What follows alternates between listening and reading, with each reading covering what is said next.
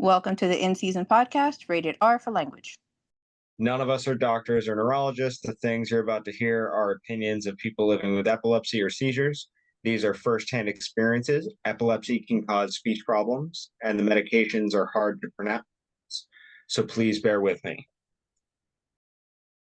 Epilepsy can cause bad memory, so some stories will be repeated. I'm Pookie. Get ready. We got somebody new. Oh, we do? Yeah. Her name is Nicola. Oh, hi, Nicola. Can you hear me now? Yep, hear you perfect. So I'm from the UK and I posted earlier about my cat sensing my seizures. Yeah, okay, yeah. I Yeah. responded to that. Huey. Yeah. Say hi. How you doing today? Yeah, I'm good. For our new people, we usually start with when was your last seizure? What are you taking? And when were you diagnosed? So I started having seizures in 2012. I was punched by a drunk man and the back of my head was smashed through one of those big red British phone boxes. I take eslicarbazepine because I'm allergic to Keppra, unfortunately. And they've tried so many different ones and they haven't worked. My last seizure was yesterday and I've had 9 over 2 days. Oh, you having tonics or you having focals? Both. Okay. I'm sorry to hear that. That's okay.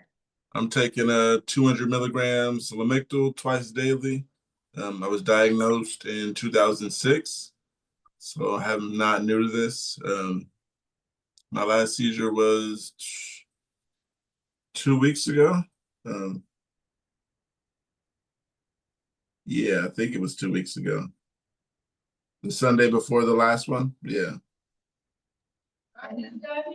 Take B12. Huh? Take B12. Oh yeah. I'm just going to get my son out of my room. Hang on. Okay. Because it's 8 p.m. here, I don't know how long I'll be able to stay on for because I get very tired as well. Yeah, I understand. It's the pills. Well, I take quetiapine as well because I have bipolar. Yeah. So that makes me very, very sleepy. Oh, okay. Yeah, the Lamictal, it makes me tired. But for that, I started taking B12. These right here. Nature's Made by B12. They're good ones. Since the day I had taken them, I haven't had a focal. And yeah, I got much more energy. I'm not sleeping all day, every day. I think someone told me that the medication, it depletes our B12. So taking that will give you much more energy, I'm hearing. I never have any energy. I've got 3 children under the age of 11. So. Oh yeah, I know how that goes. Yeah, my youngest is 3.5 and he's got autism and he just does not stop. He's just off the walls all the time. How can I best support my epileptic partner? Hi there. My fiance has epilepsy, and since he was a kid, he was seizure free for a long stretch of time, about 8 years. However, last year he had several seizures. From my observations, they were due to stress. Fired twice, relationship stuff, miscarriage, premature birth, and not eating enough and drinking too much caffeine. He doesn't like to talk much about his seizures at all, but I know he hates them. I want to help him, but I don't know how. How would you help your partner support you? Any support and advice for me is appreciated. Thank you. Try, and some people don't let you try, but try as much as you can. Yeah, don't stress yourself out because some people are not stressing themselves out and they're having the seizures. I find that when my husband is stressed as well, that it stresses me out that I can't help him, that he's stressed because of my seizures, that I end up having them. Because I know that he's stressed, but like when I have a big cluster of them, I know he's stressed because of me. And then I get stressed because he's stressed. And then it's just like a big circle. So yeah, what you said, like just try and calm yourself and it could be a big help to him.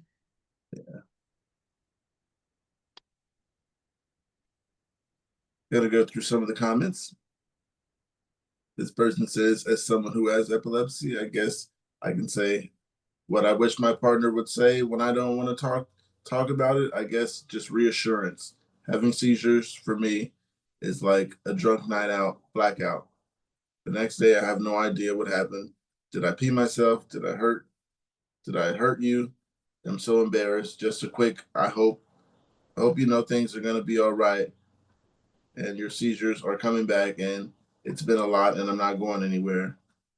I know they're scary, but doesn't make me scared of you. I love you. And when you're ready to chat, maybe we can chat about ways I can be better support for you. I'm also a woman, so what do you think? What do you know about a man who needs to hear? A man who needs to hear that? Yeah, like you said, just got to be there for support because at this time, mental support is a big thing. Because how new are you to this? I forgot when you said you were diagnosed. Oh, so I'm only new to this page. No, I mean, I when were you diagnosed? 2012. Oh, okay. Yeah, so you've been through this. Very long time. How was the beginning? The beginning was difficult. Very, Okay. very difficult. Yeah, I was having constant seizures like every day. You know, there was a point where I had to stay in hospital because I wouldn't stop fitting, you know. And I think I mean, I'm not saying that it's not difficult having this all your life, but I think because it was sort of thrust upon me from an accident, I think that's why I struggled to cope with it because I was never supposed to have it, you know? Yeah. And then someone else caused me to have it, and that was I spent a lot of time blaming other people. Okay. Yeah, I got mine because as a kid, I was run over by a car. And then I believe I was told I had one when I was in the hospital when I was 5. And then I didn't have any more until I was 16. So it was bound to happen, but I made it to 16 without having them. And now they say I have what they call encephalomalacia on the right side of my brain, which is soft brain tissue. Um, and yeah, just been dealing with that. And just don't let yourself get stressed out by it because it will. And I've been there, but 20 years in, I've pretty much gotten to a decent point to where I'm not having as many seizures. Like yearly, I'm between 3 and 5, and I'm trying to keep it there. So I don't gotten know. much better. I make jokes about mine. You know, people say, "Oh, why do you make jokes about them?" And I said, "I'm still going to have them if I'm miserable." You know, I'll say things like, "Oh, if I have one in the bath, just throw your clothes in and some washing powder," you know, things like that. And I'm still going to have them if I'm miserable. So there's no point being like, make light of the situation. You're going to have them whether you like it or not, you know. Yes, yes. So yes. I tried to stay upbeat about things. Anne, Raven, and Reese, you guys want to introduce yourself to the new person? Yeah, do you want to go first, Dan? Oh, I've been off for a while. I haven't come for a while because things have been pretty fucked up. How you been? I don't know if it's okay to curse. Is it okay to curse? Yeah, Reese, you know that. Yeah, I mean, with the new person is what I was asking. Oh. But yeah, I've been having a rough time, been getting more seizures. I had a pretty bad one pretty recently. Everybody knows that. Fell, hit a bunch of stuff. Have a pretty bad. It showed up pretty bad when my wife got home. So yeah, we're trying to change the meds to see if that can help. I have a cyst, which is they say is making it worse. They say it's not cancerous. I don't really understand the difference between cancerous and non-cancerous at this point because of the way that doctors use words. Some call it a tumor, some don't. Some call it a cyst, I don't get it. That confuses me. The point is, there's a lump in the brain that's making the seizures worse. They want to take it out. We named it. Like you, Anne, we're trying to be upbeat because if you're not, it's still happening, so we might as well be. But some days are harder than other days, and like yesterday, I had a really rough time because I was like, this shit's still happening. This shit's gonna keep happening. Why did I get stuck with it when other people didn't? And I just, some days you can be upbeat, some days you can be pissed off, some days you can be down, and it's just kind of, it is what it is. So, I've been having a rough time. I live in Boston, so I've been moving because mine showed up right about when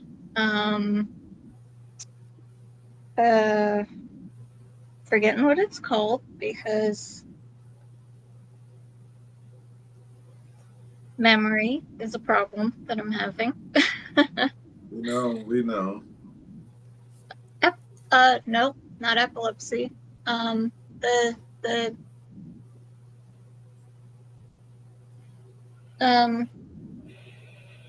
COVID? COVID, yes. My epilepsy started up right about when COVID did.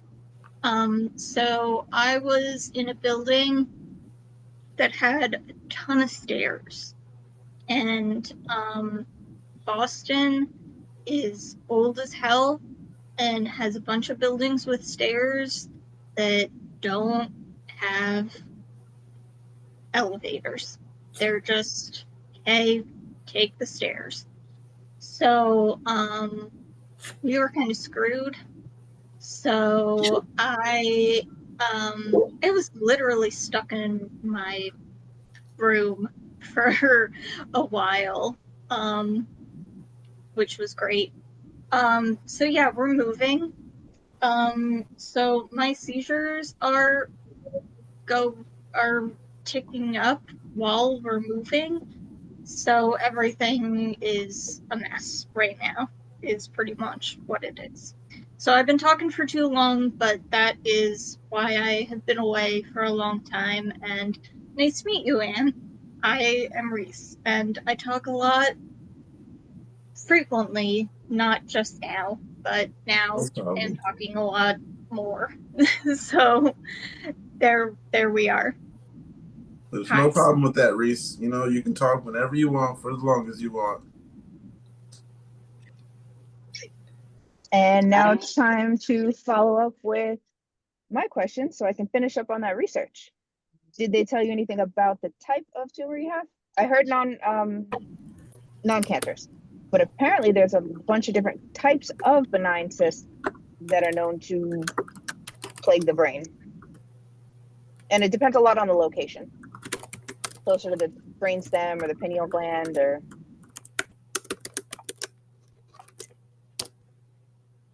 Any more info I might have missed on where that tumor is? Or the cyst, rather? Sorry, I was looking for the mute button. Yeah, no problem. I think it's toward the brain stem, but I could be wrong. but that's where I think it is. Yeah. Okay, so does dermoid or epidermoid sound familiar? One of those sounds familiar. I don't know which. Is it? They're opposites, so that's not helpful that I can't tell you which. But Well, it sounds like epidermoid might just be closer to the surface, but they're both close to the brain stem. And they say these cysts, which are a type of germ cell tumor, I don't know what that means, develop from ectodermal tissue and contain various tissues, generally slow growing and harmless. They cause problems if they grow large enough to compress surrounding brain tissue or rupture or become infected.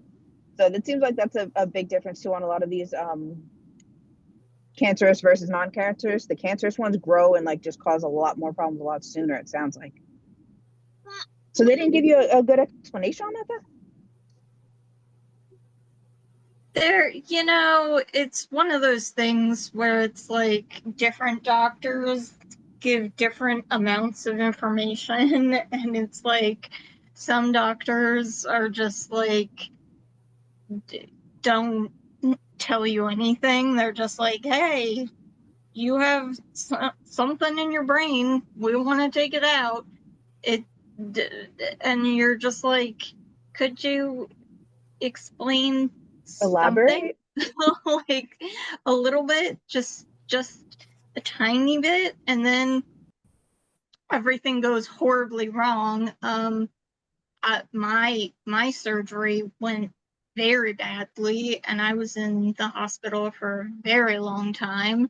And it's like, maybe you could have given me more information, and I could have made a decision about this.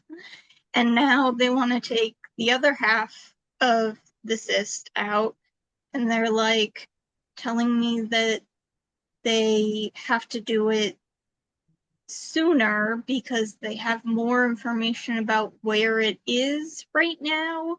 And if it grows, then they're going to have less information. So they're already And giving you a game plan or just telling you what they know and coming up with some kind of strategy? They told me originally that I could choose when to take it out whenever I wanted, and that I had infinite amounts of time because it was slow growing, like you said. And so we were saying that we wanted to wait because the first surgery was a clusterfuck. So we wanted time to heal emotionally in addition to physically. And then now they're saying they understand what it looks like and what they need to do because of the first surgery. And if they let it grow, they won't have that understanding anymore. So they need to do it now. So that first visit sounded too good to be true, and the second visit proved that it was. Yeah. That So now they're saying it's a more imminent thing. yeah. So now they're saying the surgery that was a clusterfuck and kept me in the hospital for months and made everything a mess, made it so that I am more so it's more likely that I need to be back there sooner, which seems ridiculous. They want to do this second procedure at the same facility where everything went wrong on the last surgery? Yeah. Oh, second opinion much? Wow, that could definitely be another reason to want to hold off. Yeah, Raven's chiming in. Hell no. Yeah. Oh, that's a lot. The first Oh, you guys were, I forgot what was happening. I think we were introducing ourselves to Nicole. Nicola, I'm sorry. Yeah. Um, the icebreaker today was, what was the best thing that's happened to you this year? Me? Everybody. The worst thing or the best thing? Best thing. The best thing to happen to me this year was probably getting Chewy. He's just had his first birthday, and we got him when he was 5 months old, and he instantly knew how to deal with my seizures, and he is definitely the best thing. Obviously, my kids and everything, you know, they do stuff every day, and I love them very much, but Chewy, epilepsy-wise, is the best thing to happen to me this year. The best thing that happened to me this year was starting this, and it's really done a lot for my mental health, and it's actually changed my environment vibe, I would say. Feel a little better in my own skin. Next, anybody? I was gonna say that, Pookie. The best thing was this. Now you stole that from us. Um, I'm gonna say the best thing. All right, I'll turn my video on and then I'll tell you why I'm hiding.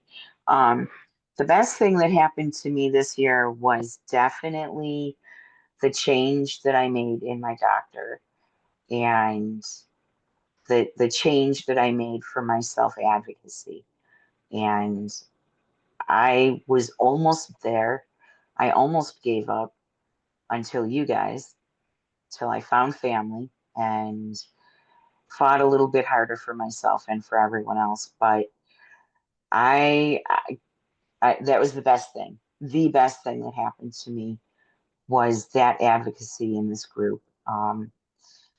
But for today, I'm in an awkward position because I have to keep my foot above my head because I had a toenail removed again for the fourth time. And I am in so much pain. I'm trying to be nice, cranky AF. Um, but I'm here. I took a little cranky out on somebody in our Reddit group, so I do owe an apology. But I'm like, wait, who's coming in here telling us we can't do this? Oh, wait, this guy's looking out for us. Okay. But yeah, so I'm a little cranky and I just went through just a word if anybody is using benzos and you have to have any kind of surgery where they're going to give you narcos or any narcotics, you're going to have a pre-authorization from your insurance because of the benzodiazepines. And you have to have the counseling from the pharmacist, which to me was as simple as I'm only using the Valium and I'm just not going to take that tonight. Okay, that's it. We're good, you know. But I had to pay for it because my insurance wanted a pre-authorization, and we know how long that can take. My doctor wanted me to take it within 2 hours before the anesthesia wore off. So just a few screaming, some tears. I'm okay. I'm okay. I'm gonna pack a bowl. I'm okay. But I'm laying down, and this is weird. So I'm here chilling. And Reese, it is so good to see you back. I am so sorry that you're going through that, but I kind of have an idea. We just call her the mother-in-law. She's my son-in-law's mom. She had a benign glioma, a cavernous glioma that basically was in between her temporal and mesial lobe in her brain, where there's literally a cavern, and she didn't even know it was there. So she had absolutely no symptoms, had it removed, and they basically told her the same thing. Had she waited any longer, it would have caused pressure, probably caused some seizures. And the other thing with those, like the cyst, glioma, tumor, it's basically all the same thing. A tumor it can be benign or cancerous, it's just an abnormal growth. And it may, in your situation, I'm thinking it may be something where it had to get to a certain point where they could see the parameter of that entire cyst. to know whether or not they need to get in, plus to see how the growth may have accelerated since you had part of it removed. But this time around, yeah, I would consider a second opinion, unless you feel safe with them. But it may not be the doctor's fault at all. It could have just been, the just the dynamics of that cyst at that time. And hopefully it will just go away this time and everything will go smoothly and you won't have to worry about it again. But it could be stuff like that, like sometimes they don't see everything until that thing gets a little bit bigger and gets in the way of other things. So I'm just gonna send you those positive vibes. I don't want you thinking, this is just everything is fucked up, but it's not. We got you. Thank you very Another much. thing, I appreciate that. Love you much, Reese. Reese, what's the best thing that's happened to you yet this year? I feel like I'm being self-congratulatory and dramatic, but the best thing is it just is the fact that I got out of the hospital. Like that, I mean, the fact that I got to come home, that's the best thing. Raven, you there? Yeah, I'm here. Did you get the icebreaker? Yeah, I've been sitting here trying really hard to think of like literally anything good that's happened to me this year. It's been a shit show. Um, honestly, this is gonna sound like really cheeseball, but I think the best thing to happen to me so far this year is being diagnosed with epilepsy. There has obviously been something wrong with me for like a really long time, and this makes a huge difference in my treatment plan and my disability case, but also um, even though I am not a fan of most of the side effects of the medication, especially like increasing my dose a couple days ago has made me really jittery. But the the medication in general is helping me like sleep through the night better and have less daytime sleepiness as a result. So I've been able to like be slightly more awake when I'm around my family, and that's huge because I was previously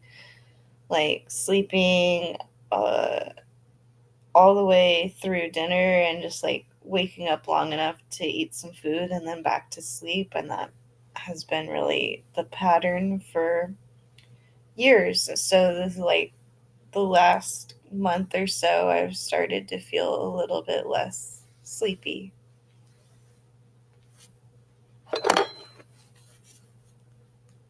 And, I'm just going to tack on that um, I also found this group, and that's been awesome because it sucks to be stuck at home all the time by yourself, and you guys are really fantastic people. Thank you. Thank you a lot. Oh, sorry. Sorry, you guys, that I'm falling behind. 4 good things.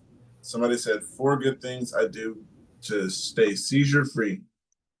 Hey, everyone. I have been seizure free for 9 months now, and I think it would be helpful to share some tips that I use that I use to do drastically prevent seizures. This is just what I do, and I understand everyone with epilepsy will have different strategies. I just want to share to give others hope or ideas. Anyway, there are 4 things that I do to stay seizure free. 1, take anticonvulsant medication as prescribed and at the same time every single day. I take Keppra 500 milligrams twice a day, and I never have missed a single dose for 9 months and have no seizures or even feelings that seizures is coming on. It's very important that you never miss a dose on your medication. Number 2, getting good sleep every single night. I make it a priority to get 8 to 9 hours of sleep every night. If you're like me, then sleep deprivation is a big epileptic seizure trigger. Get sleep, it's important to everyone. Number 3, eat healthy and balanced diet. This is a very subjective, but I think that eating a healthy diet is good for epilepsy and good health. It's lots of avocados, eggs, fish, and lots of food protein. I'm reducing carbohydrates intake, and I don't eat dairy because I'm allergic, but foods with healthy fats are good because it makes your body use fat as energy as opposed to carbohydrates. It's supposed to be good for seizures. Number 4, avoid alcohol and recreational drugs if you can. I was a huge drug addict in my early 20s, and I was severely addicted to cocaine. Street stimulants are horrible for epilepsy, in my opinion. I think that all drugs that are not prescribed to you should be avoided if you can, or if you want to have a better chance of not seizing. This person has high hopes. You got to know your body. This person is passing out advice like 9 months is a year. To each his own.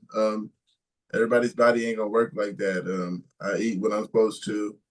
Actually, I don't because I don't remember, but that doesn't bother me. Yeah, I take my pills and I do everything I'm supposed to do. So this guy telling everybody that this is what's gonna work for everyone, I don't think that's the case. I agree with the diet one. It's That's made a gonna difference for me. Go ahead, Reese. it's gonna sound bad to say first that my first thought is I find it frustrating, but I just feel like we don't get any breaks, you know? Like, the thing that frustrates me most about epilepsy is you don't get to say, oh, I don't feel like it. Like, I don't feel like having breakfast today. I don't feel like doing that. I'd rather not, or I would rather. Like, you don't get to stay up till midnight or however late is too late for you. You don't get to vary. You have to stay on line, otherwise you have a seizure. And it just drives me nuts. Like, if I want to go to a concert, is that gonna be too late for me? That sucks. I just, it's a bummer. Something you said about concerts. So growing up, I went to a performing arts college and I was going to go to a performing arts university. And then because of my accident, then I couldn't do that anymore because of the lights and things. And, you know, I don't have a problem with staying up late, but the whole concert thing, I would love to go, but I avoid them purely because I don't want to have a seizure and then have all that fuss surrounded by it. You know, like it really, really embarrasses me if I tend to just try and stay home now unless I have to do a school run, because I'd rather, you know, when I'm at home, an ambulance doesn't always have to be called. When you're out, someone calls one every single time, you know, and they insist on taking you.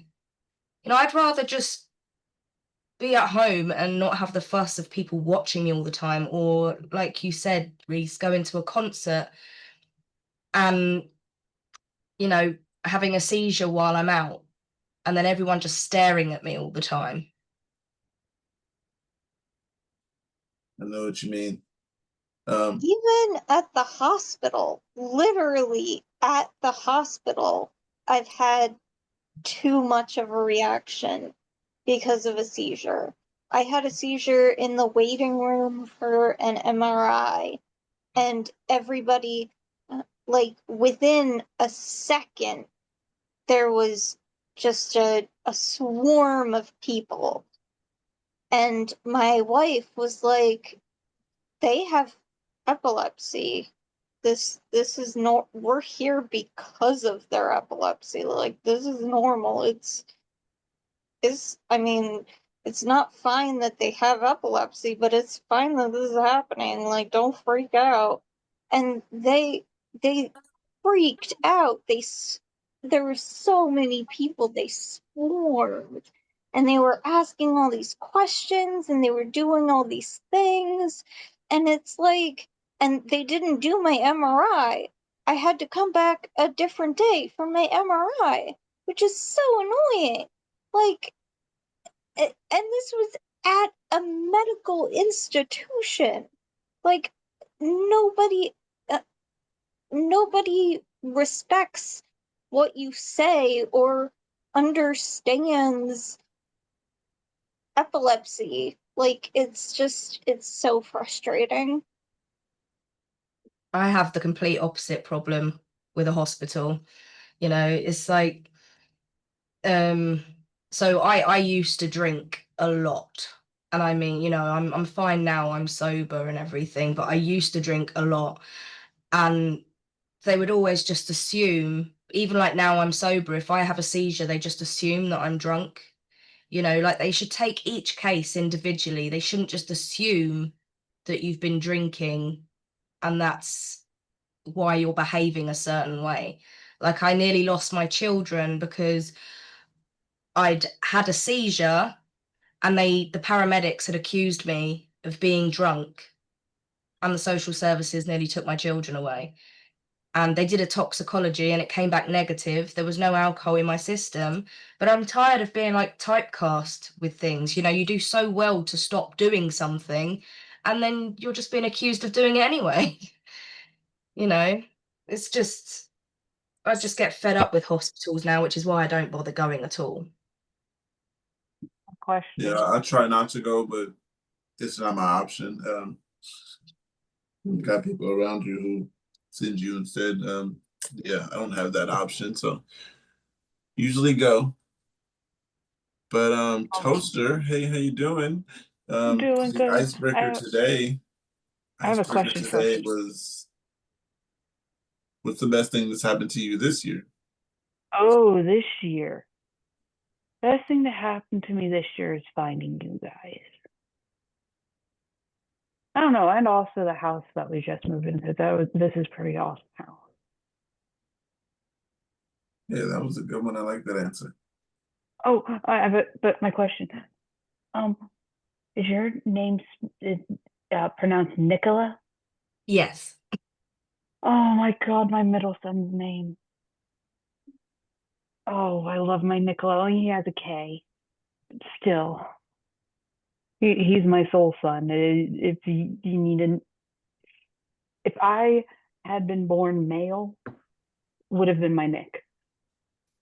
Well, do you know what? Fun fact, my name is actually, my family is French and it's a male name in France. Yeah. So every time I go, they're always like, People you know, keep thinking saying I'm Nicola. transgender or something like that. They think I'm transgender because of my name. I'm like, no, I was born a girl. No. Right, just gonna say, Chewy and I are going now because I need to go to sleep. Oh, sleep is good. Is that what your kitty's saying? Thanks for coming Yeah. by. Nice to see you. It was nice Nice to to meet see you, you. Nicola. And Thank Chewy, we'll you. get some more votes. Oh yes, please do. Thank you. Yep, I'll let everybody know. Check in when you wake up. We might still be here. They're not I will. joking.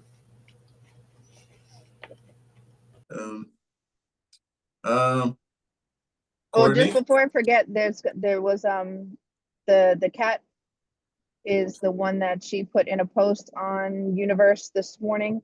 Yeah. So everybody can go back and check that one. And there's a link on how to vote for the cat to win an award because it, you know, cat's been really helpful and cute, of course. Okay. Courtney, the Other icebreaker big today. news, if we're talking about pets and the crap I've been dealing with, my therapist, because we believe, we being my wife and I, that everyone should have therapists, thought that I should have a pet to keep me company when I'm at home because I work from home and I'm home alone all damn day. And we decided that I am too. A dog would be too much right now, and she's allergic to cats. So we were struggling with the whole pet thing. But we are now the proud owners of a hedgehog, and she is amazing, and we're very excited. So that's just some news from us. She's with her at work today, but that's news that I wanted to share. Hedgehog moms. Yay. Okay, You're Court. going to post pictures, right? Say that again. You're going to post pictures, right? Hopefully. Oh, until you guys tell me not to. We're waiting. But Court, the icebreaker today is for you. I mean, for everybody, but you're the newest one here. It is, what's the best thing that's happened to you this year?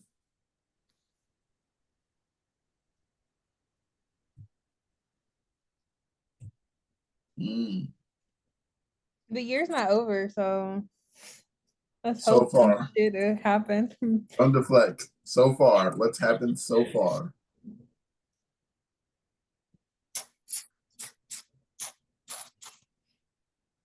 Oh, I renovated my house. Nice. I wish I could renovate my house. That sounds nice. That's a good one. Yes. My room is in natural habitat. That's the color. And then the other side of my room is my office. And that is cool. It's blue. And I got one of that little floral thing from one of my online friends. I have a lot of online friends, by the way. And yeah, before I got on disability, this was my remote office. Just my desk and my bookshelf. So yeah, home renovations. I have my bedside and I have my office side because my office is also the guest room. So I guess that's will be it. Oh yeah. Well, you just got here and somebody just told us everything that's supposed to work. Things we have to do to keep our seizures gone that they say would work. I just found out some news about my seizures, y'all. Talk about it. I have, what is it called again? IH, idiopathic intracranial hypertension, where my brain is smushed by water in my head. Sounds fun. And it's causing my complex partial seizures because it's on the right temporal side. So I have too much water on the right side of my head and it's pushing on my optic nerve. And if I didn't catch it sooner, I could have went blind. So my doctor said a few lifestyle changes could change it. So we shall see. But yeah, I hope there will be progress. I don't want to get my hopes high. I'm struggling to remember the word over here, but I've got something in my brain to drain the water. So there's that. I Can we don't be remember friends? what. I said, can we be friends? I need Yeah, draining. exactly. I don't remember what it's You have a called. stint or a shunt? A shunt. Yeah, it's a shunt. Yeah, and it's just it sticks out a little bit, which is, cool, and by cool I mean annoying. And it's good stuff. I can never get a new hairdresser because I don't want to explain it to a hairdresser. Yeah, I have a mild case of where my cerebral fluid drains, doesn't drain as fast. I was in the hospital for 4 days last week, and that's how I found out about this. So, they don't think I need something like that. I think what is saving me is that I drink a lot of diuretics naturally already. Like I love green tea. Like I used to drink 25 ounces of green tea daily 10 years ago. So that really drains stuff out. And I think I actually had this before epilepsy. Like, so it might have a control on my complex partial seizures, but we'll see. We shall see. And yes, Sardine Girl is here. I had sardine for breakfast. I would never be ashamed of my sardines. You guys back off. Ever. With my avocados on toast. Court, your sardine addiction has caused so many smiles for me. There is I'm sorry, I'm a shameless parrot head. There is a Jimmy Buffett song called The Peanut Butter Conspiracy, but it's about Jimmy when he was young going to the mini mart and stealing sardines and peanut butter and beer because they had spent all of their money on weed. See? Life balances But out like, when she loved the tiny fish of the sea. it's what they actually are pretty good. Oh, you like sardines? Yeah. You just never, you Not were on- supposed to be on my side a long time ago. Oh, you're fake. Bye. Not everybody won't. Never mind. Y'all are haters. Each his Sardines are own. great. Okay, I'm going to have to buy sardines and prove it to you. Because listen, I had cans that was $2 each, and I said, hell yeah. And I stocked up last night, and Canned tuna for $2 a can. Tuna has mercury. My fish is too small to eat other fish, so I don't have to worry about mercury. Y'all know I'm about to be fun facts again. Yeah. They're big enough that you can eat them head to tail. Boom. Head to tail. A Does little it have crunch, the head on it? and then juicy. No, Yeah. I don't eat sardines with the heads on it, but it has bones. Oh, you in it don't? No, still. they have little eyes. That's anchovies. Oh, is that How big are they? Are they like They're this, or are big. they like this? My dad puts them on sandwiches, so maybe I've been eating the wrong thing and thinking they're sardines. They might be anchovies. I don't know. Sardines are like, I don't know. Hilarious. Because I've never seen a head on sardines, but then again, I don't really see them in the store if they are. I just eat like the ones with the bone in. I used to be scared to see. I had to evolve into. Well, they're descaled. Huh? They're descaled. Yeah, they're descaled. You can't really eat scales unless you fry it. Yeah. You can eat scales on fish unless y'all fry it. I just descale all fish though.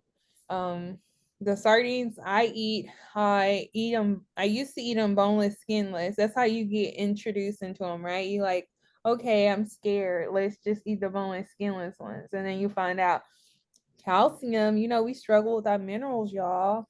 Is in the sardines, and then boom, you're getting your electrolytes and minerals. But hey, what do I know? Big words with the electrolytes. Yes. So I don't know, y'all. I'm hoping that this new discovery will be a thing because basically my temporal lobe, water's pushing against my temporal lobe on the right side and it's herniating it. Of course, I went to my doctor and she talks to me like a peer. So I was like, is my cella partially full? She's like, yeah, I saw this a long time ago. She's like, you're my patient I like talking to because you know what's going on. I love doctors who'll talk to you on your level, whatever level that might be. I just so happen to, y'all already know I changed my mind, but I don't know. We'll see. If I get off disability, I might go into research, medical research. Oh, I actually have some good news on the disability front. With me, I've always been just denied automatically, but this time, my mom's helping me out, and they've been gathering doctors' records. They've been they sent out something from this huge like caretaker survey. And we got a message yesterday saying that they want me to do a memory assessment. And they already scheduled out everything. And then they also sent a notice to my mom, basically saying, hey, she's going to lose this. This is exactly what we sent her. So I thought that part was funny. Where are you from? And like, how many times have you been denied? Well, I was denied, I think, 2 times out in Nevada. So that was a different state. And about, I think, 2 times out here. So I just didn't. I'm in North Carolina. I was like, where's here? Yeah, here's North Carolina. Okay. Carolina is home. Okay. Because I signed up for a disability insurance with my job. And so I got really lucky with that because I'm like in shock. They said I just have to apply for disability with federal, of course, and then they'll give me the difference of what's from my check from my previous employment. So yeah, I just with it's like the you have to work at least 10 years thing. Mm-hmm. I think that's what it is, and it's cumulative. So just, but you have to then figure out, okay, exactly when did I work from there, and then do I have those 10 years? Mm-hmm. Yeah, I just got really lucky because I got nervous if something happened. I signed up for it in open enrollment with my employment. And supposedly I'll be covered until I can work again or until 2057. Oh, so your neurologist would have to sign off on saying you can work again, or who would make that determination? They will just ask for reviews on what kind of treatments I'm receiving and stuff like that. So I have 2 different neurologists I see, and they been sending the information in. So I guess it seemed legitimized and they approved it. And because the thing is, I was on short-term disability with that same insurance company. So it just rolled over. And that's what I'm saying. I'm in shock. Like I didn't even realize like what this really meant until it happened. Like I'm still in shock. Everything got approved 2 weeks ago. Hey, that is awesome. So if anybody's listening, if you have long-term disability at your employment, sign up for it. I'll be impressed if it's really serious, but if it's like a good 6 months and things are smooth, it's still new. But just to see, sign up for it. I'll be right back. My food's here. Okay. Yeah, she was talking about get it with your employment. I don't have employment, unfortunately, so I can't follow that. But let's see what I got here. It says confused with partner seizures. Clarification, he's 38, has appointments lined up with a second neurologist and same family doctor. I see this as an epilepsy account, and I'm just asking for general knowledge and stories or help. He has tonic-clonic seizures, and they have always been during his sleep. He's had 7 in the past 5 months. Twice he has had them in 2 different ERs. Still sleeping though. After the first 2 at the ER, doctor put him on Keppra. He has an EEG on it, and neurologist said he didn't have epilepsy. He comes off the meds. From what I've read, he had another seizure. He starts the meds again to go off slower this time. Again, docs recommend. Coming off the meds, everything went fine until 6 weeks later. He has another 2 seizures in one day and another following morning. Starts meds again. Same thing, another EEG, and same doctor clears him. No epilepsy. Comes off meds again and immediately shows symptoms during his sleep. And the day later has another medication related to causing more seizures. Still underlying reasons for the seizure, but are these always going to be this amount of time on the EEG? Are his seizures going to forever be nocturnal? He didn't fall asleep for the short amount of time on the EEG.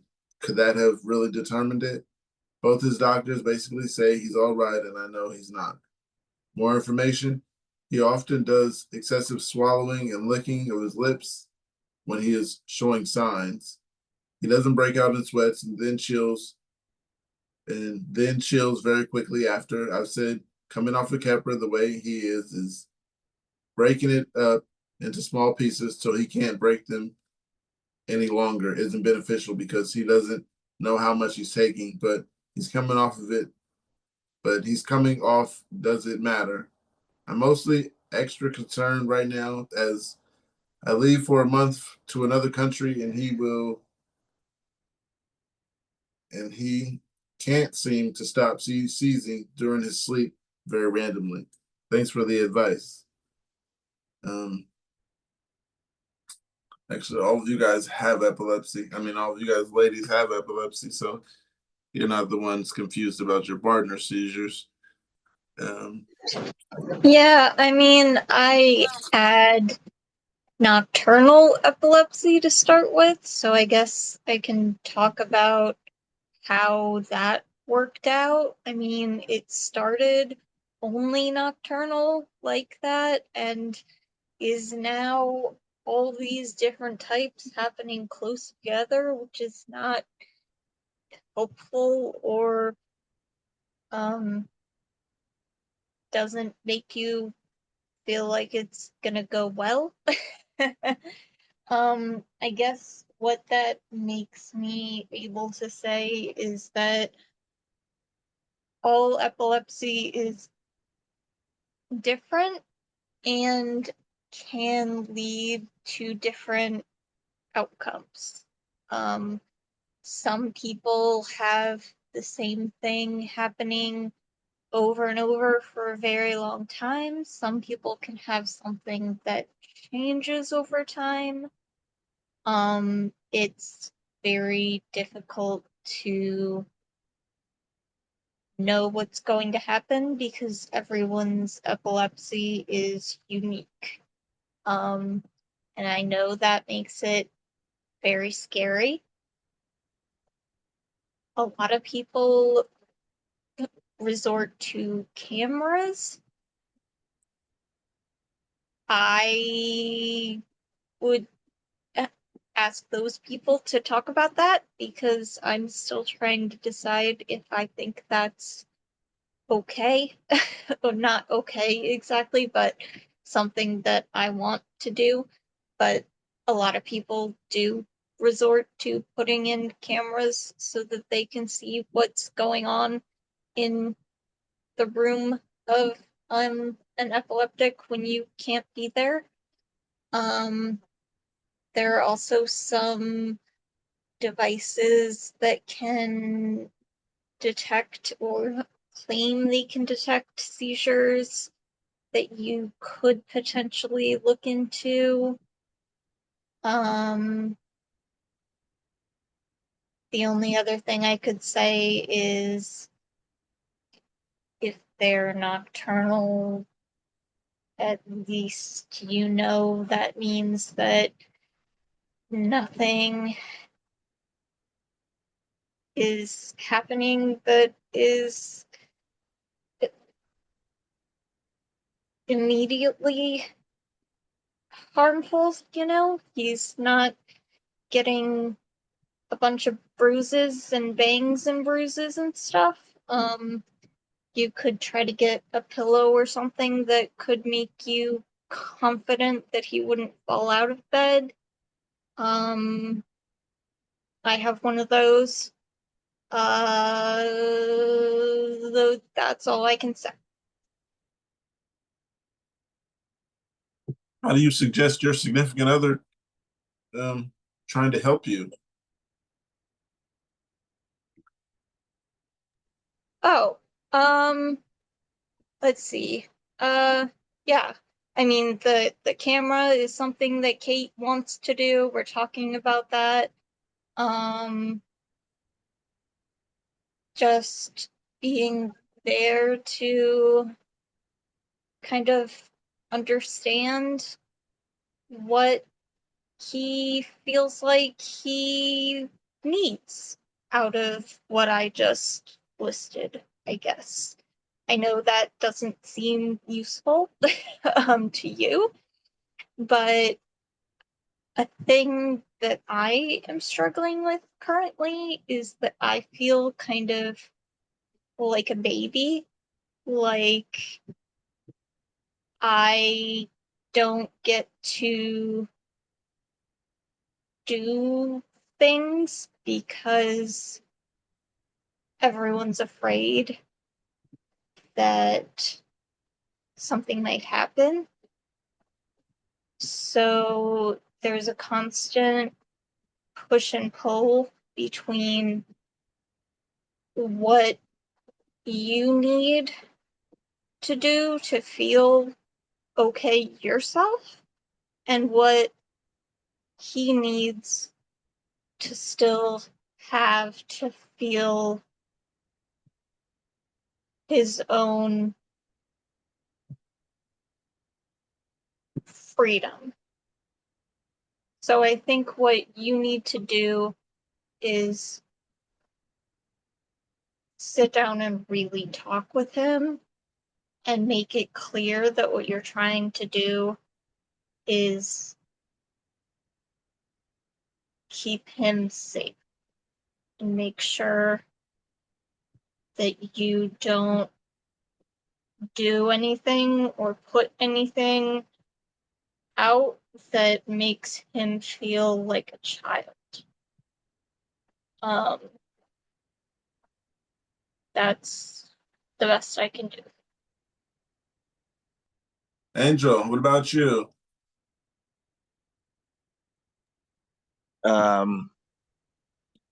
Is this the icebreaker question? Oh no, the icebreaker was what was the best thing to happen to you this year. There we go. The best thing that happened to me is meeting all you guys in the epilepsy universe. Oh, nice. You know, just joining the Reddit and joining the podcast and meeting everybody for the first time. And it was like magic, you know. And it was something that I guess there was a void in my heart or was longing for to meet other people with epilepsy. Just to know I wasn't alone in that department. And I got it this year, you know.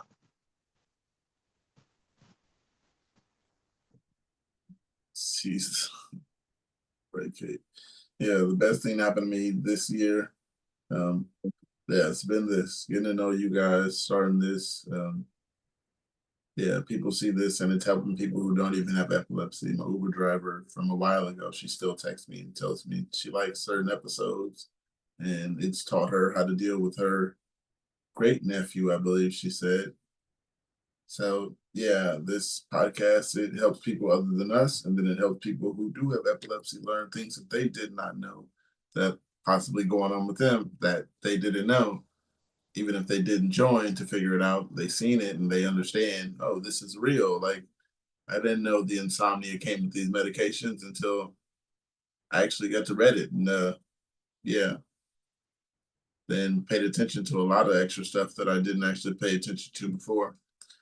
Now I'm taking care of my health and I'm not having as many seizures so far. Well, I've had my average so far, so doing pretty good.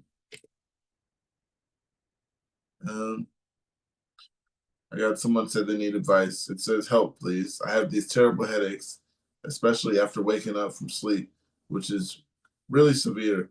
That feels like a squeezing band all over my head, especially near the ears, back of the head, spreading to the jaws, and near my neck. I usually get such headache with seizures, but I haven't had one, and I have a complex partial ones. Is there any remedy I can try from the usual ones that could be any help or advice? Is really appreciated. Thank you. Okay. So sorry. That sounds like the diagnosis I was talking about. What you can send it to me. If they're born female, they're even more at risk because it might be a hormone link to it. Excuse me. I only have focal impaired awareness seizures now for the most part. I've been diagnosed with epilepsy for 2 years now, and I've only had 6 tonic-clonics. So, I want to probably message them if you can link me to real quick, Pookie. If it's too much work, don't worry about it. But it literally feels like a rubber band is on my head, and I get tension headaches on one side of my eye. I was getting pain, and it's because my optic nerve is getting pressed by the water in my head, the cerebral spinal fluid. It's the weirdest thing. It's called idiopathic intracranial hypertension. So like hypertension, and like I literally only have one part of my brain that has it really where the hypertension is. And of course, for the focal impaired awareness seizures, it's one location, a focal point of where you're having seizures. So yeah, that's something I think I'm gonna post about in the channels. I'm sorry, in the subreddit. And also, that other one that I don't like talking about, that's losers. Anyway, I'm just kidding. But I'm gonna cross post and see. Hopefully the person who sees this, who wrote that sees this, and you just gave some decent advice. Anybody else, any advice on those migraines? Migraine help? Yeah, migraines are a big thing. They need to, they gotta take something for them, unfortunately. Most of the time I smoke and that helps me. Well, not most of the time, all the time. That's usually what helps me. Eat and then smoke and chill for the rest of the day. Stay out of people's face, so I don't have to worry about stress by nobody. Yeah, that's what helps mine afterwards. The postictal. Got one. It says, without drugs or alcohol, how do you just turn off for a bit? Turn off is in quotes.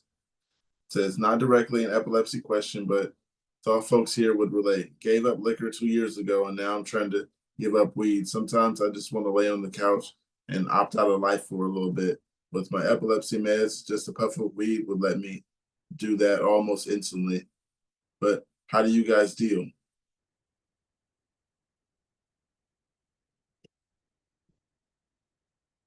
How do you guys deal? I deal, I stopped alcohol and nicotine, so I don't necessarily use cigars now when I smoke. So pretty much helped me get to this point. It's water for I'm gonna. me. Usually, go ahead. Yeah, sorry. Yeah, water definitely. Heat. I have a thing with heat. Um, Being outside in heat is not good for me, but putting a heating pad or a hot towel around my neck or my feet will help me slow down. It helps get my blood moving. And if I do that and I grab a couple tension balls or like that therapy putty, it helps me put that energy there and I can focus on that. Because even meditation and meditation once I learned that meditation doesn't have to be the om blank brain, learning simple things. And I used it today when my dermatologist was taking my toenail off. I was using vagal nerve stimulation. And here I am with a Korean dermatologist and a Vietnamese protege. He's actually a nurse that is working on his MD. Super proud to be around that guy. He's like, "What are you doing?" And when I explained to him, the dermatologist stopped and he's like, "Tell me how you do that." And I'm like, "You just take a really deep breath, you exhale as much as you can, and then you open your mouth ever so slightly and just go, like you're pushing out the last bit of air." And it helps to stimulate the vagal nerve. And he's like, "That is absolutely amazing that you can turn that on. And this is a good time to do it." So, I do a lot of that and just my simple exercises um, that I do just to keep my body moving. Otherwise, my muscles lock up. And, those daily things. And like when I'm super, super stressed out, that's when I have to sit down and sort it out and say, what am I feeling? Why am I feeling it? Um, how is it affecting me? And is it valid? Are these feelings, I'm not saying my feelings are not valid, but what is making me feel like this? Is it necessary? And, the cognitive behavioral therapy that I use every day, definitely I'm definitely catching on, but that vagal nerve stimulation, if um, you can find all kinds of ways to do it on YouTube. It's definitely worth learning. At least it was for me. I didn't kick my doctor today. You can also gargle and sing to activate your vagus nerve. I don't know if you already said that. I wasn't here. Yeah, that's another good one. Yeah, gargling, like putting your head back and just Mhm. yeah, or singing bass, any bass line. Um, hey, singing is good for anything. Music cures a lot of stuff. And yes, that's another good one. And we are warriors, so we will find a way. And that's one of my favorite ways. So yeah. But what else can we do? Definitely sleep. Yeah, I'm sleeping Cold now. showers. Cold showers is my favorite one. Oh no, forget it. Not for me. No, I I would be on like that. I'd be on the floor of the shower. No. But yeah, cold shower seems to have a really big impact on me. I just do it. Hmm. I stand 4 seconds on each side, and that's the way I do it. Humming. Somebody say humming, right? Yeah. Okay. Yeah, humming or doing like I call it the toad. It's like almost like the yeah, either toad or groat. I got a thing for, I am Groot because I'm Irish, so Green Man is very significant in our culture. So when what is it, Marvel Comics? I can't remember which one that did Groot, the Tree Man. That to me is like Green Man. And I already had stuff all over my house. And that's the noise that Green Man makes because he doesn't speak. He roots. It's like a "Rrrr," so I do the Green Man and get that when you feel it in your throat where it's almost going to make you cough. That's kind of what you want. And it's a lot like a VNS. You know, I mean, not the same intensity, but and they have a an external VNS. I think it's called Aspire, where and you can buy it like online. It's like $400, and you just run it down your vagal nerve, and it helps to stimulate that and helps release stress and anxiety. It's just not, yes, Guardians of the Galaxy. Thank you, Toaster. But I am Groot. Yes. And but yeah, definitely that vagal nerve has a lot to do with a lot of things. And if I can use it to calm me down and turn on those mechanisms myself, give me the power. You know, just show me how, you know.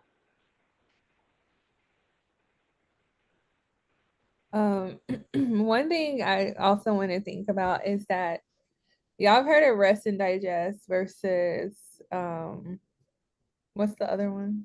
My memory's Fight and flight. Thank you. Yeah. Have y'all noticed in nature there's no true, only humans rush, no other species rush. So Yes. that's something to really think about. It's because Have you that not watched affects the your, squirrels in my backyard or my schnauzer? no, They they're rush.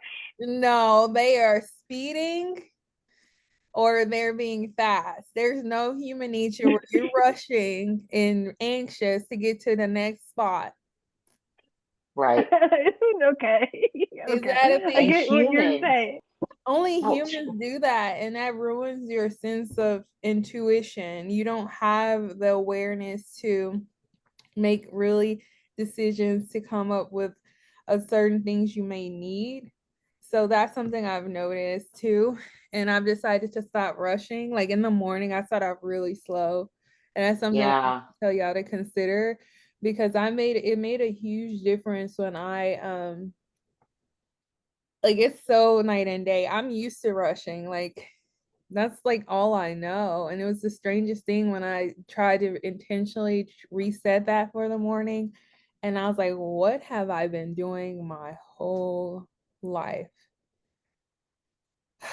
I all I Yeah. know is get into I have complete things to complete it to get to the next thing. I'm always doing a task on top of another task. I task stack. I never just intentionally really just focus on the task at hand. Yes, exactly, Toaster. Mm. So when I realized that now I wake up, I do a yoga stretch in the bed because who wants to get out of bed? And then I do a 10-minute meditation. I do 10-minute yoga and I don't touch my phone for the first 90 minutes of the day when I'm up. I eat and I do everything needed. And then I wake up. And yesterday I was like, what is wrong with me? I was like going slow. And it's probably not slow, it's just normal speed. But it's slow to me. And I was like, this is insane. Like I was walking pacing, y'all. I feel crazy after that. So my life is different. And I remember last time I was here, I think, Annie, were we talking about the vagus nerve stimulation stuff? Like I said, I think that's one thing too. A lot of humans are really traumatized and we haven't turned off fight or flight. And we need to go ahead and rest and digest. You have to fix your go into your parasympathetic nervous system and how the world works. It's not letting us unless you intentionally doing it. And I think that's a huge thing we should teach children because constantly rushing kids creates anxiousness. So that's something I'm very, very protective of children. I used to work in childcare. So one thing I just be like, oh, absolutely not. Like, come walk. Like, I'm not doing it for myself, I'm doing it for a kid. So yeah, I think that's something to really reset how we are teaching them in the very beginning of things. But yeah, I just felt like a completely different person pacing. I underestimated meditation. I underestimated yoga. I think that was like the stubbornness in me trying to get things done fast all the time that created that aspect. So yeah.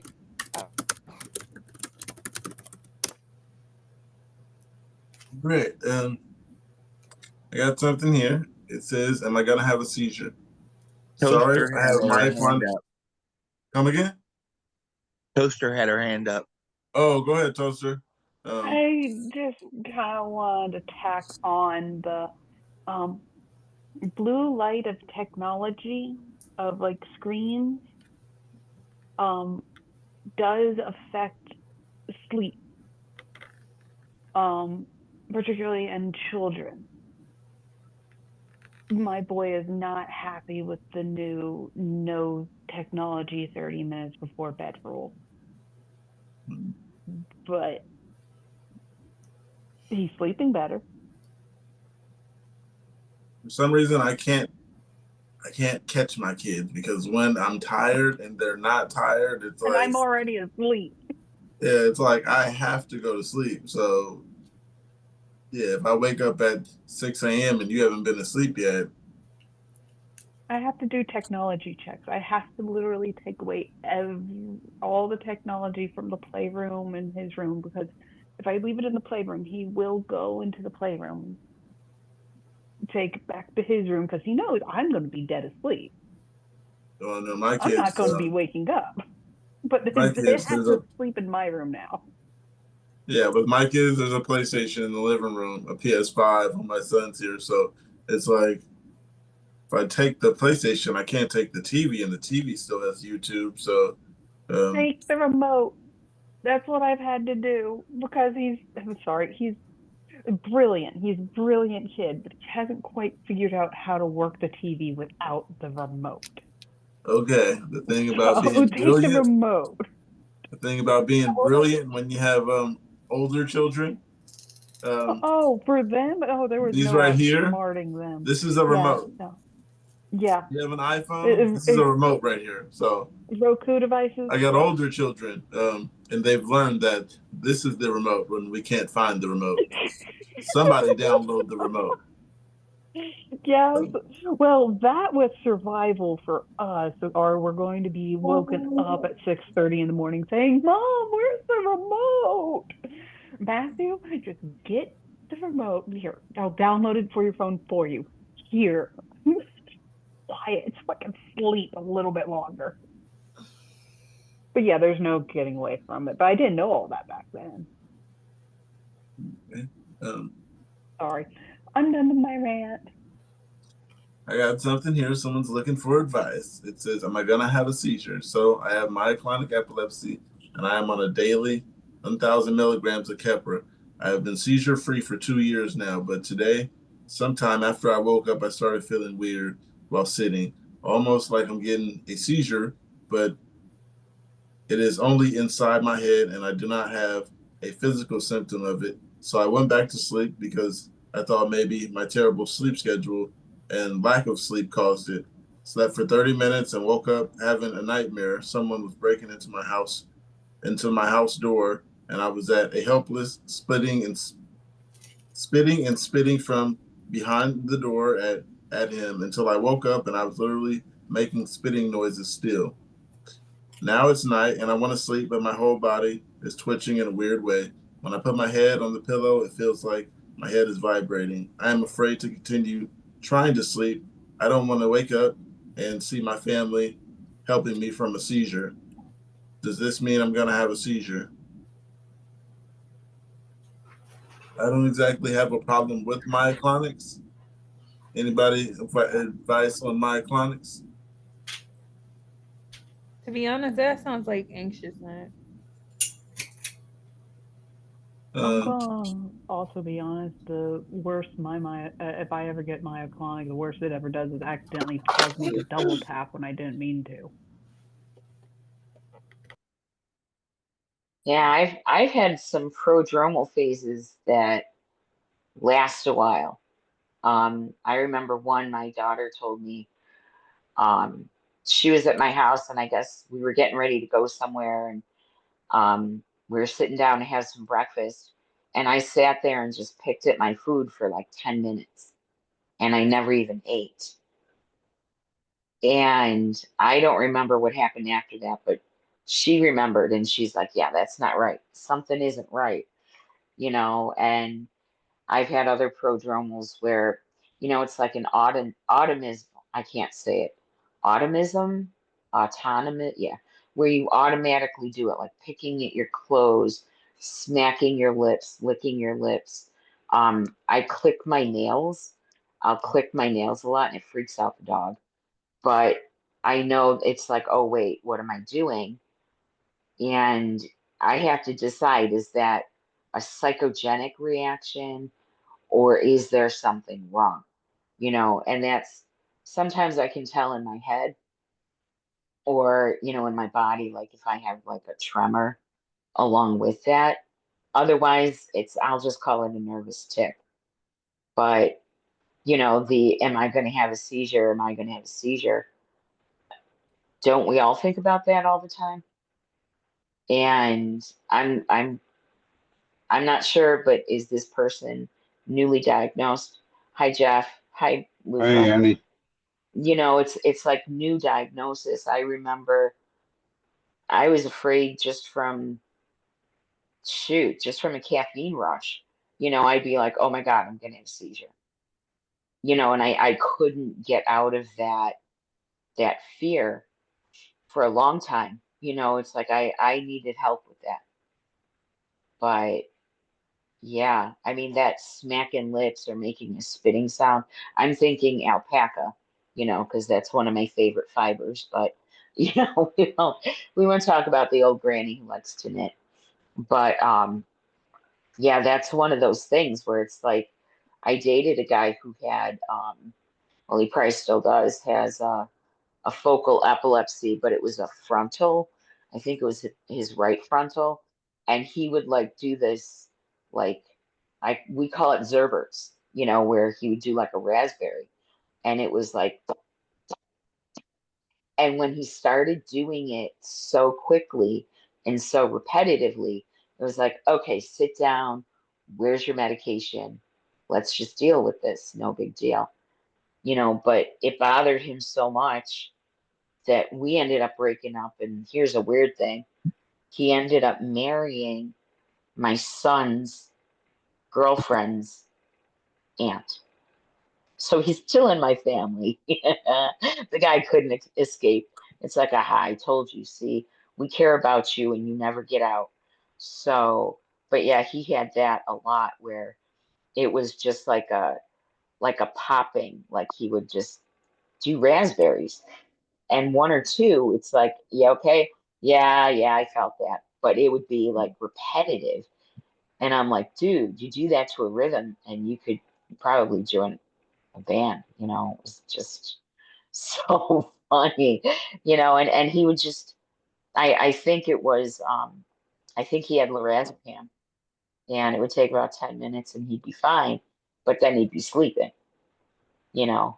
Yeah, we all have our words for this challenge in our life, but yeah, that does kind of sound like an autism, but who knows? It could just be from the anxiety alone. I mean, I've put myself in places that don't show up on EEGs, but sure as hell felt like I was having a seizure, and nope, there was a panic attack, you know, but it's nice to find the difference, but not knowing definitely creates its own anxiety. But yeah, yeah.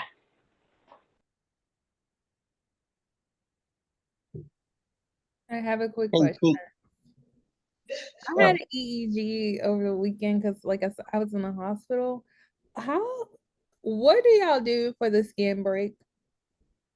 The what? The skin break. The skin when you break out from the sticker adhesives on your forehead.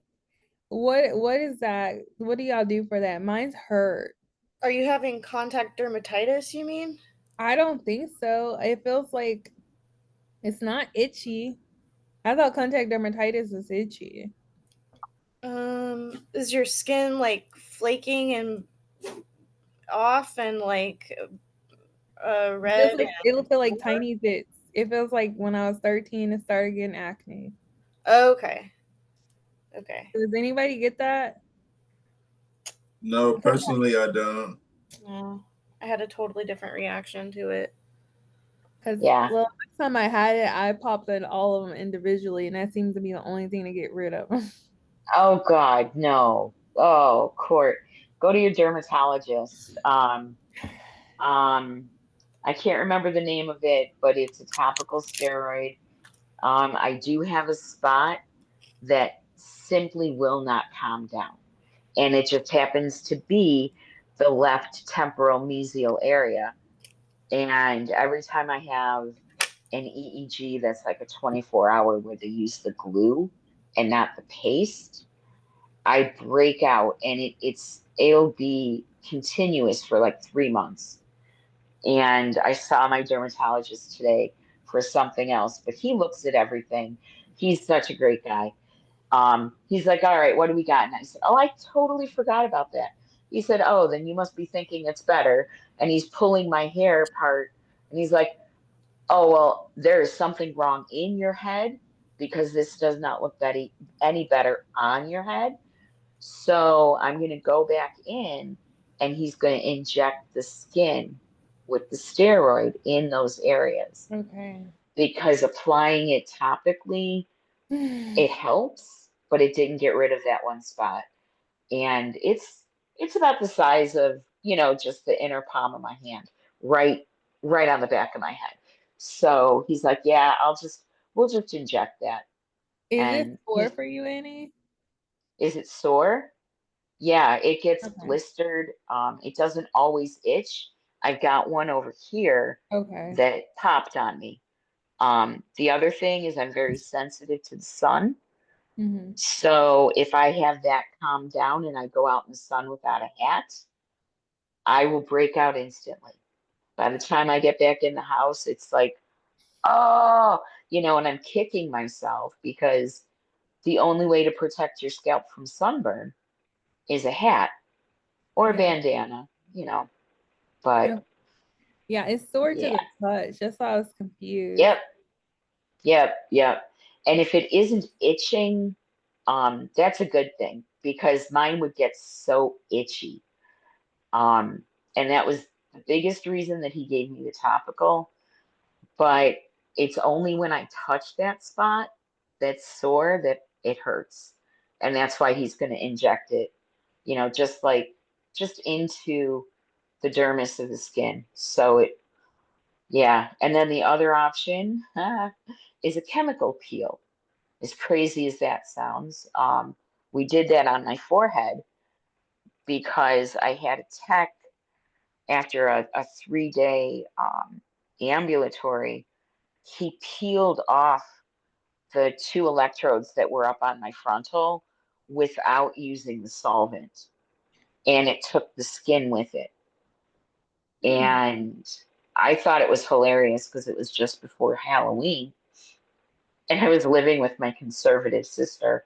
And I said, look, my horns are sprouting, but that's when I realized how bad, that rash could get. But, once I went to a dermatologist and he was like, oh, his famous words, I can treat that. And yes, he can. And he did.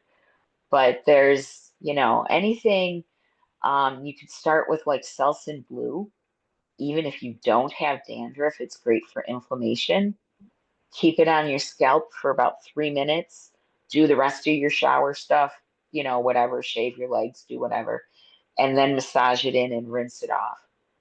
And then he had me putting the methalidone. I can't remember what it is, but I would put that on my scalp and then, did that twice a day for the last 3 months. And he's like, no, I'm going to have to poke this. It's just going to, and sometimes I'll get like 1 or 2 blisters. And like you said, they hurt. So I would just apply pressure till they popped. And yep. And yep, you know it. And if I couldn't get it, here's a secret: Q-tips. Grab a couple of Q-tips. Bing. Okay. I even pick my nose with Q-tips. So they come in handy when you got to pop something I love and you Q. don't want to hurt yourself. Yeah. So that's funny you said that about chemical peel is because I have a mask that is glycolic acid and AHH that kind of relieved it a little bit. So it will be in Yep. there for 10 minutes tonight. Thank you. There you go. Yeah. I just had a memory spark.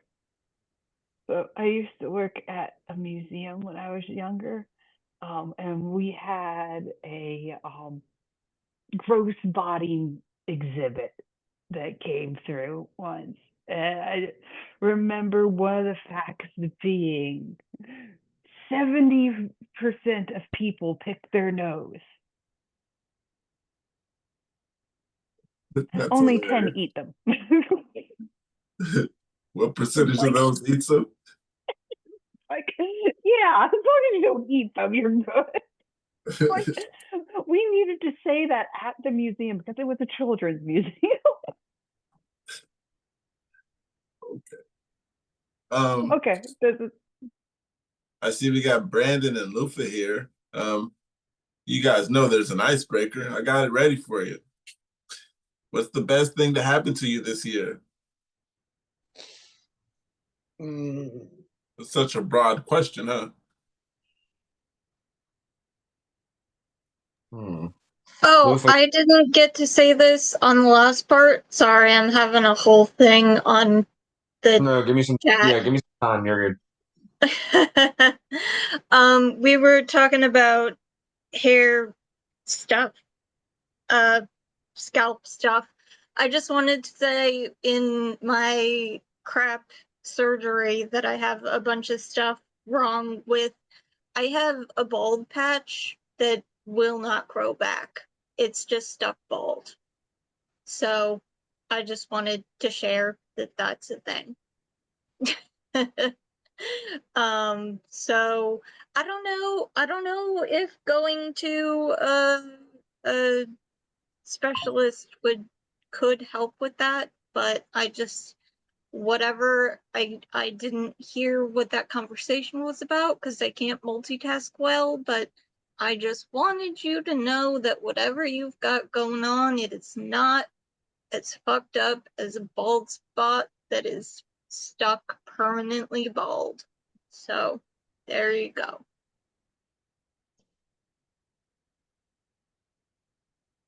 You ready, Brandon? Yeah. I guess having a handle on my seizures for most of the year, that was kind of the best. And I mean, meeting all of you folks. Yeah, mine was similar to that. Just kind of coming together and meeting people that relate, and then liking that you guys like what's going on. So I like that. And then I learned how to advocate for myself. Meeting Ann, she taught me advocate for yourself, write it down, stuff like that. And my last appointment, I went there with my notepad and I had everything written down. And they talk about this, and this. And he was like, okay, I can get you new neurologist. He had an answer for everything. So that was because Anne showed me how you need to advocate for yourself. She gave me the strength through virtual strength. Go ahead, Toaster.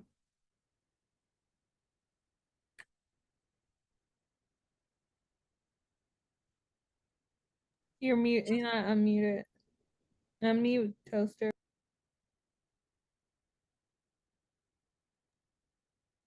there we go. Did it work? Yes. Um, um, Reese is saying something about pain in their eye.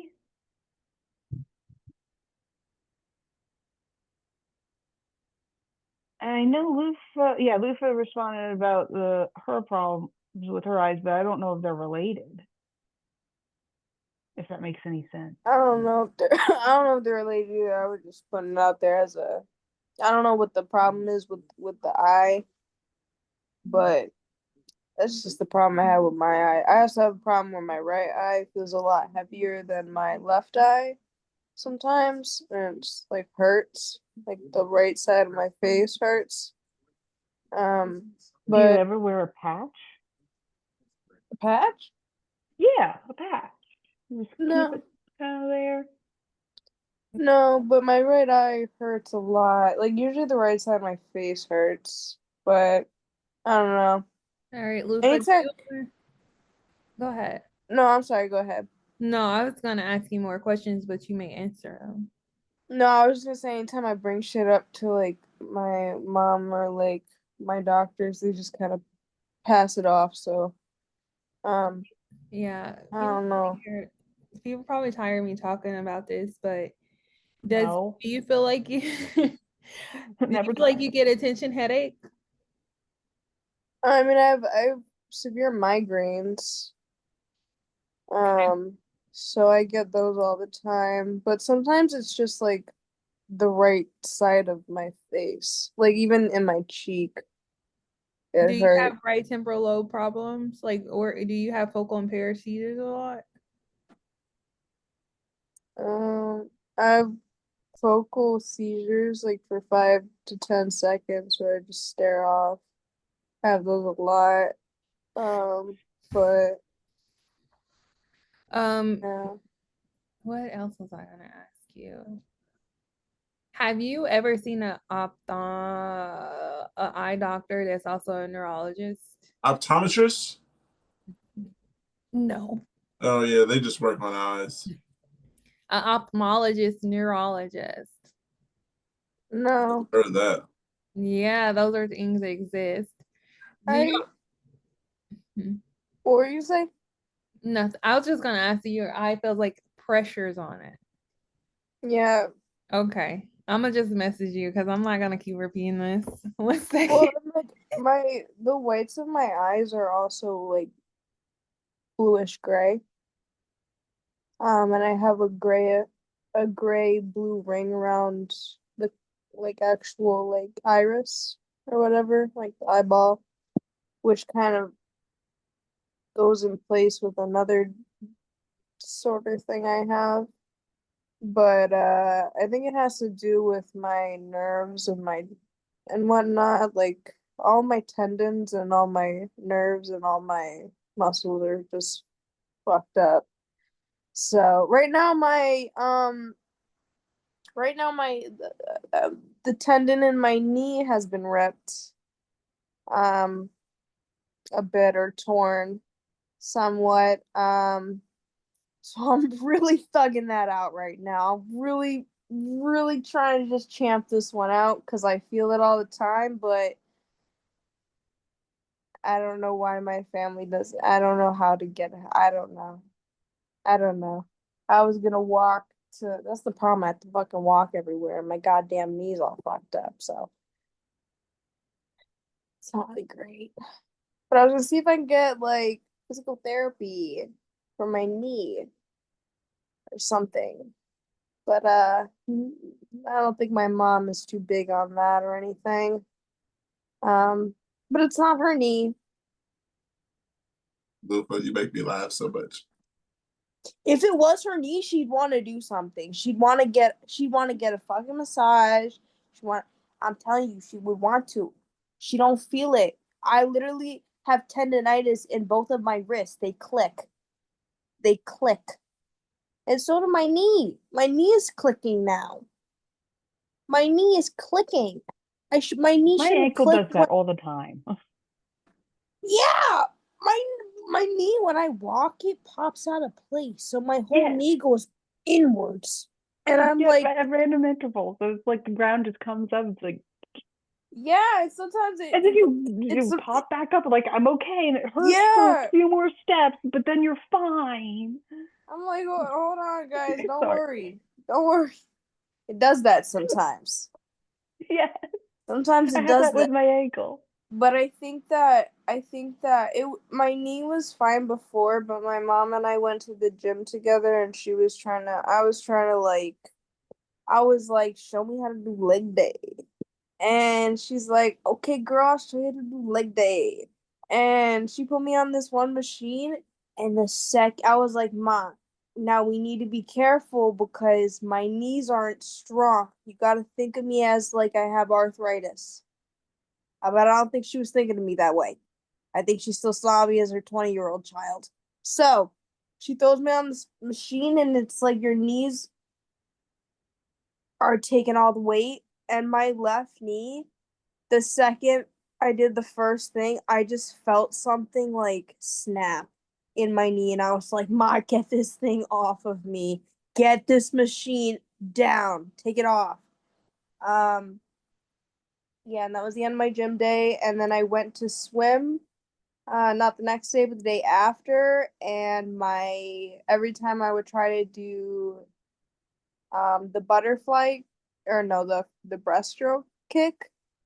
Oh my, it was just tearing me to shreds. I couldn't do it at all. And the breaststroke is my favorite. Yeah, your knees go like this, like they gotta like a frog. And that's my favorite stroke to do. And I'm so good at it, and I love it. It's such a good workout for my lower body. But I can't do it now because the freaking dry land machine messed up my knee. This is why we do water exercises, not dry land exercises. I'm literally a fish, guys. I'm literally a fish. You're actually a mermaid, not a pirate. Wow. Okay. I'm come from the sea. I come from the sea of swimming. Yeah. I wore I'm an gonna eye look up. patch like a pirate when I first started having these eye problems, and I walked around and I was like, "Arg!" Even though, and it would have been funny if I didn't have glasses and looked like an idiot because I had glasses. But then it started showing up in my second eye, and then I was fucked. So, yeah.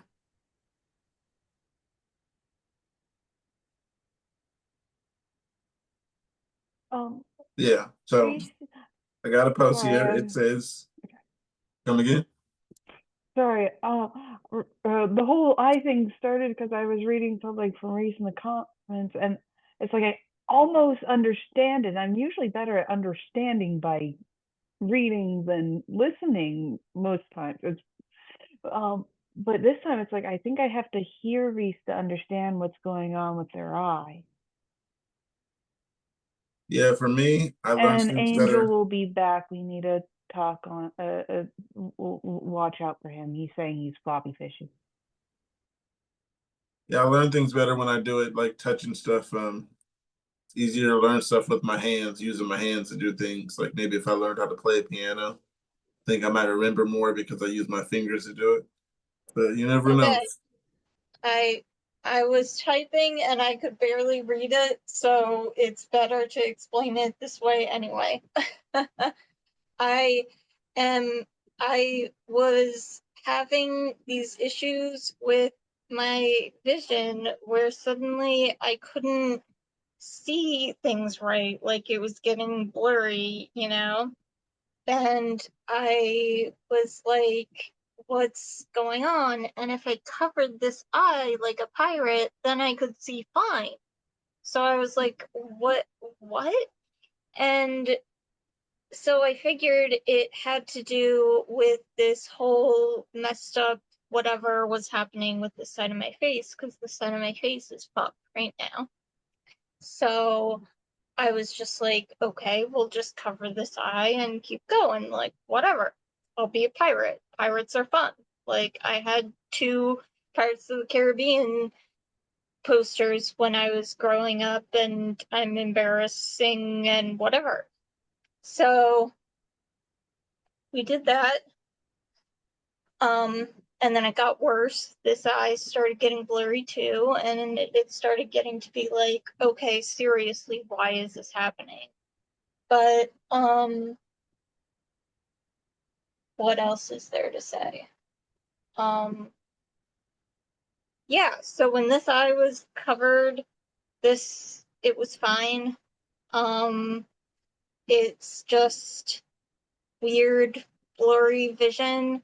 So we thought that it might have been the eyes trying to get into place or something after the surgery mess up.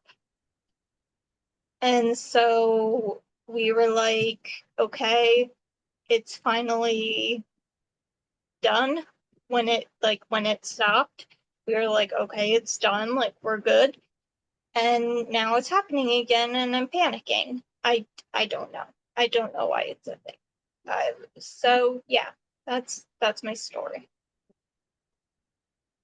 That was Reese. Love you, Reese. I don't even have the words for that. Thank you. I hope you feel better. If it's today, tomorrow, however, I hope you feel better soon. Kevin, the icebreaker today is with something that, oh man. What's How the you best doing? thing that's happened to you this year? Best thing that's happened. I'm going with the Super Bowl. That was fun. Mm. Not much, but yeah, it was fun for the city and anything else? Ugh. This podcast. That's good too. So heartwarming.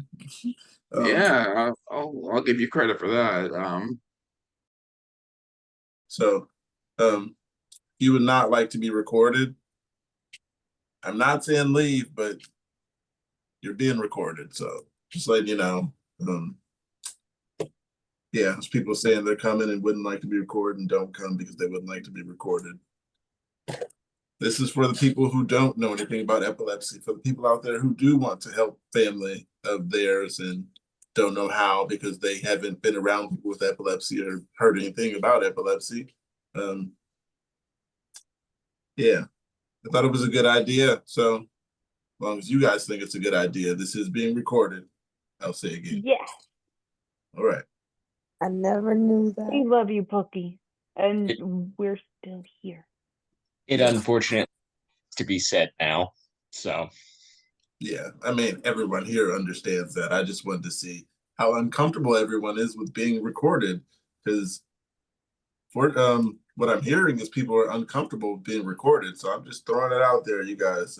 Let's make them really uncomfortable and dig in our noses and eat the booger. Oh my gosh. I used to do that when I was a kid. You know, so yeah. I made a post that just lets everybody know what a podcast is so they understand. Stick it on people's backpacks that would bully me. I would stick it on their backpacks because they were assholes. So that's what they got, a booger for every bully. Every bully got a booger. There's those with boogers and there's those with spit. Oh my. You know, Pookie, I just want to say, because I did get kind of rude to that person. I did apologize. I didn't even see the message yet. I'm just being told things. There's so much I gotta go through. So I haven't even seen it yet, but I've heard a lot about what's going on.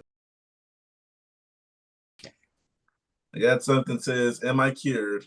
A little over a year ago, I found out I had a brain tumor that was causing nearly daily focal aware seizures, along with 2 grand malls. 9 months ago, I had a craniotomy to remove the tumor, and I'm beyond thankful that it came back as benign. I have started to wean off Vimpat and will likely follow with weaning off my Keppra. My husband and I have been confused on what to say when people ask if I have epilepsy. The tumor was likely the cause of the seizures, and I'm getting rid of what has given me freedom to wean off my medication under the strict supervision of my neurologist. Does this mean if I can completely go off medication and remain seizure free, that I am no longer epileptic? Time will tell. You're just gonna have epilepsy. I can say you can maybe do something to slow down the seizures, but once I have seizures, I just like, okay, I got to learn how to live with it and not drive and such things like that. So, yeah. Come on, you guys. What do you say to a person going through this? Are they cured? I say no, personally. My neurologist told me that you have to be seizure free for over a decade before they even think about taking away the diagnosis. And that involves, remember all those tests that you took to be diagnosed? Yeah. Yeah, you're going to be taking them all over again. There's no getting rid of your diagnosis. Once you have it, you're epileptic for life. And no driving. It's just a bad idea. Some of the comments says, not necessarily. It could just mean that they're going to be gone for now. Because if the tumor wasn't the cause, then you have to think about it. But if it was the cause, then maybe you would probably need to talk to a neurologist about it. They can give you a better answer than us. I'm glad you're okay though. Nice. Someone says, holy shit. First of all, shout out.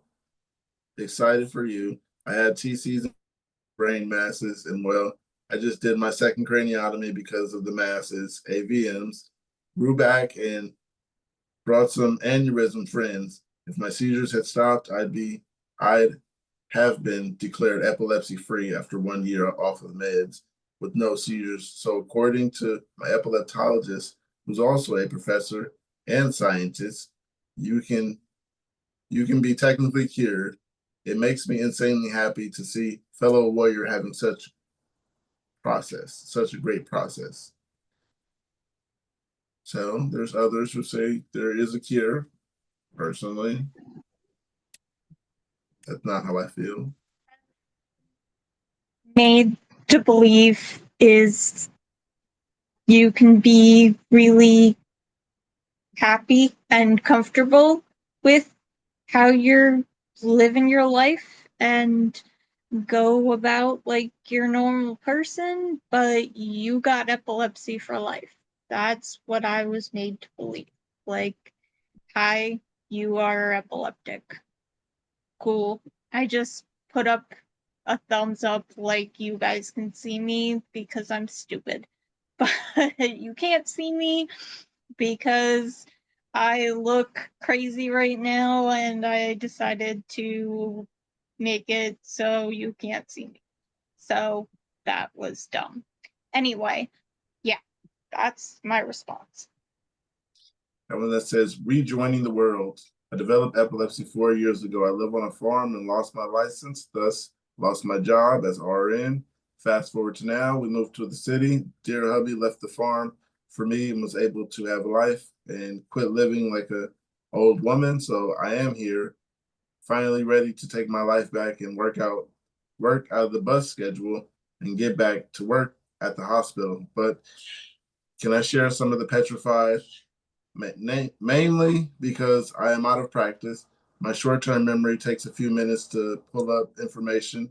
My meds make me dizzy and tired. I can't do night shifts. And just quietly, I'm not sure that I can even want to do this. Can I even do this? Should I even do this? Will my training and knowledge come back to me after reintegration at work? I know I was losing my mind and at the farm, so I was lonely and wasting my life away. Accomplishments, nothing important, and relying on others for rides and necessities from town. And so we moved from the 80-acre private property to with a huge house and gardens and cattle and 300 square miles apartment. The square meter apartment in the city. Dear hubby has given me exactly what I wanted, and now I'm too scared and sensible to start my own life up again. I'm spinning and spinning, and I need you guys to help me because you are the only ones who truly understand how it is to be ruled by the hazards and have lost your independence for so long and don't know how to get your old strong self back. Am I still me, or am I chasing the old me in the dream? I think they might be chasing their old self. I don't see it safe for the epilepsy reason. to go back to work at a hospital situation when hospitals involve extreme stress sometimes, and that can, trigger a seizure. Um, there is other things that can be done. You can see patients and stuff as a registered nurse or um, things along the nature that are related to that field, but I don't think working in a hospital will be advisable. Well, then let me be the person who asks the next question instead of a question off the phone there. How the hell are we supposed to find something meaningful to do? How the hell are we supposed to put our lives back together after this diagnosis? Because I'm sitting here with this shit in my brain trying to figure out what to do next, and I don't fucking know. Y'all got me when I'm in a spot. Like I'm I am afraid that I'm gonna have to stop working soon, and once I do that, then it's what? Then what am I doing all damn day?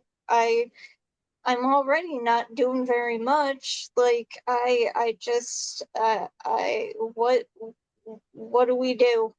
What do we do? That's a really good question because um I'm kind of been told not to work, but because of how much I've been hating not working, because working was like my favorite thing ever. I don't know what to do at all, and I found out that my hobby is working.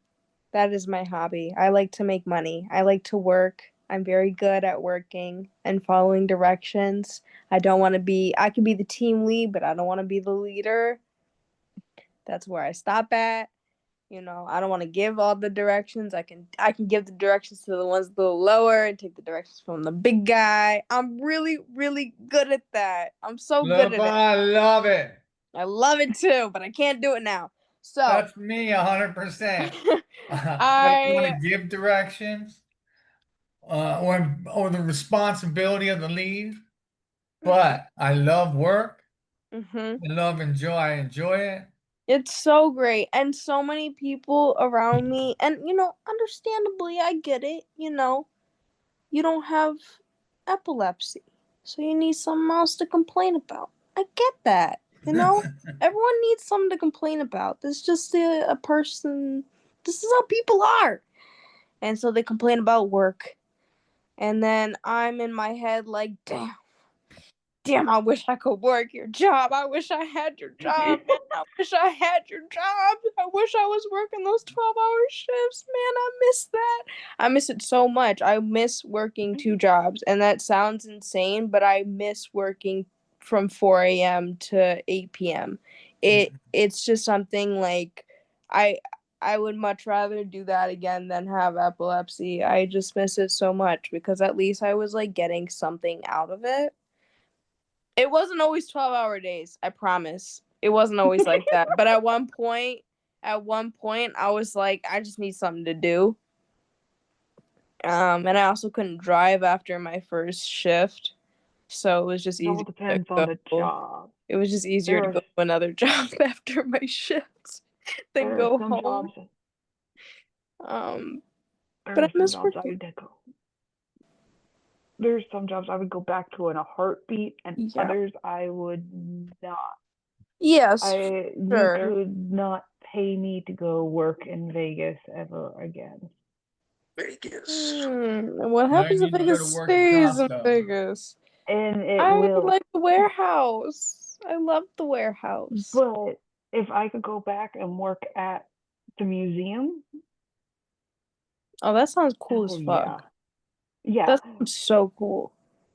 Dude, that Would, sounds like super cool. would I ever go back and work in a call center? Mm. Maybe at one point I got No. a promotion where I wasn't actually directly involved with the customer. I was just solving tickets, and then the friend who sat next to me would call them because, and this is a real story, we made up this deal. I would go through the tickets, she would call customer because I'm as ferocious as an angry kitten. Yes. My wife works at a fucking vet. Like, I'm so jealous.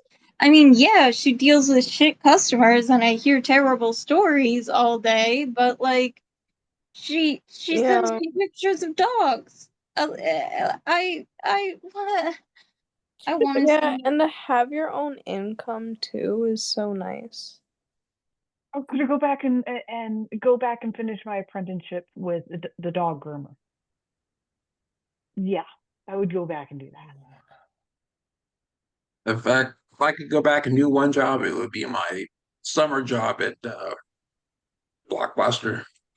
I worked down the shore. I'm that old. Yeah, I had a summer job down the shore.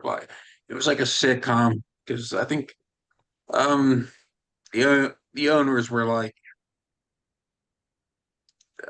a stoned couple or something. I don't think they knew what was going on, and they were just That fantastic. I makes loved it. sense. Uh, That yeah, makes sense for the store. it was Toaster, I just think so everyone. great. No stress at all, and they were just so much fun, and it was just such a fun atmosphere, and yeah. There is a movie Blockbuster about is like a movie store. working at a Blockbuster. It was like one of those shit, who are those guys? I'm blanking on the name. Jay and Silent Bob movies, I think. It was kind of like Clark's, but I couldn't Oh, curse out Clerks, that's what the it was. Clerks, yeah. yeah. I was thinking of Waiting at first. Have you seen that movie? No, no, I don't think so. I don't think I've seen that, but That's a funny one. yeah, Yeah. it just had a great atmosphere, and Clerks, yeah, it's a great movie. But I couldn't pull that stuff off. No, I couldn't spit in customers' faces or anything. No, I couldn't do that like Yeah, that's my thing. Randall did. My So mom or my family wants me to, like, everyone wants me to get a job again now, but they don't want me to get a job. So it's like trying to find a job that I can get to, like transportation wise, there and back, that isn't too far. Um, and that isn't like where I have to deal with customers the way I used to. Because I used to be like a shift lead at Dunkin' Donuts, and that was something else. I remember this one guy, it was a Dunkin' Donuts inside of a, I loved that job, but I hated my manager. It was a Dunkin' Donuts inside of a gas station, and this one guy came inside, and we were, no one came in that day except for me.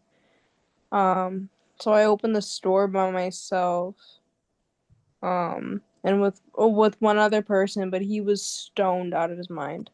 And and don't get me wrong, I was so stoned, but like I wasn't like I wasn't like that. But anyways, um the customer came up and he's like talking to my manager's wife, who he had clocked in every day. But she would just sit in the back and do her college coursework during work hours that she was clocked in for. Both of them. So they were both getting paid for doing nothing.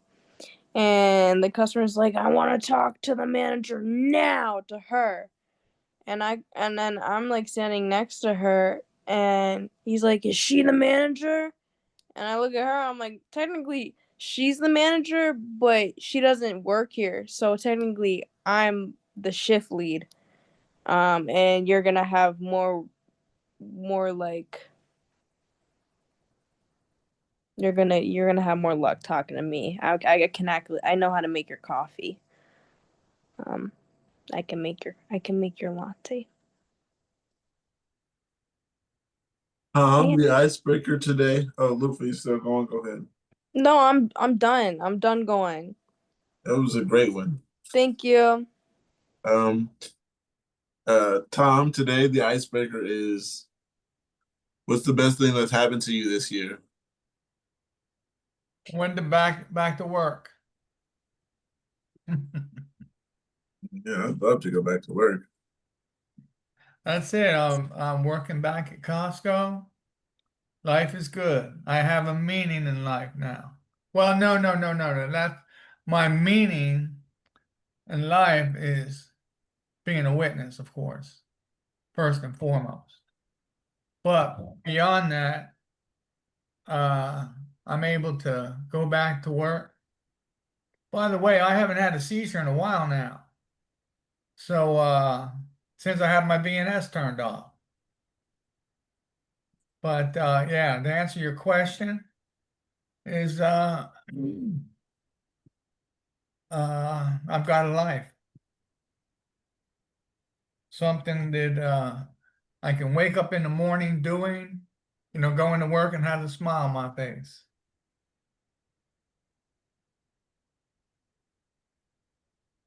Yeah, My not everyone. epilepsy isn't holding me back. Yeah. Is Can't let that it hold you good? back. Does that work for you? Yeah, can't let epilepsy hold you back, or else you might be in someone's comments having a rant. Anyhow, says I'm I am done still, ranting. huh? I'm done ranting. Not everyone is like us. I'm done with all that. Life is good. Yes, life is I'm very happy good. with just the way things are. And I So, know that's me. That's not everybody else. I know that's for sure. I was a miserable SOB for years. But hey, this is my life. This is the way it is. This is the way it will be. Accept it and move on. I like that. It ain't going to get any better. I mean, I'm not having seizures right now, but who knows when they're going to start again. So Yeah, I I like just how have to Jeff said, accept the fact that, yes, it, Tom 101. Amen. one-on-one. You need a piece, a bit for something. We do. We need a poster. So, yeah, I like how Jeff used to say, you just put one foot in front of the other. That's it. Keep on going. Look at the mountain. Now, how's that go? Yeah, look at the mountain and just start walking. Don't look about how far it is to the mountain. You know you got to get there. Just start walking. Can I tell you guys something really funny? Go ahead. Please. So the other week we were talking about shows and I had brought up Love Island. And my mom, I always say I'm gonna end up watching it, but I just end up watching it through my mom. So she watches it and then she just reports back to me on what happened, where I just come in for like the juicy bits. Because I don't want to actually watch the whole entire thing. Um, and there was this one part where this girl is a mom, and these are like people in their 20s, mid 20s, and she's like, I'm a mom. And he's like, a mom? Mamacita? And she's like, yeah, I'm a mom. He's like in real life? Like to a dog? And she's like, no, like to a baby. Or she's like, no, like I have a girl, I have a daughter. And he's like a baby, like a real child. And it was hilarious. It was just so funny because it's like this young guy and this young woman. on a reality TV show, and he's asking her if she's a mommy in real life. And it was just really funny. So that's the report back on Love Island. I'm definitely going to have to ask for updates now every time I'm on, because it only takes me like 5 minutes to get into a TV show, any TV show, and then If you I'm just look sad. up "I'm a Mom" Love Island scene and watch it, it's totally worth your time. I could never get into that show. I mean, I'm not a big like fan of those shows anyway, but because of the announcer for the commercials, Love Island only on Peacock. I can't deal with it, and it annoys me so much. Yeah. But yeah, the only one of those types of shows I can watch is the Pillow Talk 90 Day Fiance episodes. Yeah, those are the only ones I can watch because it's hilarious. That's fair. That's fair. Yeah, no, these guys are just like, they're like kind of like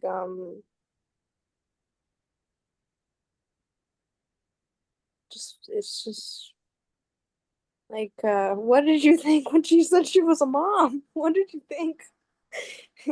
Like, why was, I don't know, his reaction was just so like he's just like a little, it was like a little kid. I was like, oh no. Yeah. But if you just watch the clip, totally worth your time. I appreciate the recommendation because I love television. Like, you ask what we do, those of us who don't do drugs or alcohol for epilepsy, I just sit and watch TV. That's all I do. That's all I do for anything. I just sit and watch TV. That's my entertainment. That's what I do when I'm not working. I just watch TV. You know, that's weird. If I can change my behavior, if I can spend like 2 weeks just changing something, I'll get hooked on something else. I'll start studying for like 6 months, but I it's hard to break out of that pathway. I don't know why I can't break habits. It's hard to break habits. I don't know why. You know, I'm stuck watching TV now. That's what I'm doing right now, watching TV and movies. But we'll see. You know, Do you end up hard. rewatching same like TV shows and movies? All the time. Yeah. So that's definitely probably like a memory thing, but also I've read that that's it's what is it? No, not is it ADHD? I think it's also an ADHD thing, where it's the your brain finds like the repetitiveness of knowing what's going to happen soothing. Hyper focus. So it stops you from like overthinking. You know, it really becomes like a calming experience because you know what's going to happen. Yeah, it was something I read and I was like, oh, that's why I watch the same shows over and over and over and over and over. Do Yeah. y'all have the thing where you just don't remember what's gonna happen? Like, Called epilepsy and anti-seizure medication. that's what I was gonna say. Is that a thing helps. that we have because of what we have? Because I can watch the same thing over and over and Over over, and over like again. it's brand new, because I can't remember jack shit. Yeah. I do that all the time. When I there's do another that all the season that time. My comes wife out, gets so upset with me. I when there's like another to season that remembering. comes out of a show, I watch the last season again so I can remember before I start. So yeah, you're not the only one. Watch a season, turn around and watch it over again. I usually I watch watch a the movie same for the like first time 10 times. I watch like Yeah. the same YouTube channels and they kind of post like it kind of gets repetitive what they post. Right now it's Fright Factory and it's called Distressing Things from the Internet. But it's really like cool. It's like not distressing to me. I kind of use rewatching shows as a little bit of like a brain game, because I like to, as I'm watching shows, my girlfriend hates it when she's here, so I don't do it when she's here. But when I'm alone watching TV and it's a show I've seen before, I try to do all the lines from every character in the voices. So Yeah. it helps my memory, but also like sort of like helps my cognitive because I'm like trying to Mom focus on, does okay, that. how do I do I this accent in this I did cadence? that too. My mom Yeah. does that. It drives me nuts.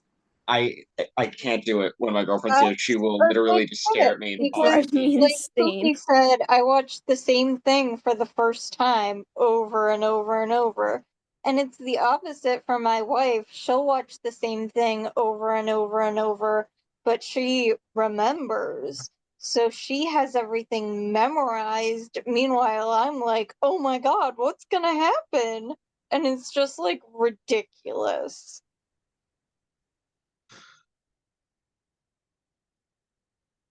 My mom will quote like because she knows I don't like it. So she does it under her breath and it's almost like worse because it's like her whispering it now and she's still saying every single line, every single hum, every single everything in the movie. Like she should get paid for the movie. She acts like she has like I don't know what it's like a brain game for her. It literally is a brain game for her.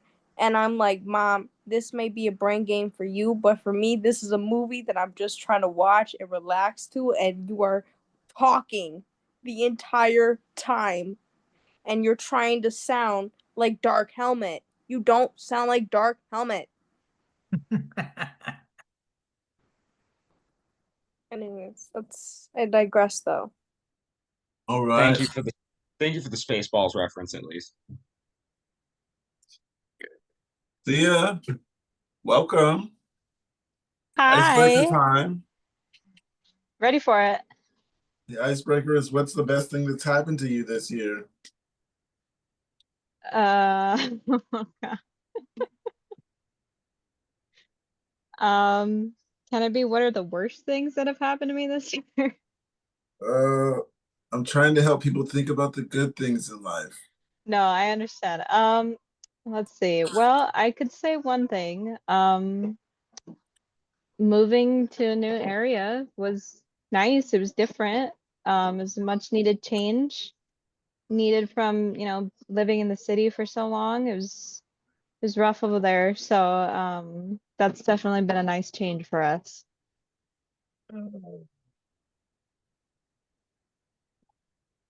You know what? As much as I hate moving, because it's a pain in the ass. Um, it never gets easier. Um, it was also nice to get out of the area that I was in as well and get to a new. I mean, this isn't really a new environment.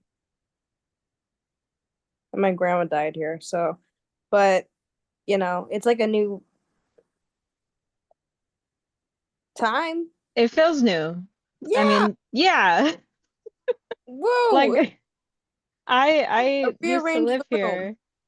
I used to live here when I was younger and I hated it here. But moving back, it was like it had a different feel to it. Yeah. I rearranged the room, made it more me.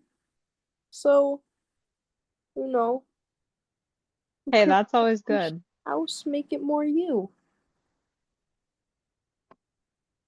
And we are thinking about moving again, so that's something. I'm sure my mom is too. My mom introduced me to Home Goods. It's related to Marshalls. They already have Halloween decorations out. And TJ Maxx. Oh, really? Oh, okay. I don't know any of this. I just go into the stores with her. Yeah, so does But Rob. Those are but they have. all basically the same company. Yeah. Also, I will say I still shop there, but I take it with a grain of salt because they're owned by a horrible corporation.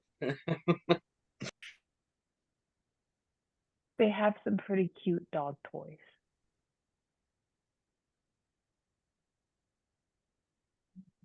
You kind of got us with the inflation here. You got something. This person needs advice, you guys, so listen. Oh. Says using cocaine a single time may have ruined my well-managed epilepsy. About 3 months ago, I tried cocaine for the first time. I knew it wasn't good for my epilepsy, but I also didn't think it would be that bad. Before this, my epilepsy was controlled very well, almost to the point where I didn't feel like I had a disability at all. There was nothing holding me back. I drank plenty, no issue. Smoked weed plenty, no issue. I even did psychedelics, acid, and mushrooms with zero consequences. Everything was just fine until I tried cocaine just one time. This post is to steer anyone away from trying it. I went almost zero troubles with epilepsy to having a focal seizure almost every day. I talked to my doctor and he put me on Xcopri. I'm titrating right now. I was excited to try it, but it's really not helping. I'm seriously hoping that it does something for the MG goes up. It's like that one hit totally rewired my brain. My 300 milligrams Lamictal in the morning and 300 milligrams Lamictal at night with 4 grams of Ficampa does not work anymore.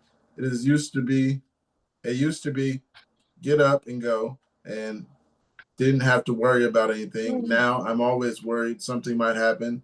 Did I get enough sleep? Have I drank enough water today? I should take a breather. Never before did I have to worry about it. I can't be 100% sure it was the cocaine, but it is very well could be. That will be my first time and my last time. If you're thinking about trying it, don't even do it. Even if your epilepsy is well managed, this sucks. All for a high that only lasted 30 minutes. Just say no. Could it have been the cocaine? That was the question. And this was also under advice, but they said, can it be the cocaine? Most likely it was. I think Was the cocaine? It can't. they're It wasn't. Can it be? It was. It's a they're stimulant. already answering their own question. Like I've done be drugs cocaine. know all the my answer. life. One hit of They- cocaine. I don't think Tom 101 here. I don't think one hit of coke isn't going to rewire your brain. Right. It can't be the cocaine. Cocaine doesn't do that. No. I don't. But hey, you know what? It can. It can't. Sorry. I'm just kidding. Take my meds. I didn't take my meds today. Wait. Hold on. Let me take my meds. I'm sorry. All I can do is say I hope I don't sound whiny, but that sounds like the shit that I'm already dealing with, and I've never done coke. So whatever, dude. It already it can cause long-term use of it. Cocaine probably gonna rewire the brain, but it could have caused a seizure because when I would do cocaine, in the past, I've been clean, guys. I've clean for like some months. I don't remember. I don't keep track, but it's been months. It's been a while. Congratulations. I've been clean for Thanks. 23 years. Yeah, one day I'll be at 23 years, but right now it'll be at a year at some point, something like that. Congratulations, honey. Congratulations. Thank you. It's really hard, but it literally would send me into like seizures and myoclonic seizures, even with Klonopin. And even when I was on Capra, I tried it one time again because it was around me and I was stupid and I wasn't there to say no yet. But I'm here to say no, and I'm also not in that area either. So I know how to say no now. But it would cause me to have seizures. It would literally send me into full-blown tonic-clonic seizures because cocaine, even without epilepsy, will do that. It can do that, especially with long-term use. Now, I had long-term use, so it was kind of frying me apart, especially with epilepsy. But if you're epileptic, you are more susceptible to having a seizure with cocaine than someone who is not epileptic, who is already susceptible to having a seizure with cocaine. Thank you. It is a little odd that it's been like long. Well, I don't know. We're only getting their side of the story. Like they're saying it was only one bump of cocaine, but like they could just it could have been like, more than that. We don't know. Also, Well, it could have been laced with something. Yeah, I was about to say that too. What is it? Oh shit. Fentanyl. There's in a lot of stuff, and that's not good. So there There's also are other random synthetic things in there that aren't fentanyl, that are just random synthetic things that are made in different countries and whatnot. And it also, you can say you just did a bump, but a bump is different to everybody. So like a bump to me was probably a pile to someone else. So you have to take what they say when they say bump with a grain of salt, because you truly don't know how much they did. They could have been doing like lines and lines, because lines and lines to me was a bump. If they had specified it was like a key bump, then it's like, okay, Yeah. that's small. Yeah, Understand. no, I think they're This trying is to weird. I think they're trying to downplay it maybe a little bit. So they But don't. also, we need to factor in the other things that could have been in it. Reading about it, even if it was just a small bump, there is concerns about interferences with AEDs, and like Lufa said, it does severely lower the brain's threshold. So even normal people, people without pre-existing conditions like epilepsy, they can have seizures with even the smallest amount.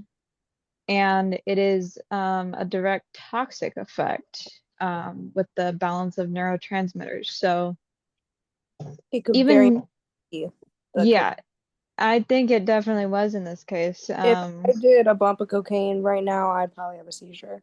Yeah. I could have This is why done I always- bags and bags back in the day, but as I've gotten older, my threshold has lowered, and the cocaine would not help with that at all. This is why they always think that we're like overdosing. I know. I'm thinking, what? This guy did a hit of cocaine. Well, He and did one remember and go. too, we are all different. All of our bodies can handle different things. If this was this guy's first time trying it, like Well, he then said again, it I never was, really got high on cocaine unless I smoked it. So yeah, everyone reacts to it differently. Oh, I just mean like if you're on the ground having a seizure, like people think that like, oh, must be on drugs. But like obviously this isn't the case. He already had epilepsy. But it sucks when it like cocaine, even with people who don't have epilepsy, it can cause a seizure because then that's what they expect more when they see a seizure. They're like, oh, it's probably just somebody overdosing. And again, this is just Tom 101. I know nothing. I know nothing. That's just, I For was legal doing reasons. drugs for years and years and years and being epileptic. But hey, that's probably why I am who I am. And for legal reasons, we need to that you know nothing. I'm sorry. Oh yeah, I know nothing. My brain is fried. But life is good. See, that's where I get this attitude from. We're all jaded in a certain way. Oh yeah, life is good. So I don't know. I'm on the fence. It was his first time. Yeah. Because it's his first time. Who am I to say how much is good for one person?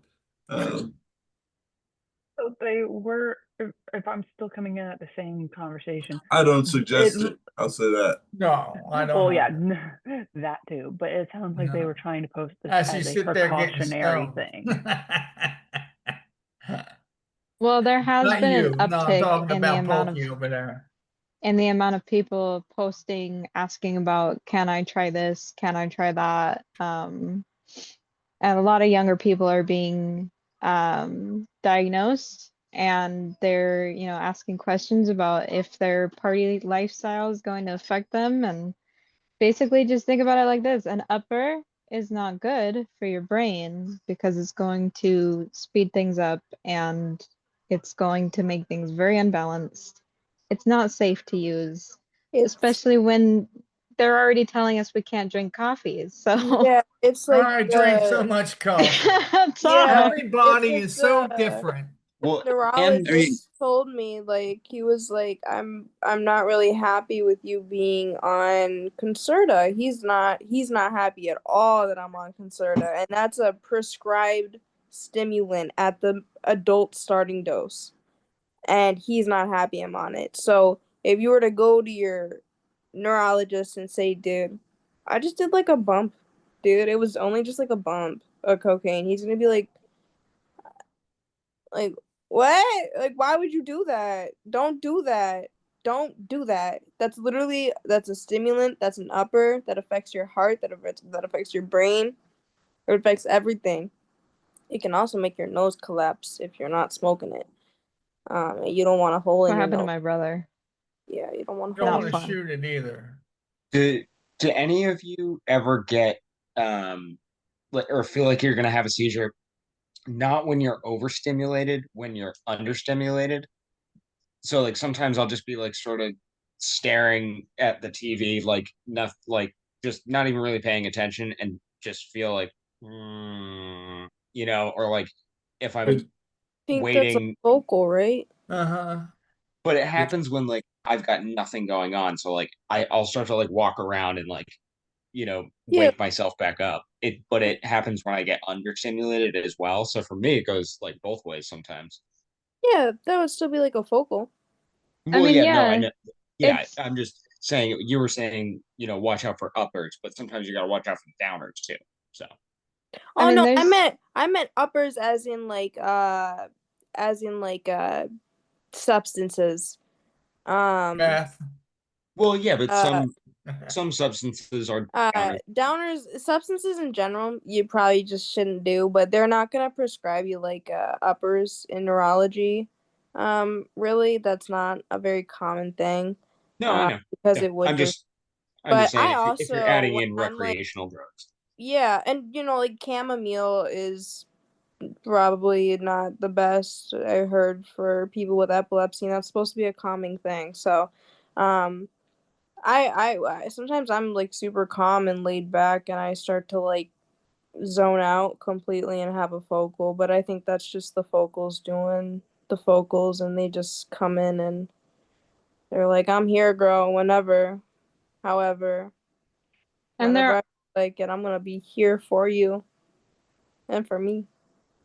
there are types of people too, like myself, who can't for some reason feel the effects of an upper and the way that an upper is supposed to be, and then feels the effects of downers like an upper. So kind of opposite effects between the two. So yeah, I mean, the brain is just very individualized. There's some people will be able to handle it and some people won't.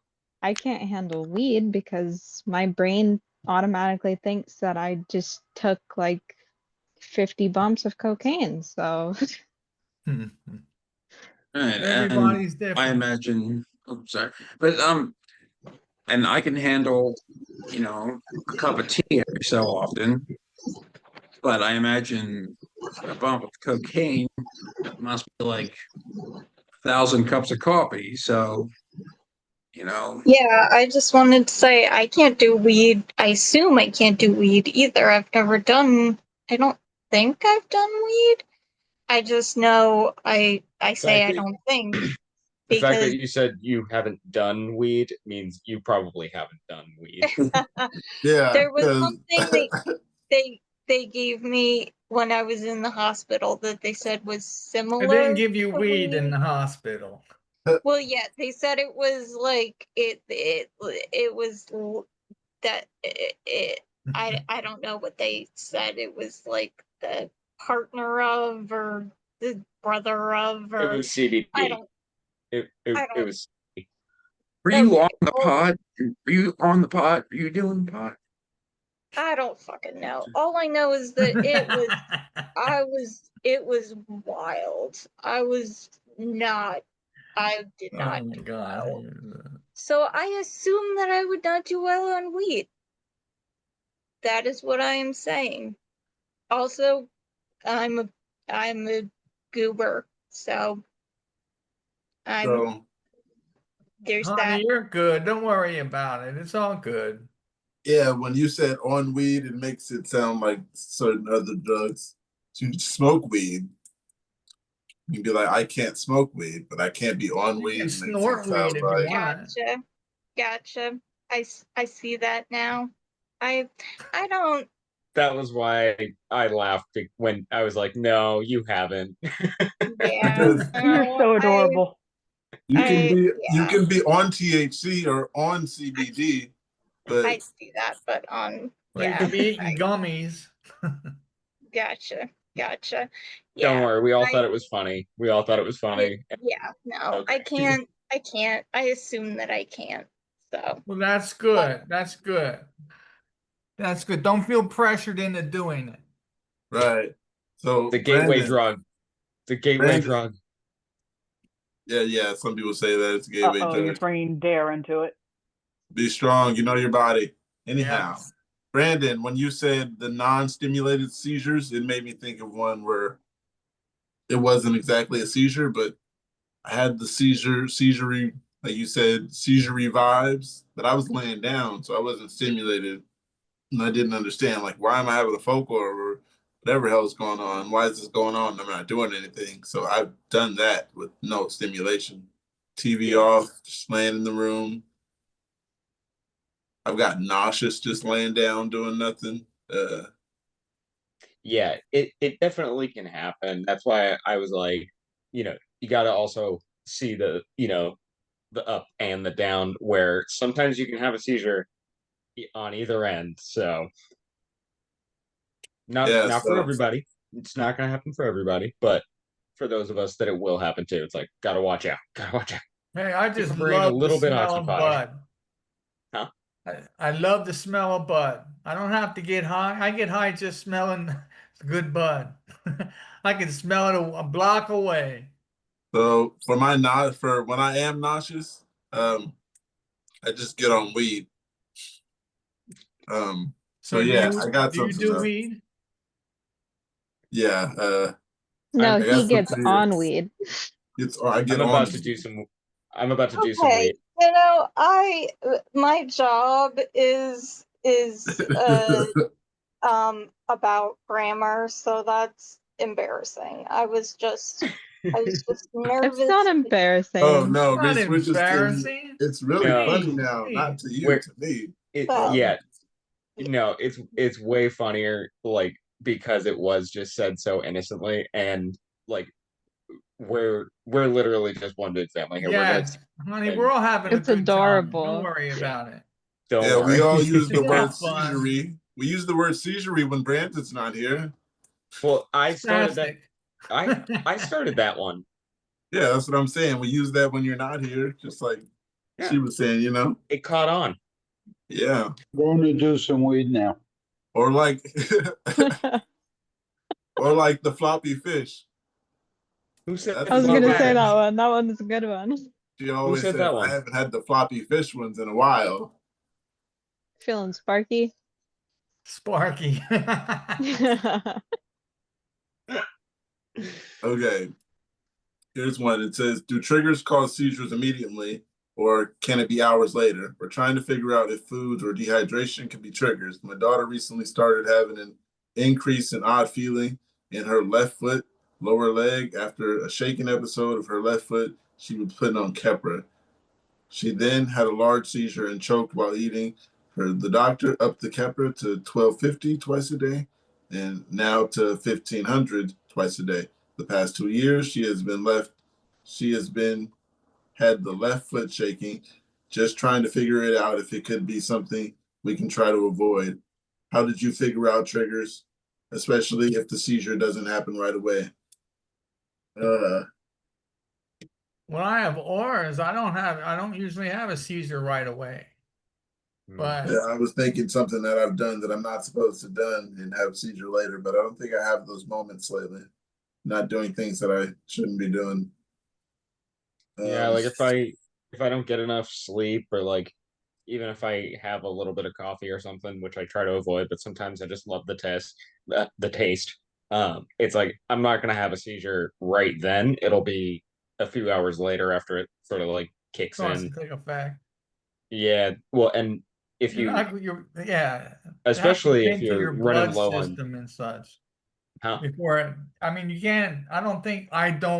Once again, um, like with triggers, if it's something you drink or eat, I mean, you have to understand that has to get into your system before Yeah, it would it's not right cause. away. Yeah.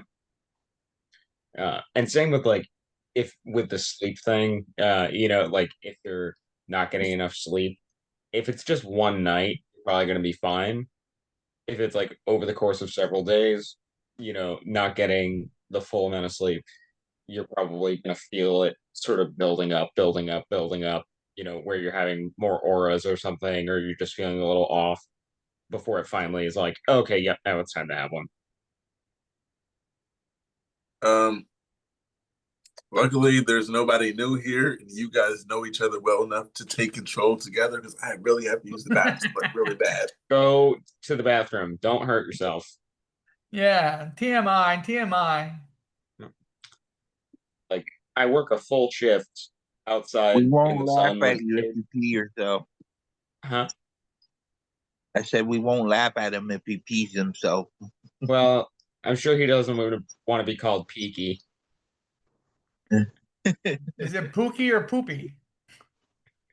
That would be hilarious. You guys have been waiting Oh, for there that. you go. Wait till he comes haven't you? back. We'll call him Poopy. We Poopy. don't You're have to wait going for him. into He's got it clear on video now. already, Yeah. you guys. He's gonna know. Everything Oh will yeah, come out don't He's okay. gonna be no, editing this and see don't say all of anything. it. Yeah, don't say anything. He's gonna bring it up when after he's editing. Everything come out okay. Oh, you guys, I love it. I love it. Hey, you want to hear some fun about some drugs? I had, okay, I'm gonna put my video on because it's just too awkward. There she is. I look like crap. So Reese, You look anytime You never look I love like your crap. bandana. You're I beautiful, feel like Annie. trying to keep my foot above my heart, okay? I had a toenail removed and the doctor gave me the paper script for hydrocodone. I go to the pharmacy to pick it up and they're like, "Can you wait?" Okay, yeah, we come back 15 minutes later. Your insurance is asking for pre-authorization.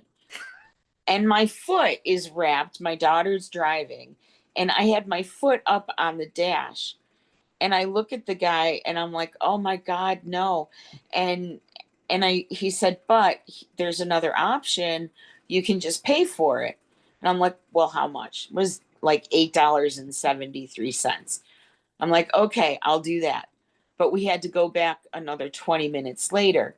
Now, this is when the doctor tells me, "I want you to have this 2 hours after the surgery because that's when the anesthesia will wear off."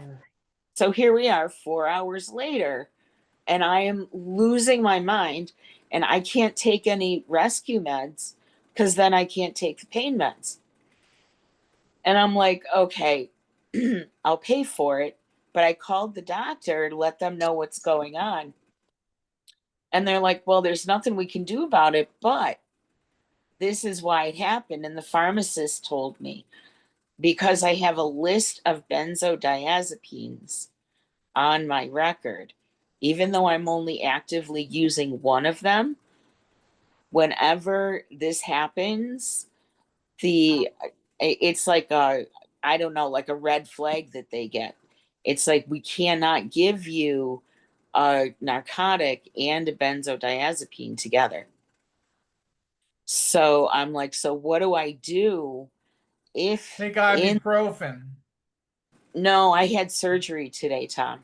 I know, right? And I'm going to have surgery in 3 weeks, so on my shoulder.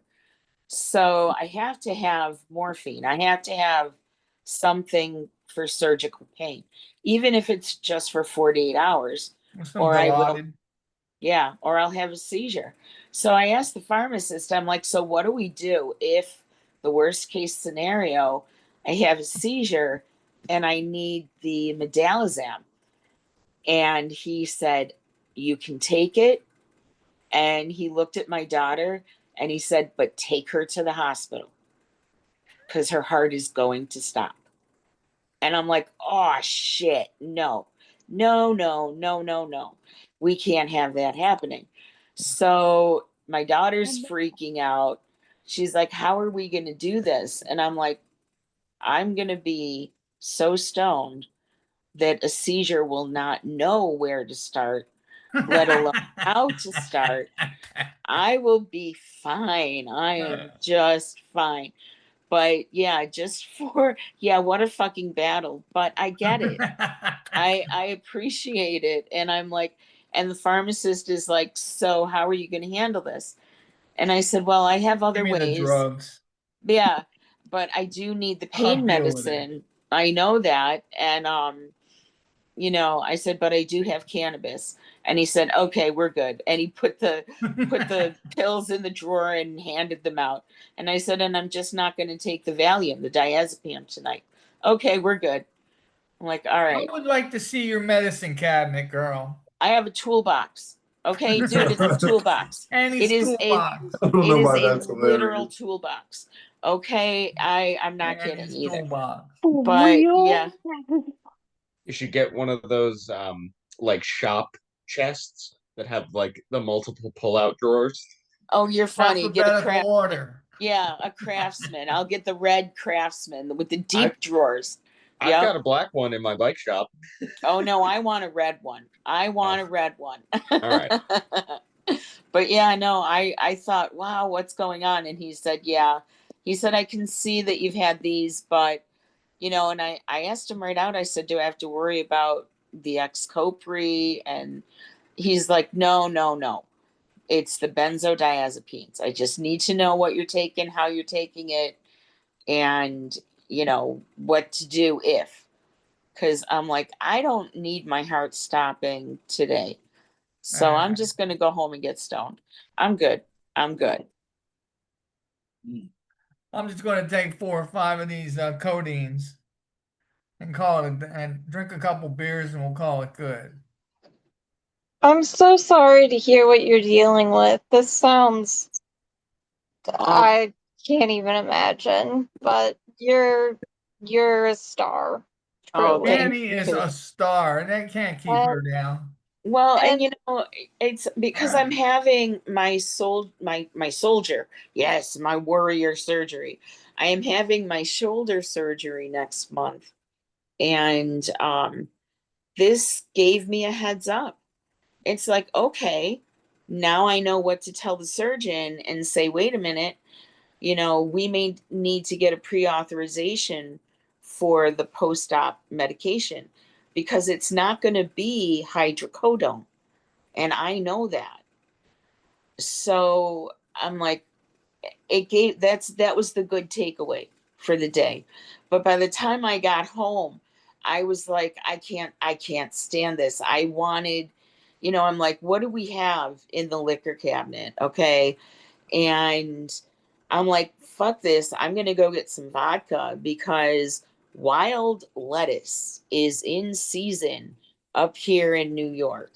And you can Wild lettuce? wild lettuce It is Wow. a hillbilly amazing painkiller that you have to use very, very carefully. And if you know how to make the tincture, do it. And that's what I'm going to be doing as soon as I can put a shoe on. Hillbilly Annie. Yeah, Hillbilly Annie. That's going to be the Hillbilly. yeah. That's a tattoo. Oh geez, no, that's no, this is all I got. But yeah, that's one of those homeopathic herbalists, I don't know, wartime secrets. My grandmother always had that stuff. They called it hillbilly opium and or opium lettuce. And when you know how to identify it, you know how to make the stuff, it's as good as OxyContin, but still have to be careful with it, you know.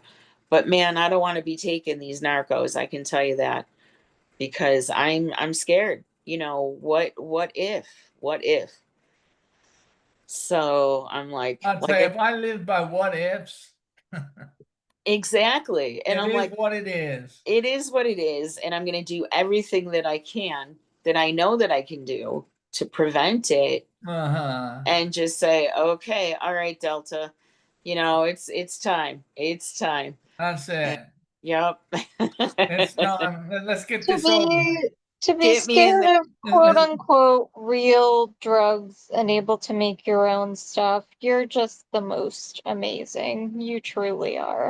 And Oh, also, just regarding Let's what you blow were her gonna head up, you say, know it? I look I look terrible right now. Like you can say what you want to say, but there's looking bad and there's looking bad, and I look bad right now. well, you And sound great.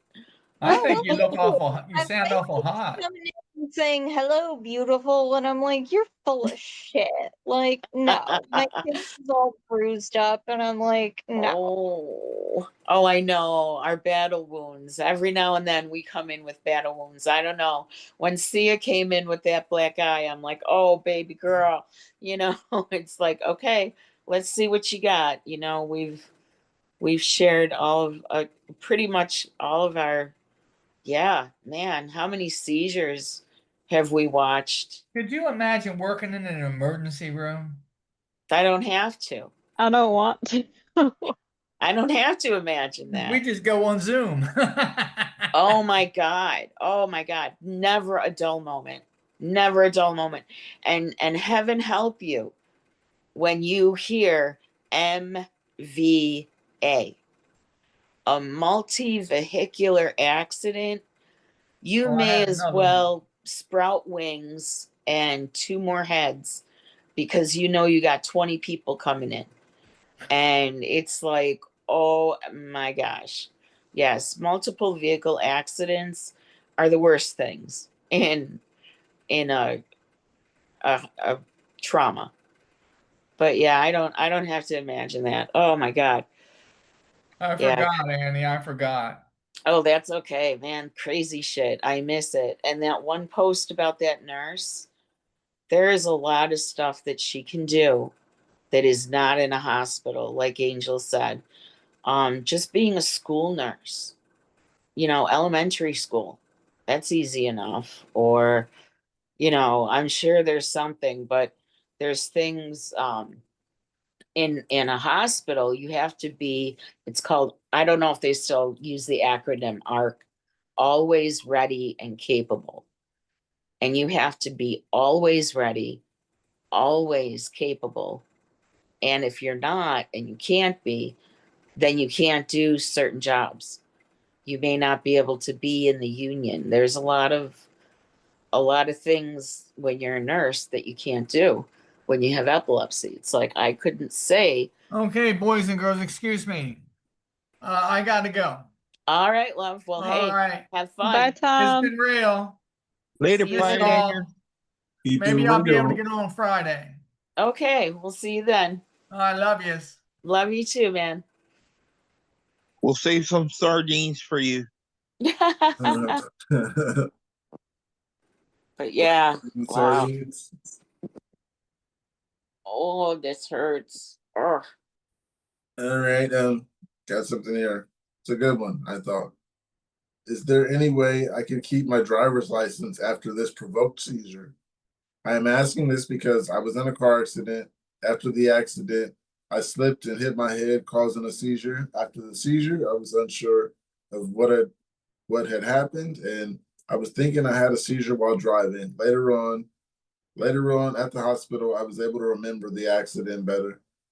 I could remember the cars crashing and right away making a phone call after it happened. I could remember being on the phone. I could remember being on the phone after that, very alert after it happened. I could remember getting out of the car immediately and calling the police as well. After all, that is when I slept, hit my head, and had one seizure. I was taken to the hospital by ambulance. Since I was unsure what had happened at the time, I was told by the doctor that I had a seizure while driving. I do not believe I actually did have a seizure while driving. I think I only had the one after slipping and hitting my head, and I do not believe I had unprovoked seizure while driving. I mentioned this to the doctor, but he still said my license may be suspended for 6 months. I am wondering if there are any way I can potentially keep my driver's license. When my license gets suspended, I plan to appeal it. I have an appointment coming up with my family doctor who is aware that this situation and knows I would like to note to help get my driver's license back. I was thinking I could maybe make a note from the family doctor stating that I only had one provoked seizure after slipping and hitting my head and no seizure before the accident.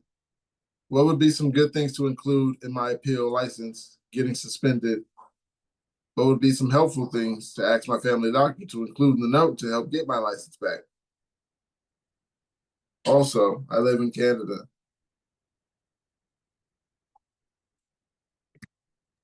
I don't know anything about Canadian law. I just know about with I know my state, even with a provoked seizure like that, you're it's strange. The very first seizure you have, they will take away your license for a little bit, and then it gets longer, and then basically it's up to that you can't have a seizure for 2 years. So it all depends on how long he's been having seizures. If that makes any sense. Yeah, because I read online that it was 6 months for California, but my doctor told me 2 years. And Yeah, yeah, so I won't be I'm driving sure 6 years seizure free. I mean, 2 years seizure free. I don't think I can do it. I'm aiming for it, but yeah. How did they crash the car? Huh? How'd they crash the car? Having They a honestly, I don't seizure think they is knew. I think they said they just remember the seizure from hitting the head, not the other So one. they didn't give us a reason why they crashed the car, and they're trying to give us a reason why they. I need to know why they crashed the car, and then I should know if you should have your driver's license or not. I think if you That's had what. a seizure crashing the car, it should tell you you should not want to drive again. But that's Yeah. me. I Some can't people do. put other people's lives on, on my hand. And I think everyone should think like that, but I know everyone doesn't. I'm I'm with Angel in that, like, you know that you had a seizure, you should hold off on driving. You should wait it out. But if they were looking for a way to get their license back early, if you've only had one, and if there's any witnesses who can attest that it happened after you got out of the car, I mean, I guess they could try and appeal it with their whatever the DMV in Canada is, like I'm sure they could try and do that. I don't suggest that they do, but that would be an option for them if they feel like it really wasn't connected. And I don't know about Canadian law either, so I'm just saying, like, hypothetically, I'm sure they could appeal it or whatever. What the comments say?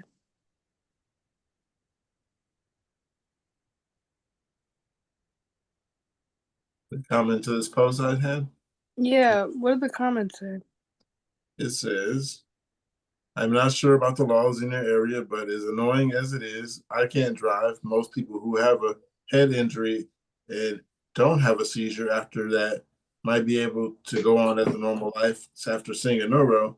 Just my 2 cents, not a doctor. I've heard sometimes they might give you anti-seizure medication just to be safe, but being your injury is head, you might be a wee bit confused. I know you said you remember everything else, but the seizures can be really fucked up your memory. Just my thoughts. I like that person's thoughts. I was gonna point that out as well, that they just got in a car accident, and from the way that we wrote it out, it sounds like they have a head injury and it's still an active head injury. And it sounds like they might just be in denial and maybe confused. But I just think that Was the head maybe injury like before the car accident? I don't know. Oh, we don't. That's Okay. why that's Oh, we why don't know that. Okay. they didn't specify that in the post, which is something I think they should have maybe specified, Yeah, I because need a timeline. yeah, that's what I was saying, is I need like a why'd you crash the car? Because Yeah. What's the reason? if they crashed the car because they had like a pre-seizure aura, crashed the car, got out, slipped and hit their head, but we're already gonna seize anyway. It's like if that's the timeline, it's Yeah. like no, you were gonna seize anyway. It wasn't the head But injury. they aren't gonna admit that if they want their license back. They aren't gonna admit that. But it's interesting that they didn't add in why they crash, like the reason for crashing the vehicle, because usually if you crash a vehicle, there's a reason. You don't just crash. So, I mean, some people just crash the car, and but usually there's still a reason behind it. It's like, So oh, the road was wet and I slipped out. I got a flat tire yeah, and I or went, you went into someone the other lane. Somebody stopped. else. Yeah. Yeah, or Just like I that mean, person said, there's a piece you don't remember, and that's usually how it goes. There's bits and pieces that it takes me a few days to put back together, and that could be that situation. She's 2 days later, she's gonna be like, "Oh yeah, I remember. It was well, icy out, and I slid into them or something." if they don't remember how they crashed the car, then I think That maybe is suspect. not It's drive. just we need more info, like before we But can really like weigh in on this, I guess. it is totally possible for an epileptic to just have a car crash. Yeah, but And have it not related. Toaster, go ahead. yeah, I'm after you. This is kind of, I don't know if it's related or not. Because before I was diagnosed, but we were still, now we're pretty sure I was having seizures when I was a teenager and up. But before I was diagnosed, I was involved in 2 car crashes. One of them fatal. One of them, um, I will never know if I was the cause or not, because I remember the light being yellow, and that's it. Supposedly, he was turning while I was going straight. Both of us trying to beat the yellow light. I don't remember any of it except for. Have you ever seen what pavement does to skin? What? Pavement does to skin. Pookie does. I do. Yep, then you know. Yeah. I don't remember the crash itself, though, so I'll never know if I went into a focal. I know now that I was having them. I hear that a lot of people don't remember like prior things to a traumatic event That's a shock. surrounding it. Yeah, usually Oh so no, I remember the yellow light. but you're saying that you don't remember like the crash itself, like it actively Yeah. happening. And that's a really common thing because that's a traumatic thing that you could have possibly been awake for and experienced, but your brain is actively blocking that out because it was a traumatic experience, which is why you only remember it before and after. It doesn't remember during. Oh, that makes sense. I remember Okay. one where I can remember up to 3 seconds before, and I can remember after the collision. I remember sitting at the red light. I remember the light turning green. I don't remember hitting the wall, which was like 20 feet ahead. So, but when I hit the wall, the airbag hit me, and then I woke up. I came to, I had the seizure, and then I pulled over and I parked, and then I had another seizure. But the airbag brought me back, so I wasn't gone for that long. Yeah. Yeah, a lot of time it's just like the brain protecting itself from the trauma of the event surrounding it because that is a very traumatic event, especially the aftermath of it and finding out the details of it also adds on to the emotional trauma of it, and that transfers into physical pain. Whether people believe that or not, it's true. So that trauma can transfer into like your brain is protecting itself by blocking out um picking out that memory specifically and making sure you don't remember it so that you don't have panic attacks or that you don't freak out every time you're on the road maybe. So it's doing that to protect you and to protect itself and to try and heal itself from the event. And it happens a lot with SA survivors. um a lot of Yes. times they don't remember during the event, they remember before and after. No. Well, yes and well, yeah. Some It instances yes, depends. and It some depends on instances no. everybody. It No, depends on and everybody. it's even a little bit of both. Yeah. Same with Okay. childhood. You know, So Yeah. sorry. some people remember, some people block out. I have a example that might be similar to that. That's nowhere near the essay thing, but um, I have an incident that I'm not sure was a seizure when I broke my foot. Um, I'm still not sure to this day whether it was a seizure or not. It was maybe about 7 years ago. Um, yeah, I wear flip-flops everywhere, still do to this day, and so I just got done a 6 mile run. I was running a lot back then, and I was coming down the stairs, and I think I sort of remember, but I woke up at the bottom of the steps, and I had pretty lucid memory. I usually don't have lucid memories after a seizure, but everything in my body hurt like hell, as if I had fallen down the stairs, but I couldn't walk because my foot was, fucked up. His foot was just absolutely uh, uh, all of the tarsals were just, destroyed.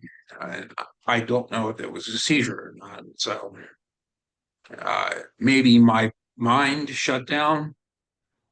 Maybe it was a seizure. Yeah. So when that happened, like, were you like confused and out of it? What, like, while knowing that your foot was broken? I don't remember. Uh, I seemed more focused on my shattered foot. I was up and aware because of the foot being like, Okay. I gotta get to a friggin' hospital. This foot is shattered. I gotta Oh, take care of Movie, this. but was your yes. brain like all like foggy and fuzzy, like vision? Was your vision fine? Before or after? After the fall. I seemed pretty clear. I would Okay. say Mine. Okay. not like a pretty typical post-actal. That's right. Yeah. It No, was not. you had said that you were aware during it, but like you weren't, like you just suddenly like fell. I was unconscious because something traumatic had happened to my body. Like, Oh, okay, yeah. All right. I was yeah, I was unconscious I did find out what for a happened short later. period of time. Yeah. Okay. So, Yeah, I was thinking it might have been like the one it got talked about last week, I think, where like somebody they stood up or something, and it had happened to me too, like after like watching a screen for a while or whatever it was, and like but just like standing up and your like vision goes dark and you just fall over, but you're still like aware of what's happening. You just feel like you're, you That know, happens to me. yeah, it's and you feel confused for like Yeah, 5 minutes or so. Yeah, yeah, and then you you're kind of just come laying on back the to. floor. Yeah, that's what happened to me when I was walking back from the pool after my mom and I had that argument. But there were a lot of factors that played into that. But I didn't have a full-on seizure, but I did have what the doctor said was like the focal. And just along with it, that time I just happened to collapse. And I was confused, like why I had my Apple Maps up and where I was going and where am I going to right now? Where am I? And just for that few seconds. But that I experienced that too. Oh, for me, it was actually I was on the phone with my girlfriend and I stood up from the couch and I walked into the kitchen and I just suddenly like my brain went foggy, my vision went dark, and I just fell over onto the floor, like tile Oh, floor. And she was still on the phone with me, and I was talking to her, and it was basically just her being like, "Are you okay? Are you okay?" And I could only respond with like, um, I thanks, for like 5 minutes straight. Yeah, and that was the first okay. phone call that we ever had together. True love. I sometimes I stand up and kind of pass out like that, but that's my anemia. Um, I don't know if I've stood up like that, but I've had those times where like sometimes I'll be in the car with my mom, and she doesn't understand the focal seizures, which is kind of frustrating because then she thinks that I'm like purposefully not responding to her and purposefully like stuck. Um, and I'm like, can't respond, because that's what my mind is like programmed to say now because it knows that like she doesn't understand when I'm having those and when I can't speak. And so I just say, can't respond. And I feel like a robot and I'm just like stuck. She's like, I need you to respond though. And I'm like, can't. Like, I don't know what to tell you. But I have those in the car a lot. And I think it's just because of I think it's just the car moving. I think the car triggers me to have a lot of focal seizures. I don't know.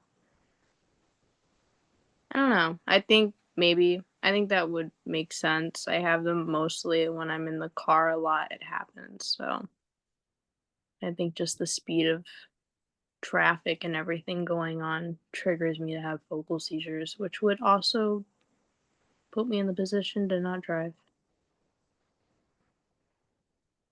I can't be Santa Claus. Sorry, guys.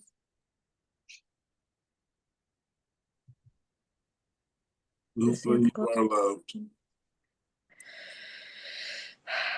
Hopefully Santa will bring me gifts this year. Yeah, hopefully. Make sure that when you write your letter, you put every other word in all caps. Make sure that He knows you're serious. Yeah. Yeah. Pookie knows what I'm talking I'll about. even add an emoji. I'll even draw in an emoji there. Like I will take one of his reindeers. Just make sure, you know, you're using the correct words. Use a legal dictionary if you want to be sure. Oh, I'm going full Santa's like legal team on him. I've got the elf legal team. I'm sorry, this whole thing is me making inside jokes. Got elf. I'm gonna leave Santa a note. It's Continue. gonna say, I "Don't Narcan me." love this. Ho ho ho. Oh. Yeah. Epilepsy elves. Elves. Okay. Epileptic elves. Alphaleptic? Epileptic on the shelf. Epileptic. I'm going to shelf lock. Shelf lick. So you got something here. It says, I might be onto the cause of my seizures, and it might be malpractice. I do have traumatic brain injury. I'm just looking for someone to kind of help me navigate this issue. Really, does it really apply? Can someone guide me to the right resources so I can? So I was prescribed a medication called pantoprazole, or Protonix for my stomach problems, stomach ulcers. It seemed to suck like magnesium and potassium out of my blood. My blood test came back extremely low. It also notes that these drugs do have these side effects on people. All the EEGs came back normal. It was also noted in my records that I had sustained an acute kidney injury. Meanwhile, I see that you're not supposed to be put on this drug long term for the exact reason. What's a major warning on the side of Protonix, bottle? Warning, may cause acute kidney injury. Also have a family history of lupus, which will put me in a higher risk, which I told them. Meanwhile, even I have been hospitalized 5 times since January for low magnesium, potassium levels. They still have me on this medication. They have said my low levels of magnesium and potassium have been the cause of my seizures. What can I do here? It sounds like they're just giving you stuff you're not supposed to take, and you know it. I'm really big on if you don't feel comfortable on a medication, you feel like it's going to interact not well with your body, and it already has those. Thank you. And it already has those you already have those pre-existing things. Like for me, it's tardive dyskinesia. Even though I was prescribed a medication that is pretty hard to get, and if I didn't have insurance, it'd be $4,000. It had the side effect of tardive dyskinesia, and I told my doctor I wasn't comfortable taking it because I'm susceptible to it. I don't want it. Usually people that have tardive dyskinesia have gosh, I always forget the name of it, and I always know the name of it when I need to know the name, and I never know the name when I do need to know the name. Are you searching for a medication or a name of a No, it's condition? like it's a condition. It's a Oh. Parkinson's disease. Okay.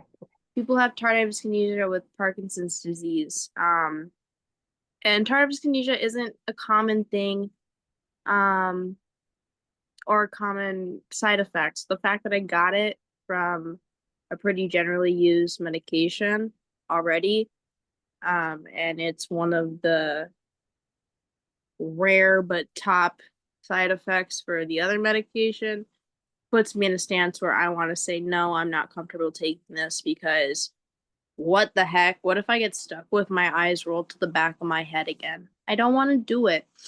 So yeah, and always research. You are allowed to say no to a medication. Just because they try and prescribe it doesn't mean you have to take it. You are allowed to say no. You are allowed to say that you want to try other things. You can also say that you tried the medication that you don't like, so that they just put you on something else. You can always play the game that they want to play. You can always play their game. Sometimes you have to play their game because of insurance. You didn't hear that from me though. That didn't come out of my mouth. Sometimes you have to play the game because of insurance. But heads up, if you do go that I don't route, know anything. be aware of what blood test they're ordering, because a lot of times you think they're testing for some kind of imbalance, chemical imbalance in your brain, but they're actually only testing for how much of the carbatrol is in your blood, and or whatever medication. So heads up for some providers playing that game. Mm-hmm. They're always playing games. They're like no offense to men, but they're like some guys on Tinder looking for a long-term relationship. Want to go to Arby's? Anyhow, somebody responded in that comment. It said, could it be low electrolytes or the brain injury? I've had experiences with both, 2 brain bleeds and deadly low potassium, magnesium, and phosphorus. Another comment says, was there any scarring in your brain? I have scar epilepsy after bleeding in the brain. I haven't found anybody else who has the same issues. I always hear about a new kind of epilepsy every time. Scar epilepsy is a new one to me. I've never heard of that. I learn something every time too.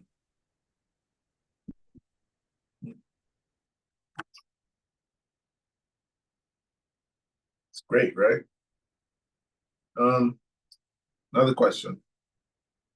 Do smells trigger you? I'm trying to convince my father the smell of chicken noodle soup triggers my headaches, nausea, and slight seizure symptoms.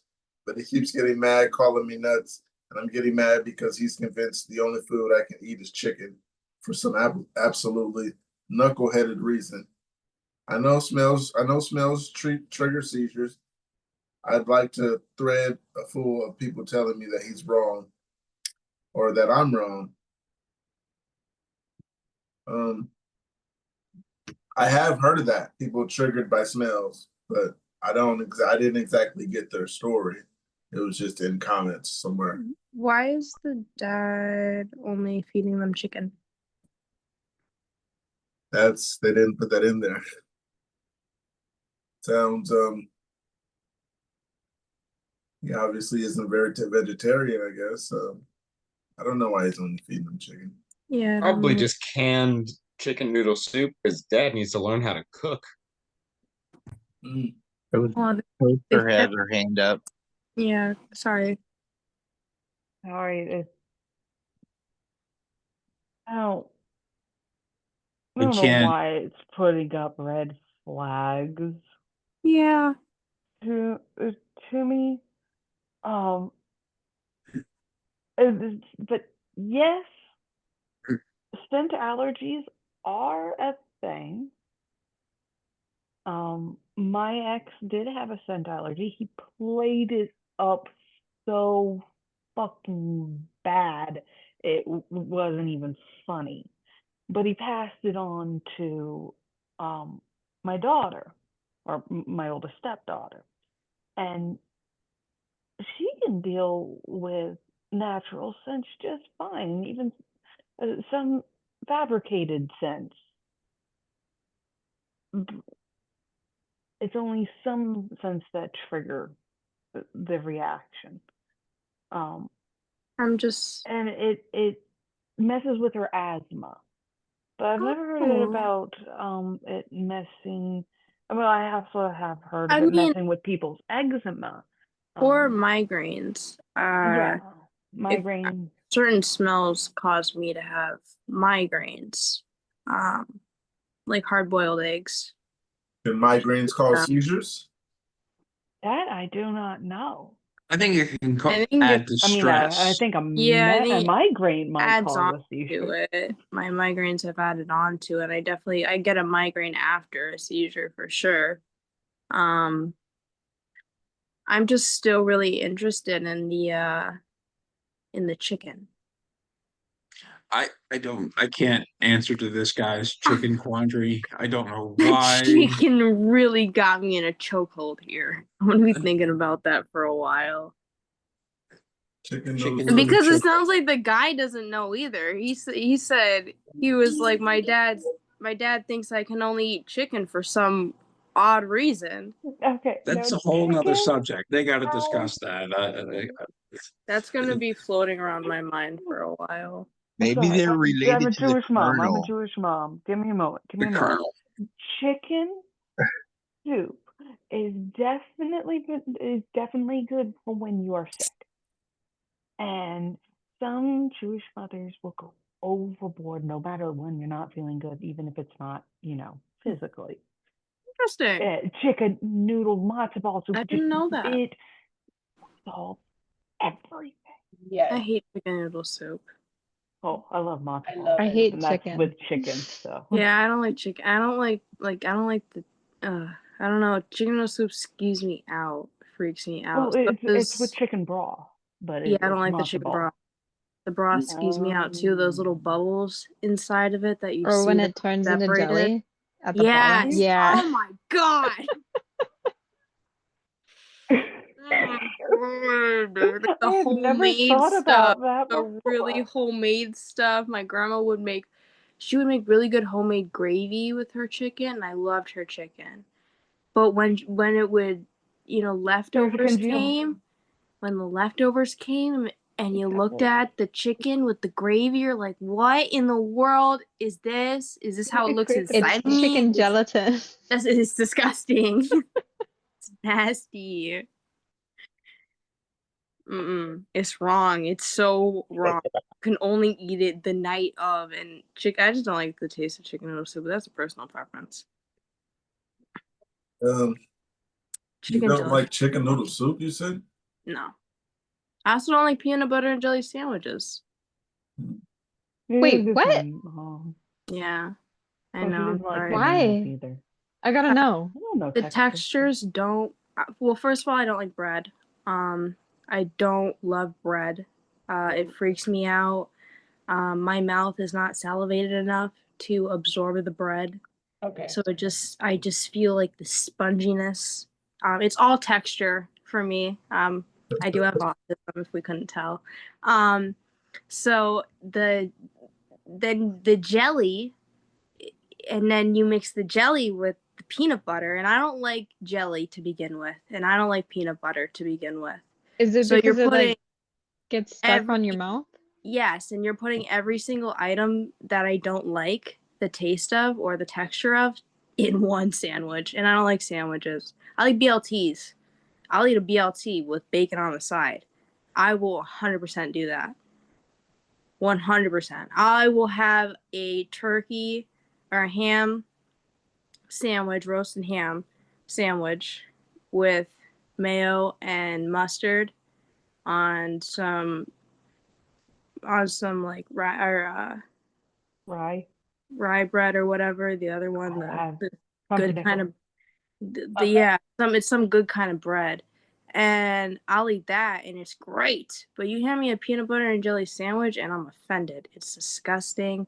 It's wrong, and it made my mom's life a living hell when I was in school because she never knew what to give me for lunch. Because when she asked me what I wanted for lunch, I said I wanted steak and a hamburger, or I wanted fries, or I wanted something from Cheesecake Factory. Because my grandma would cook for us every night and she made bougie ass meals. So I expected that from my mom, who was living in poverty with me. I was expecting that for my lunch at school. I was expecting her to bring me some steak. And I didn't get that. I had to eat the school lunch. It was gross. Or I got some like bitch ass lunch that I'd come home with. She'd be like, Olivia, you just wasted the meal. And I'm like, I didn't even want this shit. But if she didn't send me to school with it, they would call her and be like, she ain't got no food here.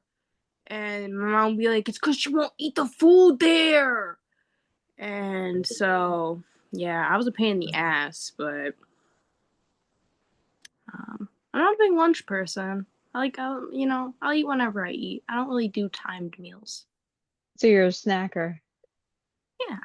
I just had some spicy chicken fingers with 11 grams of protein in it. look at me. And my grandpa gave me some really good orange melon. Delicious, super sweet, perfect, super juicy. It's great.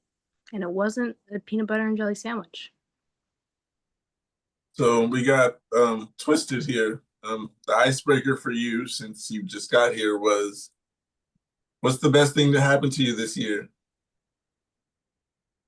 The best happened I'm sorry, I'm glitching. I can hear you perfectly and see you. No, I'm mentally glitching Oh, because I just fell and I, for the life of me, couldn't get up. I'm sorry to hear that. You all right? Yes. Sure? Yes, I'm here. Glad you're here. I hate when people keep asking me, are you sure? I was waiting for you to say that. Like, I can take, are you okay? But then the sures and sures, I was hoping you pointed it out, but okay. I'm glad you're here. But yeah, Yes, what's me the best too. thing that happened to you this year? The best thing that happened to me this year was meeting you guys. Nice. We're glad to meet you too. Right, glad you're here. You're not the only one who gave that as an answer. And you have Oh, great hair. You still have wonderful hair. oh, thank you. You too. So the first thing I got since you've been here would be anyone have an eye issue? My left eye suddenly slouched and then moved to a slit. I then struggled to read, see much of anything. For context, I'm working to get off Aptium as my sodium levels have been going down despite our attempts to do otherwise. I am down to 600 from 800 milligrams. Next week, I go down from 400 milligrams for 2 weeks. I don't have any eye issues. I do. My right eye specifically, which is on the same side as my head pain and right side TLE. And it gets super swollen, leaks out clear fluid, sometimes blood, and then also gets bloodshot. And I had a subconjunctival hemorrhage after a few TCs. What's that? A sub something. Subconjunctival, it's basically like a blown, I think it's a blown blood vessel or something like that. It can happen like due to trauma and strain. So I just had like a massive blood spot in my eye. Sorry to hear that. I think that's the one you showed us before, right? Yeah, I sent you guys a picture of when it first started and it just kept getting bigger and now it's finally gone. Did it come as it came as like a spot at first? Yeah, it first started out pretty small. And I've been keeping a close eye got a close eye on my eye. But you get what I mean. But yeah, I've been keeping monitoring a close on my eye.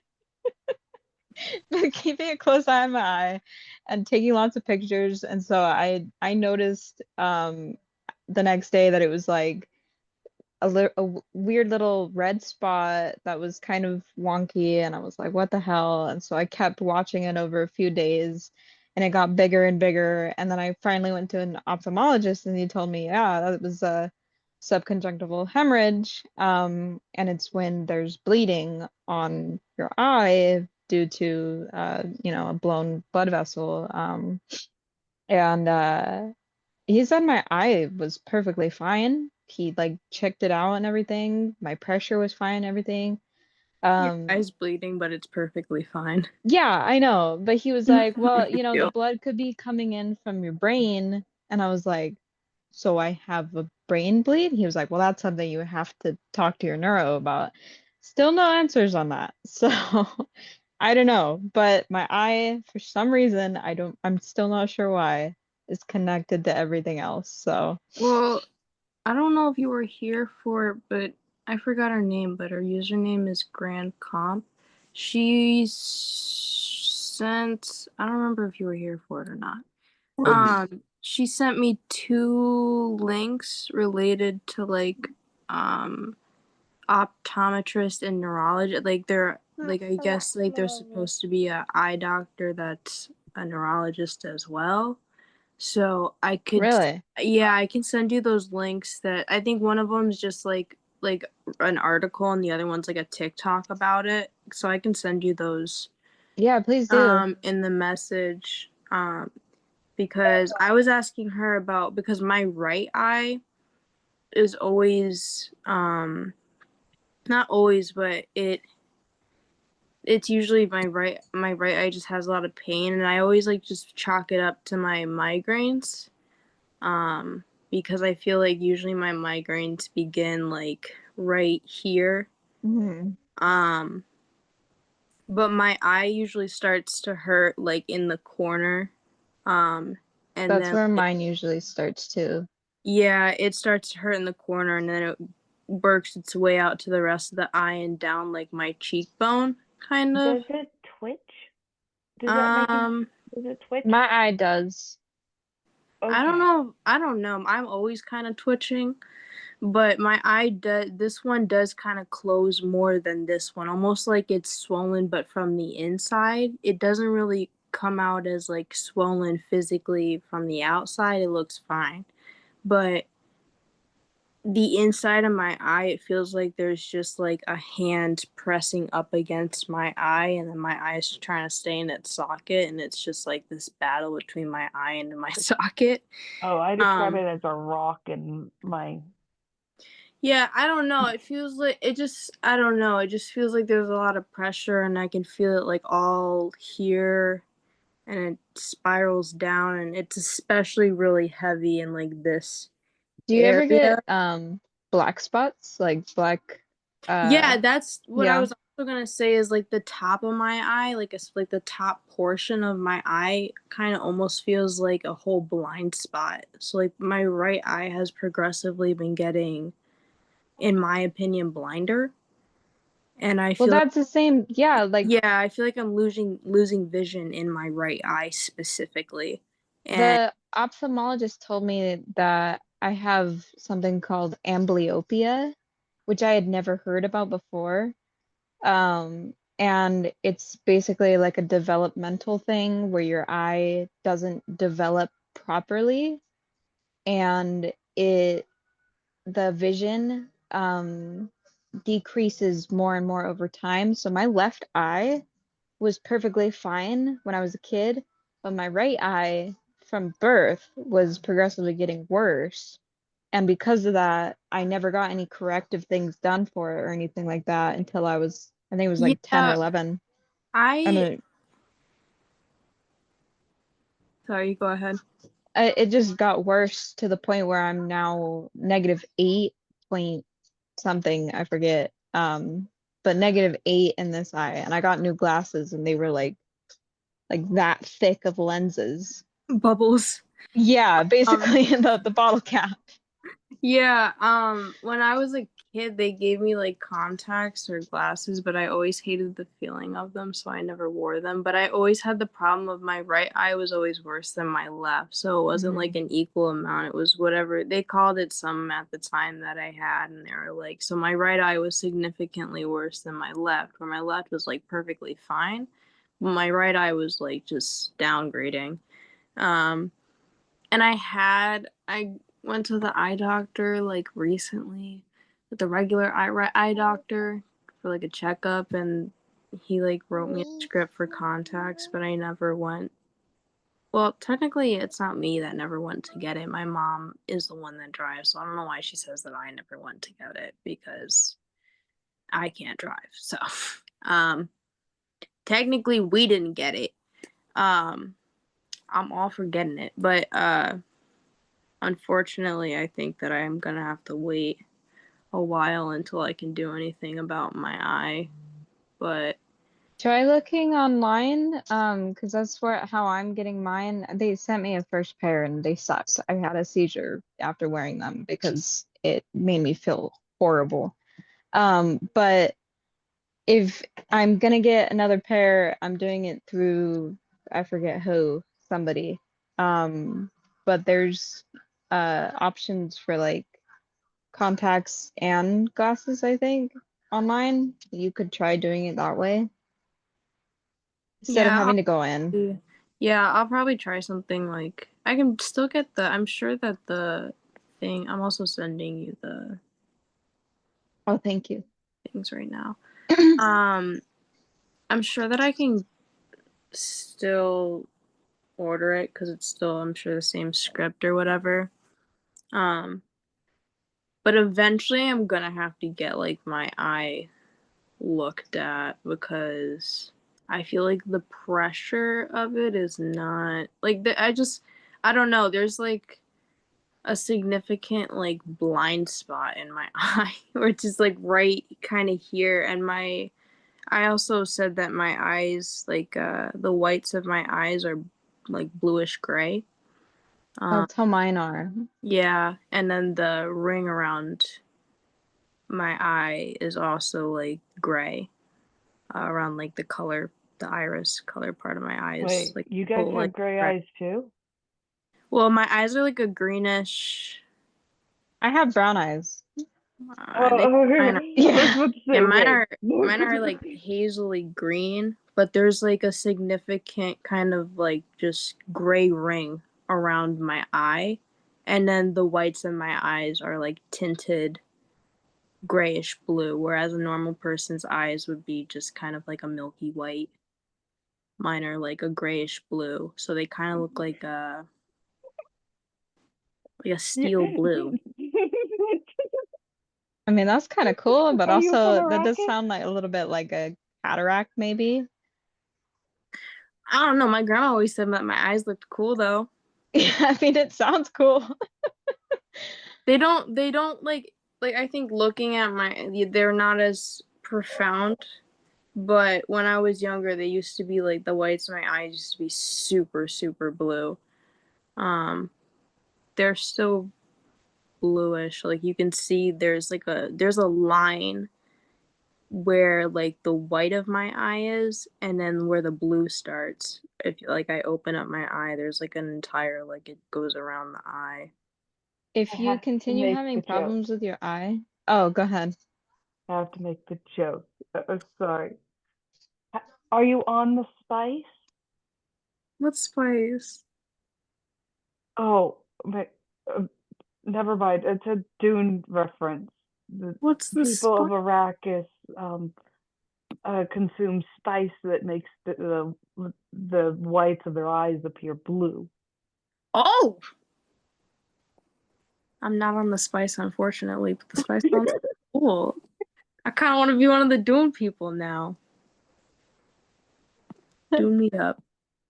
But to continue what I was gonna say, if you continue having issues with your eye, what I've been doing is I've been taking pictures of any changes, taking pictures of when the colors get significantly worse, blood spots, all of that, taking that to my doctors, and ask about amblyopia. I'll send you the name of it because it's kind of hard to spell, but I wrote it it could down. be possible I that. put it down in my notes app and I looked it up already. I got Oh, it. okay, good. I got it Good. copy pasted. Don't worry. No worries. I got But yeah, you. I mean it's a weird thing. I've never heard about it before. I've been to plenty of eye doctors before, and he was the only one that found it. So it was always attributed to ocular migraines, and then the migraines went away when I got on medication. So weird stuff. All right, got something here. Somebody needs advice, you guys. Says any help, please.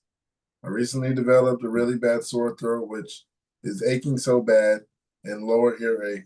I can't take any medicines prescribed for cold because they trigger my seizures. Is there any relief option available? It would be nice and grateful It really hurts. I already tried saltwater gargle and lukewarm water. Thanks again. Sounds like there's a sore or a throat infection, possibly. I've had a sore throat after a seizure before, and Oh, right after a seizure. I don't think I was able to do anything about it. I think I was just fight it, and I didn't have Reddit to ask anybody. Did they throw up? A lot of times, if you end up throwing up, it ends up hurting your throat. So if they threw up during the seizure. Yeah, mine's usually tight. I mean, those times where my throat does hurt, it's like tight. You don't know why. It does hurt. Yeah, can't eat afterwards. But I think that's from like tightening up, I guess, so much during a seizure, during tonic-clonics. So yeah, but my throat hasn't hurt that much. That actually it has. It's been bad a couple times, but now I'm ranting. If honey isn't, something that they're not allowed to have, then that's something that has some anti-inflammatory properties, and soreness after, in your throat after a seizure is usually from the muscles just getting tense, and Honey it with kind of lime. feels like you've been punched. Go ahead. Honey with lime. Say that again. Honey with lime. I might try that just for no reason. Yeah, there's some comments here I was gonna go through. It says one thing that helps wonders is hot tea or broth and ramen. Anything very hot, not burning though, in liquid form helps for at least a few minutes. Chicken broth and ramen is probably the most effective of these things as it opens your airways and loosens phlegm too. So you'll get the steam, the warmth, and something other to help you as well. You can also use like a Vapo or whatever to help. I don't know if that help. I like Vapo, little Vapo rubs, the Vapo sticks. Another comment. Someone says soup, tea, Yeah, warm shower. Warm shower. I haven't heard that one. Warm shower, wool scarf, or scarf made of wool that naturally warm. If you can tolerate throat lozenges with taste can distract the brain while the medicine works, and peppermint soothes. Chamomile tea, warm milk with butter. My family secrets have always been to apply warmth and lubricate the throat often. Yeah, it sounds like their family has it down to a science. I'm sorry, you guys. Well, just as much as the heat, for a lot of people, the cold works too. Don't rush to ice cream or anything with sugar or some kind of irritant for the throat, but just cold water a lot of times feels more soothing too. Especially since I'm not in a rush after a seizure to go take a steamy hot shower. Anything that could possibly make you dizzy is a no-no. So cold liquids might help too. Got one here. It says, help me have a seizure. I'm sure this has been posted a ton, but I'm on the 4th day of being at the hospital for an VEEG. I'm trying to do everything. My body is being stubborn and not giving me seizures. I need seizures that I need. So can anyone find out how my quality of life can improve with possible VNS or RNS, different meds, etc. I've only had maybe 20 hours of sleep total in the past 4 days to try to induce some. No naps as well. I've tried hyperventilating, photic response, been off my meds for 3 days. This is just getting old. Just want to be back home with my wife and kids. Can anybody tell me how to have a seizure? I can't. I think I just miss a dose and it happens, or breakthroughs. I actually had two seizures back when I got home. As soon as I got home, 2 seizures. I've never had one on the EEG machine either. This is a person trying to have a seizure for medical reasons now. Yeah, they're inside the VEEG and they're asking how do you All right. help me have a seizure? Um, I just want to be safe on this. I don't want to like hurt the person. Like, you know, not taking medicine. I want to make sure everything is safe and everything. I don't want to. So, like, if, you know, not taking medicine, just everything go through the doctor and make sure it's practical, not gonna do any harm to you. Yeah. Withhold sleep, that sounds good. But aren't these just trying to get accurate results though? These EEGs from your normal day? Yeah, that's what I'm thinking. Like, I miss my meds and shit happens. So, Otherwise, just, you know, drink a bottle of vodka. That would induce a seizure, but don't do that. But I don't suggest it. no, but not at all. Oh, one that did No. the pain had luck, so If you really want to know, but I would honestly, I would ask your doctor what to do before this EEG, you know? They can't necessarily leave right now because they're connected to the machine. So, Oh, if it's a week-long EEG study, then aren't they trying to induce them to have a seizure? So the doctors would already be doing what they're supposed to do to induce them to have a seizure. right. So he's Which already is doing what he's usually supposed to do. what There's the not, doctors usually tell you is just don't eat, don't drink, put your yeah, body into stress, any kind of sleep. exactly. Yeah, don't sleep. Do Yeah. stressful activities, everything that will send you into a seizure. The way they explained it That's to what me they was that told it's a me. different focal. Yeah, like when you miss your meds, the seizures are more likely to come from one place, but they want more triggers to induce as many seizures as possible to tell if the VNS is the way to go or the RNS, because they're trying to determine how many focal points basically are in the brain. Because then there's those different electrodes depending on like how deep the focal points are. Yeah, and I didn't even have to have a.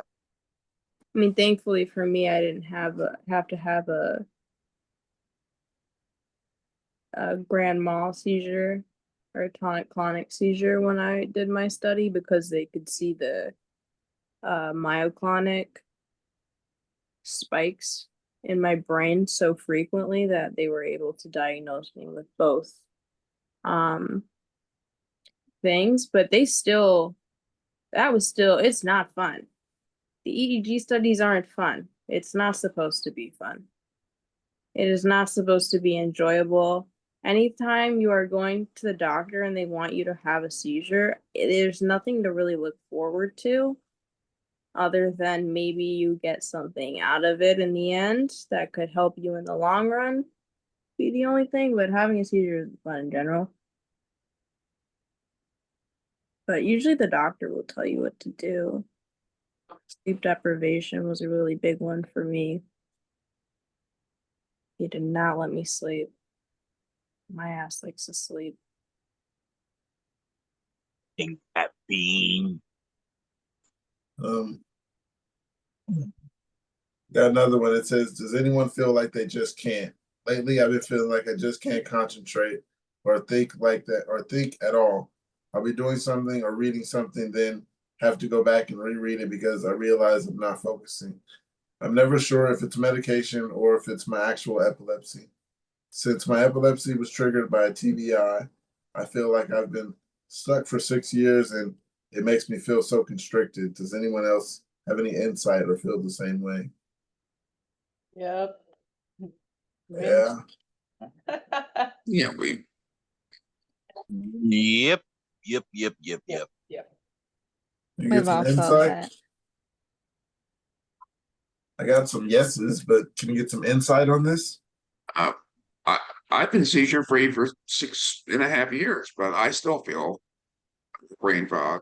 I think it's definitely the medicine, or uh, I don't know. It by that logic, it would have to be some sort of brain damage all the time, chronic sort of.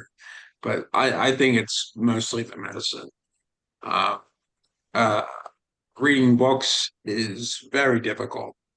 Takes me like 10 minutes to read 2 pages, I'd say. Uh, I'm just very slow reading, and I can retain it, but it's very slow going. You know, it's climbing that mountain is very steep. Yeah, And but you're not alone in that. Yeah. comprehend it. To comprehend it, Kev. Excuse me. Sorry. To comprehend it, how I long? comprehend. Um, well, it depends. I'm studying for certifications, and that's extremely complicated material. Um, I can't remember all that stuff. It's thousands of anagrams and stuff, and thousands of um things. Anagrams or acronyms. I can't remember. Can't remember the difference. That's a lot of dense material. So yeah, that's extremely difficult to remember. But just reading a book is fine, but that still takes me a long time to get through a book. You know, like I said, 10 minutes a page.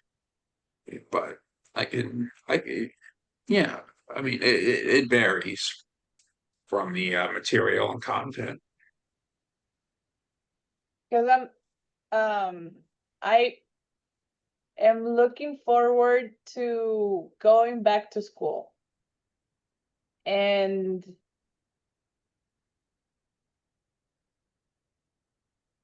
I can give you study guides. I mean, what I do is I got right here. This is like your study room. Use flashcards. Flashcards are they simplify everything and it makes it easier. This is not just for people like us. This is for everyone. It really breaks everything down.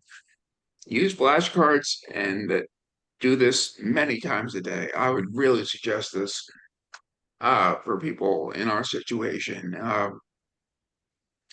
because it breaks information down into bits, and you can study that one little bit several times a day. And I really swear by that. Um, Really makes it easier for studying. okay, thank you. What are you going back to study? Come again? What are you going back to study?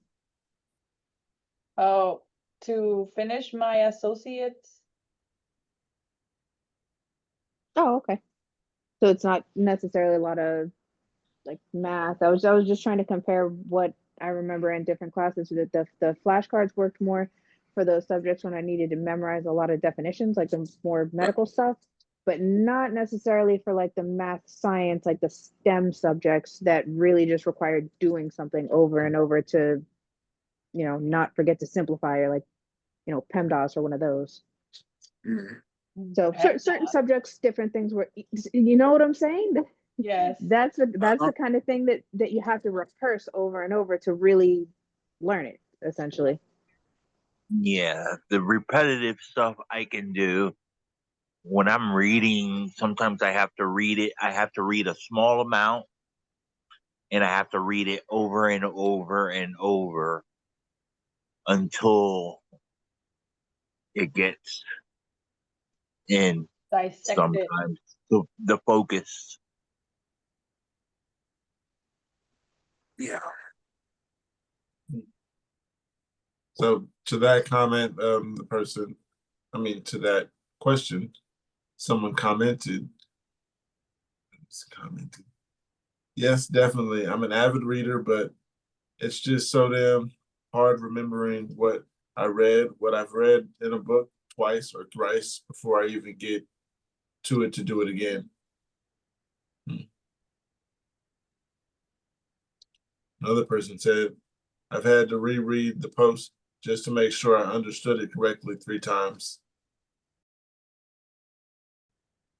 Does anybody have any unusual triggers? If not, it says, I'm curious to see what everyone's weirdest triggers are, mostly because I can't pinpoint mine yet, other than the usual culprits, lack of sleep and alcohol, etc. Does anyone here even know their triggers?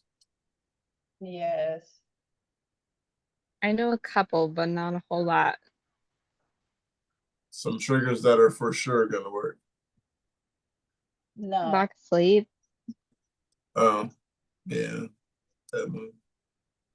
But then I have insomnia, so Yeah, it doesn't help. Yeah, sleep doesn't bother me for some reason. But I go through the comments. Oh, Anne's here. Anne said, shivers. If I get a chill that starts to make me shiver, I've had a few nasty seizures this way. Crowds, people moving in several directions around me can trigger a focal into a TC. TENS unit. I recently discovered that anyone who has epilepsy should not use TENS electrodes above their armpits. I have a Wonder Woman physical therapist who brought this to my attention. I hurt my neck and shoulder, and I thought I was doing something good. However, I was having trouble with focal clusters during the first few weeks of my PT. She figured it out so fast that it was like an epiphany. But the pain management doctor still thinks it's safe. I'm going to believe actual life experiences rather than the pain management doctor who will never see us again. We all have different experiences and different types of seizures. It's good to know our triggers, regardless of others believe you or not.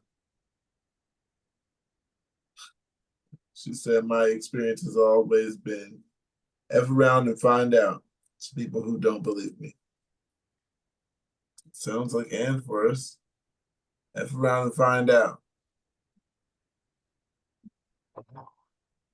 I just heard from I asked my husband if he knew of any weird triggers that I have that he's noticed.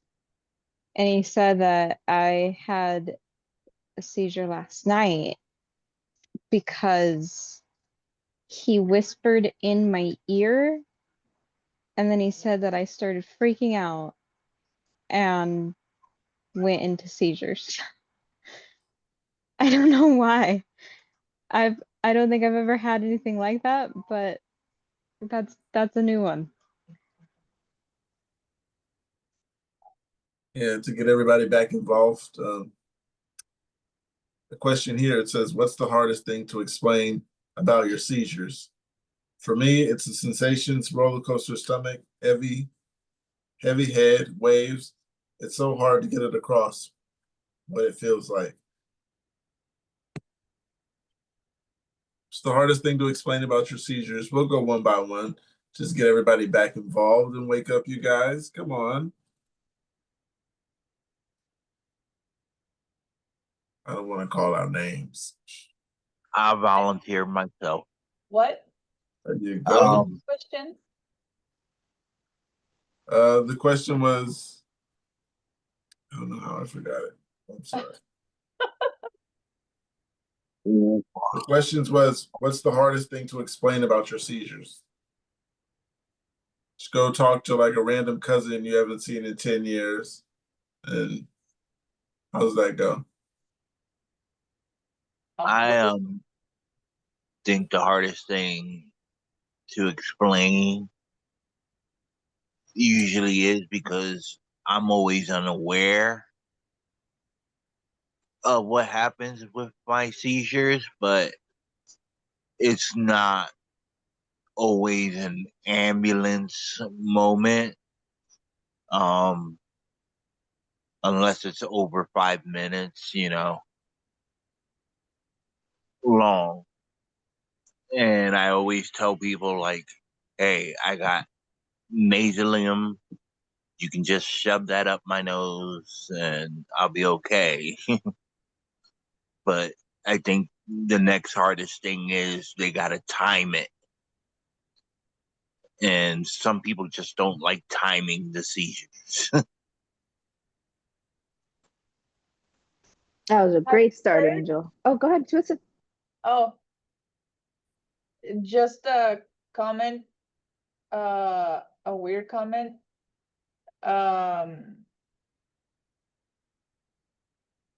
Loading. About the anal clonazepam that they have in the UK. Imagine.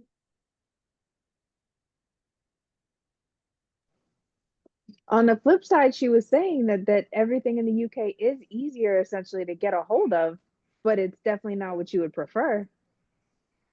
That's from the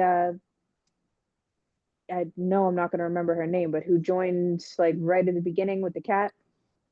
She was telling us about, or she was telling me earlier today about how everything in the UK, it seems like, is still easier to get a hold of. I was asking her with this new doctor, oh, are you, is there like a months long waiting period? She said, no, that's just not how it works here. But on the flip side, the doctors don't necessarily ask you what you want. No, it's more like, let me review your case and tell you what you need. So it seems like it's maybe less cooperative, but definitely like all private medicine. Oh. Yeah, she was telling me a kind of a horror story about how I think that one was a doctor who definitely did something wrong, got sued, like was in litigation, and was practicing medicine the whole time. That, like while the case was being pursued. And she was saying that when they changed or assigned her a new neurologist, she canceled the appointment she had made, only to find out that the one they gave her was the bad guy, was the doctor who already screwed up, misdiagnosed, wouldn't offer a referral, just kept like keeping her on the psychiatry side rather than acknowledging anything not psychiatric about her epilepsy. And that's the same horror story of a hamster wheel that we always hear when somebody can't even get the right diagnosis, because it bars them from any of the spectrum of medications that might actually help, and treatments, not to mention the surgeries and whatnot. They don't even go for imaging when they say it's psychiatric. Okay. Yeah, so that's the scary part about getting any children, especially diagnosed with something psychiatric or like anxiety or any of that when they're young, is that if seizures start shortly after, or any amount of years after, a doctor sees that on a chart, it seems like a brick wall a lot of times, all too often. Not to mention her rescue med. They only gave her the rectal one and wouldn't talk about Nasalam, wouldn't hear about Nasalam. But now she knows a lot more about it from us. Mm-hmm. Okay. Now you were saying, Angel. Oh, sorry. Who is next? It's the hardest thing to explain about your seizures. I think just explaining it at all. I guess, yeah. What you see is just, the tip of the iceberg. There's so much you don't know. The the physical pain, the emotional pain that we go through, and all the diagnoses. There's so many varieties of seizures. It's not just the mental health floppy issues. fish. Yeah, it's a lot more. It's not just falling asleep and waking up. It's not just that. Not what. Yeah, It's not that. It's a lot more that comes with it. It's the medicine side effects. It's so much more uh, traumatic than that. It weighs us down mentally and emotionally, and yeah, I could go on all day, but I'll let someone else speak. You got all day. Well, Of Independence, the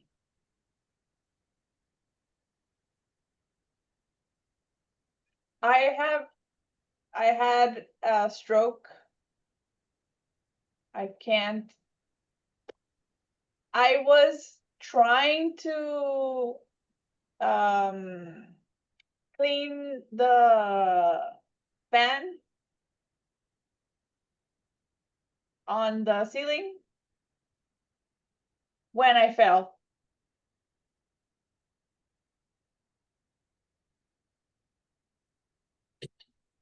You. Oh, of course you went to the hospital. Tell me you didn't take the fan down with you. I mean, was it the slipper up there? No. Okay. When I tried to step on the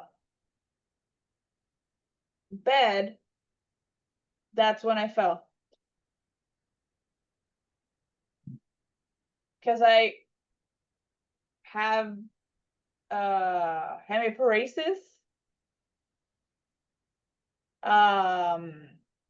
When your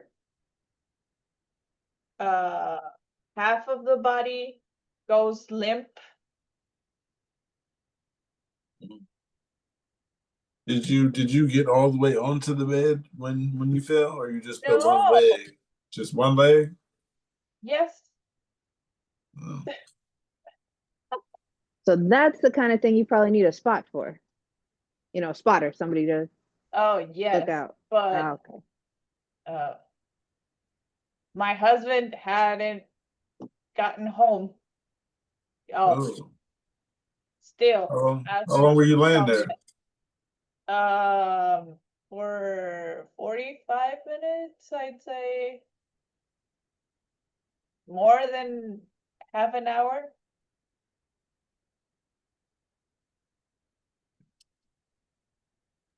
That's rough. So, camera from now on? What?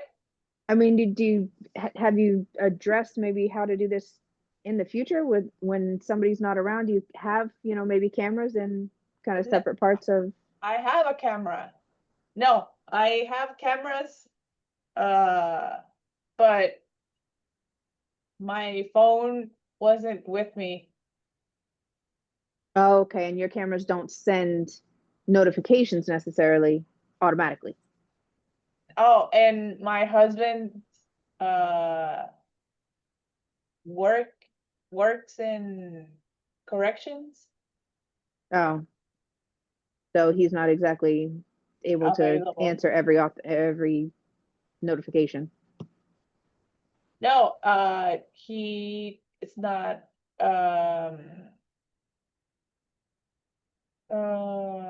allowed to bring his phone with him.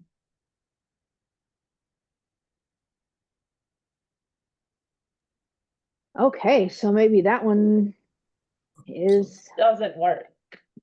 yeah, that's just gonna have to be another way of figuring out to have somebody to reach out to.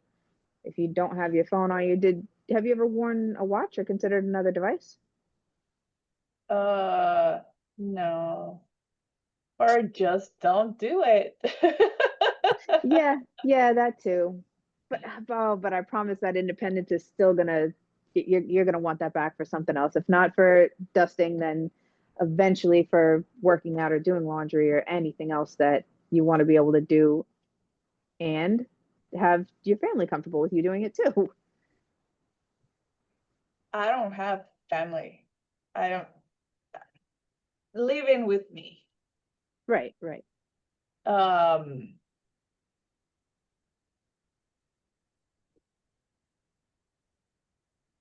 Right now, The most are 8 hours away. Oh, okay. So at this point, he would be the only one able to come home if something happened. Yes. Yeah, that's rough. You just definitely have to err on the side of caution. Mm-hmm. Be careful. Yeah. That makes sense. Well, I mean, we're here. The longer you live, you can determine your own triggers. New ones develop. Sometimes they change. I got something for the females. Well, actually, this could be for anybody. Says I got dumped for being too sick. My boyfriend broke up with me because he doesn't want to be my caretaker anymore. Caretaker anymore is in quotes. He said he has a life to live and he doesn't want to watch me die anymore. I'm wondering if anyone else has had these type of issues with their relationships because I keep getting these with these men that I tell I have health problems and I'm very, very sick. And they always say they're supportive, but once they see it, they always leave. And I get it. I get it's a lot to handle. No one wants to watch anyone die, but someone truly loves you. Wouldn't they be there for you? Is that too much to ask for me to have a chronic illness and be in a relationship at the same time? Is it selfish for me to date at this point? I am No. past the point of the hospitals being able to help me. They can stabilize me, but there's nothing they can do for me anymore. I'm on all this medication that makes me feel awful. I can barely walk anymore because I lost so much weight. I don't really get out of bed anymore. Should I be a person like me be even in a relationship after someone I love telling me that they don't want to be there anymore? It makes me feel like probably best way to live life is stay single. Because how does a person like me date and be like, oh, since want to date, since you're gonna have to take care of me in a very literal sense, do you want to date? Should I say that to people first? Oh heck, I think that's just too much to ask. Do you guys have any of the same problems? Is that too much to ask?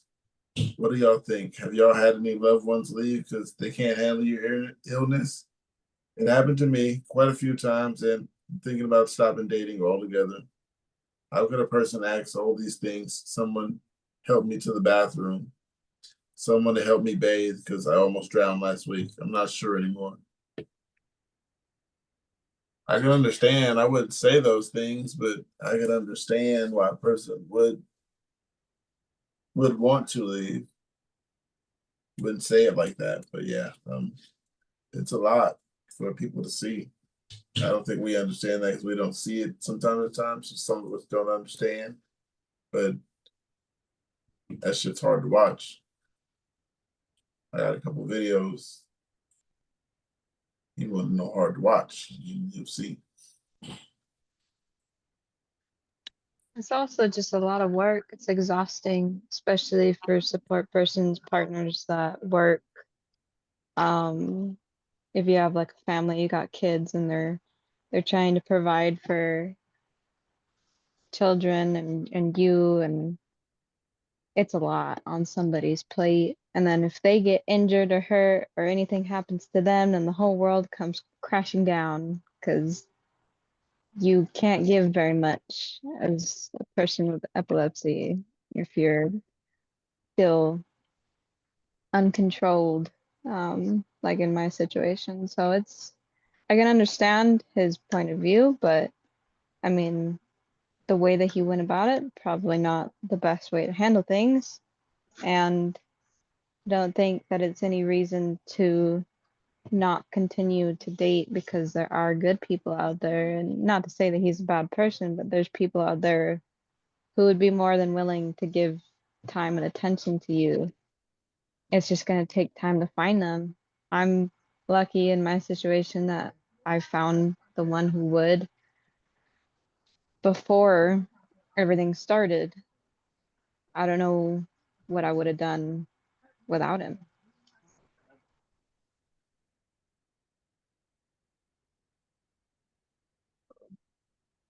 Now, the I've had person who posted this though was just talking about dating. So maybe starting off, kind of get back into that mind frame and think about how would you handle this now meeting someone new.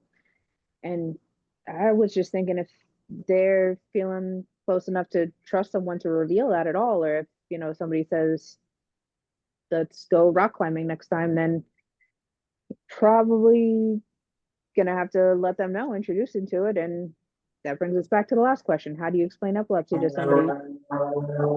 So if you think they deserve to be aware of your condition and they say right up front they can't handle it, then that's just not the one for you. Maybe don't get back in the game until you are a little bit better controlled so that it's not so intimidating when you do reveal it to somebody. That's my perspective. I agree. Yeah, I would say just inform them when you start dating. If you start dating right away, I mean, obviously a chronic condition is a responsibility, and it is a lot to handle. So if they agree to handle, like, I'm not going to say verbally agree, but if they agree to handle it, you know, it's their choice. But not everyone can handle the caretaker role for a long time. I think maybe it's just harder dating in your 30s. Maybe that's just me. Yeah, I don't think I try too often, so I don't know. Someone to leave me, that'd be messed up because of epilepsy. I haven't had to go through that. I have kids with people who knew I had epilepsy, so and they didn't even know if it would be genetic or not. They didn't even ask. I don't even think they knew much about epilepsy. But Pharmacy lost my script. huh? The pharmacy lost my script for a hot minute. Have you lost any friends due to epilepsy? Yes. I'm a 28-year-old female with epilepsy, and goddamn epilepsy has made my life hard. And I've lost a few friends, really good friends, from leaning on them to a little too heavy. I'm the girl who always has gone through something, whether it's having a seizure, trying new med, it's always really hard. And I know people without epilepsy can't understand. I try to not lean on friends too much, but it's hard. I need and want support. But yeah, have anyone else you guys lost good friends due to your epilepsy or due to the challenges that epilepsy has caused, whether it's mental or physical? Yep, I had some people kind of stray away, I guess, keep their distances, or just not come around as much. Angel's the only one I know has friends still. I was just told that it was kind of my fault that I lost friends. Mom is saying here that they reached out to her after I left, but shortly after my diagnosis, when I was having kind of uncontrolled seizures, apparently I forgot about them. And she's saying here that that took off. And when they reached out to her, she was just saying she doesn't remember you. She's gone. And sorry, but I don't know what else to tell you. So there's that side of losing friends too. When your memory is just so bad, you literally don't remember people. It's only during those like nonstop post-ictal stages when you just have really bad weeks of seizures, though it sounds like. Not to mention the teenage hormones thing. Well, and it's hard to like I think for me, in my opinion, socializing has become a little harder because of the internet. So like people that I would see in real life, that I don't only have internet connection with, or I'm not coming on like a Zoom call to talk about something that actually, is not. It makes it a little difficult too to hold friends because it's like you gotta hold a conversation. Now you have to do it through text, and that can be really difficult. Um, it's really difficult for me personally, but I hate it, and I hate the small talk through text. It drives me nuts. And I feel like so many teenagers and people my age especially like expect that and expect to conversate only through text so that when you see each other in person, there's no conversation. And I don't get that. I and I literally don't. The social world has lost boundaries. There's like no boundaries anymore. It's completely a wreck, in my opinion. So I would not doubt that it's hard to have friends, especially as a teenager with epilepsy, and especially with how demanding like this culture is now with like attention. They love attention. They demand it, they seek it, they refuge it. And sometimes, they seek it from like their friends too, and it gets a little overwhelming and toxic, and so it can be hard, especially if you have a chronic illness that you can't remember what happened last week to Lindsay and her boyfriend. And now you look like an asshole because you forgot about Lindsay and her boyfriend. That makes you an L friend. That's how the population makes me feel sometimes, but it's okay. I always love your explanations, Lufa. Thanks. Yeah. They're so in depth. Sorry. It's all right. You're definitely Lufa, you're definitely right about the texting. I think there's something lost in conversation. Like the essence of conversation is lost, and you don't seem to understand each other with texting, certain inflections, and you don't really Well, texting's like a whole other language too now, and I don't yeah. understand because I don't text enough to understand it. So No. people will try to explain it, and I'm like, sorry, I didn't get it. I didn't understand socializing in the first place. No, neither did I. And Yeah. I don't know if I've ever lost friends necessarily because of epilepsy, but definitely lost a lot of friends around. It was just like a changing time. But I know one friend definitely uh ditched out of my life. He was a friend I went to grade school, high school, and college with. And uh he joined a frat, and he just uh I'm pretty sure it was because of the epilepsy. Yeah. I mean, I was a real asshole in college, but everyone sort of went their separate way. But he became a frat boy, and I went my own way. But I'm blaming not necessarily the epilepsy, but I'm blaming him. He went he became a real asshole. Freaking frat boy. Anyway, but that's another difficult part is the memory. You can't really tell what's real or not.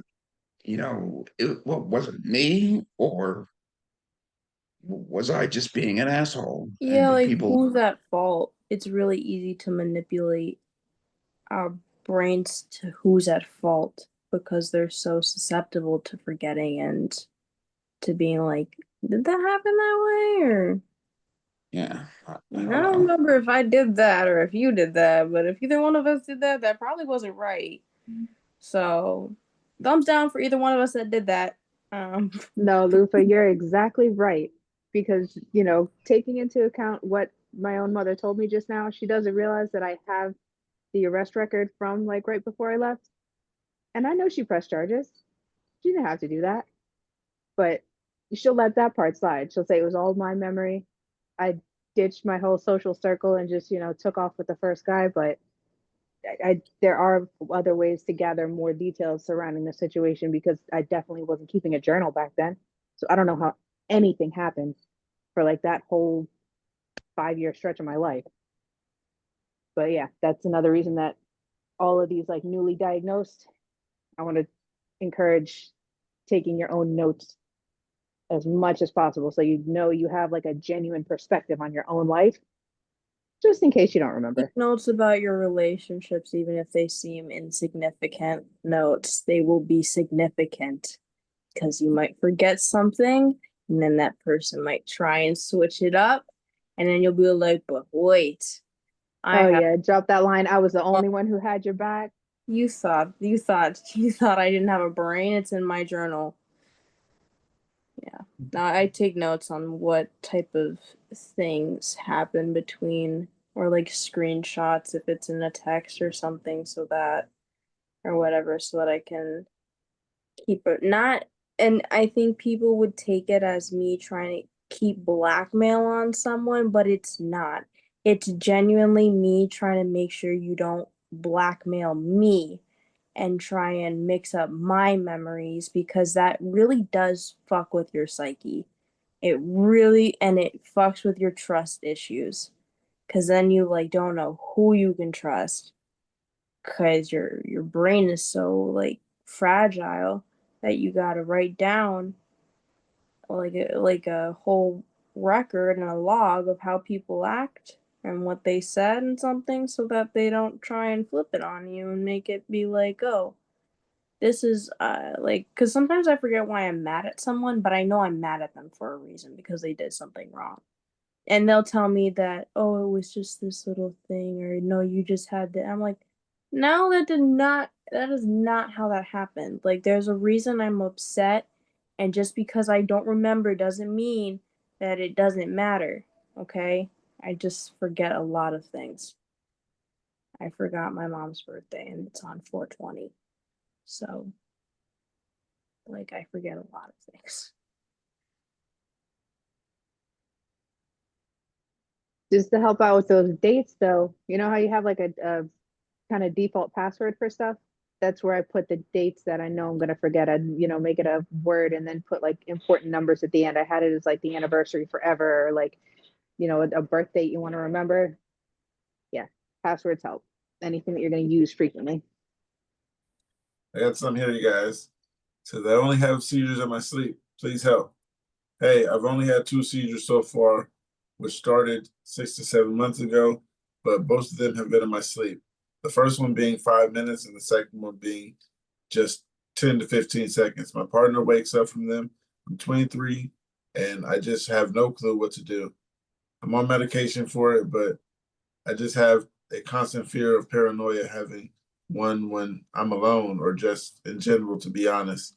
I've gotten scans for MRIs done, but apart from the old scar, they can't seem to pinpoint anything. They think it might be blood vessel in my brain that is just more prone to bursting and causing a seizure. But then again, wouldn't that be able to happen again during the day or when I'm exercising, like at the gym, for example? If anyone has any similar experiences, please let me know.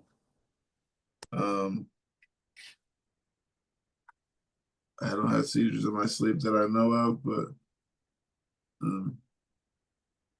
I mean, from what I've heard, I would get a sleep study done, maybe, or sleep apnea could be a thing or what. I mean, I don't know specifically what they're experiencing at night, or if they know specifically what they're experiencing at night, or why it's at night. But I think that I've had some tonic-clonic seizures in my sleep, and I'm not really sure why I have them in my sleep. They just happen, and I just wake up feeling like shit. But I don't really know why they happen. They just happen in my sleep. It's kind of like a sleep paralysis demon. Yeah, those sleep ones, I personally haven't experienced one, but I have woke up in pain, but sometimes you can't tell the difference. Hasn't been this year, luckily, so I'm at 3 this year. Hopefully I stay under 3. I mean 3. Yeah. So far so good. I've heard this one before. It says, do the meds cause you to lose emotion, or does it just make you numb to SSRI? I don't know what SSRI is, but SSRIs are like antidepressant medicines. Usually antidepressants or antipsychotics to treat. basically asking us, does our pills make us numb? Do they allow you to feel emotion? Not emotional, but then again, I'm not emotionless. You understand? Does that make sense? Yeah, but it seems like the person who posted this might need to understand that the same medications that are prescribed for different reasons. What I'm seeing so much more in these chats on the medications, like lamotrigine is the first one to come to mind. The people who take that for epilepsy are more likely to have different side effects than the ones who are described some of the benzos for psychiatric issues. Like they're more likely the ones to have the mood swings or something that the side effects that do affect their emotions when they're taken for that reason. I don't know how it works differently, but usually the people who are prescribed maybe that dose, maybe they're taking a different amount. But I think the people who take SSRIs for psychiatric issues are more likely to have the emotional side effects. Anybody on Kepler here besides Kate? I am. Oh, okay. Well, I can read this one then. Kepler and stomach issues. I've been on 3,000 milligrams of Kepler ER at night, and for the most, almost a year, I've noticed a dramatic increase in my stomach being upset to the point where my diet now consists mostly of chicken soup, saltiness, applesauce, and yogurt so I can work without worrying about puking at my desk. Has anyone else had this kind of issues with meds? I also take gabapentin, folic acid, and levothyroxine in the morning. I see my epileptologist on Thursday, and I'm not sure if I should mention it or not. What were the other? She's on they're on gabapentin and levothyroxine. Yeah. I mean, I myself haven't had any stomach issues from Keppra. Kate, have you experienced any GI issues from Keppra? No GI issues from Keppra, but I did have less of an appetite, especially when I was on like between 3,000 and 6,000. I wouldn't even call it an issue. I just had no hunger. Yeah, I don't have much of a hunger, like an appetite, but I do still eat and I can keep it down. But it does say with these other drugs that, let me see.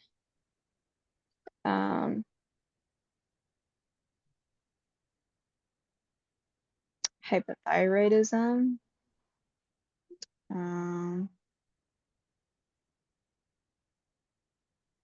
Levothyroxine is kind of a weird one.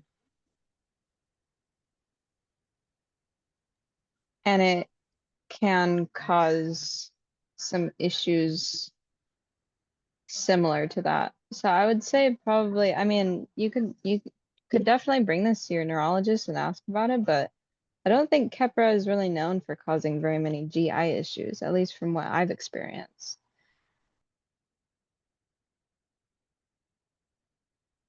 Lufa?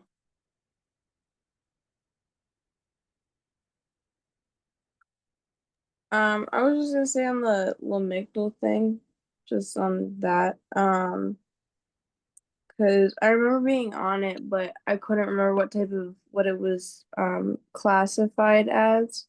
Because it's not an SSRI, but it's a mood stabilizer, and it's typically used to treat bipolar 1, which is why they tried to use it for me, especially because they tried to hit two birds with one stone, and give me like 400 milligrams of Lamictal and stuff every day and whatever, twice a day and whatever.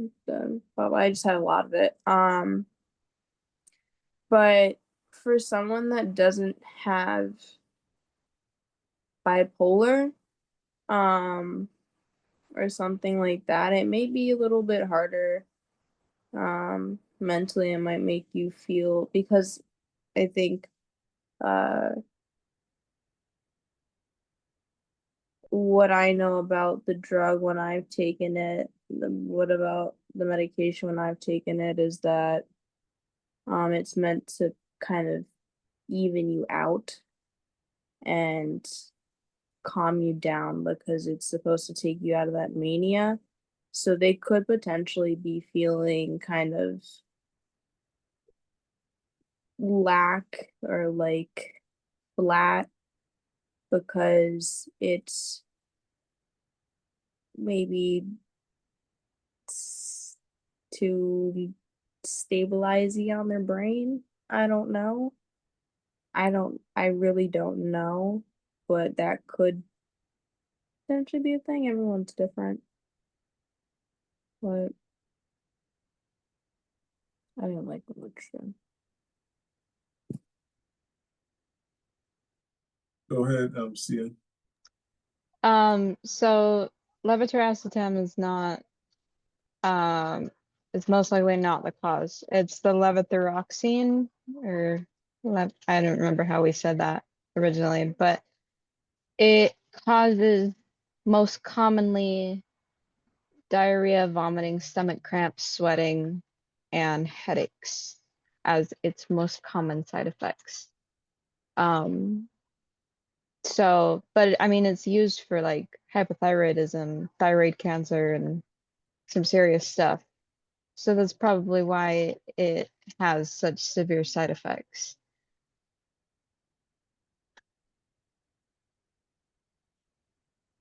That sounds fun. There's like gastro, like you said, gastro. Is that basically like acid reflux too? Does that count as one of the gastrointestinal things? Yeah, like GERD or acid reflux, stuff like that. That's gastrointestinal. Yeah, I have acid reflux. I try to stop eating at certain hours. It's heartburn. It sucks. Yeah. I really like I call it the purple pill, but I don't know, it's just a purple pill. Prilosec works really well. I found that the off brands don't work, but Prilosec works really well. But I don't take it anymore. I just kind of go with the burning flow. Yeah, I was prescribed omeprazole a while back, and I never ended up taking it because I was like too scared. It Because didn't of this thing for me. It was like there's so many side effects that come along with them, and I was just I'd rather deal with my GERD than not deal with it, I guess. Because like it bothers me, but if I'm eating a certain way, then it doesn't bother me too much. But like I sometimes, like if I had a really bad meal, I'll wake up in the morning with a sore throat because the acid reflux all night was just going up, ruining my throat. Yeah, I have to sit up, and sometimes when it's too bad, I have to get up and just start the day sometimes. It was Or I really have Tums. I have these chewable Tums. They're berry. And those are pretty good, but I read some bad side effects from those. So I stopped doing those as much. Yeah, I think it was really bad for me when I was eating a lot of Takis. So I would usually take like 2 Prilosec a day, and down a bag or 2 of Takis with some soda. Yeah, a pretty simple one here. It says, what lifestyle changes helped you a lot in controlling your seizures? We've all come to a point where we're better than we used to be. What got you to this point? I started eating a no carb diet. I might look into that. Me, yeah, I started eating right and stopped using nicotine. Kevin, Angel.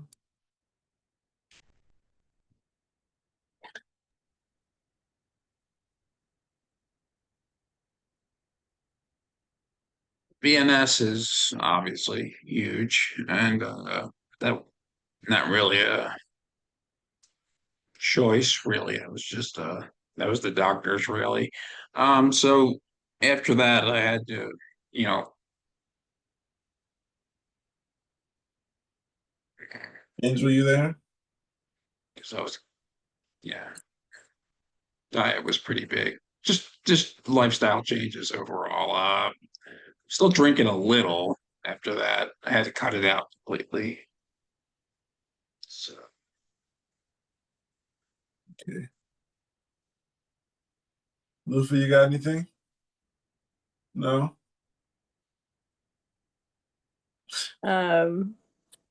I don't do drugs anymore. That's a good one. Yeah, me either. Yeah. All right, that's pretty much everything. In the comments, somebody said going 0 alcohol consumption. Someone said sleeping 10 hours at least per night, had practically no seizures, still had auras and myoclonic jerks when I slept that much. Getting new neurologists that changed my medication to change careers so I could have a cush WFH job. Biggest factor, minimal alcohol, and having lorazepam available when I'm in the danger zone. Somebody said weed. I'm not sure if she means intake or taking it out of your life. Someone else said no alcohol, electrolyte supplements taken daily. Turns out I had electrolyte deficiencies, so that makes sense.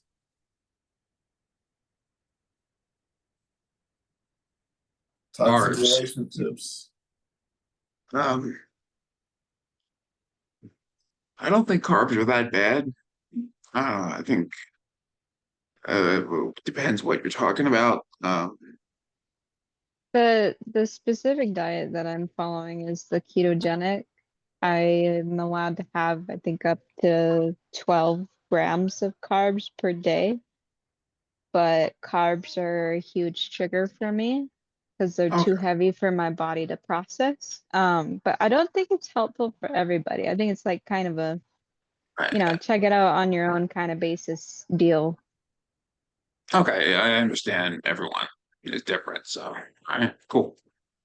I think the keto diet can potentially like be dangerous for some people, because their body needs those carbs in order to function, whereas like someone else, like Sia would have a harder time breaking down those carbs. So I think when it comes to diets, that's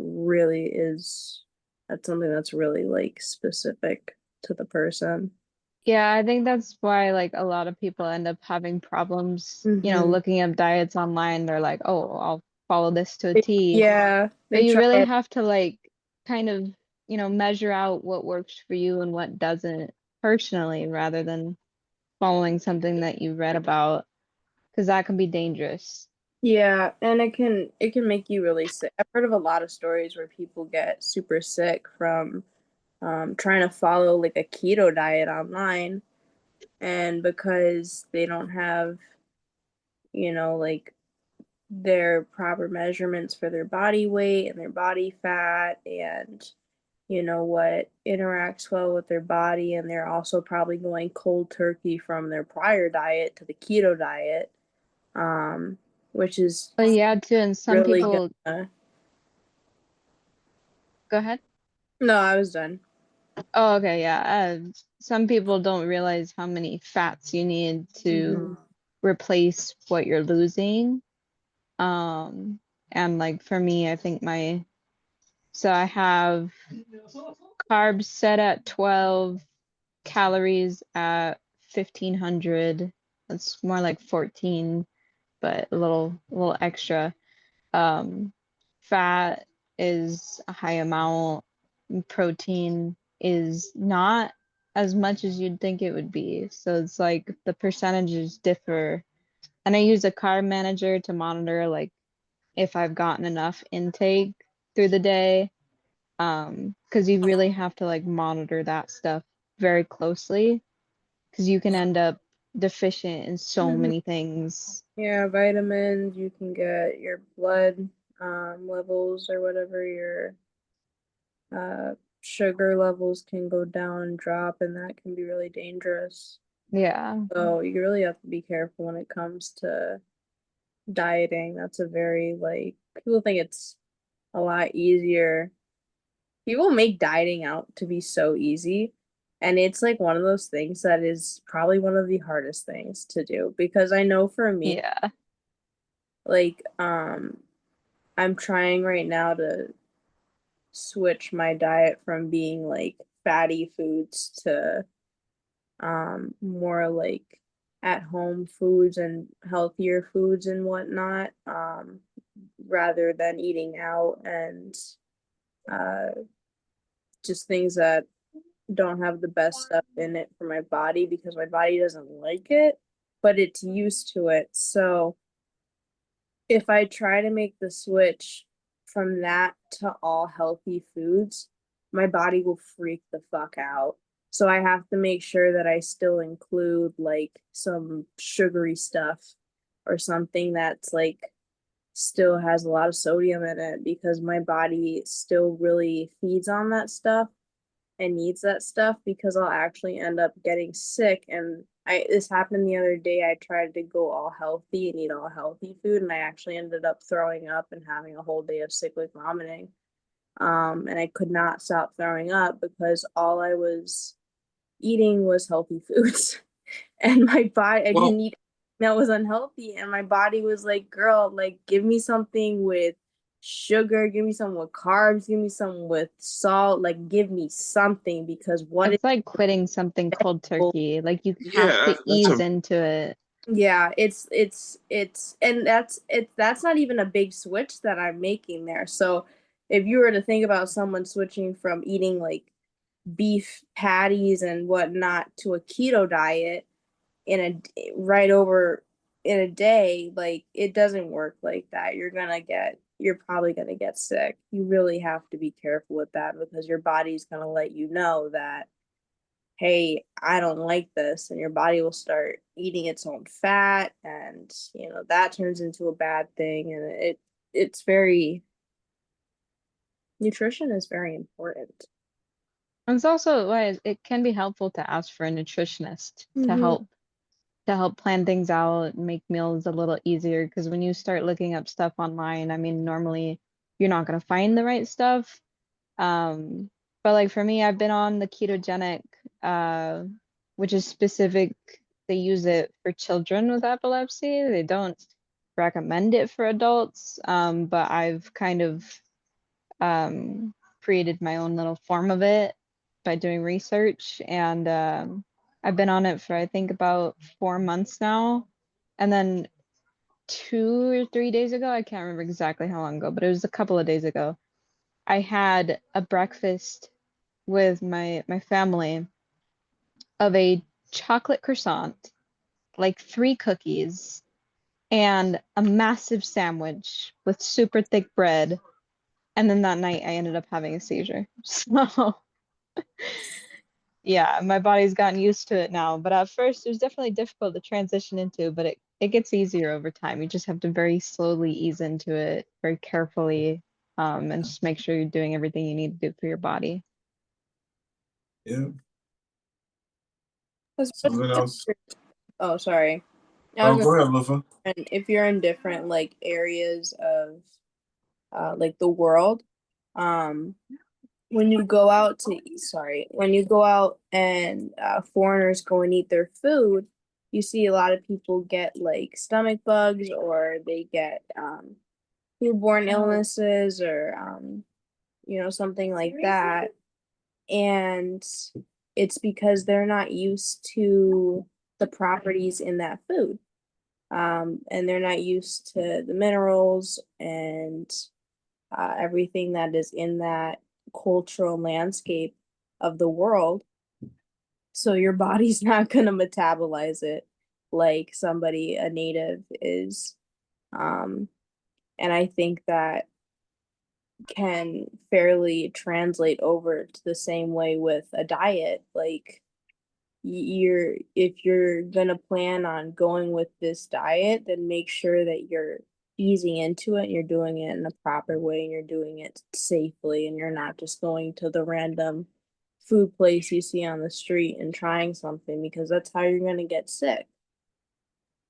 It's also helpful to take probiotics daily, especially as you're getting older. Like for me, I'm getting older and I can't handle things like I used to. So probiotics every day, and supposed to be getting on a liver tincture soon because my liver is trash. So um, it supports your GI system because they're both kind of intertwined together and can help metabolize things easier.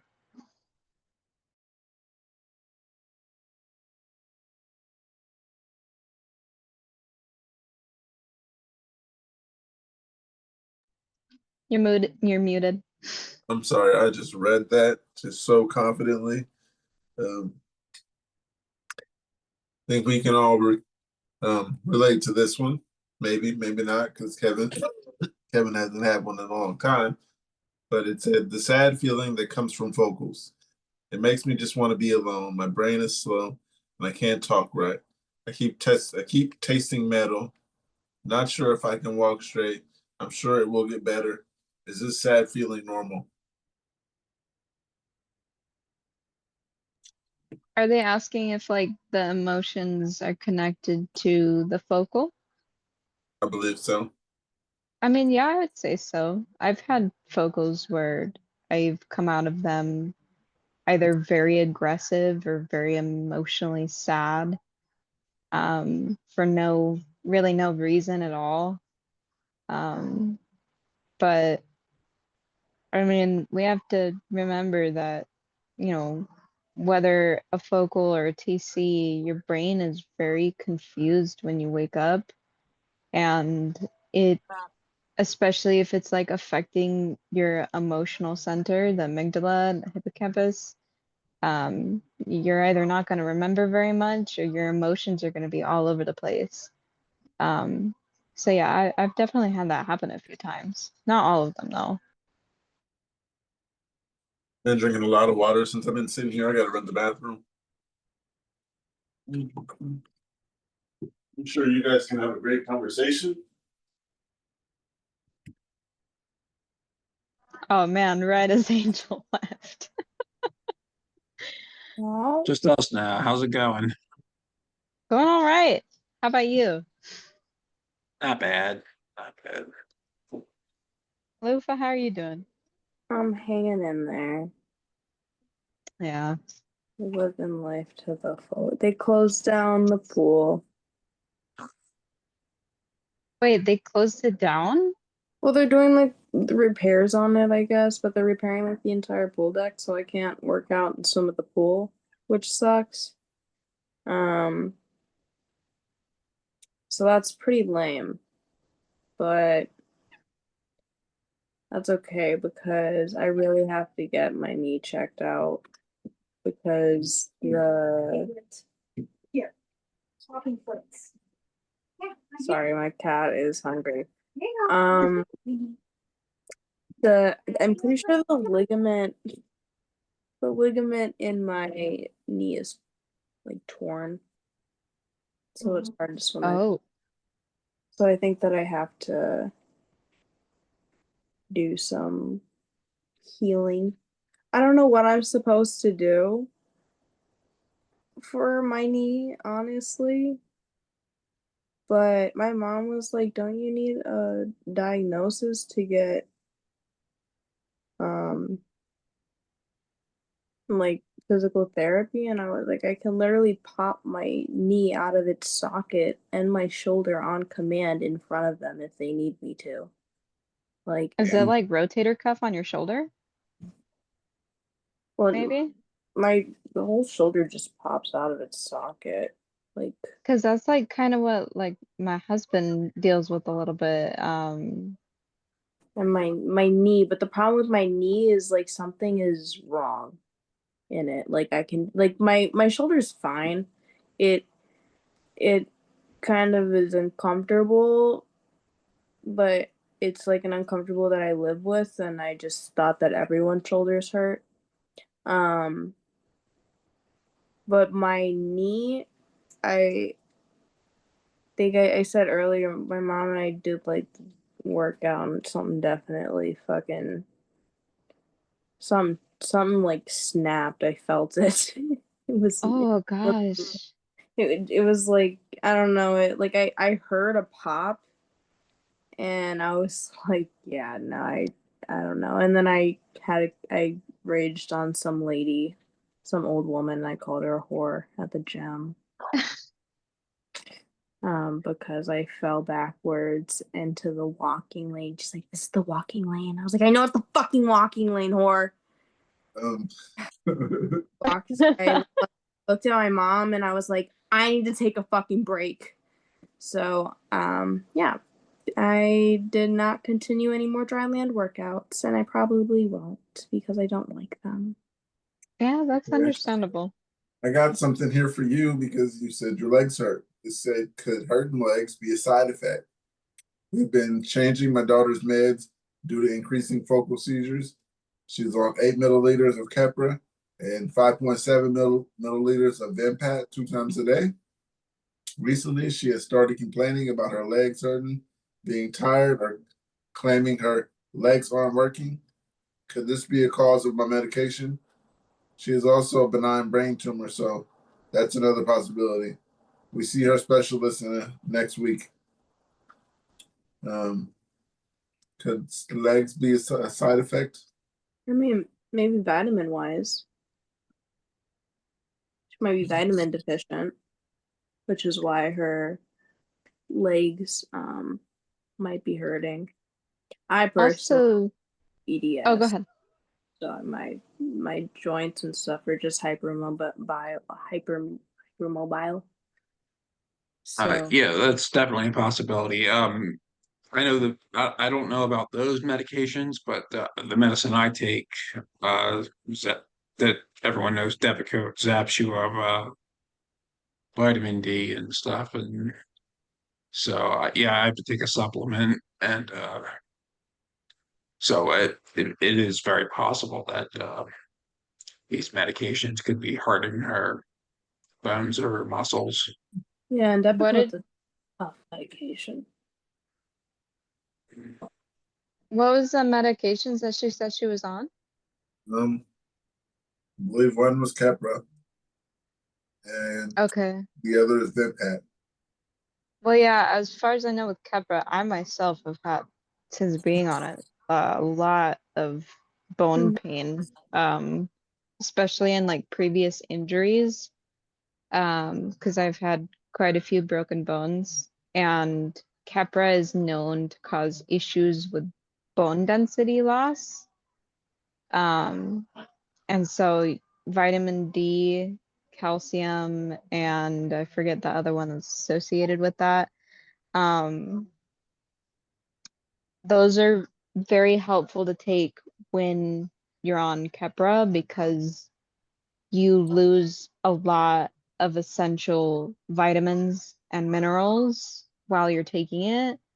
And I've been trying to get on it, supplements, but I haven't really found a good brand to use yet, of like just the single supplement that I'm trying to use. But It's so hard to find, like, I don't know why it's so hard to like. I don't for because they me. love It's putting not- everything on in all Yeah, in one and they, pill. yeah, and it's like I don't need all of that, and I don't want all of that. Yeah. I want this one thing, and I can't get it because you're including everything that I don't need and would probably make things worse. If you could just give me the one thing. But I'm sure that there's some sites like online that you could probably do trial tests Well, of. also too, maybe Um, like I did buy recently a prenatal and postnatal vitamin. For those of you who have never had a child. They're used with pregnancies. And I took them often when I was pregnant because they help kind of um it's for extra like yeah, it's to support your body because you're yeah, losing the nutrients and creating a whole yeah, human in your the body. baby's So sucking up all that nutrient. You need extra all nutrient. your blood, all your Yeah, calcium, all of that. yeah. So I bought one of those recently and I'm gonna try it to see if that'll That's help. smart. Yeah, especially for like for us women because you know Yeah. we have a hard time keeping our nutrients inside of our body. Yeah, and if it's a good brand, like reputable, you know what I mean, brand, a Yeah. credible brand that doesn't have like BS in their stuff, then if it is, especially if it's like a prenatal, like that should be really good for your body because typically you wouldn't want to put something not too hot in the body if we got a baby cooking in there.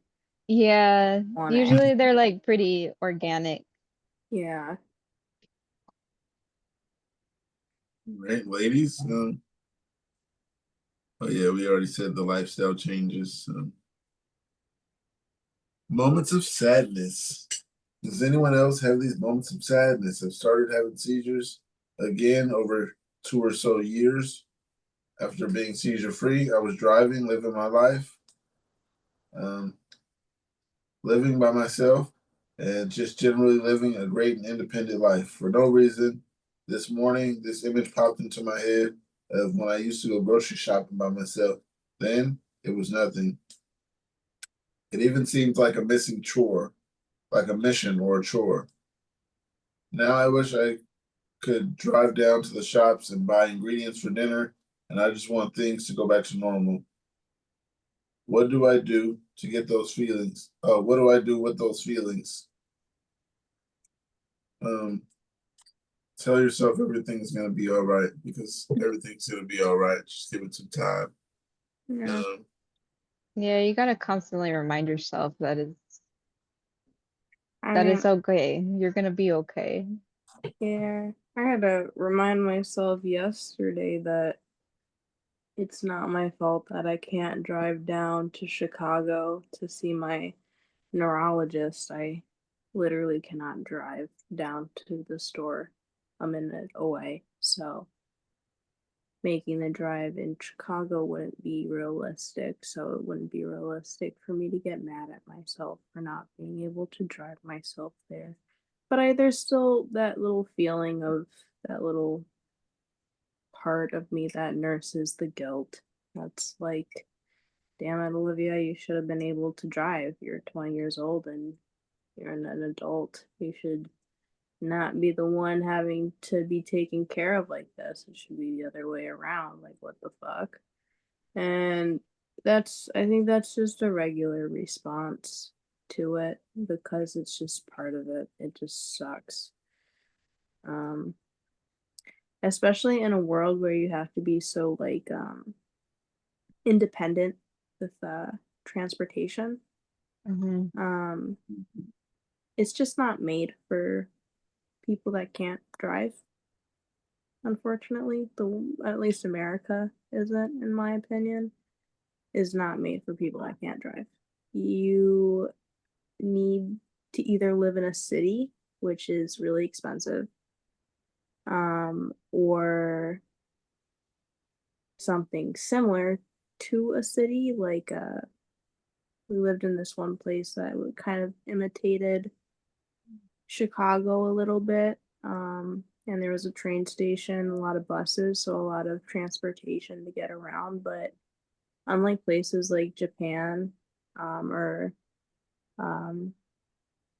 where they have, trains everywhere, it would be a lot. I think we would not have to deal with this problem of the transportation, because I think that's something that weighs on a lot of us. If there was more public transportation in general in America or in other countries, maybe too, if there's not. I heard that in Japan you can go like to all the like theme parks and zoos and stuff for free. Yeah, and you take the train everywhere. There's so many countries where like public transportation is the norm, and you're actually lucky to have a car, or it's more of a hassle to drive a car in some places. So it's and there's also places where they have, I believe, don't quote me on this, but I think there's some places that have like 24-hour public transportation. That's nice. Yeah, and it would be really beneficial to people that can't drive, because there's so many people that cannot drive, and because of that, we are so limited, unfortunately. And it's not our fault, but Uber is not cheap. Lyft is not cheap. That 20% off did not bring the $40 down for the 15-minute drive any cheaper, and I still have to tip them $8. So, And how can you pay for that when you can't work? yeah, and then I also have to get a ride back. So, and also I'm going to the doctor. None of this is cheap. Like, and then they ask us why we don't have social lives. First of all, I have no money because I just spent it trying to get from point A to point B. And then back. So I just used my allowance for the month trying to get to my doctor's appointment, is basically what it would be. But if there was more, I think it would also be a lot easier on our government if they would include public transportation everywhere. Because then you wouldn't have to set people up with government aid and like transportation, find free transportation ways, or get approved for free transportation from work, or from or to doctor's appointments, because that's what I'm trying to get approved for right now. But it's That's just actually a huge problem right now in yeah. Philadelphia is SEPTA, which is our public transport, is incredibly efficient for the money that they get. They've been slashing the budget every year. And Pennsylvania is the Republican senators and have actually It is said, an interesting state. we're going to shut down SEPTA. They've made What? it not out loud, but they've made it a grudge against Philadelphia. And so now they've basically done that, and SEPTA's going to shut down at 9 o'clock now. So basically, one of the major cities in the country is Yeah. going to, yeah, we're going to have a 9 o'clock curfew. One of the When largest cities. When I think of Philadelphia, It's just I also think humiliating. of like New York. That's like giving New York like a 10 o'clock or 11 o'clock curfew. Yeah. too, because Philadelphia is a very big place, and you know they have some high crime rates, so it's a pretty populated place too. Lufa, why do you have to tip $8? What? Why do you have to tip $8? I don't know. Everyone makes it seem like a common courtesy. I only tip 2, but I said Oh, 8. I thought you said you tip it. You tip 8. Well, that's how much my grandpa would, but I wouldn't. The driver would hate me for it if I. But I only tip $1, which makes me look like an asshole. But I genuinely don't have like if I tip you more than $1 for the next ride you give me, I don't have another tip for you. So I don't know what to tell you. I give You're you. right. You shouldn't tip more than that. Yeah, like I don't, and I'm sorry, but I am not Uber, and I'm sorry they're not paying you efficiently, but I genuinely have no other like source like than Lyft or Uber to get from point A or point B if it's not my mom or my grandpa with dementia. So those are the only 2 people that I have. My mom works full time. My grandpa, I'm not gonna have him drive me to my appointment in Chicago. The only appointment I'll have him drive me to is 18 minutes away. That's the farthest I'll have him drive me. So he did hit a car one time. Out here where I'm at, they have this call a Uber thing. But yeah, I just called the other day, and now you can't do it the same day. So you have to schedule wherever you're going 2 days ahead of time. So I can't just go to a pharmacy when I'm ready. Actually, I'm not sure, but they said you got to do it 48 hours ahead of time now. So Wouldn't it be There's nice if they just created a disabled transportation I was about to service? say the same thing. I was like, Yeah, like, just for or like a service just for people with disabilities that cannot drive, so that those who truly need to use that and have no other source and have no other option. Because it's not like, oh, I just don't have money for a car right now, or oh, I just didn't feel like getting my license, or I just haven't gotten around to it. It's I cannot drive, and I will not drive, and I there's shouldn't. also like the issue too with like for me in my area, tweakers and alcoholics Yes. and stuff like that. And I don't want to be on the same bus as all of them. You know, no hate to their lifestyle, Well, but yeah, that's it's why uncomfortable. when I was living gotcha. in um the other area that I'm not gonna name it, but it's like similar. It's like a smaller version of Chicago, and they actually this is just a um what is it called? This is just my Tony. This is just my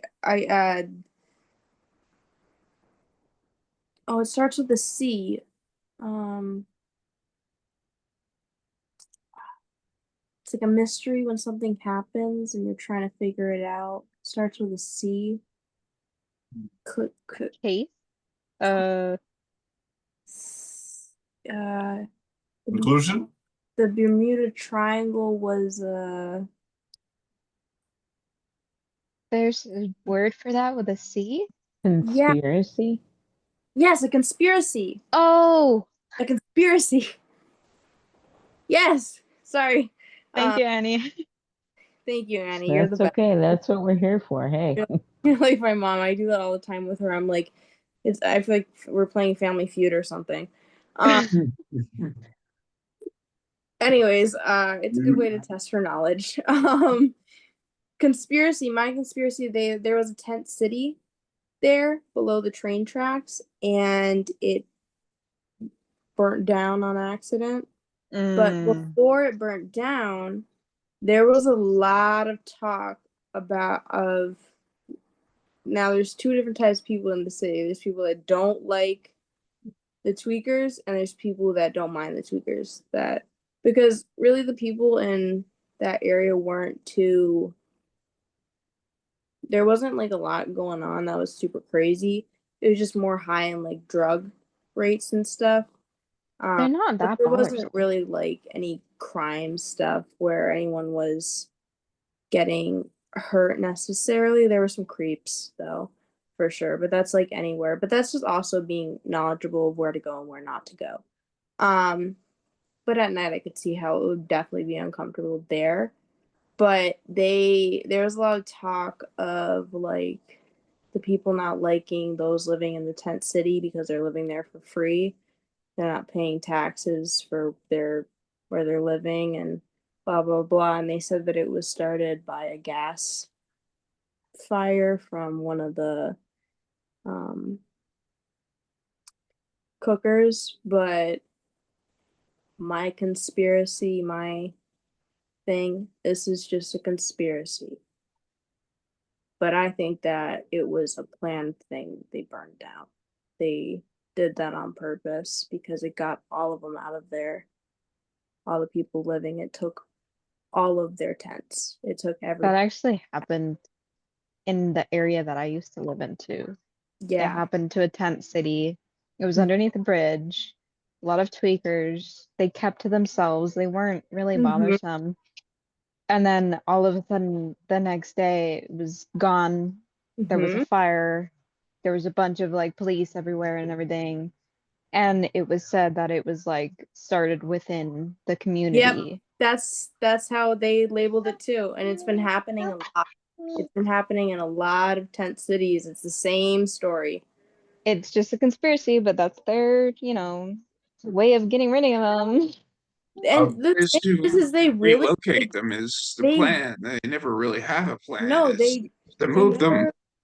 never relocated them. They said that they were going to, and they never did. They never put them where they said that they were going to put them. They just left them. They said, you have to get out of here, basically. You have nothing and you need to get out of here.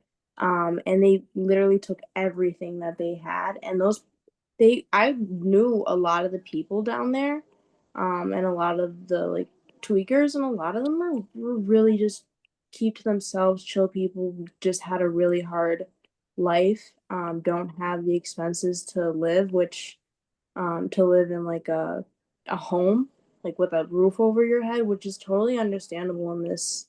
A lot of them are like young kids too nowadays that are getting kicked Mhm. out for ways that they believe that are different than their parents and things that they don't feel comfortable being around their parents with. There's a Yeah. lot of that nowadays. Personally, Yeah. I've been to some nice tent cities for some reason. The one Yeah, that we had was decent. It was great. It was yeah, I've been in a tent city. It had me forget I was in tent city. it was so they had a whole view of the river. They They had had a hallway whole where the river view. hallway was covered. It reminded me of a hotel, but Man, the rent on those tents, They kept it they're gonna kept it start to go clean. up now. They kept it clean. There was not, no craziness going on down there ever. You never saw nothing happening down there. well, it always seems like they got somebody in charge. Um, And I think Somebody who keeps said, stuff going correctly. For some reason, tent cities ain't been that bad out here. They haven't burned any down. They're usually pretty well controlled, like you said, usually by like a top person who's trusted. or they have like an inside job in the tent Yeah, city. and these are Yeah. huge tent cities, like Mm-hmm. ridiculously huge. That's how I And think they're burning them down, is they're having inside people in there, especially to get some like facts, see how things are going, and then they decide how to burn down the tent city, where to burn it down. Because how does a small fire like that right next to the water spread so quickly? Because this was really big. It was a really big tent. It's literally a tent city. So for something as small as they made it sound like there was a fucking explosion, but one day it was there and the next day it was gone. So we would have seen the fire if it was that intense and it was started. Or heard it Yeah. if it was an explosion. And I lived close, like really close within walking distance to it. So I would have heard something, especially if it's an explosion from a gas thing, as they said. But they were really like frugal on the details.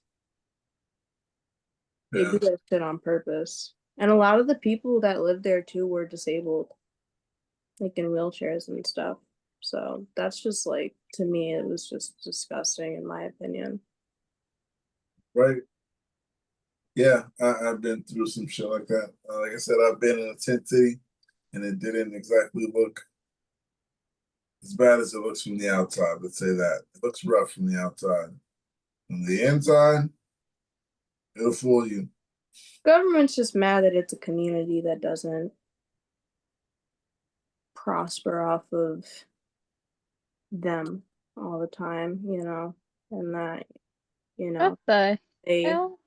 they like infect them with all this shit. It's just this whole I got some here, Lufa. fetish shit.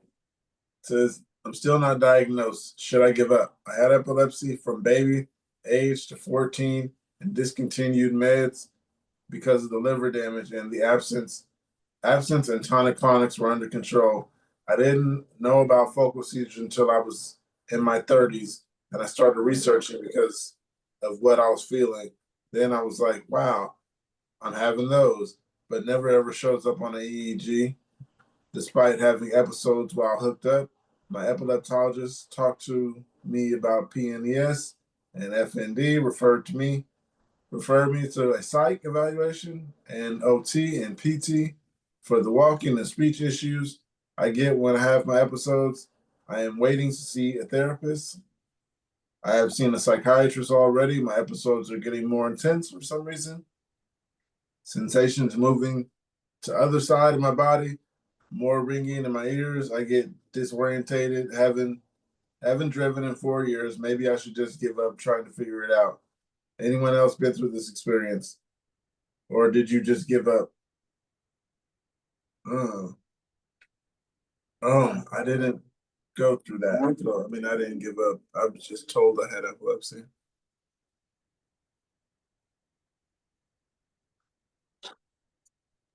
I wouldn't give up, but I would definitely look for ways to support your liver and whatever's being damaged, while still trying to manage the epilepsy. And maybe look at medications that might be easier on your body. I'm gonna assume they're saying liver damage, so I'm gonna assume they're on Depakote maybe or something. If I'm not mistaken. But yeah, those can do some pretty hefty damage to the body.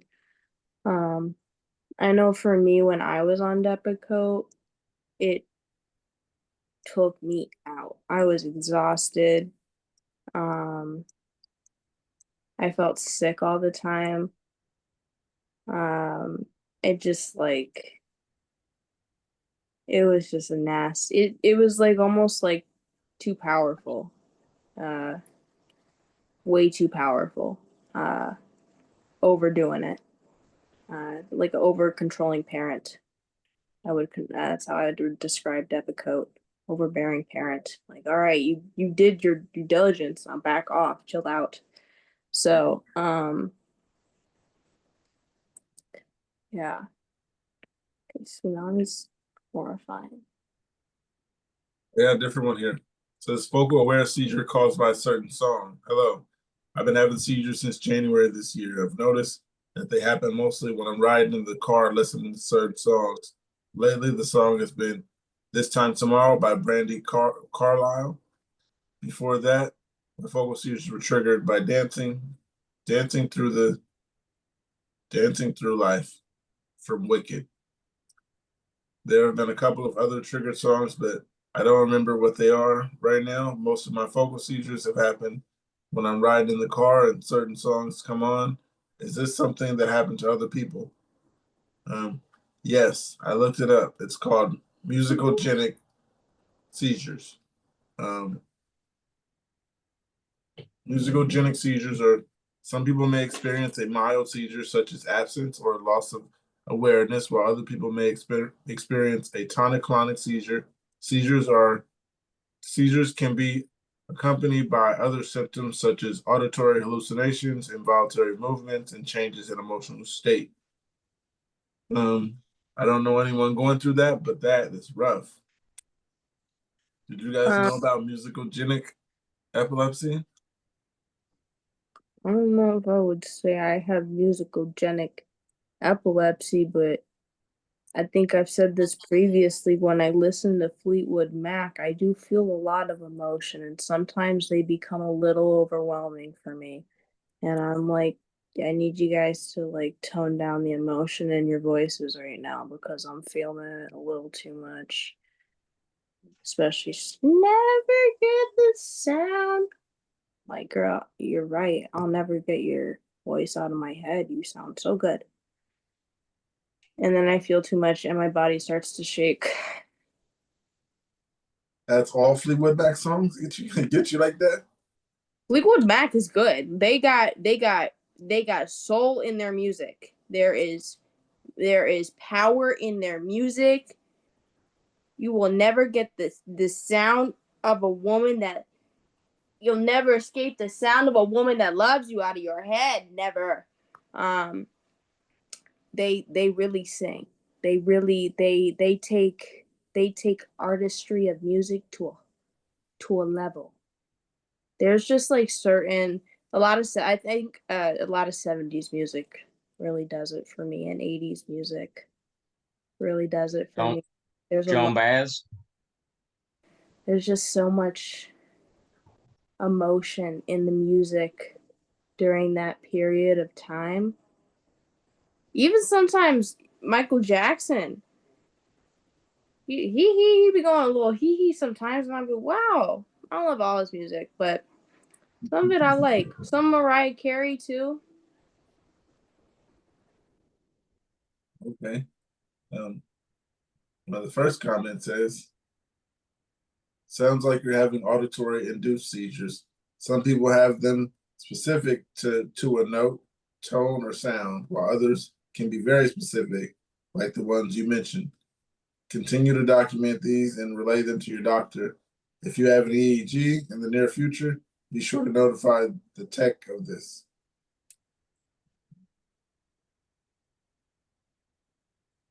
What do you guys suggest? Tell the doctor, I suggest.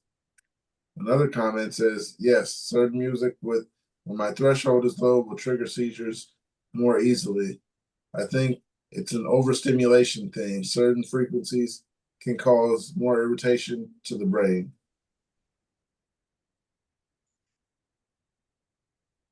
Someone says, really just by commenting to give some Brandy Carlisle love. Bummer that one of her songs could cause a trigger for you. That said, I have an adult onset epilepsy, focal awares, temporal lobe. I found that I can't get the feeling pretty weird when listening to stuff that I listened to a lot in high school. Not individual songs, oddly, but if I put on a whole album that was heavy rotation, then I find myself feeling kind of deja vu at some point. Not sure if that's the nostalgia or actual seizure activity, but never led to anything that felt like a full-blown seizure. I've had that happen where when I'm trying to think about like old memories, sort of like when I'm trying to like think about times that happened in the past, I'll occasionally like start to fade out a little bit. Um, so I think it might just be the nostalgia aspect, like sort of the remembering the memories, and it's their brain is like kind of working a little overboard. That's what I think my brain does when it happens anyway. Yeah, that's a very interesting one to me. A certain song, it's never done it. Some people say they go certain places and they have it. That's interesting, but I never been through that. Toaster is back. I should have another icebreaker for her.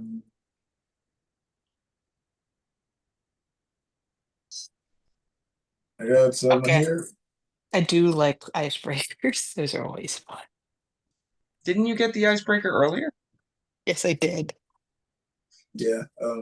I was just playing with Toaster. If you want one, I Never got one. got the icebreaker. I forgot what it Yeah, like was. we were all Oh, Jeff, here. you never got the icebreaker? Oh, Jeff didn't? I didn't. What was Okay. the best thing to happen to you in the past year? This year, yeah. What's the best thing to happen to you this year? That's actually kind of simple. Through all of you guys, I met a new best friend, and it happens to be a kitchen appliance. Yes. Jeff's my best friend.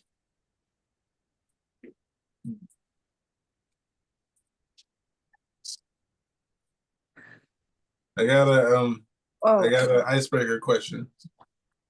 All the way through. I mean, we're like halfway through, but I got one. It says, "What gets easier with age?"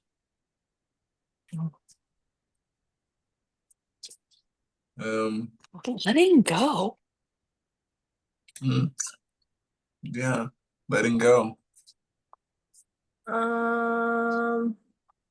Let it go. Getting out of things. well, it going to the dispensary. Okay, Pookie. What time going to the dispensary? That's gonna be Pookie, I gotta see more of that song. Okay, I just gotta see you do more of that song. You have a good voice. Let it go. Come on. That was enough right there. Do it, do it, do it, do Come on, Oh Toaster. my God. I forgot the question. I'm laughing so hard right now. What gets easier with age? Oh, the fuck it bucket. Um, I think for me, not taking things personally. Like Toaster said, you just let it go. It's like, okay, and I can still respect other people and say, I understand what you're saying, your feelings are valid, blah, blah, blah, all of that. But I don't agree with you, but okay, No, I don't have to. I just stepped on that. Ow, a squeaky toy. Is it one No, with the it's not a squeaky toy. It's it's one of the hard. chewy toys with the spikes on it, Juniper, right? don't do that. I hate doing Ooh, that. ouch. I'm Ouch. It's okay, it happens. My dad calls them D-Day bones. D-Day. Let it go. Yes, exactly. Let it go. I'm really not the best with like friendships of any form or even like I'm not good at any form of relationships. It's just not really my gig. And all of the friends that I do have, I'm very upfront about that. I'm like, first of all, I work on like a 4 to 6 business days response technique when it comes to texting because that's how they were back in the day. You'd have to wait for your letter to come in the mail. So I do the same thing. Um, I also can only focus on like one person in the situation at a time. It's just how my brain works. And I let people know that all the time before becoming friends with the person to prevent them from being like, you're ignoring me. You're not talking to me. You're being a bad friend. Why are you not texting me back? You should be there for me. And because I need my time to um to regain my energy and my social energy and whatnot. And I found that my fuck it bucket, when it comes to that, I kind of didn't, I did, someone invited me to like a trip. And I know in my head that I don't want to go. And that mentally I'm not okay to go and physically I'm not okay to go. And I like kind of expressed that, and I've been kind of expressing that to this person a lot. And then I just kind of stopped responding to them for a few days. And then they sent me kind of like these cryptic text messages of like an emoji and okay, buddy. And I was a little confused because I was like, I don't really know what you mean. Because I've told you several times I haven't been in a good place and whatnot.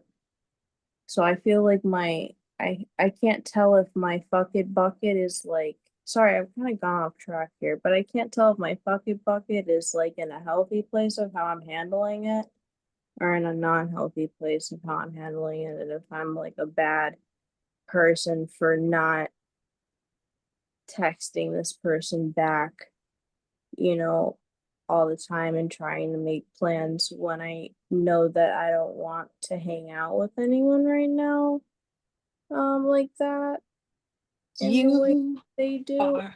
They also still do some drugs, and I don't really want to be around that right now. So I feel like I am in the okay with not responding, and I don't really know how to cut ties with them because I do care about them, and I think that they're going through a manic episode and they want me to be their favorite person, but I can't be their favorite person. And I know how that feels because the whole reason I got ECT was for my mania. And so I know how it feels when someone like leaves you when you're manic, and it hurts so much, and I feel so much guilt in feeling like I'm leaving her, but I really cannot. Like, she called me the stepmommy to her child. I'm not the stepmommy. No, you can't force a parental connection on someone who doesn't want it.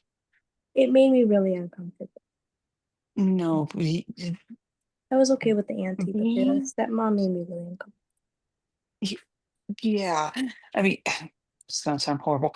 Godmother, maybe, but even then, it'd be a little uncomfortable. It took me a long time before I even took my actual stepchildren as children.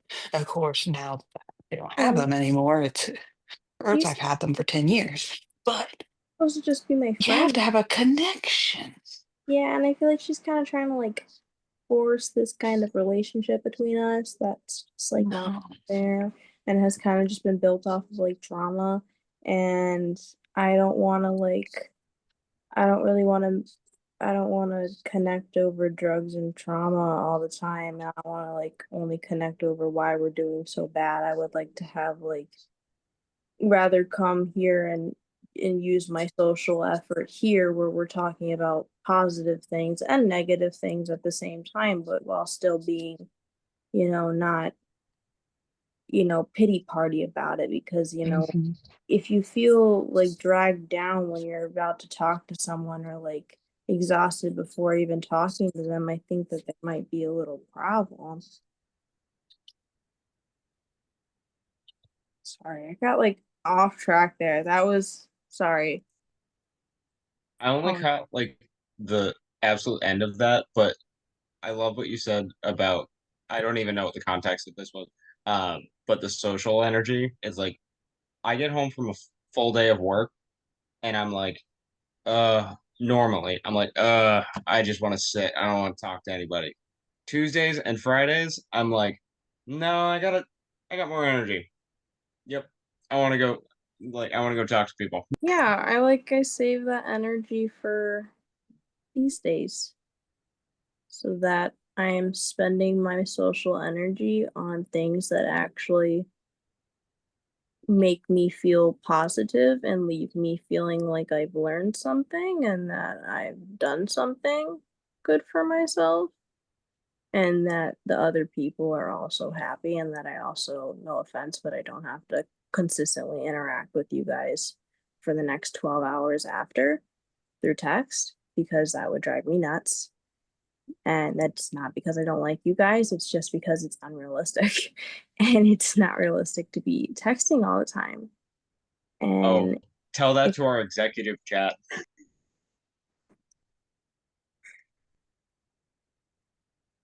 In the chat. But like she like wants to text like it's just like the what you doing? LOL. What you doing? LOL. What you doing? Like constantly. And to me that's like, how are the kids? You know, the weather's real nice. That's the same thing to me. It translates the same. So I got a text from her today because Saturday she sent like a kind of like a slouch face emoji, like the sideways face emoji. And then yesterday she sent like the 100 emoji. And then I asked like, "Are you okay?" Because I didn't know what that meant. And then I just got the ye, and so I was kind of like, I think something's wrong. And I was like, okay, sorry, I just haven't been in the best mental space. And then she just said, okay, buddy. So I think she might be mad at me. But I don't really know what to, I can't save her right now. I'm sorry. Can't be the savior. I don't want to be the savior. You can't throw a life buoy to everybody. Right. Honestly, I don't even have a full life buoy for myself right now. So if you're getting on my buoy, we're both sinking. So a deflated buoy and someone else doesn't make a safe environment to get to land. You need to get your own buoy. Okay? This is not the Titanic. I'm sorry. Right, Lufa, I got something for you. It says phases without seizures, no medication yet. I'm in the diagnosis process of epilepsy, and my seizures and episodes seem so unregular. Is it possible normal to have phases without seizures and phases with more seizures? I have a lot of people saying they have them regular intervals, like every 2 weeks, etc. And I heard that they would get more and worse if left untreated. Mine are like phase with a lot, maybe days with a lot, then pause and repeat. If then the seizures, they're focal ones.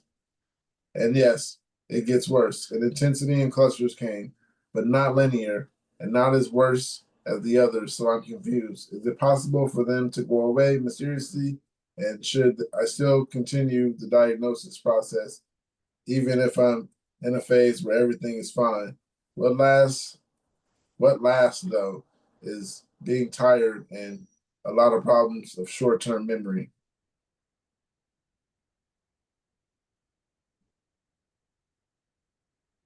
I think the question was, should the person give up? Is it going to go away mysteriously? No, it's not. I think you should keep fighting for diagnosis. Don't give up. If you give up, they're not going to chase you. They'll just let you give up. You guys got anything? I think if you have the means necessary to get a proper diagnosis, then I would totally take full advantage of that because it will not go away magically. And you probably will have another seizure if left untreated. Someone responded, "Are you a female by chance? It's extremely common for women with epilepsy to have exacerbations due to changes in female hormones during the menstrual cycle. They're called catamenial seizures, and just a fancy way of saying you're a normal type of seizure, but more likely happen at times of the month due to hormones. I think ovulation and PMS times are the most common and to have catamenial seizures. But everyone is different. So if you're a woman, it might be a helpful way to track both seizures and menses to see if they're and your pattern. I wish you the best. The other person responded, yes, I'm a 21-year-old woman and I experience exactly what you're saying. I take a pill though, but the moment I stop taking it, I have to take 1 week pill free. 2 days later, boom, seizures. I don't know how it would be later without the pills because I've experienced that. I take the pill and now without any break, I don't know how to do it, how healthy it is though. And thank you. I wish you the best. Maybe IUD. IUD? Yeah, like they're implants. And for me, the Mirena IUD has worked Look at those muscles. The Mirena IUD has worked. Oh, you have the what is it called? Oh, it's called something. Tell me because I forgot. Um, what is it called? I've heard of that. I used to. I don't know. I forgot too. Okay, But well, it lasts for 5 years. yeah, so I had that one. It didn't work for me personally and what I was hoping Okay. for. I got lucky then. It didn't stop my Is it seizure. Mirena? No, that one is That doesn't it's like stop a my period, but it does no, but it doesn't is stop anything else. the Mirena IUD is an implant that goes like in your uterus, I guess, I think. And as my friend that is upset with me would describe it, she is very against it and is always like, I'm not putting that metal shit inside of me. But I did, and it has worked wonders. Um, and she's very against it, complains about her periods all the time, but gets the depot shot, which has been proven to lead to um, uh,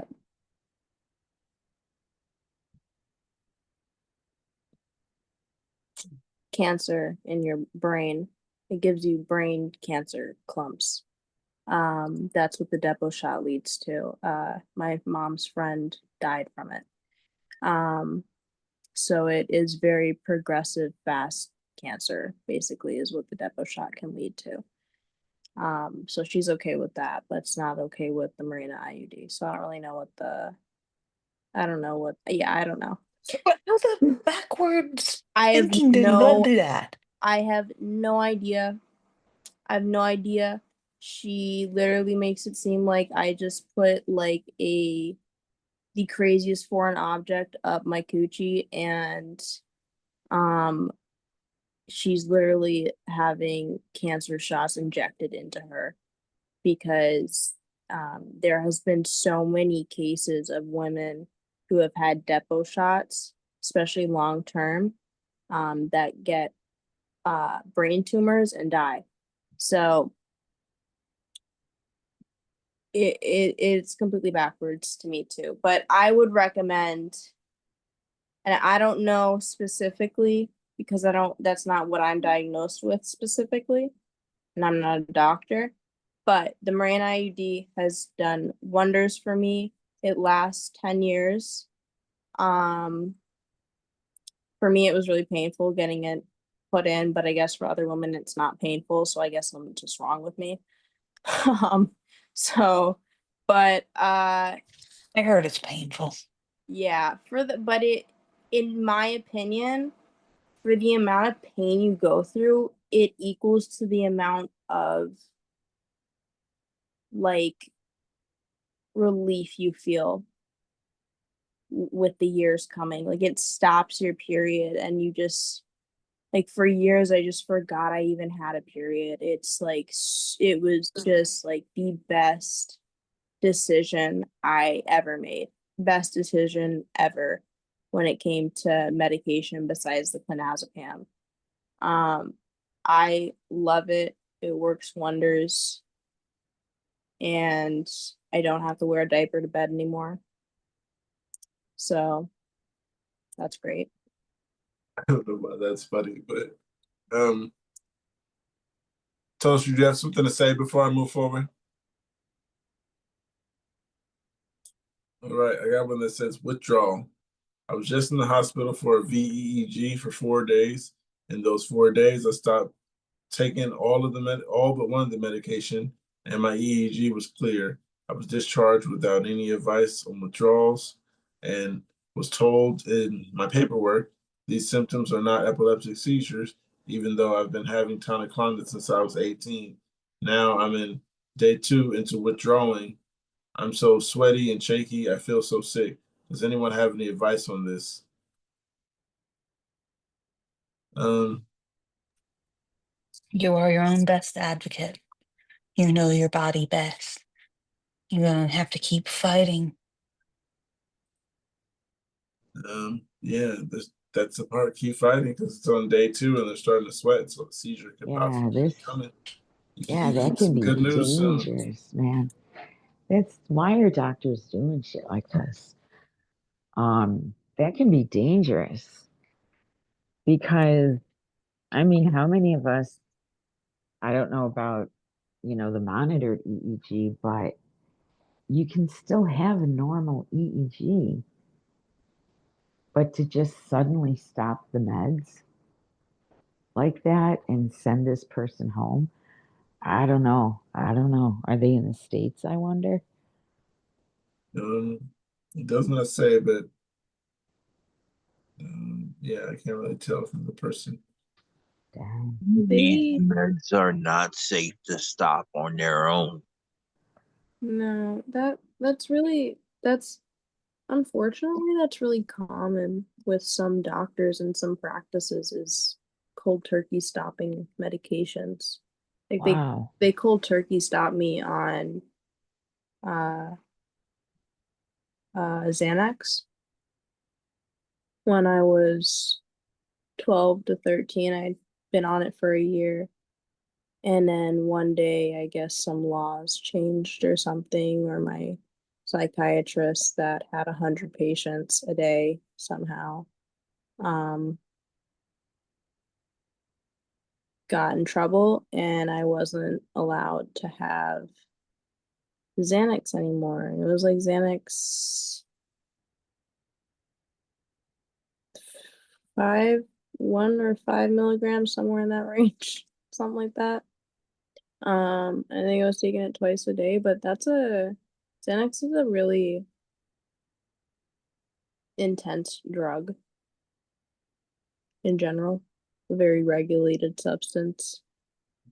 And to be giving that to a 12-year-old and then cold turkey rip the 13-year-old off of the Xanax was a whole body shock to me. It was insane. I was like locked in the psych ward in my room, shivering for a week. I don't even remember like what happened. I just remember being horrified and scared. And I think that worsened my anxiety. So that's really dangerous. Doing that. That's extremely dangerous. That can have long-term effects as well. I think practices need to be held accountable for doing that shit. They really need to titrate people on and off things, even if it's like a little dose. Because I had people telling me in the other epilepsy Reddit that I didn't need to, that it was stupid, or my doctor and I are stupid for leaning me off of the Keppra and onto the Breviac because it's basically the same thing. And they were like, you should just switch to the Breviac and just cut out the Keppra completely right away. And I was like, okay, like you guys can all say that and tell me to stop the Keppra cold turkey, but I'm gonna follow my doctor's order of take the Keppra in the morning and the Breviact at night for a week, and then just switch to the Breviac completely the next week. It's only a week. It's not gonna kill me. And it's probably safer than just switching right across to it. I'm sure if my doctor was really concerned about me switching, then he would have me slowly transferred to the Breviac a lot slower than just a week. But it's comments like that that are kind of out of pocket sometimes. Like, don't tell me to not listen to my doctor like that. That's a little out of pocket in a way, because those things can be really dangerous. All right, Luther. That sounds like a horrible story. No, I'm just kidding. Sounds like it sucked though. And you said you don't remember most, huh? Mm-mm. Yeah, that means it probably was not good. But I got something here. It says stopping work. A 29-year-old female with Javon syndrome and JME, both genetic forms of epilepsy. And I am missing work because of my myoclonic clusters and inability to drive. Can someone explain to me what options I have to cover bills so I don't have to work as much? I'm trying, but I'm so tired, and so is my brain. My working memory and seizures are getting so bad that I'm going to stop working altogether, in which case I need to know what I can do. TIA. I'm not sure what TIA is, but it looks like a abbreviation for something. I don't have JME or Javon syndrome. I've heard of both of them. I don't exactly know what they are. Actually, I know what JME is. That's juvenile myoclonic epilepsy, right?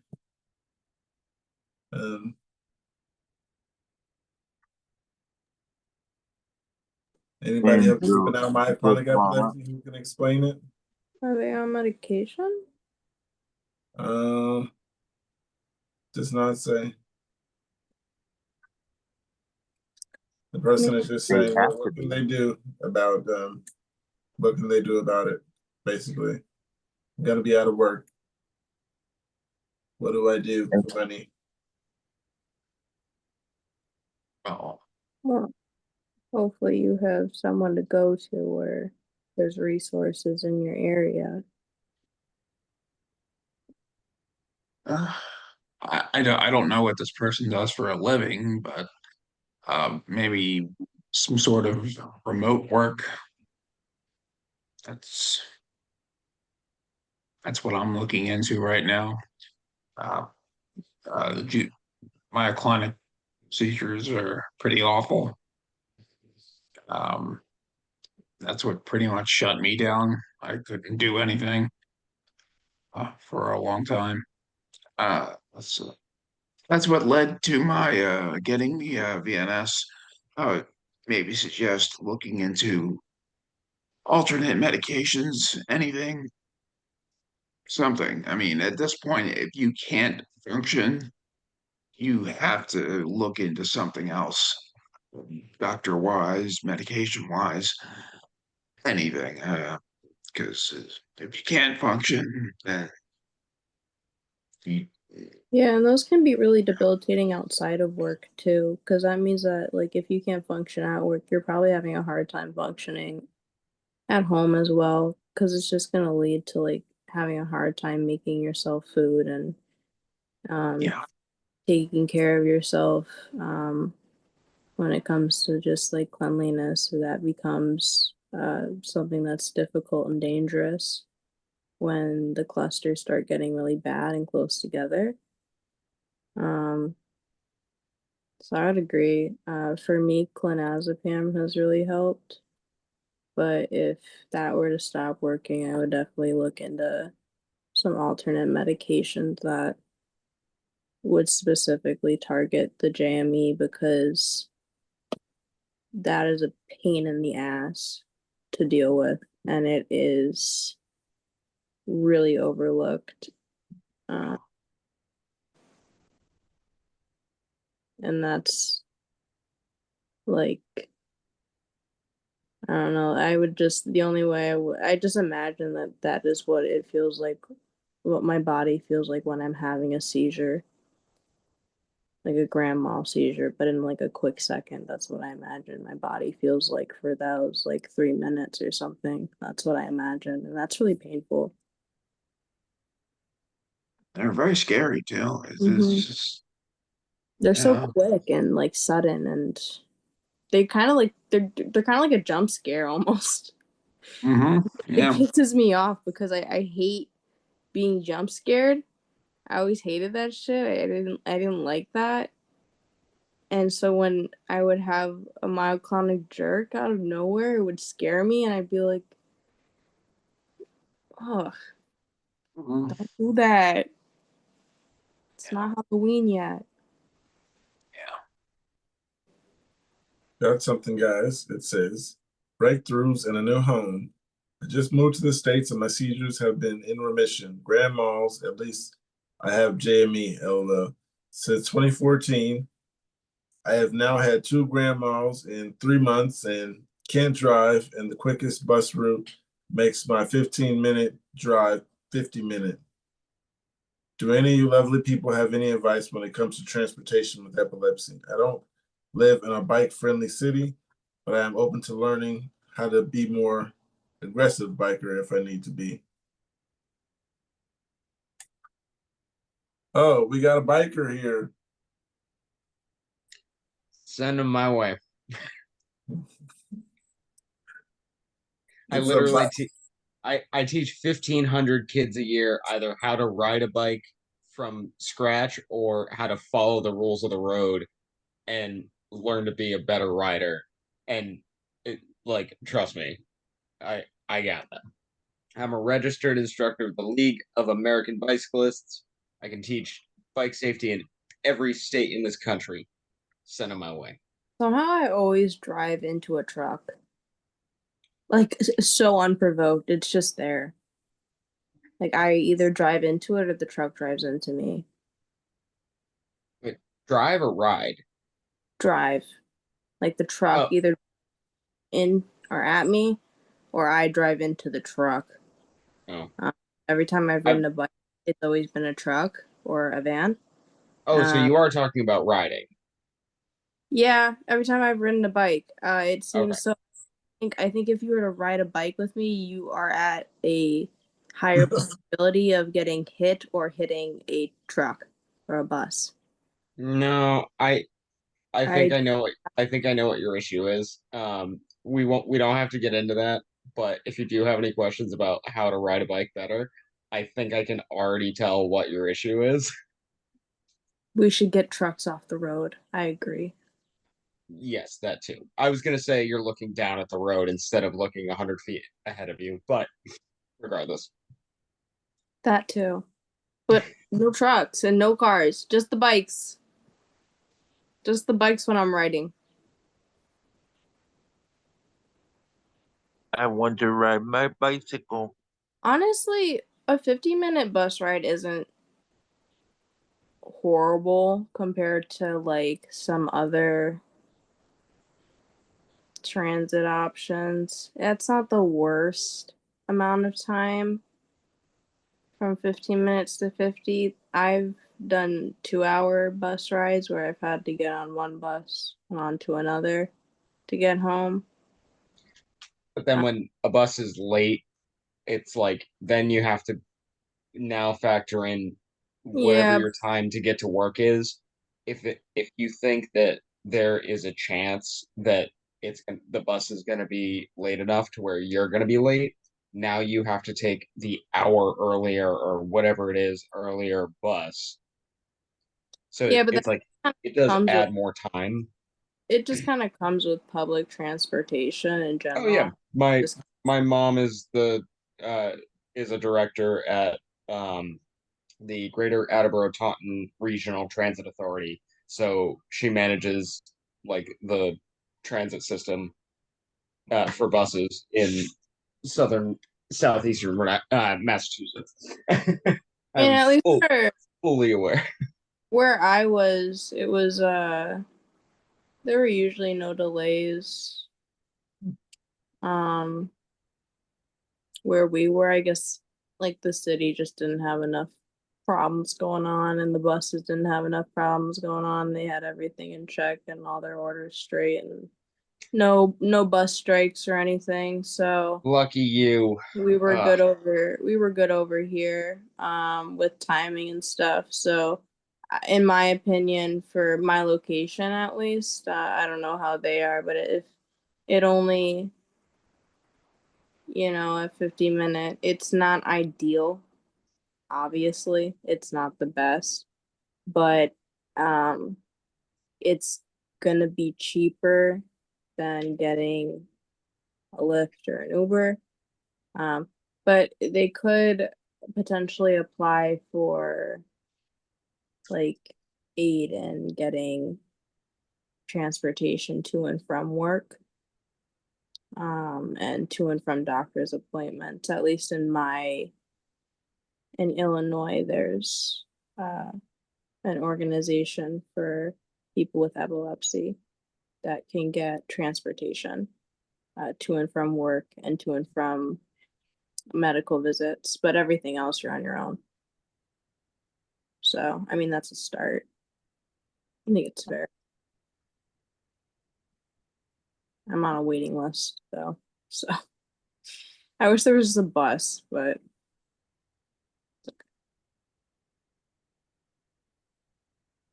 You got something here. It says 28-year-old female, epilepsy, help needed. 28 years old, juvenile myoclonic epilepsy. I'm on 250 milligrams of lamotrigine and 500 azonogram. Also, clomipramine, 150 milligrams for OCD, 155 pounds, and 5 feet tall. Diagnosed with JME at age 18, following onset in teens of myoclonic seizures and grand mals at 18. 10 years without grand mals, still myoclonics daily and weekly. December 2023, grand mal. 2024, grand mal. Myoclonics continue. Memory loss present, but getting worse in the past few months. Neurologists say I am not supposed to drive for 6 months. Next appointment is 9/11. My managers at work have been both separately told me that my memory loss is concerning and I should just contact my neurologist. HR is asking for accommodations as well, and I am being given administrative tasks instead of treating patients. I am a TMS technician. Because of my memory loss and inability to retain information, neurologist is refusing to talk to me. I have messaged and been told 3 times that he would like to speak to me in person in September only. And at this point, is no longer answering me. I have called the clinic, not obsessively, but just once, and left a voicemail and his medical assistant, and no one else has called me back in 2 days. What do I do? This is impacting my job, and I'm not sure where to go from here. Am I too worried about this? Person is asking, what should they do, you guys? Sounds like they want to go back to work, it sounds like. I would say get a new uh neurologist or whatever, because it seems like they don't care enough about this person if you're constantly calling them and they're not getting back to you. is it the neurologist not getting back to them or their job not getting back to them? The neurologist had said. Okay, then yeah, I agree with what Angel's saying. And if you tell a new neurologist that like you've been trying and trying to get in contact with your old neurologist or with the one that you currently have, and they're not getting back to you, they'll try their hardest to probably bump you to the front of the line to make sure that you're seen.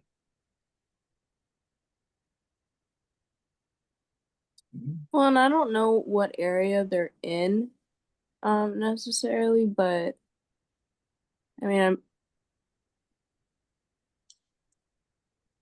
it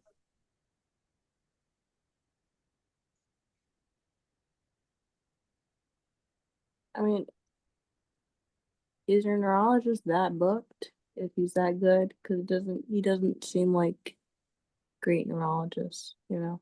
So I would definitely look into stuff because there's definitely places that will get you in faster, and um might even be a better fit for you. You never know, you know. There's some that can even do what you call it telehealth appointments. So if they're overbooked, so Yeah.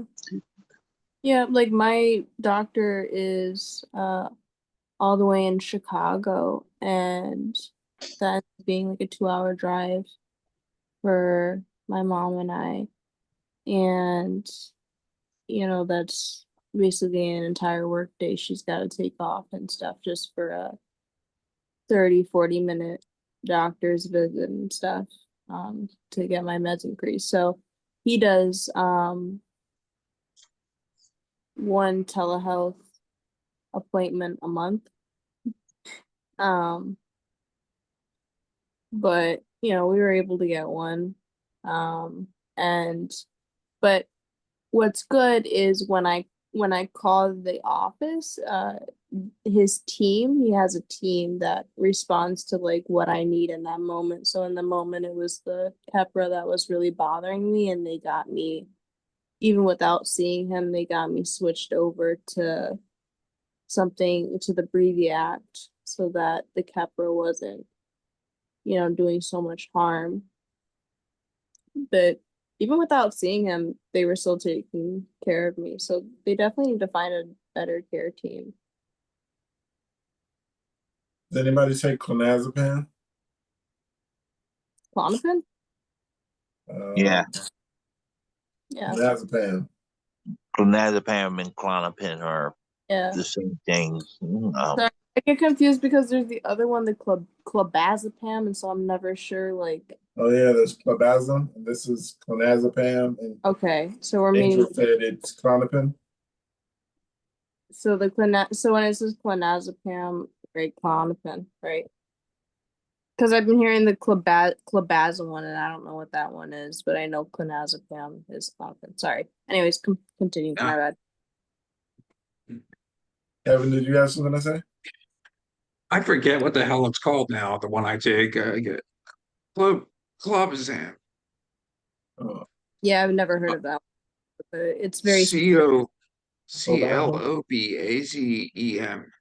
Clobazam. Clobazam. Yeah.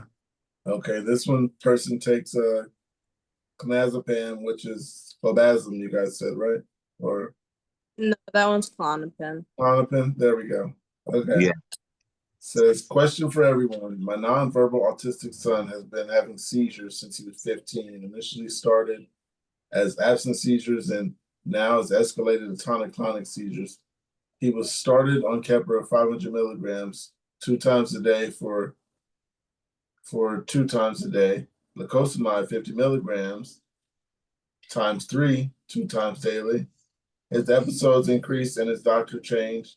New doctor suggested to up the meds, and so he's taking 1,000 milligrams of Keppra and 200 milligrams of lacosamide 2 times a day.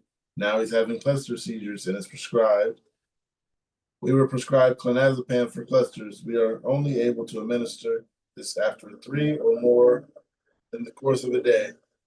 I asked his neurologist if we can look at doing the clonazepam as a regular dose and eliminate the Keppra and lacosamide. His response was no. I'm curious if anyone else takes clonazepam regularly and what is going on. The first comment says your body builds a tolerance to benzodiazepines. You would have to increase his dose continually over time. Also, they are addictive. Yeah, the doctor is really. How old is he? 8? 4, 8? How old is he? I don't use it on a daily. I only use How old is Motrigine. How old is the child? The child is 15. Oh no, it doesn't say how old he is. It says he's been having seizures since he was 15. Oh. Oh, I thought it was like a child. Um, like a toddler. Sorry. I guess that makes it easier for the, med wise. They're like if they're already sort of, I'm assuming they're closer to 18 now. Their Yeah, hormones have sort of working. usually, with my doctor, since I'm on clonazepam, and it's kind of treated as a secondary um medication to increase my seizure threshold within uh the myoclonic jerks, while the other medications stop me from having full-on seizures and control the generalized seizures altogether and kind of grasp the myoclonic seizures as a whole right now, at least for me. Um, but from what I've experienced, they don't typically just give the clonazepam on its own for the seizure. No, they don't. It's pretty much a rescue medicine. Yeah. And if you have clusters a lot, then it can be on a regular basis, but you got to kind of work your way there because of the fact that he will build a tolerance to it. One of the comments here says, like others have said, benzos work, but also come with severe and dangerous side effects when used long term. Benzos and alcohol are two of the only drugs that can kill you just from the withdrawal. So, in the future, if he were to need to come off them after taking them for so long, would probably hate it. They're also very sedative, especially in higher doses. I take a small dose as an emergency med, but only use it as needed. I've told my neurologist I'll never take benzos as a regular medication. So it doesn't seem like it's a regular thing for this person to know. Yeah, I think that Klonopin is definitely, like Angel said, more of a rescue medication. And if I don't really think the parent understands the milligram when titrating up, because with clonazepam it's not like you're going from 1 milligram to 2 to 3 to 4 to 5. You're gonna start at like 0.25, or they might have you at 0.5 and splitting the 0.5 in half.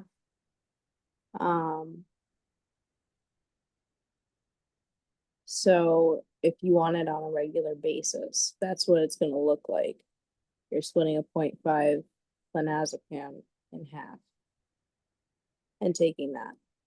So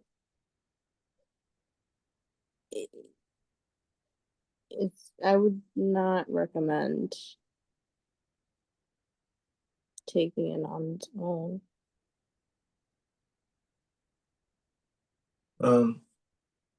Yeah, I went here.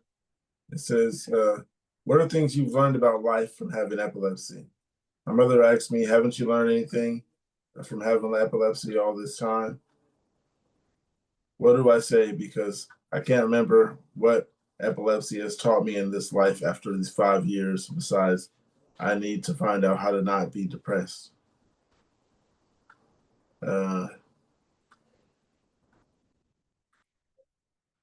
What are things that epilepsy that I learned about life from epilepsy? Come on, you guys got to help me out. Life is too short. Well, actually, yeah, you gotta love life and love yourself, and don't let epilepsy hold you back. That's what epilepsy has showed me about life. other Things could be much people. worse. I Don't learned that other people don't understand epilepsy as much as we think they do. Love life. L'chaim. To life. don't don't exactly live every day like it's your last, but love every day that you have. There you go. Or how did Bob Marley say it? Love the life you live and live the life you love. Thank you for And the Dylan reference. and I think in so many ways, what epilepsy taught me is number one, it is one of the best asshole filters in the world. You find out who the assholes are real fast.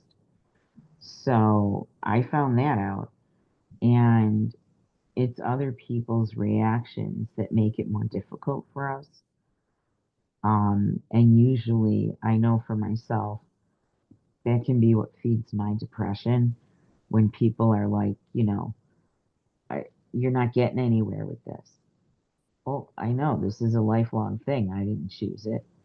But, oh, I just want to see you get better.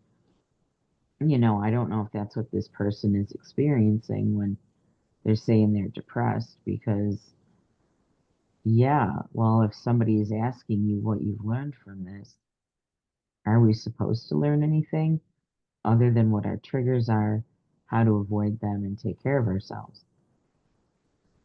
Is this, I don't know, that's just kind of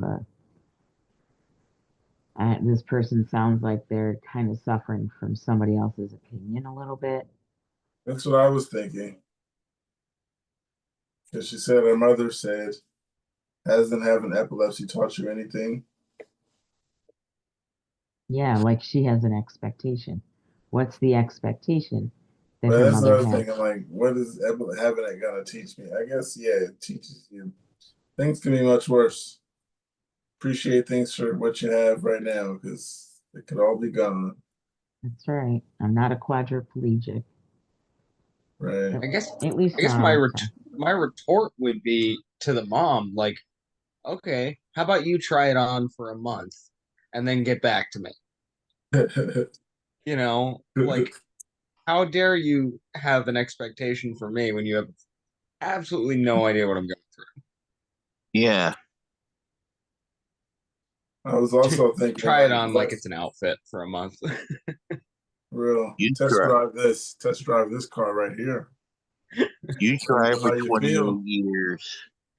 I'd go jumping out the driver's seat. Fuck this. So one of the comments says,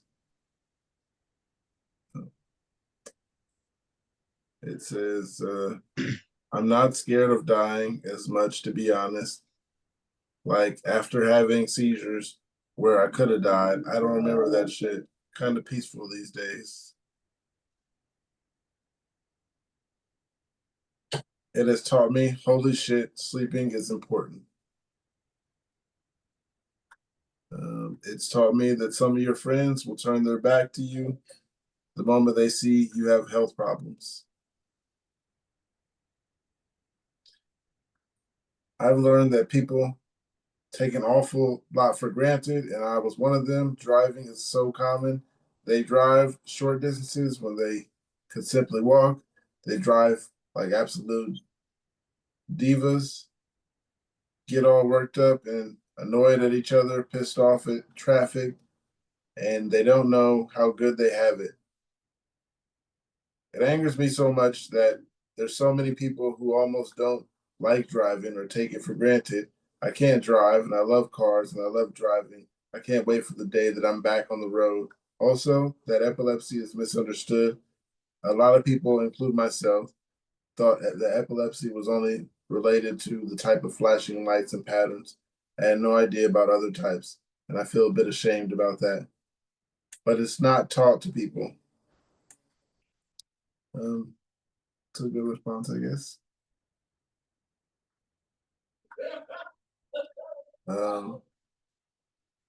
Pregnant and didn't know.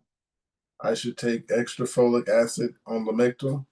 Freaking out that I didn't increase my folic acid beyond my standard prenatal dosages in my first trimester to help offset neural tube defects risk. Looking for reassurance in any stories where it turned out okay. Now this is might be specifically for females. Um, am I right? Is this a female thing, Kate? Okay. Yeah, as far as I know, I mean, she just has to get caught up. I mean, not caught up, but start on the folic acid. Keep up to date for the rest of the pregnancy because you can't go back. I think for like 2 out of 3 of mine, I wasn't taking the vitamins. One of them ended up being a miscarriage, and the other one didn't have any defects and probably wasn't taking the meds for, I mean, all the vitamins for a good 12 weeks on that one. So first trimester, a lot of development happens, but you can't do anything about the past. So start your vitamins and monitor the rest of the pregnancy. Okay. Heard it first from a woman. Got a new one though. It says inducing a focal with meditation. Occasionally, it's felt like I've come close to triggering a focal through deep thought and breath control. The sensation comes quite close to the initial gastro effect of my typical focal, but does not fully manifest. Maybe I'm pressing into a prodrome state and maybe some sort of reflex thing. Who knows? Not sure if this is a thing or why I would even let myself go there. Curiosity control. Maybe some sort of confirmation or validation. Anyone experience something similar? I don't meditate, so I couldn't answer this one. I had to do that. I literally had to do stuff like that. Because that PNES diagnosis and all that battle, one psychiatrist to another, the therapy and all of that. And it's like, okay, let's see what happens in a certain level of focus, like with EMDR. Um, and well, it was more sounds that my therapist used. And I started feeling that. And she talked me through it. And she's like, well, I'll write down what you're feeling and we'll see what happens. I didn't have the seizure, but what we discovered is it is a pathway. It's a memory pathway that the seizure can create. So it isn't unusual and it can be a form of PTSD. At least that's what I experienced. And it was worth the not, well, yeah, it was physical pain sometimes. It was worth the struggle to be able to focus through something that I thought was a focal seizure, but to still be able to recognize, oh, this is what I'm feeling, and still be able to talk through it. So, yeah, I can see it happening. Oh, Brandon, you're going to take off? Yeah, I'm getting ready to. This stuff is starting to hit me. But yeah, I've had that happen. And they can be scary because it's like, I know I'm having a seizure. And my therapist would be like, no, I'm right here. You're still talking to me. And, oh, did you hear about this? Or did you see this? Whatever, anything. And it would distract me enough. And it's like, see, you're not having a seizure. So it was a process. It still is. But I wonder sometimes, like, if I can work my way through what could be defined as a psychogenic seizure, can we actually provoke a seizure with our thoughts. And it's like, yes, we can. It's called stress reflex. So yeah, it's just another reflex. But I'm babbling because I am so drugged right now. I'm just gonna hang I up. got one more before you go. It All right. said, when is deja vu just deja vu? I got deja vu every focal quite predictably. Today, while watching our new granddaughter on the nanny cam, I had a momentary flash of deja vu, less than a second. These minimal flashes make me wonder, are they many focals or just a normal deja vu? I don't get deja vu to answer this. I've never experienced it that I can remember or recall a situation.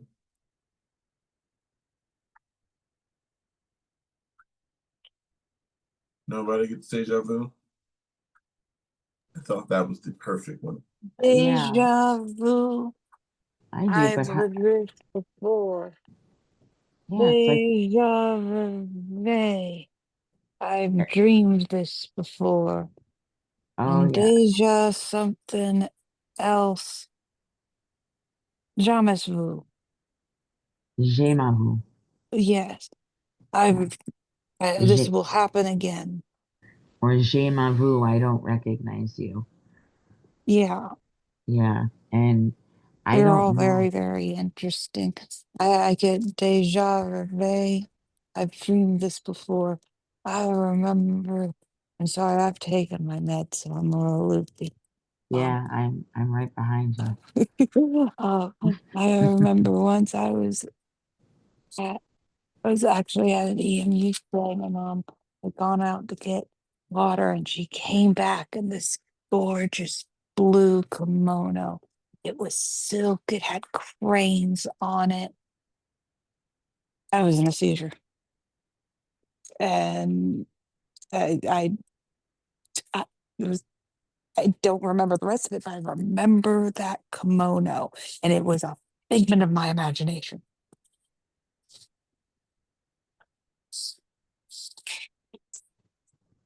Yeah, it's funny what our brains can do.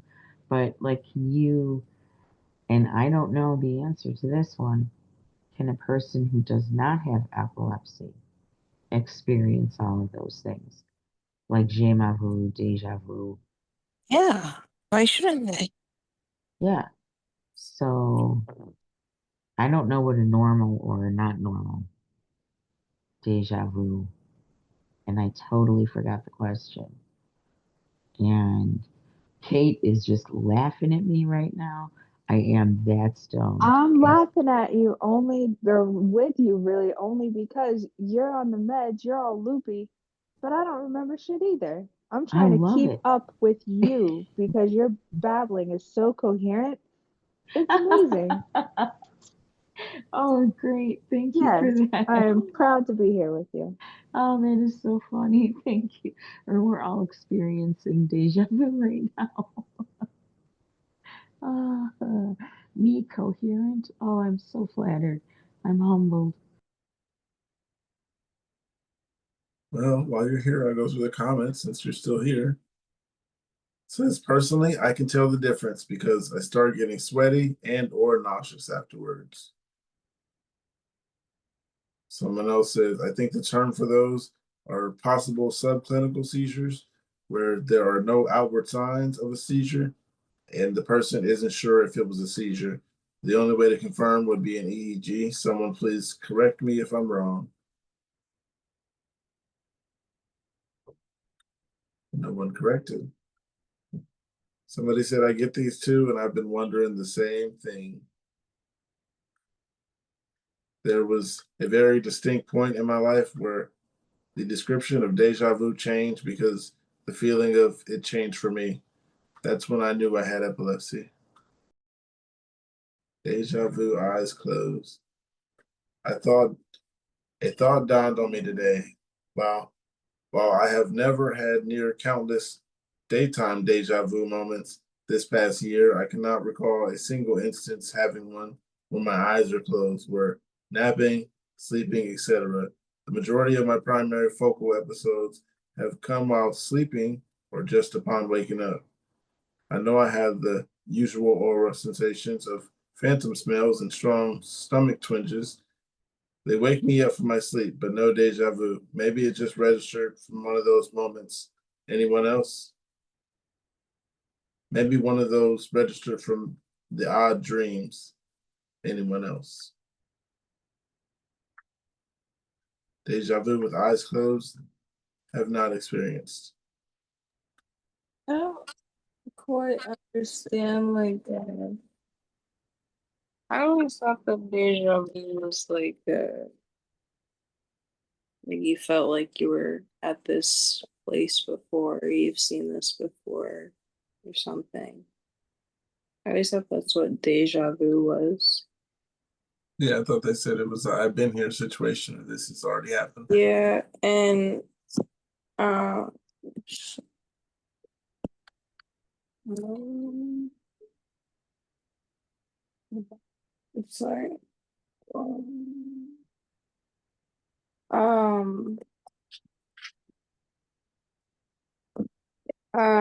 why does deja vu have to necessarily always relate to epilepsy? Because people without epilepsy experience deja vu quite a lot, I'd say. Um, I think just throughout life, like if they hear something of a certain sound wave or whatever that sounds similar to maybe what they heard when they were a kid, or they see something that, like, I experienced deja vu when I saw the Barney book that I used to play with when I was 4, and I completely forgot about that thing. But it just like for a moment, I just felt like I was back in like my grandparents' home again. Um, and sometimes when I see like Barney related things, I just have like deja vu, but I don't really necessarily, if I experience it, I don't always automatically associate it with, I rarely associate it really with my epilepsy. I really just associate it with like a subconscious thing, like as as I was kind of taught it was, more than an aura.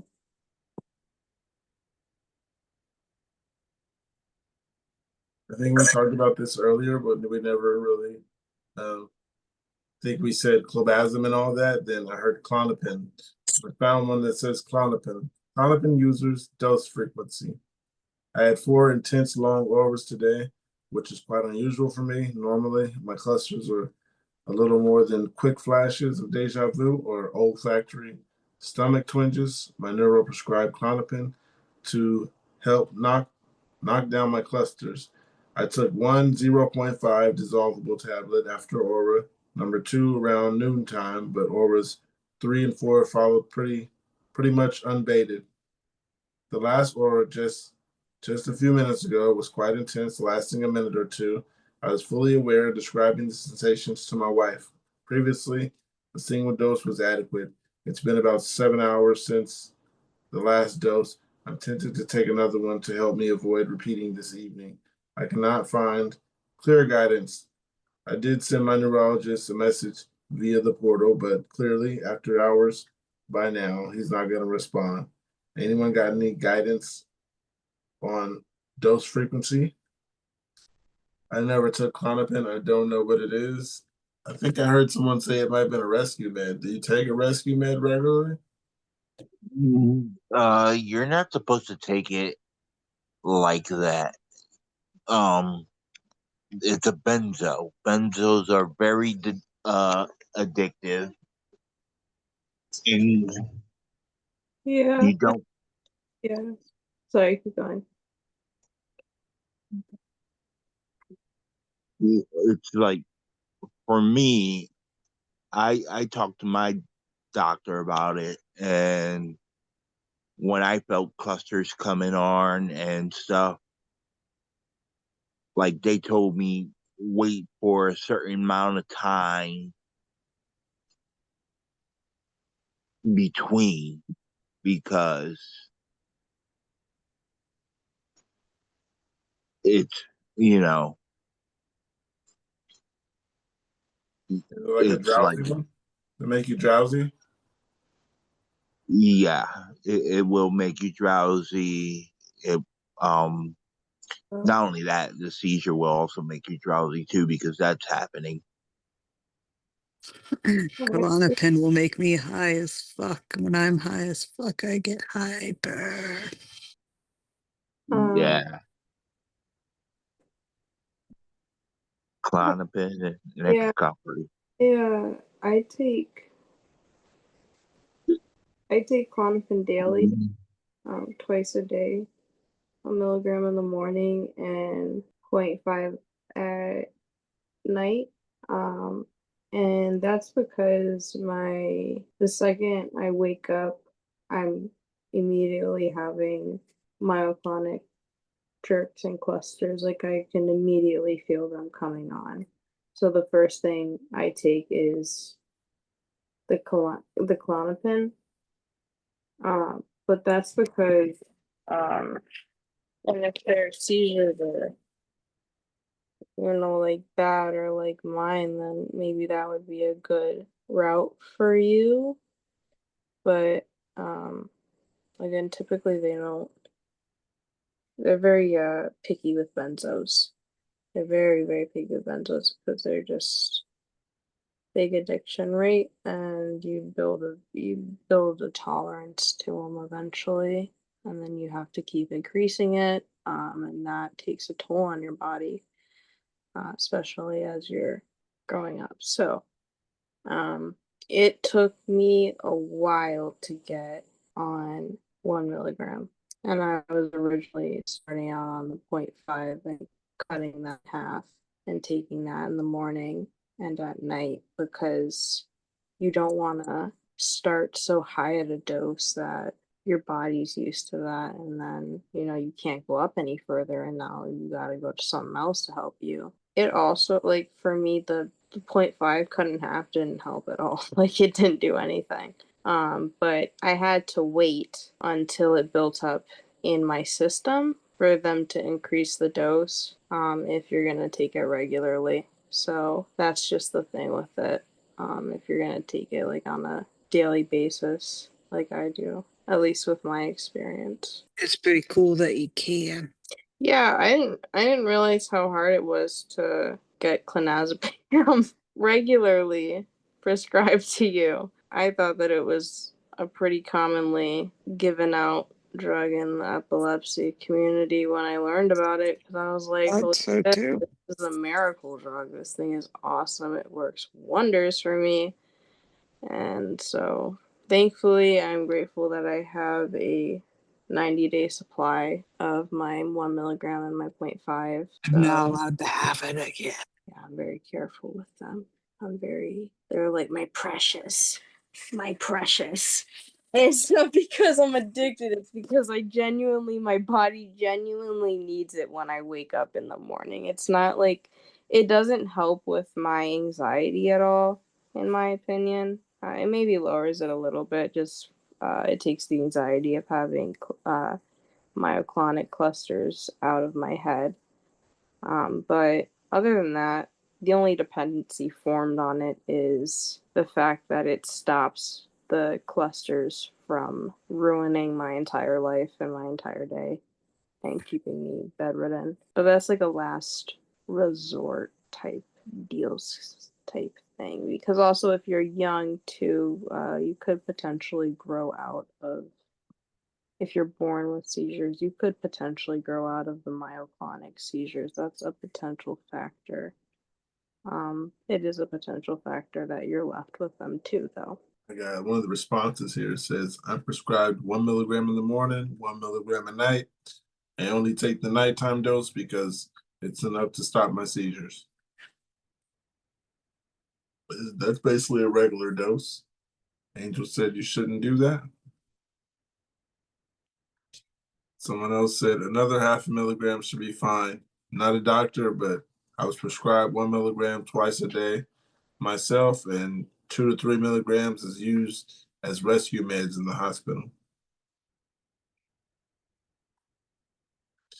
When I cluster, it is one of my rescue meds, the other being Valtoco. Someone else said the dose according to my neurologist and logic really, which is 2 milligram tablet every 6 hours, and an 8 milligram all the way up daily. I would take another. There's not going to be any detrimental harm. Just do not take them for a week. Suddenly stop. That will cause seizures.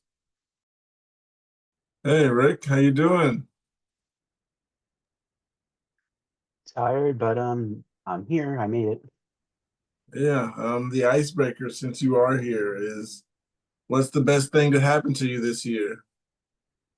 Well, I guess after my seizure and on anti-seizure medication, I lost my appetite and most food smells and tastes wrong. So I've lost 75 pounds. So that's a plus. Nice job. Thank you. Who needs what is it called? Ozempic when you have Right? Just get a little shaky and you lose some weight. There you go. Got one here. It says absent seizures. For those of y'all who experience mainly absent seizures, how do you even know how long you've been seizure free if you don't know when you're experiencing them? Or how do you know you're having them? What are they like for you? Is there any sort of awareness I should have when this is happening to me? You're describing focal unaware seizures? Yeah, or No idea focal what absent impaired seizure is. awareness. I don't understand because there's so many like terms that are thrown around and then they end up meaning like the exact same thing. Um but it's interesting because I asked my doctor if I was having like focal seizures, like focal aware seizures, because I feel like I was still awake um and whatever. And he's like,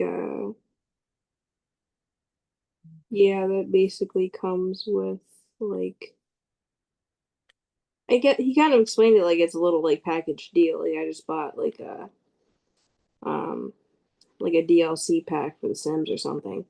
Or an expansion pack for The Sims. He's like, your seizures will typically come with like those focal aware seizures that you explained where you're out of it for a few seconds and you're confused and then come back to and that can be triggered by many things, and then you can also have these types, and you kind of just, but I think kind of what his end goal of explaining to me was is that there's all different types of different experiences for when it comes to those types of seizures, and everyone experiences them differently, sort of, I guess. And but it's all kind of it's like the same. So I get really confused when they say absent focal aware seizures and stuff like that. So I'm like, what are we talking about? I'm so confused for a moment. What means what? I guess I don't know. Absent seizures. I got something here on absent seizures. It says also known as petit mal seizures are brief lapses of consciousness that typically last a few seconds and are more common in children. I've heard of petit mal, but I thought that was like shaking. Nah. Oh, yeah, my doctor brought that up. That's what he said. He said, like petite. So I guess it would be absent seizures that I would experience. I don't know what the focal aware ones are then. I don't know if that's the same thing. It, in my head, would sound like the same thing. But Focal impaired awareness is different. Um, you lose all of awareness. Sometimes you might remember it, sometimes you don't. okay, then my expansion pack comes with the absent seizure, also known as the petite mal seizure. Yeah, one of the first comments says, my absent seizures Spooky. are a few milliseconds long. And I know I have them because I feel like there's a black lightning in my head. Someone else said, I had some of those seizures when I was having a casual stroll alone in my neighborhood. I suddenly realized I was lost, location and destination. I decided the best idea would be to return home, but couldn't plan my route. I had used Google Maps to get back, and this is very familiar territory. I arrived at my place without any entries, but I had lost my hat, my headphones, my sunglasses along the way. I never lose anything, so I think that might qualify as an absent seizure, where I have some proof of it happened. Replacing my stuff was inconvenience, but better than broken bones or lost teeth. Anyone had experiences with Keppra and valent vaccine combination? Someone says, I just saw a psychiatrist and it was prescribed venlafaxine. Questioned him multiple times about it and how it would interact with my epilepsy medication. He assured me it will be fine, but I'm nervous. Still calls. The last thing I want to have is a seizure again because I'm taking some new drug that I may or may not need. If anyone's experienced with these two or any other two with these two, can you please let me know how that's one for you? Somebody down in the comments said I took Effexor for the time and it didn't impact my seizures. Anybody got some kind of mixture with Keppra? I took a flu vaccine on Keppra and had a lot of seizures, cluster. And I think when I just phrased it to the walk-in clinic, the notes ended up suggesting that it was because of the whatever that term is, catamenial. It was because I have catamenial seizures that they suggested the vaccines would always be risky for me. Okay, well, I got something. Says, has anyone used their nasalium? Hadn't had a seizure in a couple of years and randomly started getting bad auras, so the neuro prescribed nasalium. Ativan used to be what I take right before seizures, so I know what that's like, but I got addicted to it, and now I am terrified, so I asked for nasalium. Does it actually make you pass out? I know side effects can say all that, but they say that for every drug out there, and it's anything like Ativan. Literally any response is helpful. I just want to know what you'd experiences and what am I in for? I'm sorry. I never took nasalium. I wouldn't be able to compare it to Ativan, like the post is, I guess, kind of phrasing it, but I've never taken Ativan. But the nasal for me, what I can expect every time is like a burning sensation. I don't like how my nose feels afterwards. I can always tell which side they did it in, and it doesn't feel good for about as long as the postictal state. And as far as passing out, I don't have to take a nap right away. I never like to go to sleep when I'm still confused and not 100%.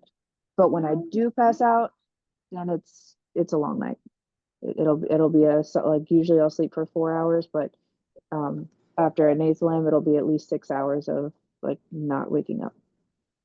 I get rebound seizures from Nasalim, and it took us a while to figure that out, and the Benadryl helped us figure that one out. But I end up having another seizure about 12 hours later, and my doctor said it happens to people who are very sensitive to benzodiazepines, and I am. So, and he thinks it's a good sign, because he knows I'm not abusing any of them. But that nose thing, okay, honest to God, I hate that. I hate it. And usually one shot, I'll recover from that and from the seizure, and my nose will feel okay after a while. and I'm wide awake. I'm full of energy. But if I get 2 shots, I'm down for the count. Like 8 to 10 hours, I'm sleeping. But 1 shot, it's like giving me cocaine.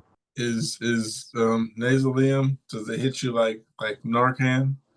Just bring you back, or does it put you down? My daughter says it knocks me out for a minute. She said, I literally stop. My body, everything stopped. It takes about 3 to 5 minutes, and I'm like completely, she said, I turn into a puddle. My muscles all relax, and I'm fine. And then I'll wake up, and sometimes I get a little defensive. I'm like, shit, why'd you do that? Where am I? And then I'm okay.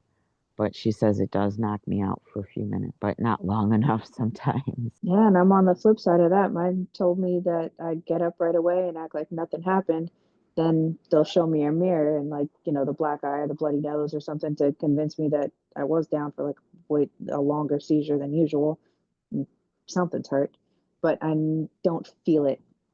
And the denial for the seizure when nasal M is in the picture is longer than if they hold off on the nasal M, let the seizure finish, even if it's around 5 minutes. Then Yeah. when I come back, the headache is like already there, but it's like the nasal M suppresses all of that feeling for a little while. It's like it definitely changes post-ictal for me. Oh yeah. Oh yeah, definitely. Feeling defeated. Currently ovulating, and of course, my catamenial seizures are popping off. Sometimes it's worse during my cycle, but then sometimes it's just bad all the way around. Today I had multiple focal seizures. My brain is disconnected and foggy. I had just lay in bed all day because my body felt exhausted, and I was mentally, I am, and emotionally exhausted too. I'm just trying to exist, and I'm falling, and I'm failing. I'm assuming that's failing, but it says falling. I have lost insurance. I don't have a steady job. I'm actively applying. My neurologist started blowing me off, wouldn't listen to me and my concerns, and started suggesting I was exaggerating my symptoms, wouldn't adjust my meds, and now I found out she left that office and went to a different network. No one told me. So now I don't have any active perceptions. The pills, I have her all out until I get a new doctor. I'm just defeated, seizing throughout the day, and while trying to be as safe as possible, laying on my side and hoping the seizures don't get worse. I feel so alone. Talk to me. I need Whoa. someone to talk to. It said, not talk to me. They have to cover those prescriptions for 1 year. If they're in the States, that's the law. But without insurance, I don't know what they're taking, where they live. But I know in the States, every state, that whether it's the doctor or the clinic that they're associated with, they have to cover those scripts for a year or until you find another doctor before that year. I know that because I've doctor hopped so many times.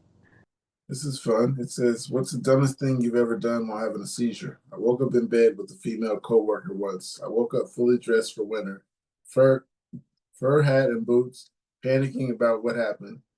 Turned out she was just keeping an eye on me. They called my wife after I had a shake, who said, just keep me in sight for a few hours. And that she did. The dumbest thing I've done is walk into someone's house. Then I laid on the couch. That's the dumbest thing I've done. The one that pops into my mind is the one that my mom said that I locked myself in one of the dog crates and couldn't find my way out. You mind if I laugh at that? That was kind of funny. Go right ahead. I laughed too. I couldn't imagine you with a dog crate. You're way smaller than me though, so I just think a dog crate. My dog crate is pretty small, so. Well, my mom has 3 poodles, so it's bigger dog crates. It's not like my Schnauzer's crate. And they do have very nice pillows. Hey, maybe that's your little safe space, just like it works for them.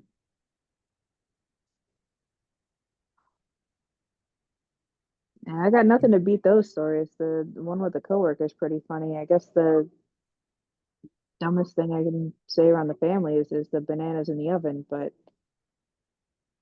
I know in reality it was definitely some stuff on the job.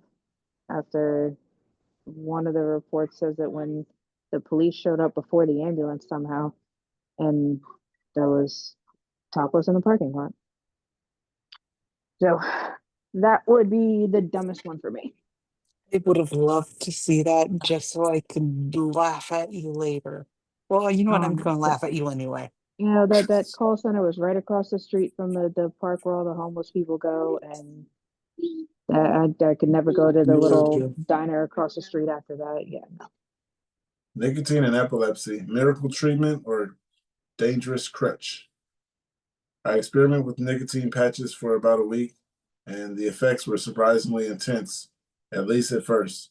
Day one, I used 10.5 milligram patch and had a vivid lucid dreams that night, some of the clearest I've ever experienced. Day two, I went up to 21 milligrams, had incredibly deep, peaceful sleep, deeper than anything I've ever felt before, and I honestly felt amazing. But starting from day three, the effects started to fade. The lucid dreams stopped, and the sleep wasn't anything special anymore. I felt like my body adjusted really quickly. Now it's been about 2 to 3 weeks since I stopped using the patches, and I've started feeling something strange. I'm not sure if it's just my imagination, but it almost feels like I'm getting auras. It's not dramatic or painful, but it's this tightness in my throat and weird pressure or sensation in my head, like something is about to happen unless I move or distract myself. No nausea, no dizziness, no other symptoms, just that tight, looming feeling. I haven't had a seizure, but I can't shake the feeling that something is building up. Does anyone else experience anything like this? And after quitting nicotine, could this be withdrawal or something neurological? I haven't went through nicotine withdrawal. Um, Nicotine is one hell of a drug. I've I heard. started smoking when I was 15. I'm 36 now. Yes, you are my little brother, just 9 days older than you, and I'm going to hold that over your head. Where was I going with it? Oh yeah, nicotine. But nicotine has always been kind of like a go-to if I'm stressed or anything. And thanks to you guys, I've stopped nicotine and I'm on weed. Nice. Sounds much better. Kevin, you got something? If this person's feeling weird, yeah, that's probably adjusting to the nicotine or withdrawing from the nicotine. That would be my first guess. Yeah, it's what nicotine does to you. Yeah, it's a drug. So yeah. My friends are thinking that my parents and brother are overprotective, but I don't think they understand why they are. 26-year-old female. Family has always been very protective over me because of my epilepsy and what they've seen and how they can, but but my friends think they're overprotective too much. Never seen me have a proper grand mal seizure. They want me to travel all over Europe, but to be honest, I am reluctant because my epilepsy to go with people that I don't know what to do when it happens, and that's why they are saying my family is overprotective. Basically, this person wants to go somewhere, but the people don't exactly know what to do. Is what he's saying, or she's saying. Listen to your instincts, baby girl. This person's looking for advice. I thought we get more than one. Come on, guys. They definitely need to decide for themselves. I usually would suggest don't let your family decide for you, but you really have Yeah. to think of your well-being here. If you're in Europe and you're with people who don't know what to do during a tonic-clonic and they wouldn't know to set the timer, see how long it goes, like all the things that are actually important, then maybe you got to put this trip off until next year. As long as you can make it through Europe, with all the access to your medicines and, you know, yeah, I don't see why not. But as far as convincing your family, that's another story. I don't. That's an issue of trust and make convincing them to trust you and It's not yeah, even an issue of trust. It's just yeah, it is it's like they're treating you like glass. because they don't trust her in this situation. I guess. One of the comments here, oh, this is way too long. She says, my son has epilepsy and he's about to turn 15, and actually traveling is one of his main triggers as it's getting to him out of his sleep routine. However, I also want him to have a life. So recently, we let him go to an overnight trip. I think my husband and I were really worried. My son had the time of his life, of course, didn't sleep properly, but luckily was all right at the end. He did have two of his cousins with him who would have known what to do and what's going on. So I completely get your parents' concern, but also entirely understand if you do like to travel with your friends and maybe be a shorter, more local trip to start off with would be better. I guess it depends on how well your epilepsy is controlled, and you could give some of your friends a full breakdown. That's good advice from a parent. Excopri, anyone? Hello, I had daily focus with Kepra and clobazam and some grand malls during the nights and in the middle of the nights. Now I'm taking Excopri, a drug people say is very bad, and I want to make some questions. I want some questions. Number one, anyone 90% or 100% of seizure free with this drug exists? Number two, I'm taking 100 milligrams, but in the beginning, I was all day sleeping, and now I just sleep normal and take my coffee like before. Is this normal? Because I saw people that said I will sleep more than 12 hours. Number three, when is the titration notice? The difference in what type? 50, 100, 150, 200, or more, per example. Thanks. Excalibur had never been on it. All these extra medications I can't really talk for. I just got on the 100 milligram process of the titration process, and it's knocking me out. Like it's kicking my ass. But I have had the double vision. I have had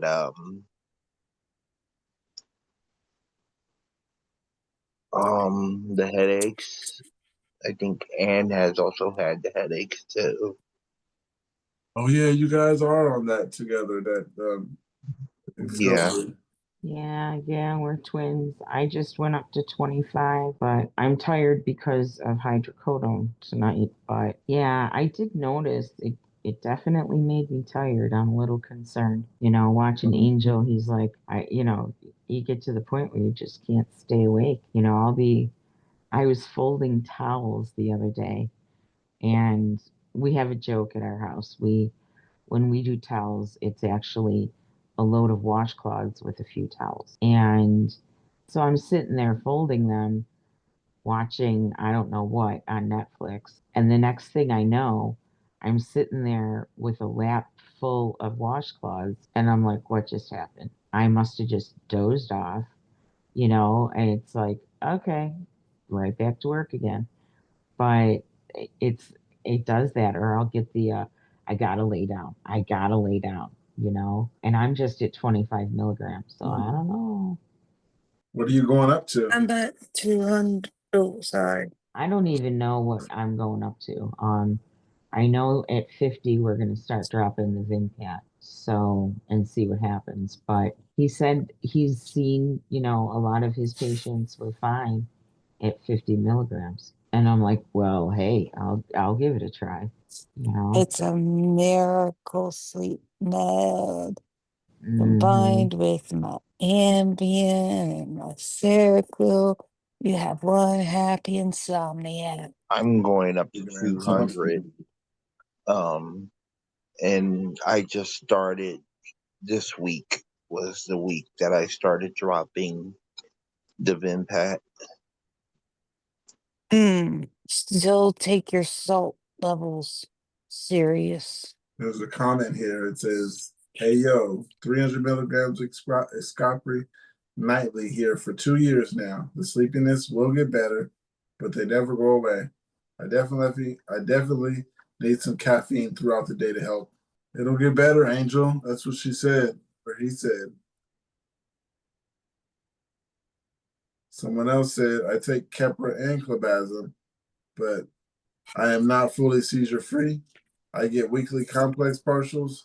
Never tried Xcopri. Did Xcopri decrease your seizures at all in comparison to Keppra and clobazam weekly?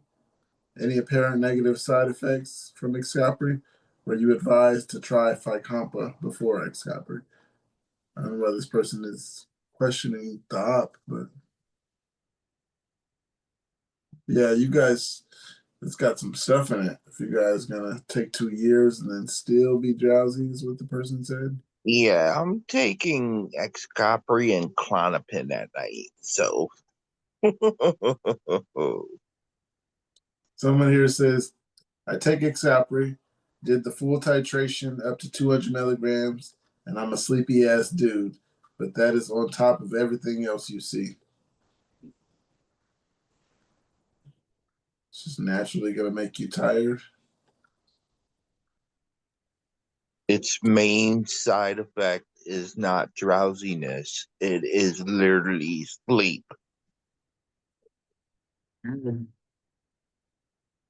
Oh, wow. Anyone have neurospace RNS? Hello, all. I'm 22-year-old daughter. My 22-year-old daughter had a neurospace RNS implant done mid-May of this year. It was activated at the end of June. She is not due for an adjustment until September. If anyone has this, do you experience taser-like pain that affects your arms or legs?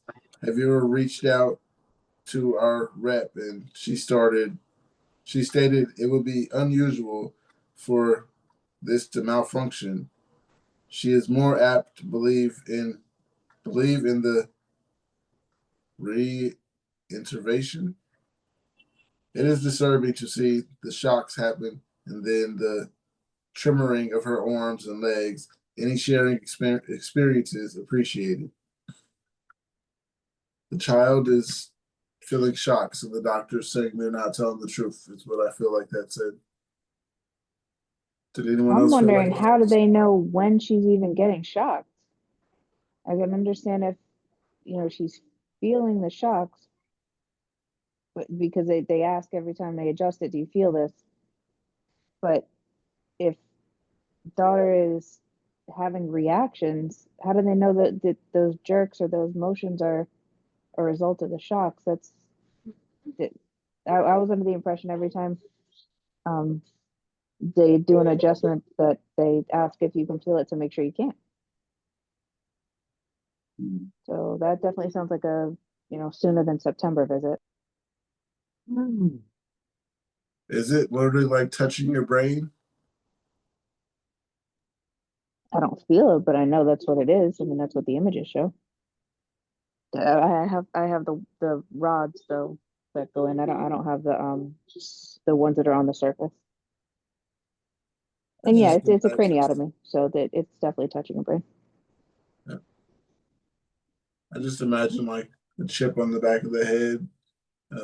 But of course, that isn't the thing. This is an iRobot. I understand. Just I should look it up one day. Anyhow, Well, it feels different on both sides too. That's what I was always curious about. On the right side, it definitely feels more like a, you know, convex, like it goes in, but then on the left side, it feels like it's kind of poking out. So, I don't know. We'll see what they say when they go in to change a battery. Everything's in place. Seizure due to shock. My father-in-law passed away today. My sister-in-law is extremely upset and kept crying the whole time. She has not taken her meds properly for about 3 days as well. She suddenly got a seizure and fainted during the funeral. She has never got seizures before. What can be her reason for this? And can she get another one again? Has she got to go see a neuro?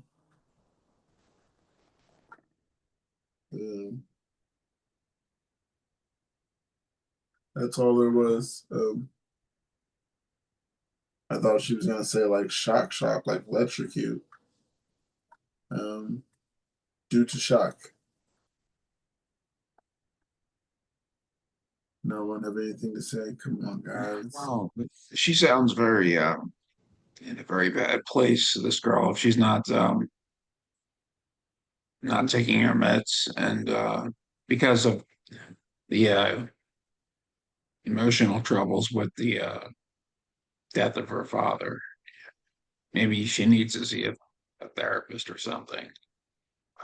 Because she needs to take her medicine. Something to get through to her. I mean, because yeah, that's the bottom line. She needs to take her medicine. Okay.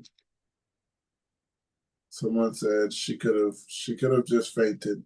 That said, seizures are often induced by stress and other strong emotions. Also, as mentioned by Doc Brown, above many people will have one or two seizures during their lifetimes. This is not indicative of a seizure disorder.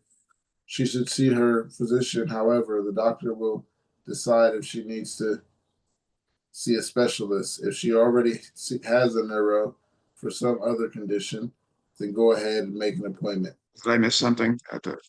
This is an epileptic, right? Yes, this is. Okay, all right. I need to make sure. So what else is most people have at least one seizure in their lifetime. You must have two seizures that are unprovoked to be diagnosed with epilepsy.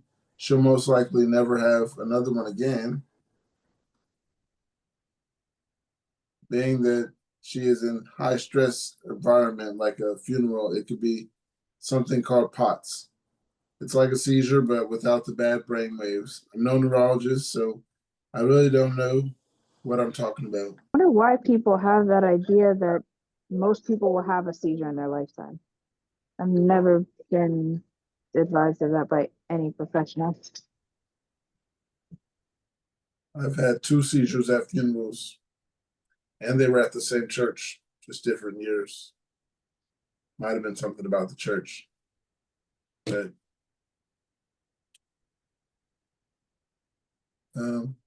I feel so low. This shit is affecting my job. I'm a cashier. It's not hard. It's not a hard job. It just requires a lot of talking and some repetitive motions. I have multiple focal seizures and just end up staring at a customer.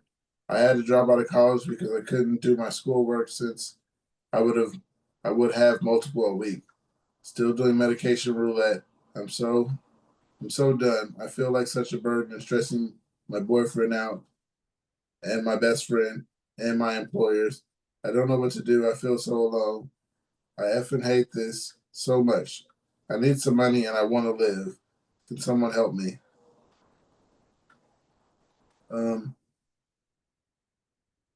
I had a job as a cashier and I didn't get fired for having seizures. They were always trying to keep me at the register and keep going, and didn't understand that part, but I don't know where I went with this. Yeah, try not to lose your job. I don't know if specifically having seizures too much might, but I was having a decent amount. What might happen is, like, I used to work at a casino, and they just drop and drop and drop your hours until one day you're living across the country and you're getting a call saying, "Hey, can you come into work?" Even though you haven't been there in 2 years because they wouldn't let you come back. It's like, I know it's Christmas, but I live in North Carolina now. I can't I can't hop a plane. Oh, sorry. Yeah, I think I'm muted. I don't know. You're not muted. Oh, I'm not? Okay, good. No. Then you heard all that because I don't remember what I said. Was it good pay?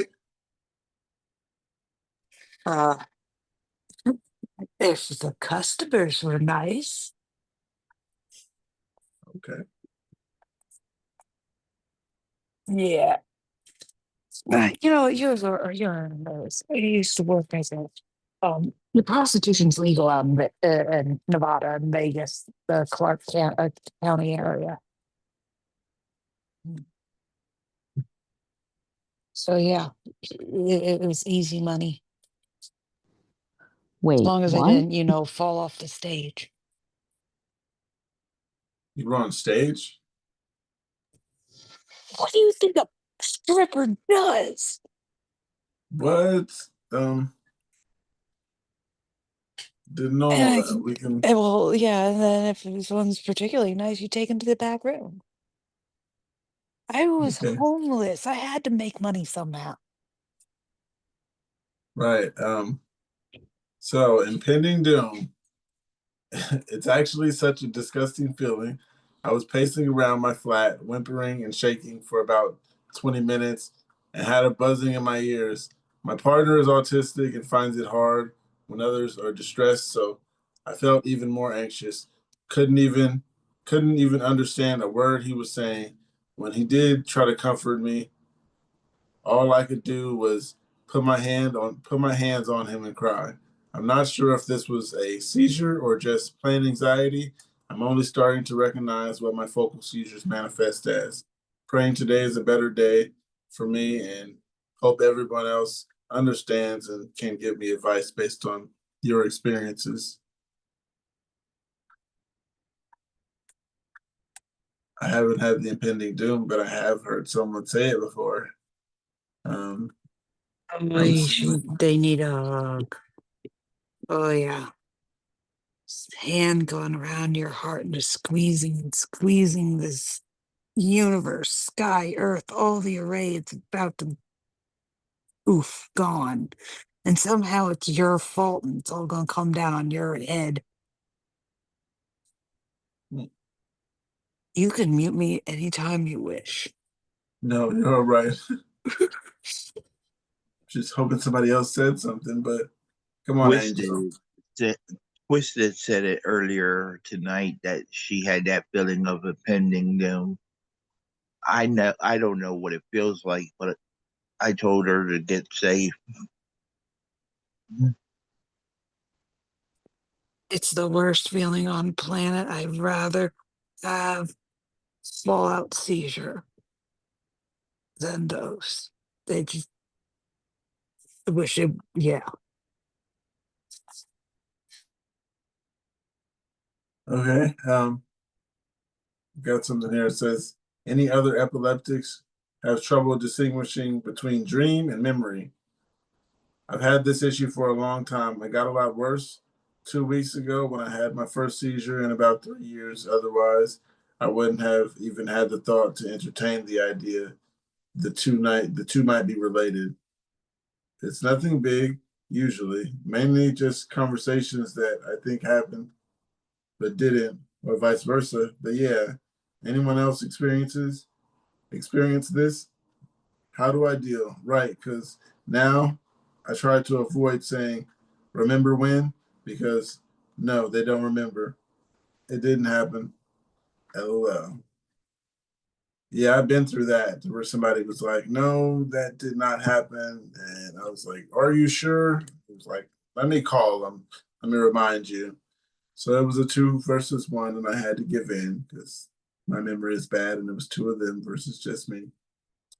We didn't go there, and we didn't do that. I forgot specifically what it was, but yeah, I lost that argument.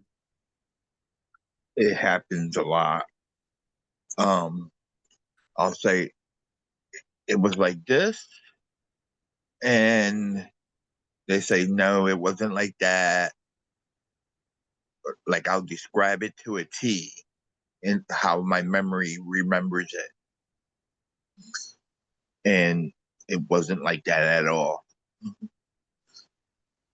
And sometimes I think when it happened around my wife, I think she was trying to gaslight me too. You know, trying to say no, it's a false memory. I'm like, no, I remember this, and I'm like, Semi-true stories. Believe it or not, it's a Jimmy song. Some things I made up because some things I forgot. But the living and the telling are both real to me, and you put it together for a semi-true story. Well said. yep. I guess you could say all memories are lies from a certain point of view. Um, yeah, it's definitely true. Because every time you remember them, a memory changes, and it's very difficult. And the person I go to always is my mom. I ask her for a backup, on these things.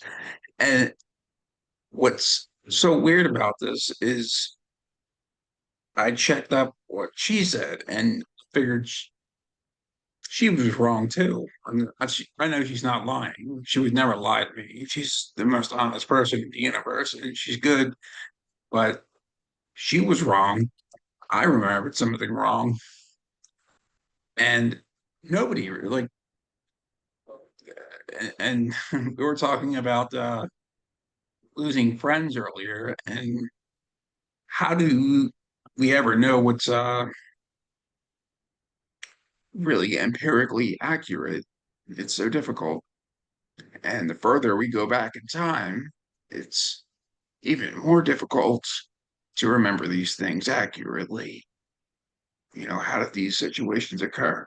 I don't know. Well, what a difficult situation this is, the memory problem. Yeah, I think one of the hardest things about epilepsy or adapting to it is forgetting about ever really recovering the past. Unless it's my own account, written down, then it was just such a waste of time ever asking other people who are around. Because, like you said, nobody ever really gets it right. Yeah.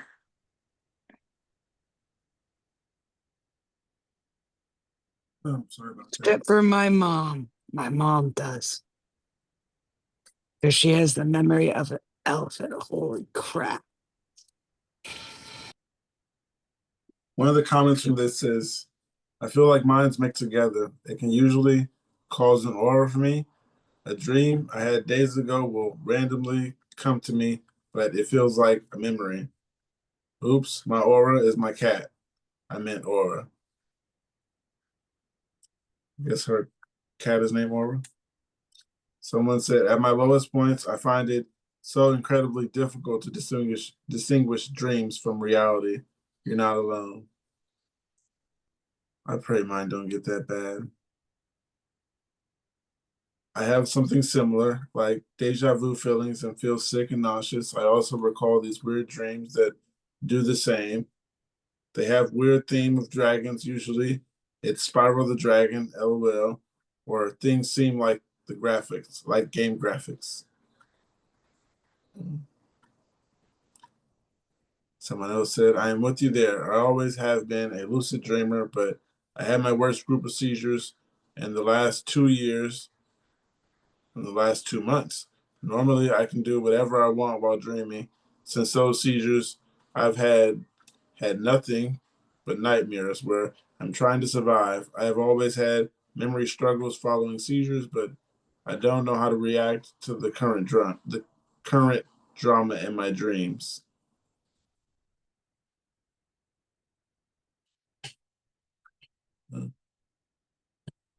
I lost my Keppra pill bottle. I'm currently traveling in Europe, and I think I lost one of my Keppra pill jars. I have epilepsy and take Keppra 1,000 milligrams twice a day, and lamotrigine 100 milligrams twice a day. Before leaving, I brought 2 bottles of Keppra with me. One was already halfway used, the other was brand new bottle. I bought both because I wanted to finish the open one, but unfortunately, I have lost the new full bottle. I put the full bottle in one of my bags, but I've traveled to different places within a week. I've lost track of my medicine. I still have a half used one, so I have a little time, but I'm worried about running out while I'm still abroad. I know I'll likely need to get a local prescription, but I'm not exactly sure how this works here or how urgent I need it to act. Now I'm scared. I'll get a tonic clonic sometime soon. I haven't had one in over a year, so it would be horrible if I had one again. Has anyone else dealt with getting epilepsy medication abroad before? Any tips on how I should go about it quickly and safe? I do not have the original bottles with labels showing my name and dosage, etc., if that helps.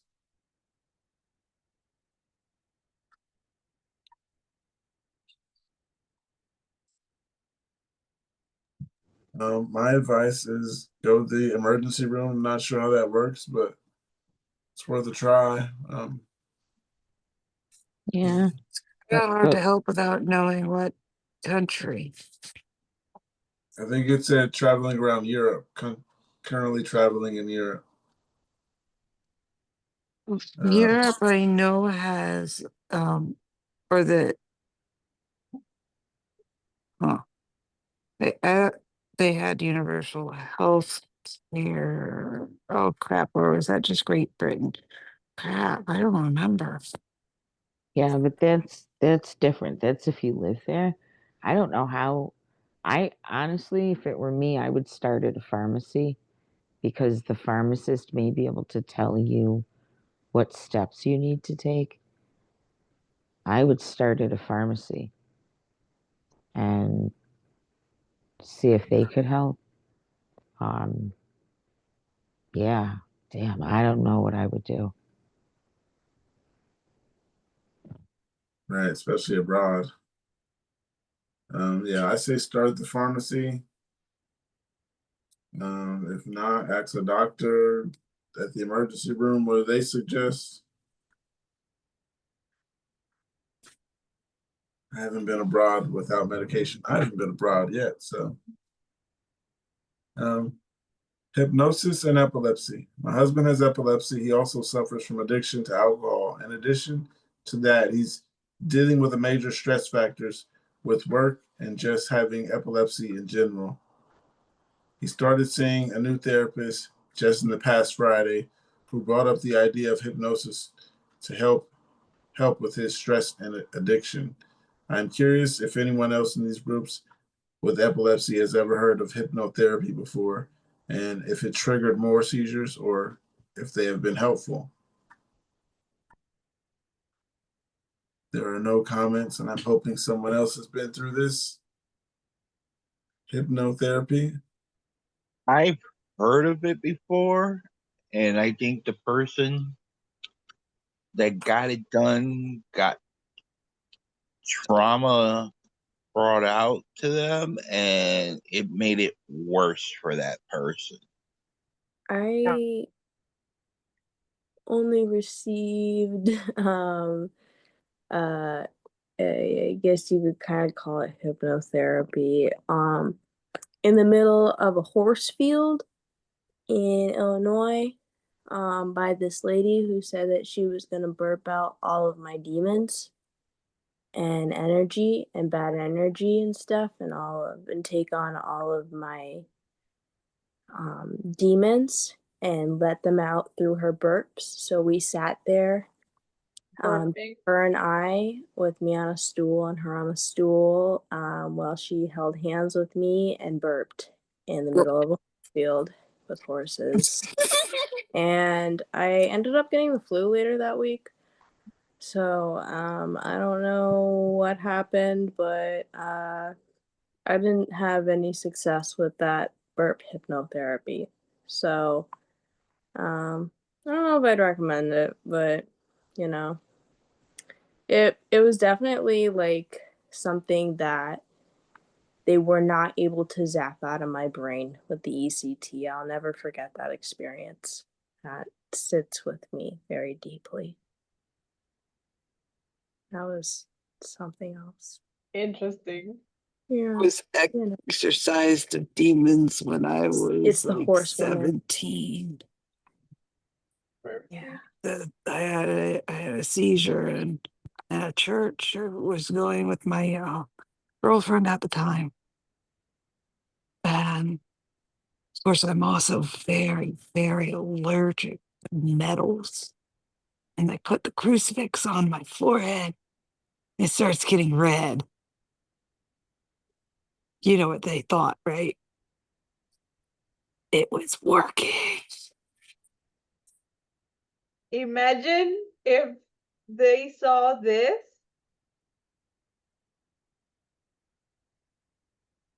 Imagine if they saw this. Yeah. How did you guys not have a seizure during the exorcism? So I did. That's the thing. Oh, okay. I had the seizure, and then they tried to exorcise the demon out of me while I was having a damn seizure. I wanted to just because I'm interested in it, and I'm open to a lot of different types of things.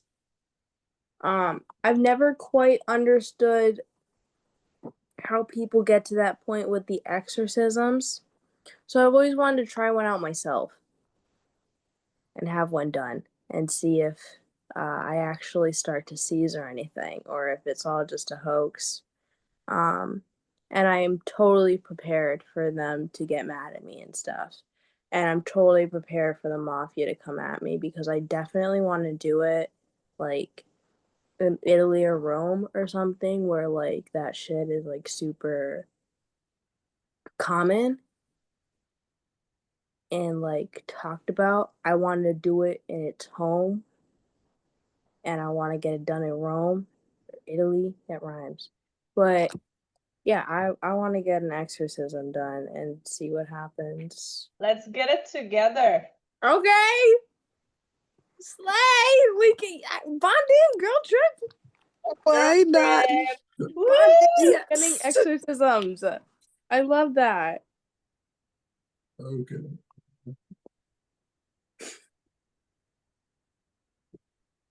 You let me know. Oh, I'm ready. I just got to get the money to pay for the exorcism because I'm sure it's costly. No, they don't charge. Oh. Wow, they probably should for my demons. I might give them a tip. No, the way,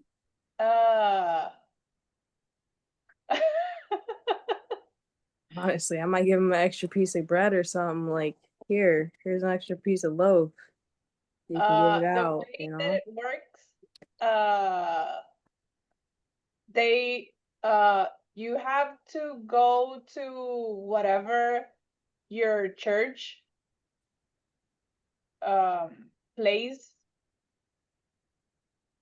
I don't have a church. My family, okay, so my family is like from where I come from, my roots, um, they're Lutheran. My grandma's Lutheran. And I actually looked up what that is today, and it's not as bad as I thought. Seems pretty chill. I didn't read too much on it, honestly. I just read like the overview of it. Just go to Always a been the Catholic. token Jew of the area. Wait, Lutherans are Jewish?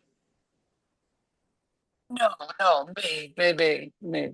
Lutherans aren't Jewish. That's like a thing. It's like it's a different version of Catholicism or something. It's like Oh, maybe I'm thinking Messianic Jews. Yeah. from what I read about Third. Lutheranism or whatever, Lutheran, it's basically like following the word of Jesus Christ and Joseph. I don't know.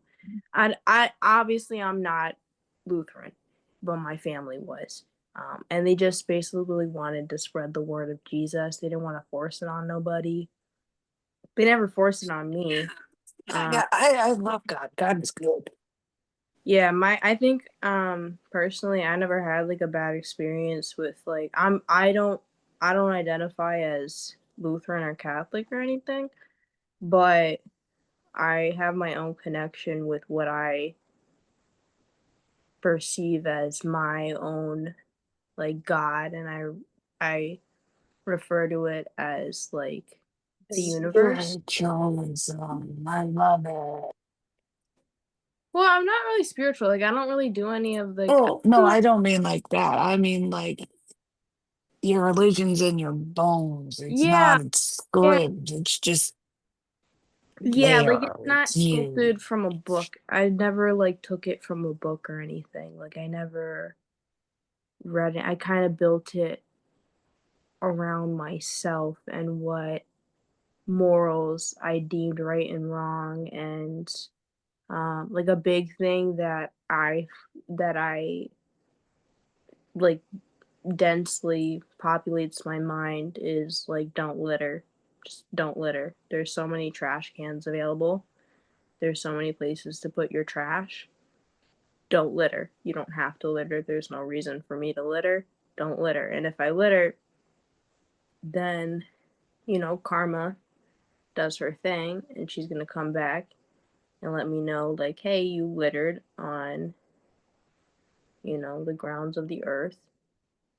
And I don't know. I guess I'm very like earthly and stuff, but I never want to come across as like trying to make fun of a religion, but I genuinely want to try getting an exorcism. I'm not like Catholic or anything. I just want to try it out, see if it works.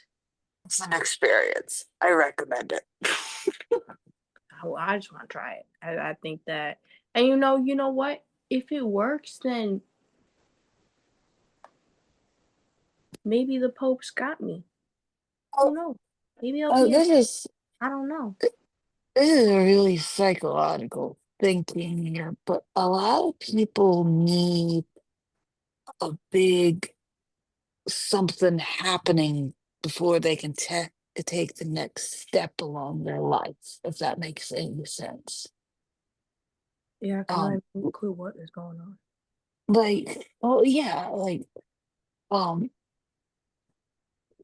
My life is made up of lots of little lives that I've experienced. My life as a child, my life as a teenager, my life under my ex-husband, my life now. They're all different people, but they still make up me. And That's how I do it. but sometimes those little deaths are there before the next person comes up. Yeah. Like sometimes I find myself missing like who I was before I got diagnosed and treated for epilepsy and started taking it seriously, and I sometimes miss who I was before receiving ECT. But then I remind myself that that person was like high all the time and in trap houses and making bad decisions and stuff like that. And it really took the ECT to snap my mind out of that addict threshold and manic episode that I was in for like 2.5 years. And then I was finally able to take my epilepsy seriously, and which is great. Left me really depressed, but It's a victory. Step. There's always a bright side somewhere. Well, it's not like a magic. I mean, mental health's the same as epilepsy. There's no magic cure for it. Just because you find something doesn't mean it makes Don't make me start singing Monty Python at you. So I will. Always look on the bright side of life. Life's a piece of shit. When you look at it, death's a laugh and life's a joke. It's true. And I forgot the rest of the Compressive words. religious classes. That's really interesting. I got something here. It says, am I wrong for thinking I shouldn't get treated like this? I had tonic-clonic seizure and I was hospitalized early 2025. I actually called transportation to arrange for getting myself to the ER ahead of time for my physical health, knowing I was going to have serious health effects from prepping for another medical procedure, one being severe dehydration. On the way to the ER, I had several severe tonic-clonic seizures. I didn't even realize I made it to the hospital until I partially restored consciousness hours later and was in the hospital bed. Now, apparently, my father decided to call my brother and sister-in-law to have them come visit me while I'm the inpatient. I wouldn't have wanted this, but my father makes some irrational decisions regarding my health anyway. My father being an alcoholic doesn't help. After I got authorized to leave the hospital, I was still not fully aware in my postural state. I guess, according to my brother, I said some rude things to my sister-in-law. No idea what I said, not yet, and have no memory of what I could have said. They didn't even tell me what I told them. In case I called my brother recently, and I didn't even realize I said anything during the episode until he said so. He requested I apologize to my sister-in-law. I felt no need to do so, given what I went through and how I had no awareness of what I was going through and doing or saying at the time. I apologized anyway to my sister-in-law. Decided to get very grouchy to me about it. She was telling me about her PTSD and my brother's bipolar and everything they've gone through together.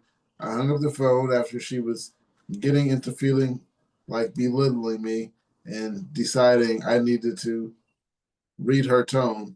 Read her tone is in quotes. And be empathetic is in quotes. To her, she sounded harsh. I have no words for that other than that just was treated very unfairly given what I went through and what happened in my seizure. And neither my brother or sister in law seem to care. That impacts my state of consciousness, emotions, feelings, and everything. I'm not talking to them now, and I don't have any real desire. Am I at fault for feeling like I shouldn't have been compelled to apologize for something I said and have no memory of saying while recovering from a loss of consciousness episode? Are you guys apologizing or not? That's the question. No. No? Straight up? Nope. It's over. I'd probably apologize just to maintain peace, but you shouldn't. If you expect empathy, you shouldn't be pushing for it. If that makes no, that's not making sense. It sounds like this relative of hers wants all the empathy but doesn't want to give any back. Yeah, I get what you're saying. Yeah. I mean, yes, I would ordinarily try to explain my situation, but it sounds like these people are more interested in explaining, forcing their victimization upon the person with epilepsy here. You know, oh, look at me, I have bipolar and everything. I know, but it just seems everyone has their own, you know, gar their own garbage to deal with, and that doesn't sound like something I want to deal with. And if that's an apology or something, well, just get that crap out of my face, you know what I'm talking about. Um, so uh, don't tell me about your own problems because I just don't care. Um, But I know this is a paradox here, but I want to be empathetic. But if you're gonna yell at me with your problems, just get the fuck out of my face. All right. I'm not gonna apologize to you while you're trying to shove your problems down my face. Now, I'm tired. It's 11 o'clock, okay? I'm out of gas. You're good. You're good. What did you say, Toaster? I was telling him that he was fine. Everyone runs out of gas. Mm. That's why we have gas stations. They sell coffee. That's why we have cookies there. But I get what you're saying, Kevin. It's almost like it's a grand competition. And, I know a lot of people that I just I just want a diagnosis. I just want to know. And I get that. We all do, especially us. We wanted to know what was going on. But now that we found out, it's like, oh shit. But at the same time, we have a diagnosis. And I've had people in my life actually be jealous of that, if that makes any sense. Because it's like, oh yeah, you have an excuse for your behavior. I'm like, what behavior? And I don't need an excuse. And it's usually coming from somebody who does, because their behavior is so antisocial and inappropriate, that they're jealous that, I'll get a seizure and I can say or do something that I don't know about. And my excuse is that I had a seizure. And it's like, well, I have this and I have that, but I can't use that as an excuse, kind of thing. But I know I get the same feeling, Kevin. It's like just F off with that. I get it, but I don't think enough. We all know that not enough people understand that epilepsy is a hell of a lot more than just the seizure. And, just something that I had to do today. I had to take my rescue meds, make sure the nurse knew how to use them, make sure the doctor knew all of that shit, and I'm like, I don't even want to have to do that. But it's just part of what we got. And I'm fading fast. But before I go, you guys on the West Coast, the entire West Coast, you're under warning for a tsunami. So depending on how close you are, please take shelter and let us all know you're okay. I already have friends that are going up and inland, and because they don't know where it's going to hit. It was an 8.8 earthquake in somewhere in Russia. My cousin is in Hawaii, and they're already evacuating. So just be careful. Yep, the entire West Coast.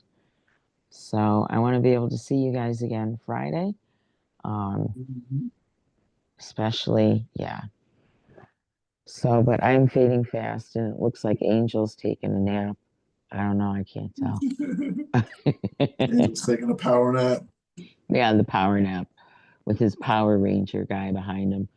All right, guys. Hey, have a great night, and I will see you Friday. See you Friday.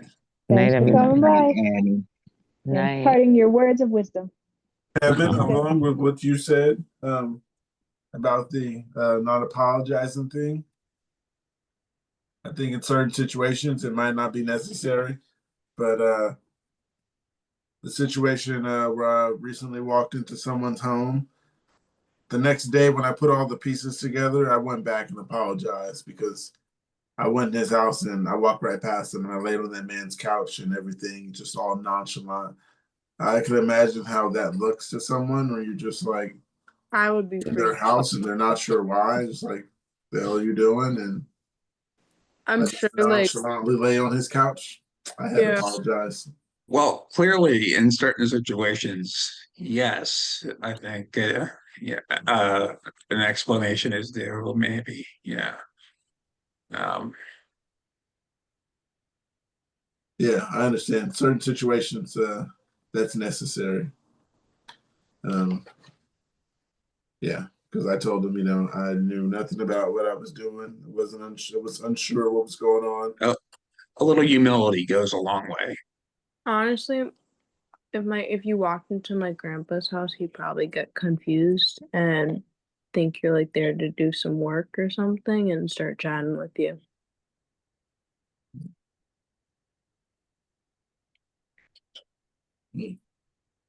So, hey, everybody remember Hannah?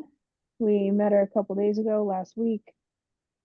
Just got a message that she got a TBI. She's in the ER waiting for an MRI and a CT. So, thoughts and prayers with Hannah tonight so that she gets what she needs. Supposed to keep us posted. But yeah, I got something here. It says, I need some advice, guys. I had to stop taking my medication. It made me feel so foggy. I felt so sick. I just never felt good when I was taking them. My epilepsy isn't terrible. I stopped taking my medication a year or two ago, and I've only had, I think, 2 seizures. The thing is, I just turned 18 and I'm still having to live with my mom, and she doesn't know I stopped taking my meds. I know it's maybe not the smartest idea to stop taking my medication, but I can't stand how I feel on them. I don't feel right. I'm seeing my neurologist next week, and I don't know if I should tell my mom about my medications or if I should just talk about it with a neurologist. Again, I know not taking my medication could kill me, but when I was taking them, it made me most miserable I'd ever been. There's there was no outside pressure or ideas that gave me the idea to stop taking them. I decided to try not taking them for a bit, and it made me feel much better.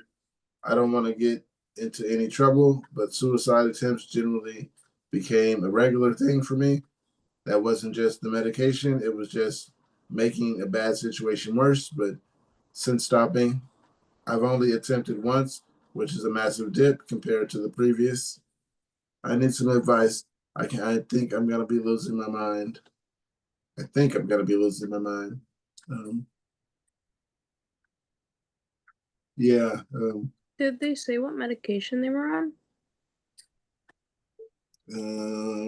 No, they didn't. I was gonna say I just read it out loud. Well, No, I'm gonna assume maybe it's Keppra. I was gonna say the same. But I would just call the neurologist and ask to switch to something else. And try a different medication. Because I know I was feeling when I was in, as recently diagnosed as I've been, and as I've taken the Keppra really, I've took it only like I don't know, it's been like a month or two, something like that. But when I was on it, it was having me the same way. So it I would definitely request to have it changed because they can change it. And if you tell them that you're having thoughts of suicide or harming yourself, they will tell you that it is top priority and they will switch you off of that medication and onto a different one right away, as they should, or else they can get in legal trouble. And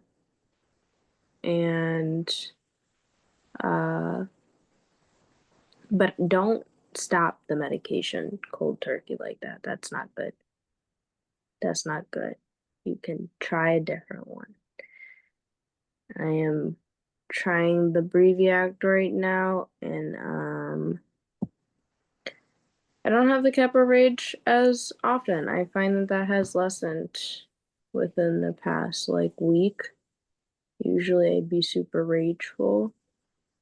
So that has been pretty cool in my opinion.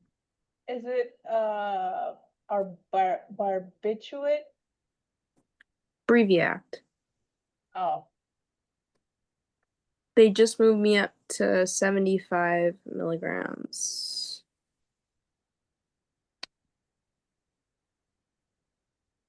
I got some extra Briviact here for you if you want some. Thank you. Forgot how many milligrams. I have a ton of meds in the basement that are, some are expired and some aren't, so who knows what effects you guys will get. But I think put I have on top. Depakote. Yeah. I can't take it in my liver. Yeah, no, that Depakote is scary. Wow. that shit. It gave me the best 3 years.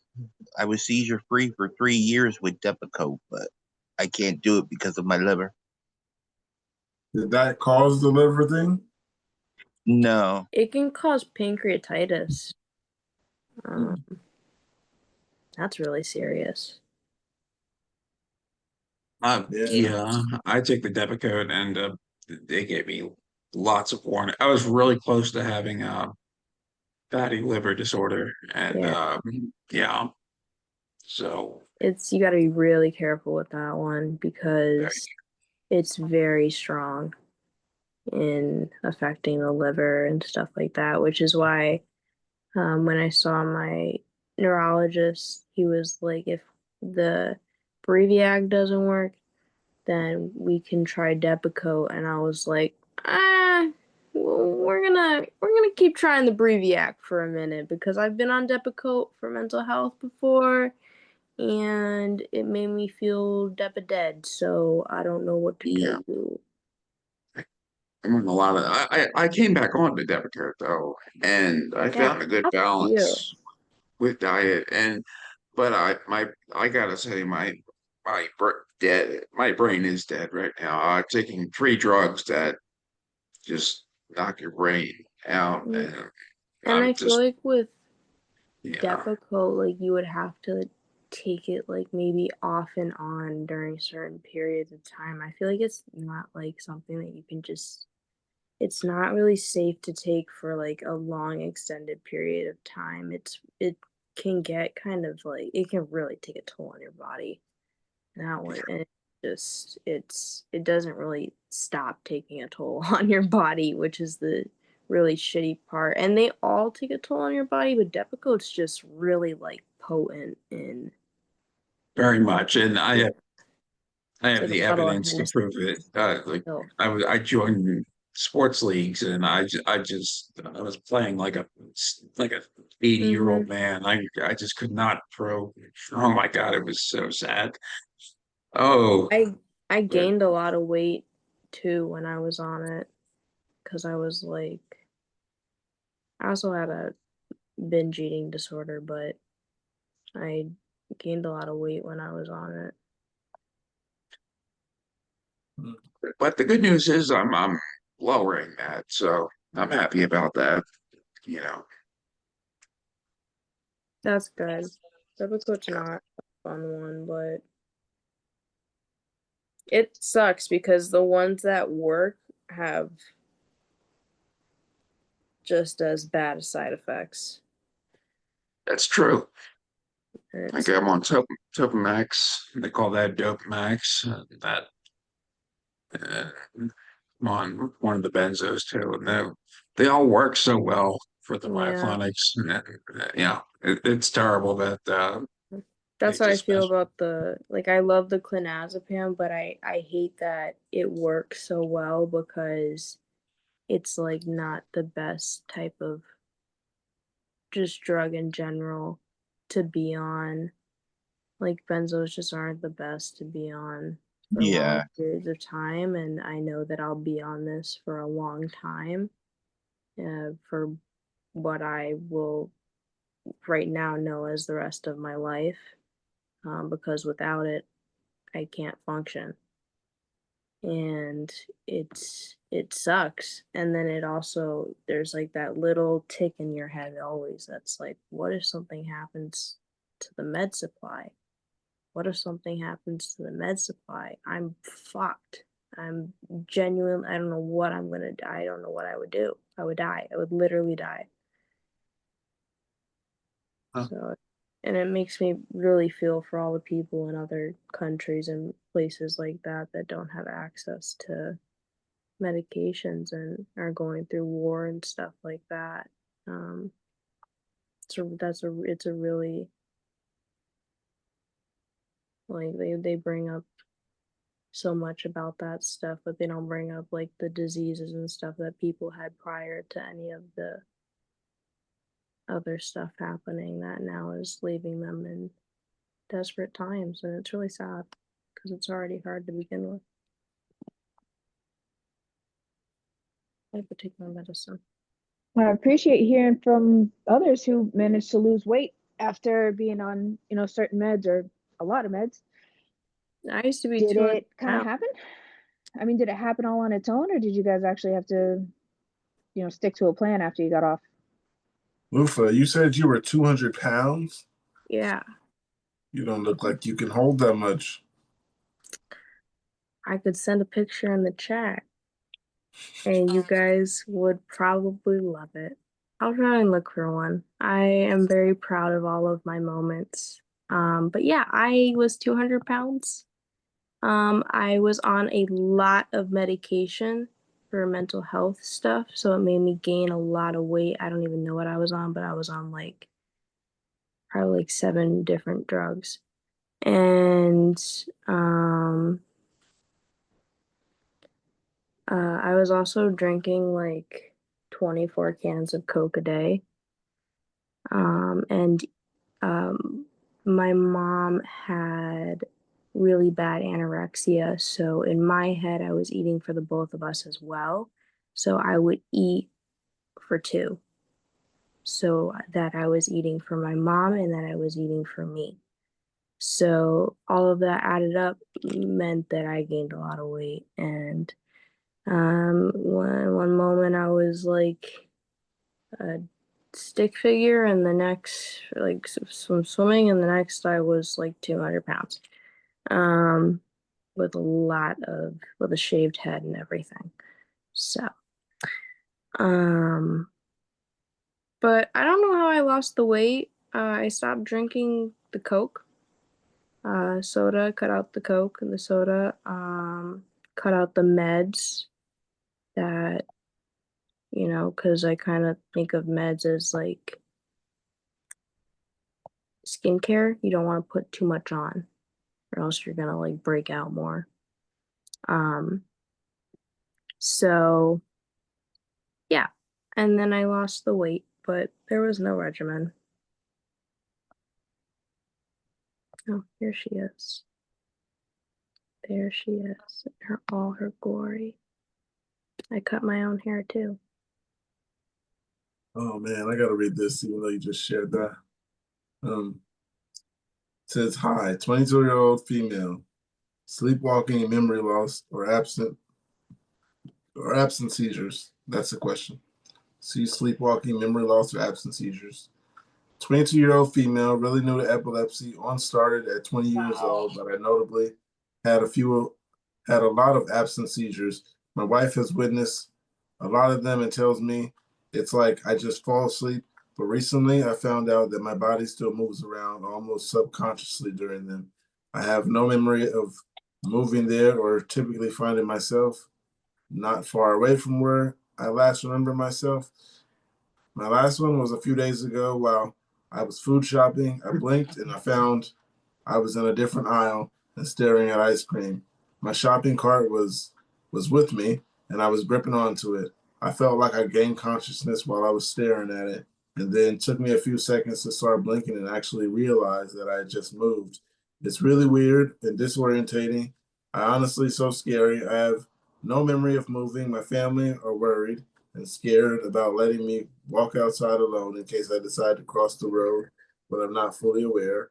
want to know if this is what something someone else is going through or have experienced and how you coped with it, kept yourself safe.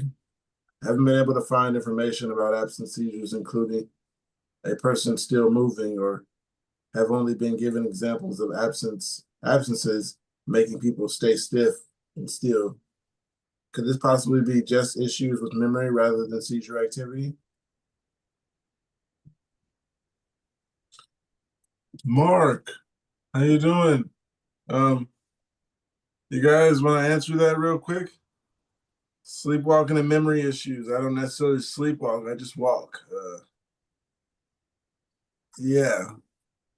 When I do sleep, well, when I do walk at night and, just kind of come to in another room, I don't think it's a seizure unless I have the headache. So I guess I could call it sleepwalking, but it doesn't happen enough for me to be concerned. And I forget things all the time anyway. So I guess I should probably admit that it is a seizure, one of those focal unawares. But, not being able to remember something just doesn't concern me anymore. Unless I was actually like in danger long enough to end up outside in the middle of the road, I wouldn't be concerned about not remembering it. And welcome, Mark. Tell us what's going on tonight. The thing about the wandering, my bad, Mark, 1 second. The thing about the wandering thing, they asked, what have you done to like help it? I haven't really been able to do much. I just try to stay in a cool position, I guess, and let people know that that's what's actually going on these days, because nobody actually knew. And I've walked out with a room full of people, walked right past them. They knew nothing was wrong. I didn't say I was going anywhere. I'm 35 years old. Why should I tell you where I'm going? Situations like that, which are very bad. Yeah. Somebody was saying get deadbolts on my room door. It's not gonna work because I have to go to the bathroom. But yeah, I don't know what to do because get a nanny cam. It's not gonna help me. I'm gonna walk right past that camera. But otherwise, what do you guys suggest? Should I get a is it the little thing to block the door, the little gate? Hobbit alarm. My dad had a CPI security so he could set the alarm, and then when I forget and just go, hey, I've got to go to the neighborhood, it goes off and wakes everybody up. But then they don't. Oh, so she ran away. I mean, before you go for more security, I would suggest baby gates, because any obstacle that you have to get past would probably be more likely to help slow you down or, wake you up. Very true. My dad just put that in because, well, actually, he put it in, I think, because Pookie, thank you. You gave my dad an excuse to get a security system. Does 3 buses and a train count as obstacles? Mark, I your don't think looks it even Oh, you didn't really gotta help. throw that back at us. I was just So you thinking managed about to pay for that and everything. Yeah, I paid for 3 buses. I don't remember that. I don't remember even having money. 3 buses and a train was at least $20. But yeah, Mark, your hair looks even cooler today. right. Thank Yeah. you like it? Yeah, it kind of reminds me when I add barrettes to mine. Yeah, I like it. We gotta do the one-on-one. I remember you saying that. We'll figure it out. How you Yeah. doing? I'm gonna stress you out and give you some stressful questions. What's the best thing that's happened to you First, this year? hold on. First. Hey, Kevin, check Oh yeah, I like the this shirt. out. Yeah. Yeah, So I dig got it. a Yeah. couple of these so I could get them on and off without getting all tangled up here. But Oh yeah, it's yeah. nice and comfy. Button down. When I you like it. popped up, the two of you are right next to each other on my screen, so I thought there was 2 of Kevin for a second, but then I realized it was Mark. Yeah, you can tell I got the guitar pick here.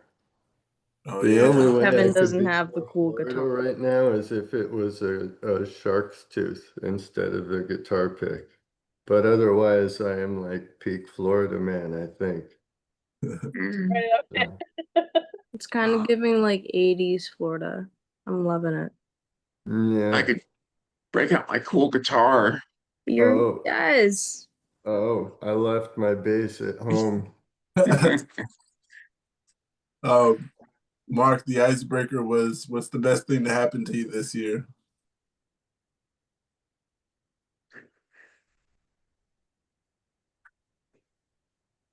This year, as in the calendar year 2025, or as in since We'll go 2025, this year okay. of 2025. Hmm.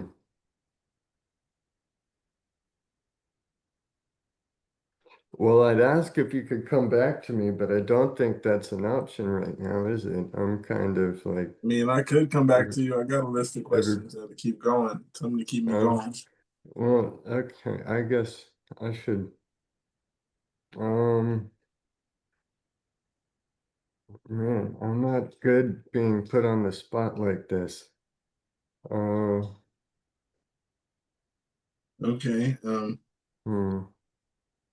I got something here. It says insensitive or not. I took a screenshot of the DMV letter that is coming in the mail today and sent it to a couple close friends. It is a letter that states if I can keep my driver's license or not. I talk to the person every day. I asked him to keep me in his thoughts, and this is how the conversation went. Me. This is a motor vehicle decision letter that is coming in the mail about my driver's license. Keep me in your thoughts. Him. Keep you in your thoughts.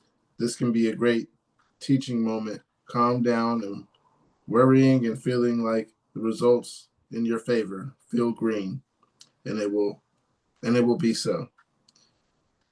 I feel like keeping keeping you in your thoughts to be insensitive and dismissive. He said I took it the wrong way, but I blocked his number, at least temporarily. Am I wrong? I feel like most people don't understand how much a seizure disorder and other associated disorders affect your life and how you have to come to terms with these things.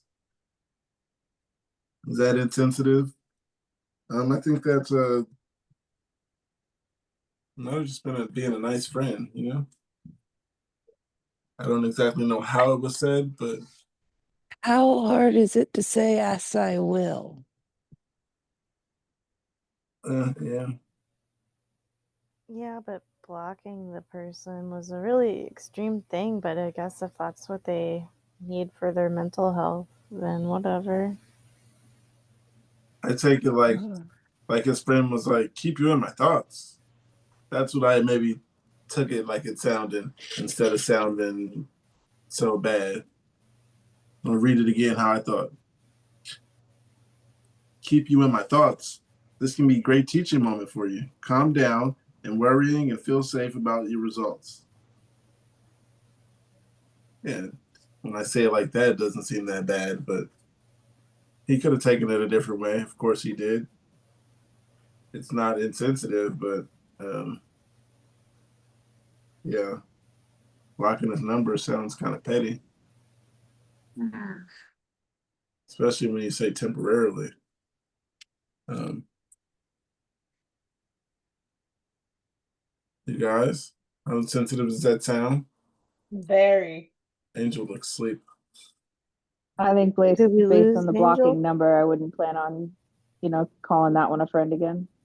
Especially since they blocked your number. It's like they want it on their terms of like when to bring you back in their life. So they're not going to be there for you. Don't bother.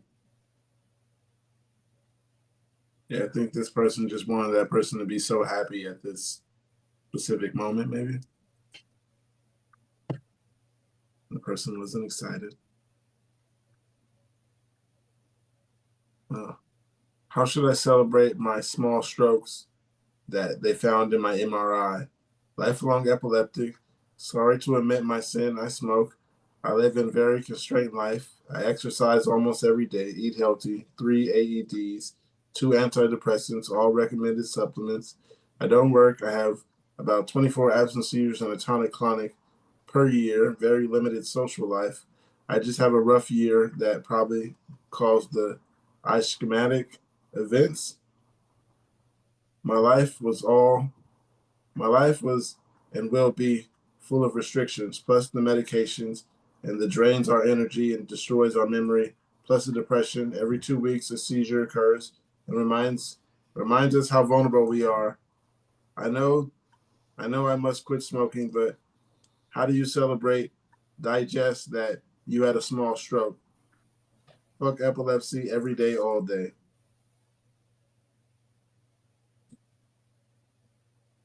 How do you celebrate?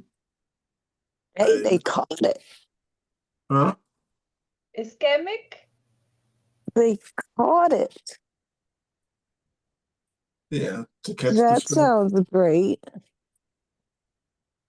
The fact that they actually were able to catch it. True.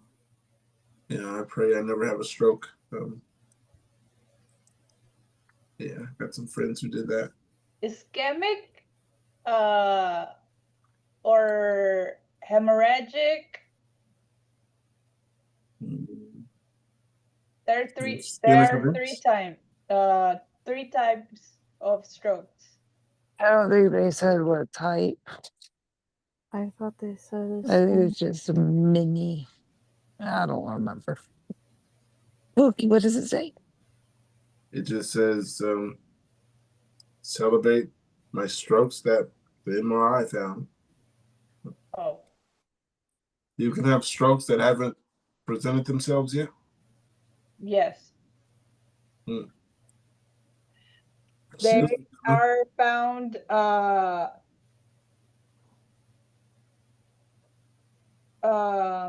with the dead brain tissue.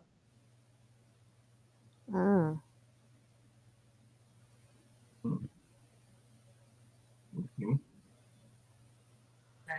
Now, I hope I remember that.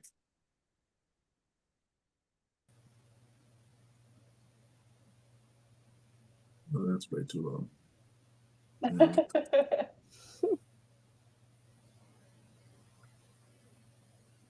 One of these support ones. A friend has epilepsy, and I want to support him during tough times. Any advice? He just got out of the hospital today, had 2 seizures after getting out. He's my best friend, and I want to support him as much as I can. Any tips or advice? That's such a wholesome post, considering some of the other ones. Mm-hmm. Want to support him, and he got out today. Support me. I just be there. There's nothing much you can do unless you're bigger than me. Can't coddle me, none of that. Just be there. Be a friend. And let them know. You know, Learn- don't just wait there by the phone, but let them know that you're there or whatever. Yeah, somebody to talk to helps. Believe me. Maybe like learn some epilepsy, or I mean, some seizure first aid, I guess. My mom took a seizure first aid class when, well, there was a mandatory one when one of the higher ups, family members had a seizure. And all of a sudden it was now mandatory for everyone to have seizure training. But my mom also just took it once she found out I had like epilepsy for real. So yeah, That's what someone else said. Learn to use your first aid so you know what to do if this happens again. That's a good one. Help with transportation. It's very hard on some of us who aren't allowed to refuse to drive again. Nice of you to care and take care of him. I mean, I wouldn't say that's the best thing. Help with transportation. You can be a friend, but don't like make that person burden that person, I would say.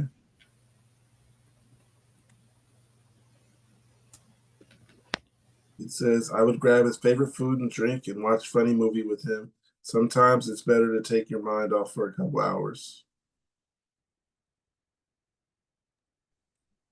Take him to Chipotle. Ah, right. Or get him some of those barbecue wings. Yeah. Yeah, those wings, you make them sound amazing.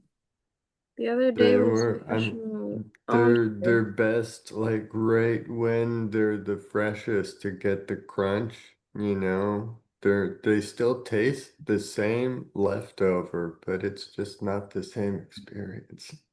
Wings or drums? The other day was National Chicken Oh, Finger Day, boneless actually.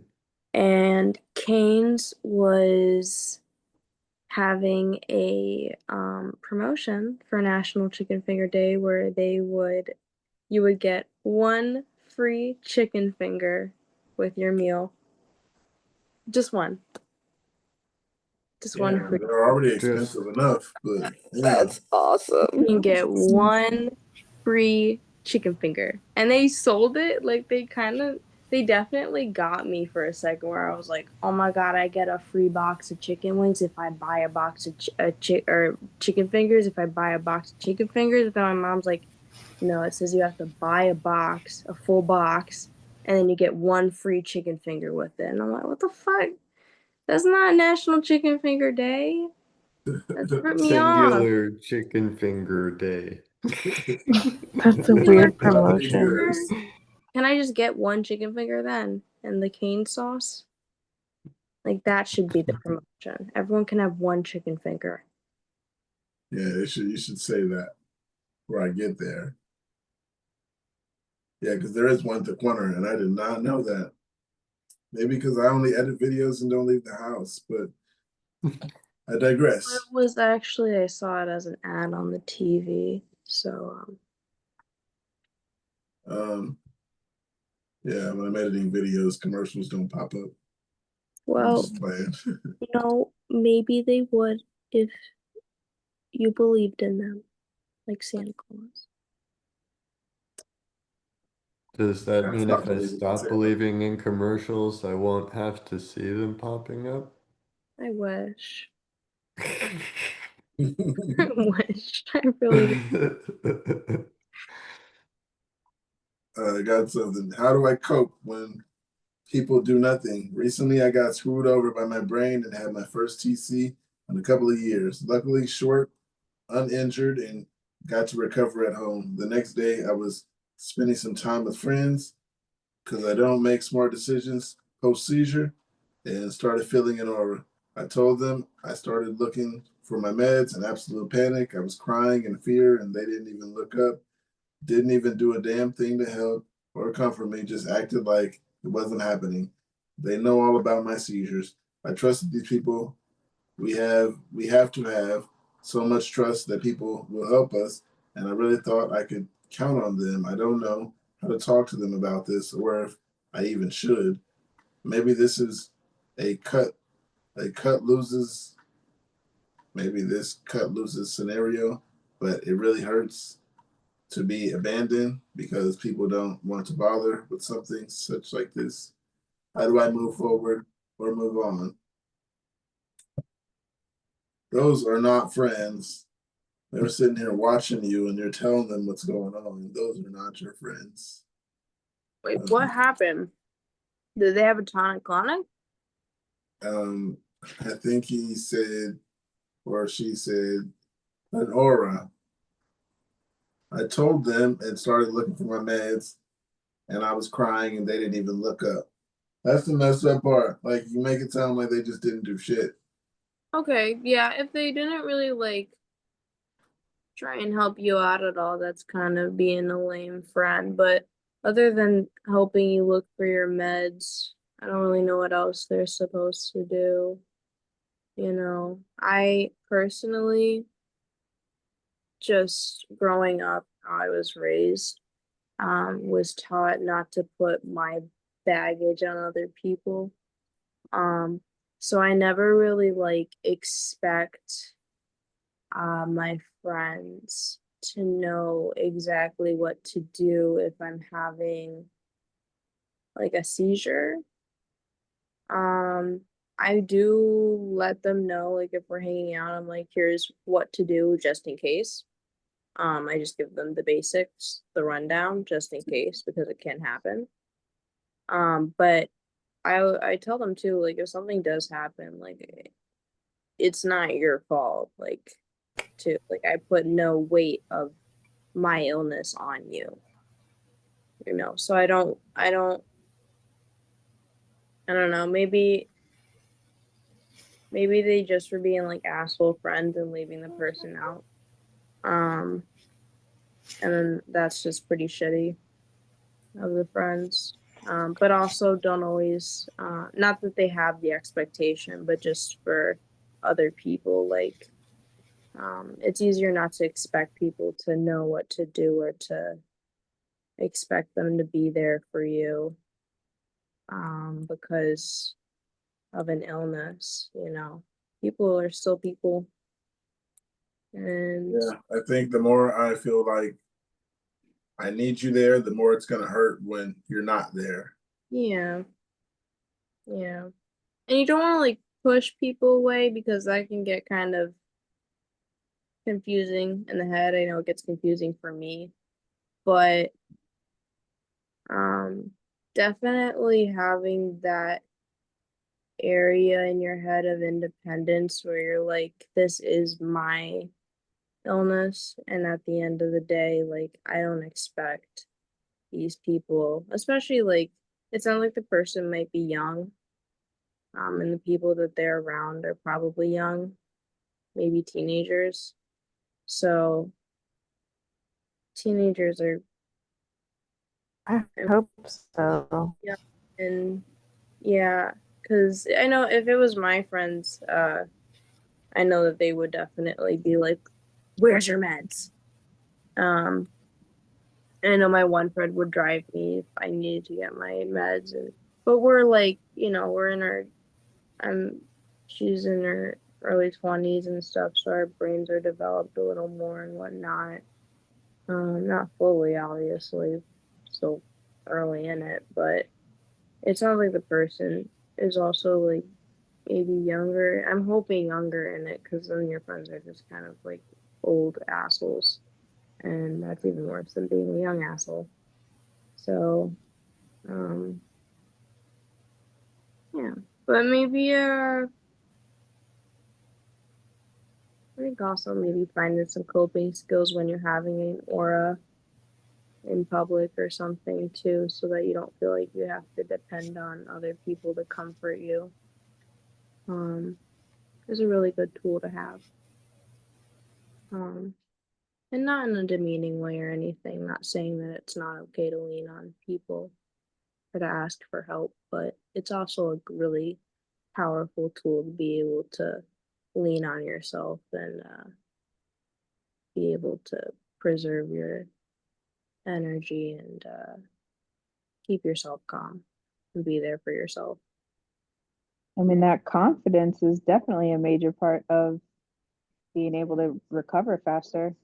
Yeah, I think that's definitely something you have to learn going through it. It doesn't just come. So it's not just an overnight, like, here you go. Like, it's super, super easy. Like, I'm still learning how to deal with it and whatnot. And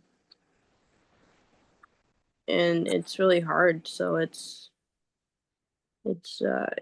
takes time. It's not an overnight thing, and it's not easy. Right. If anyone tries to tell you it's just a piece of cake, then you can tell them to bake it, slice it, and serve it. So Yeah.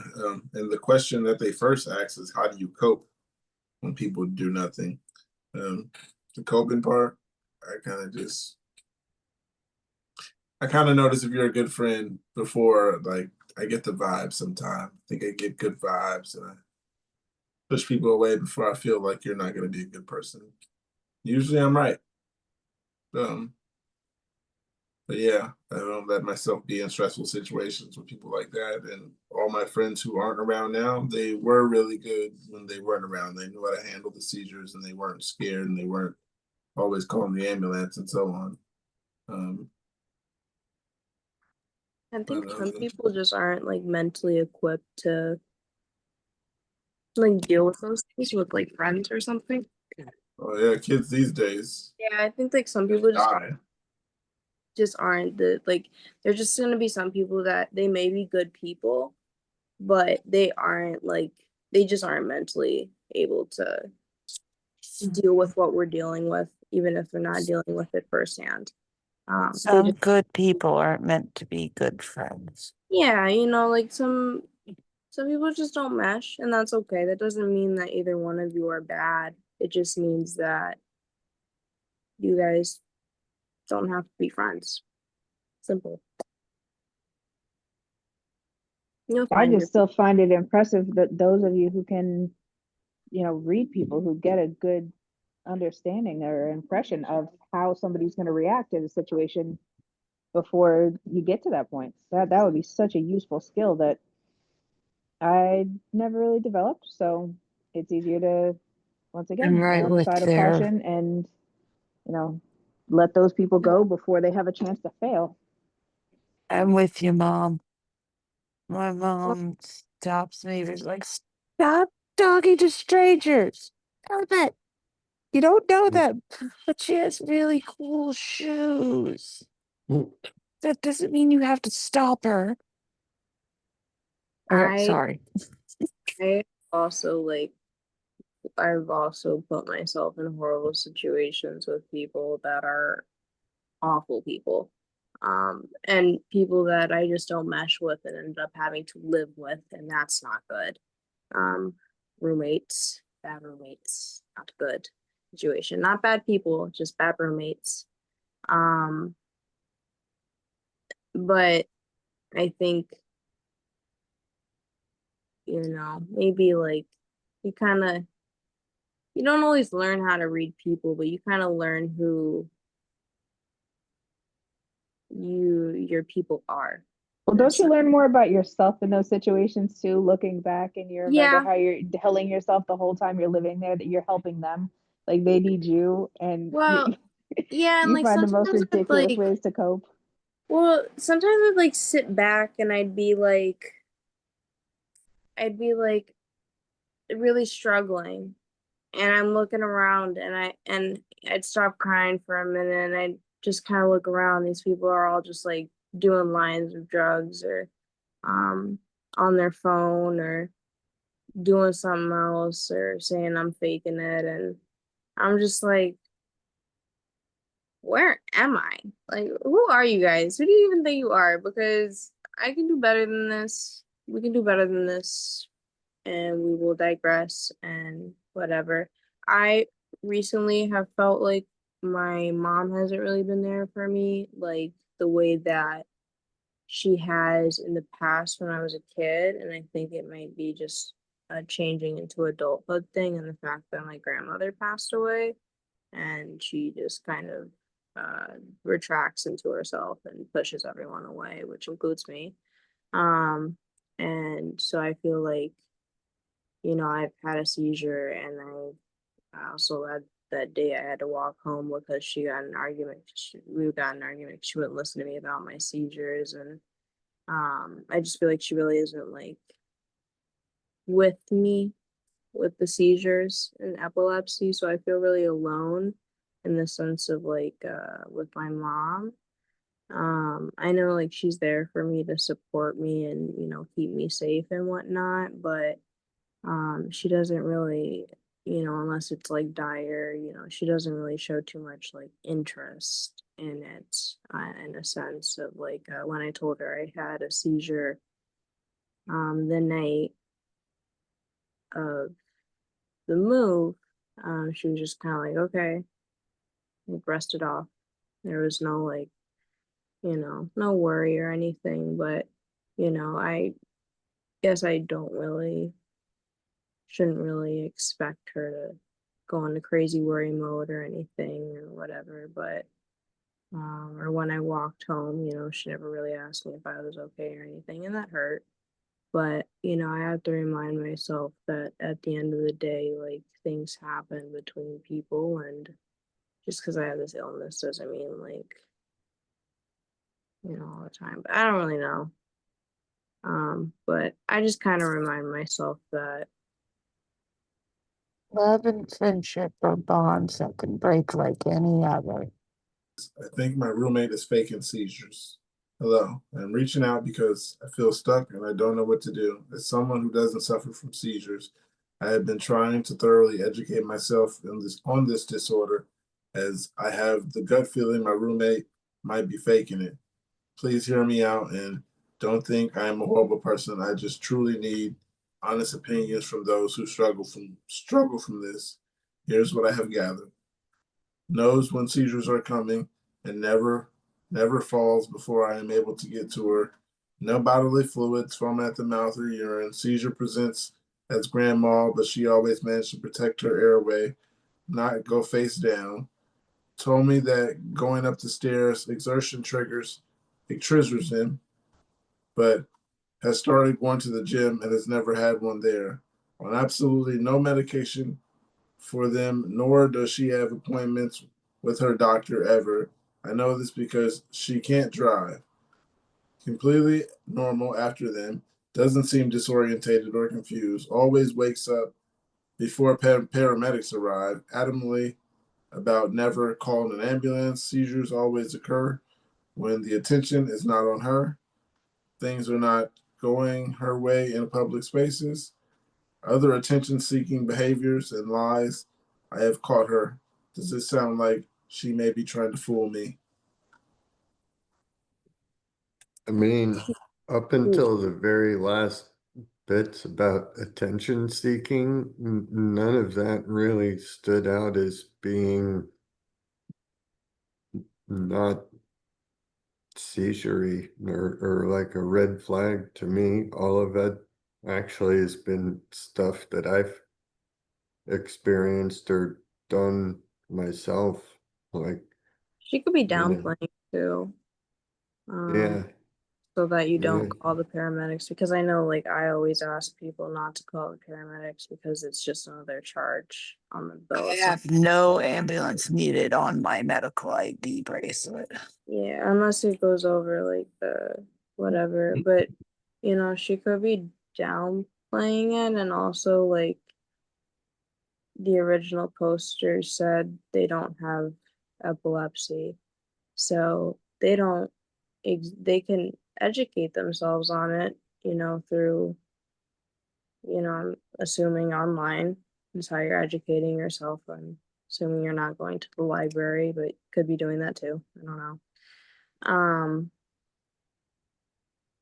You could educate yourself on it a lot, but actually experiencing it is a whole other thing. My mom educated. Not suggested, by the way. Don't recommend to people go out and have a seizure. Yeah, don't do that for fun, or for like attention. That's not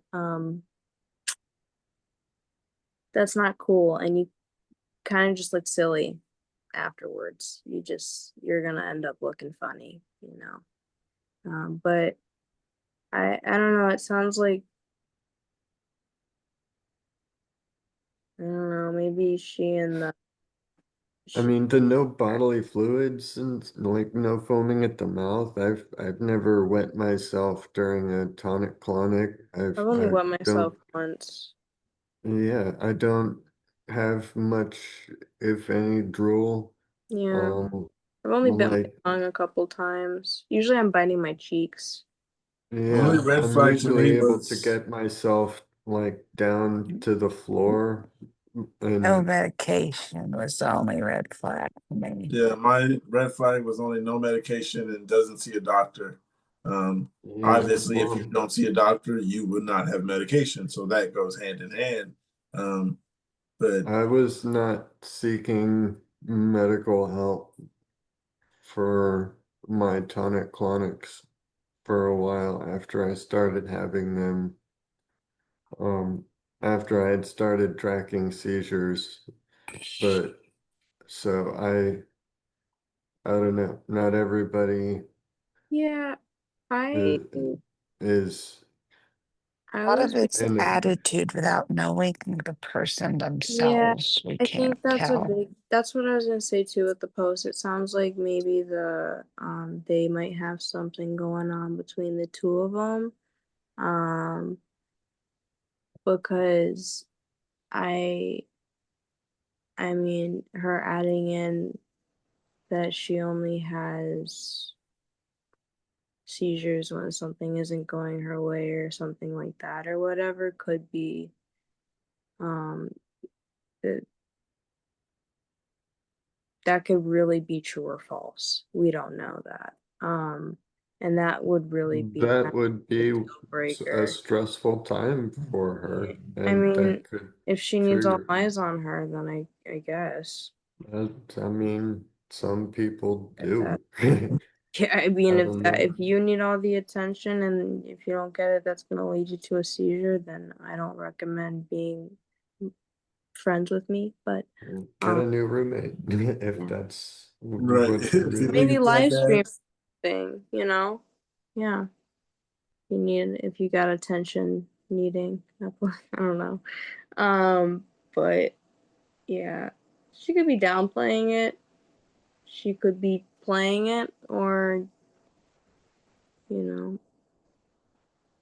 yeah, there or could if you try be medical trauma.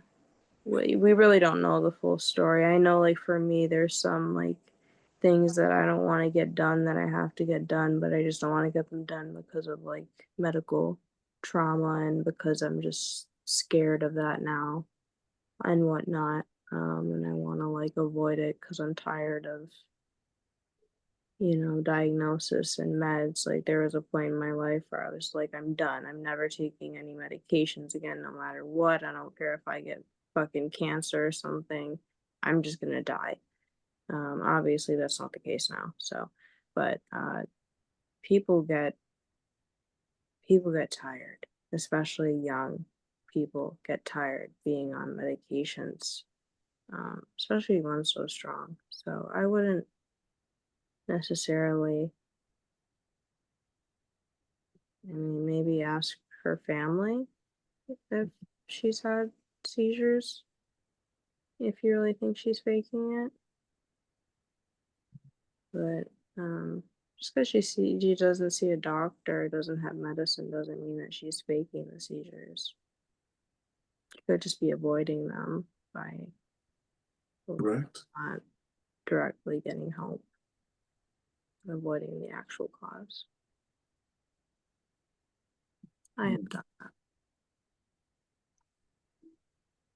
Raven, did you have something? I seen your mic come off mute. Oh, nope. Oh, Just hanging out. all right.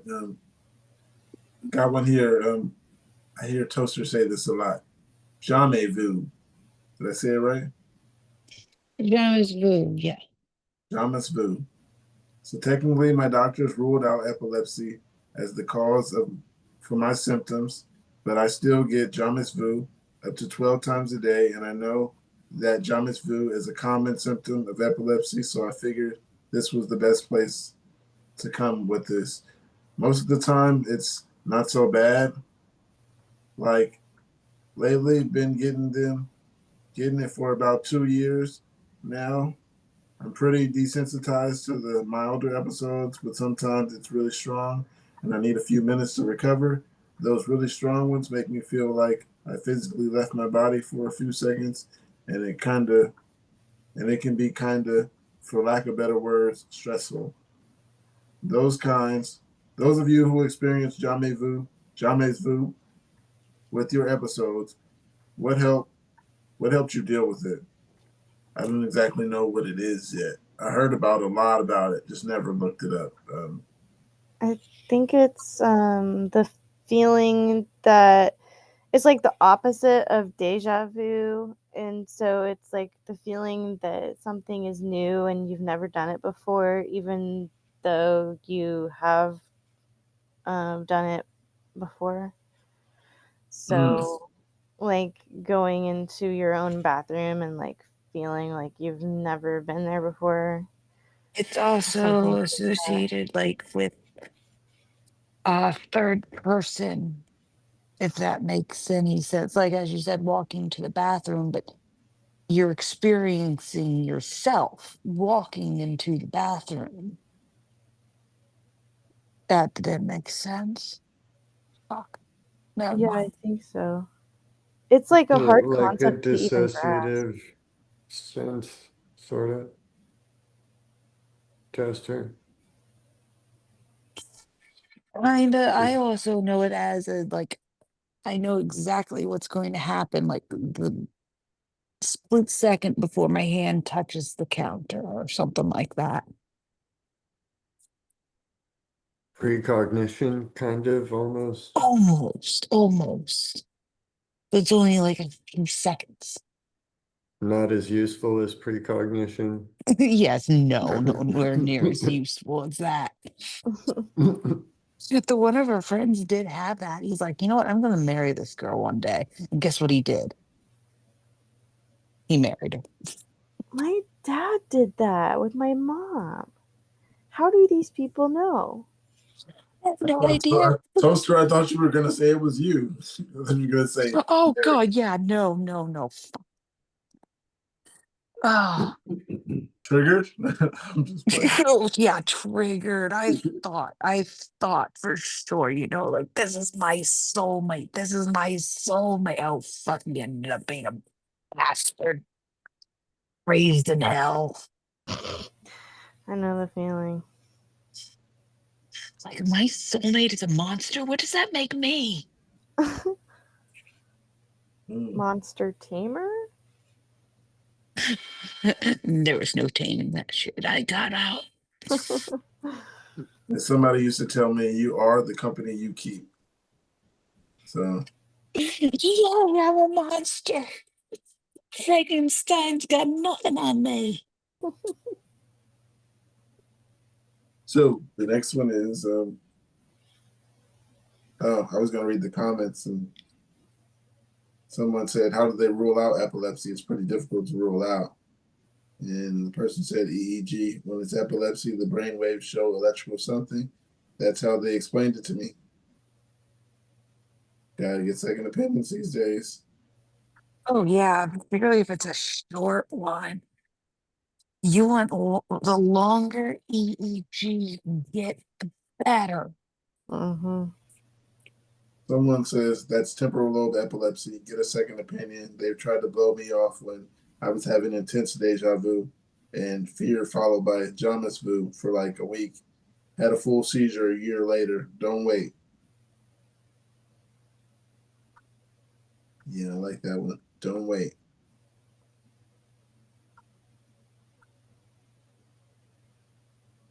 Feel like I'm going crazy.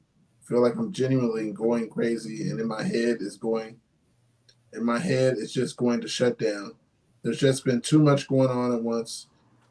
I have I have depression and anxiety on top of epilepsy. During my period, all these things get worse, and my living situation continues to get worse as well. I'm having tonic-clonics during my sleep again, so I'm going to have to go up on the meds. I have focal aware auras during the end of the day.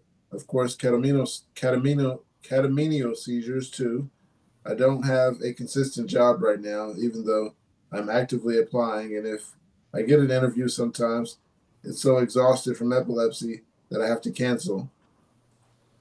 My living situation is just a mess. Our house is infested with everything you can think of, and my family is not in a rush to move. I'm literally considering asking my friends if I can shower at their place because our bathrooms barely work and it takes so much extra energy out of me to take care of myself at this house. My goal is to move out by June, and I'm so scared that that's not going to happen.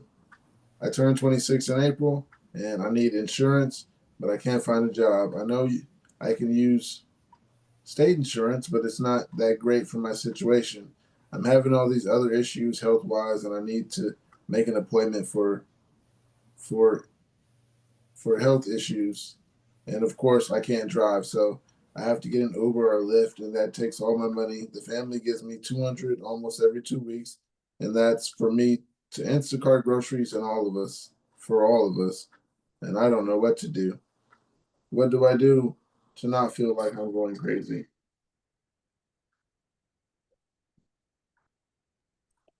Accept the craziness. Accept the craziness and take the next step forward. Get yourself out of the bad living situation first and foremost. And don't fucking worry about, because I bet she's worried about doctor bills and all that shit. You're not going to go to jail because of a doctor visit. They're not going to do that. But you gotta get help. Since she knows the insurance is going to have to change, make the doctor's appointments that you need, but ask the providers when you make the appointment, do you also take Medicaid? Or if you know you're going to go back on one of the managed care plans that is like one of those substitutes for Medicaid that a lot of states have, ask the providers that you're making an appointment with what insurance they take, if they take any of those, so that you have a plan in place that you don't have to drop and switch all providers when you do get the insurance you need in a couple months. But yeah, the living situation sounds like the priority to me too. Yeah, I don't know what I do. I don't think I'd have to find somewhere else because I can't do that at the station. And then it sounds like, yeah, it's infestation, and then you can't even shower there. Shelter. Um, some people feel like they're too big to go to a shelter. In that situation, shelters sound cleaner. Never really been to one. Also infested. Yeah, not necessarily safe, depending on your gender, especially. No, the women's shelter in Vegas is basically just a whorehouse. Yeah. Yeah, so that was a female. So yeah, you said safe for different. I'm so sorry you guys have to go through that stuff. I'm here with you today. And that's what counts. Yes. Yeah, I love you guys. Someone says something that we all probably wouldn't agree with anyway, but it says, I'm getting scared to drive. Lately, female 20 years old, I've been having lots of panic attacks while driving.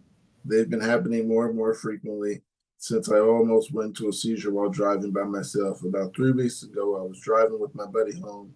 Then on my way back, my body froze while I was driving for almost 5 seconds, which I know doesn't seem long, but it felt like a lot longer in person. And that was pretty scary. I got much anxiety. My heart started beating fast. It was so. It was also hurting my chest. I had to call my sister and my roommate to come back me up, since they were only about 3 minutes away. While I was waiting, I was sitting in the car on my phone with my mom because I was like 90% sure I was going to have another seizure, and I didn't want to be alone when it happened. Soon enough, my roommate showed up to drive my car back home, but ever since then, I will get in and get in my head every time I drive, thinking myself I'm freezing up like I was going to have a seizure right now, and it gets so bad that I actually have to pull over sometimes. It's been really bad lately, and it's always have my friends drive my car instead of me. It's like a far drive, even though it isn't. I know this is a lot, but I really don't know who else to call or talk to, since I don't have any appointments with my doctor till next year, and just really confused. This has never happened before, and now it just won't go away. Has this ever happened to anyone else before? No, I just choose not to drive after my last accident or incident or collision with the wall. I couldn't make an analogy. I had so many seizures in high school that I can't go back into a school without feeling panic, oh my God, I'm gonna have a seizure. I think maybe the car might be the same type of trigger. Yeah, And you should stop driving. yeah. Me, yeah, Bathroom break. Yeah. bathroom. Luckily, you guys all know each other. Nobody knew. I even said like earlier like that the I think driving triggers my like absent seizures or like The scenery is just so pretty to stare at one spot while it yeah, goes past like different colors. and I think like the speed of the car and sometimes I start to try and think about sometimes when I'm in the car I try and pretend that I'm driving and it never ends up good. I always end up like freaking out in my head and getting overwhelmed and then I end up zoning the fuck out for like most of the car ride. But Me and my mom jam out to Jimmy Buffett music. It's funny as my sibling, they can't drive either for a completely different reason. But as a passenger, it doesn't matter if it's 3 minutes down the road or 3 hours. They are asleep within 30 seconds of the car starting to drive. And that's because that's how my mom got them to sleep when they were a baby. Oh my God, I have that problem for that same reason. I've heard that kids falling asleep like on the back of motorcycles. Because goodbye, baby. Yeah. Yep. How'd that happen? You fell asleep on the back of a motorcycle? And Raven, I heard you say I did the same thing. Oh, I have the came same back. problem of falling asleep. Even if I'm the driver, I would have a problem staying awake. And it's like, I even fell asleep in driver's ed. Like, it was bad, and it's just because my parents put me in the car and drove around to get me to stop crying when I was a baby. It's the same reason why swings are actually so fascinating to kids and comforting, is because, well, when you're a child, you get rocked when you need comfort. So, what's the best thing on the playground? The swings. I used to It's the same concept. do flips off the swings. Oh well, so did I. What are you And like doing parkour? time. Yeah. I used to go nuts on the swings. Like I had 7 lives. Yeah. They gave me some pretty nasty bruises, but you know, me and my best friend were there every day. Yeah. That and the soccer nets. Yeah. Yeah. And the fact that it was like I'm 2 blocks very away from my house. grateful that I grew up before all of the social media. I'm very grateful for that. Yeah, I was like right at the edge. Right at the peak of technology of like not a technology but a future of like the technology takeover. Yeah, So, futurism. yeah, of the world, like the new age, I guess. And because I remember it used to just be like you hop on the OG Roblox or the OG The fact that you Minecraft. just said OG Roblox tells me how Yeah. young you are. I was just And thinking that. Yeah, you're not thinking like the sound of a dial-up listen, modem. listen. I'm We talking are about different timeline. times. I'm talking about my timeline. I'm talking about my timeline here, okay? The OG Roblox. I'm teasing. We didn't have social media like that. Okay, it wasn't social media like that for my era, or at least for Do me you remember AOL? growing up. The fact that you can make me feel old in this group. Listen, I did I did use a lot on Omegle. I went on Omegle a lot. You That's ever use a payphone? I have used a payphone before. Okay. Have you ever used a rotary Remember the phone? invention of the I actually internet. used to watch Tom and Jerry and Have you used the 56K modem? I don't know. I don't know what a lot of things are, though, to be fair. Did you I have to blow inside your Game Boy cartridge to get it to work? No, I had to blow inside of my DS though. Okay, same concept. Yeah, same Yeah. concept. The DS, and then they came out with the 3D DS and then the 3D DDS or some shit. It was like touchscreen. I was like, oh my god, this shit is to die for. And that was My Jeffy was like, it's called a Switch, Ema. It's like it's a Game Boy. I remember my Switch, mom. still a Game Boy. You know what? Maybe this is the reason for my seizures. My mom, one time, we were playing Wii, on the Wii, you know, the OG Wii OG, and we were playing tennis, and we all know how tennis goes. So she ended up like knocking me over, like full blown, to get the last swing and win the game. And she completely knocked me upside the head, and I flew off the bed, and knocked my head. Maybe Jeez. that's I learned I got kicked in the head by a horse when I was 8. that's awful. Horses kicking you is not good. I was wearing a helmet.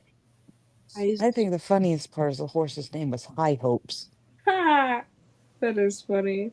I used my uncle. Well, he's not my like direct uncle, but he was like my great uncle or something. But no one liked him. We all called him. It's okay. Uncle is still an acceptable term. His name was Richard, so everyone called him Dick because he was a dick. But we got kicked in the head by a horse Uncle Dick.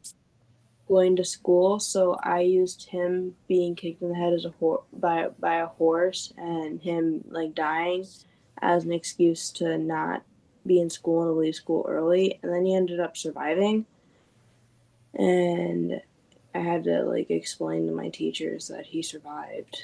I was like, yeah, It's a miracle. he pulled through. Guess I can come back to school. I didn't even know him. He actually pointed a shotgun at us once because he didn't know Oh, who we. fuck. Yeah, he was nuts. Right. Crazy Jersey guy. Yeah, I'm gonna move to the next one. Yes, before we Sorry. devolve. So That's awesome. it says dorming. Going back to school now that I have been diagnosed with epilepsy. This time around, I'm wondering if dorming is for me or not. Before my diagnosis, I stayed in a one-bedroom dorm, all to myself. Then the next year, I had my own room and a shared apartment-style dorm with friends. I'm wondering if I'm having my own room will be an issue, even with a roommate. Why is their job to save me from a seizure? I don't know. Why is it their job? You're asking yourself that.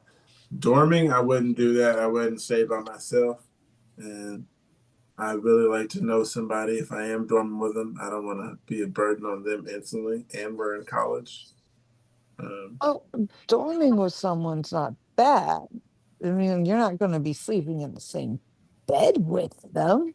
Yeah, If and it's anything like my daughter's dorm when she went to college, it's bed on one side, bed on the other. And then the next year was actually one bedroom, shared bathroom, kitchen area, another um uh mm, bedroom. There we go. That's the word. Um and I mean they were living together. They still had privacy, but I still don't see the reason why not to have the double room scenario where you're actually sharing a room with someone. You just, hey, you say, this is this is what I am. This is what happens to me. well, honestly, It will freak you out. I think both scenarios are fine for the person. I mean, depending on their epilepsy, but like for me, I think that, I mean, at least from what I know, like I'm comfortable enough if I were, I mean, I'm alone like 90% of my life. So, um, that would mean, Animals not included. yeah, well, animals included. But I have a lot of seizures by myself. Like most of my grand mal seizures I've had by myself. Or I've also had grand mal seizures with friends. Um, and it's just something that happens, but it's not necessarily you putting that burden on them. It's just you having a seizure. It'd be like you having an asthma attack. Kind of, sort of, kind of. They're both life-threatening, Yeah, and neither one truly need an ambulance if you have what you need on hand. yeah, like if you can get to your inhaler quick enough, and you should have that by you though, and but like if you're having the epilepsy, and it sounds like they've gone through 1 year okay. So if they're still doing all right, then give it a try. And if it doesn't work out, then it doesn't work out. It's okay. Don't be afraid to be a burden. Yeah, I go swimming. I swim with no lifeguard, and my just because there's no lifeguard there, so I don't. I'm not gonna be like I need a lifeguard because I have epilepsy. I need you guys there right now, right now. No, Like swimming sounds so cool. I just swim, and I do it because I'm confident when I swim. I'm comfortable when I swim, and I know I can do it, and I'm capable of it. Bless you. There's And a What do you there's teach me a to surf? right over there is a water park, Universal Studios so, Volcano Bay, right oh, there. is that like Splash Mountain? I Yeah, I think messed up. so, kind of. It's like Universal Studios themed Is that like water the park kind of thing. Orlando, Yeah, the Orlando Florida? like theme Yes, I think park I've been on area. the big I could Splash go and Mountain. throw rocks and start hitting tourists I if it mean, was daylight. okay, I would probably. Splash That would be so. Splash Mountains, I think, is Disney. That probably is. I It's a think big log ride. You go up and you go up, and then you go down, and then if you're stupid as my dad to put his poncho on upside down, you get soaked. Oh, well, I didn't No, even. seriously, he was like a walking puddle. Interesting. He, Yeah, he only wanted to keep his pants dry. He wanted to get his shirt wet. Didn't work out. my mom took me to Disney, and I just wanted to play at the hotel pool the entire time. Yeah. How old They were have you? nice. I think I was 8. So I wasn't interested in Disney. I was interested in the hotel pool. And she was like, I could have just taken you to somewhere in New Jersey. I was like, well, it was a surprise. You didn't tell me that you were taking me to a pool. She's like, I wasn't taking you to a pool. I was taking you to Disney World. I got to go. My dad works for or worked. He's retired. Congratulations, Abba. For a university, and they do like conferences for all these universities. And one year it took place at Disney World. We got to stay at the Contemporary. This is the Ooh, one that has the monorail going through it. That was yeah, fun. the fancy one. Yeah. Yeah. I never got to stay in that one. I don't remember which one it was there. It was one of those in the Disney resort area that my cat Poofy was rescued from. It's Oh, probably not the contemporary though. That's not really like a stray cat friendly area. what weird question, but what airline do you guys prefer? Delta. Okay, calm the down. cheapest one I could find. But I understand Delta. I get the joke now. It took me a moment. Oh no, I mean seriously, Delta Airlines. Oh, well, the What? different type of flying high. Sorry. Yeah, Delta Airlines. You get the little. Oh, They got a oh, room where you can Oh, sit. oh. the stoners That's didn't even get the amazing. joke. You can sit in the room and you don't have to sit with everybody else and wait for your flight. And there's nice chairs and yeah, they have a Delta room at the airports with Delta Yeah. members. Okay, so we got Pookie with Delta real quick. And their Wi-Fi is free. Okay. I haven't flown in so long, I don't know. Yeah, Um, same. but I want to do it again because I remember it was fun. I flew American Airlines and their Wi-Fi was $10 and it was trash. Okay. I think I just went to sleep anyway. Kate? I definitely haven't flown in long enough to tell you a preferred airline, but now I Kate? know I'm partial to Delta. Mark? I mean, I flew like domestically, Southwest, which I liked because you got to pick your own seat. You got a That's what I was number, gonna say. like the order, the Best. boarding order, and then you get to pick. But I've only ever flown internationally once, and it was Lufthansa, and it was a pretty good flight for what it is. I got the middle row in a Boeing 747, and that sucked. So don't sit in the middle row. Did I miss anyone? I didn't have an opinion because I don't fly either. Okay, well, you're a Raven, so You fly on your own. You have a yeah. broom that does that. That's true. There you Angel? go. Is Angel there? Angel, you there? Come on, buddy. You're usually the last one here with me. And you're usually awake.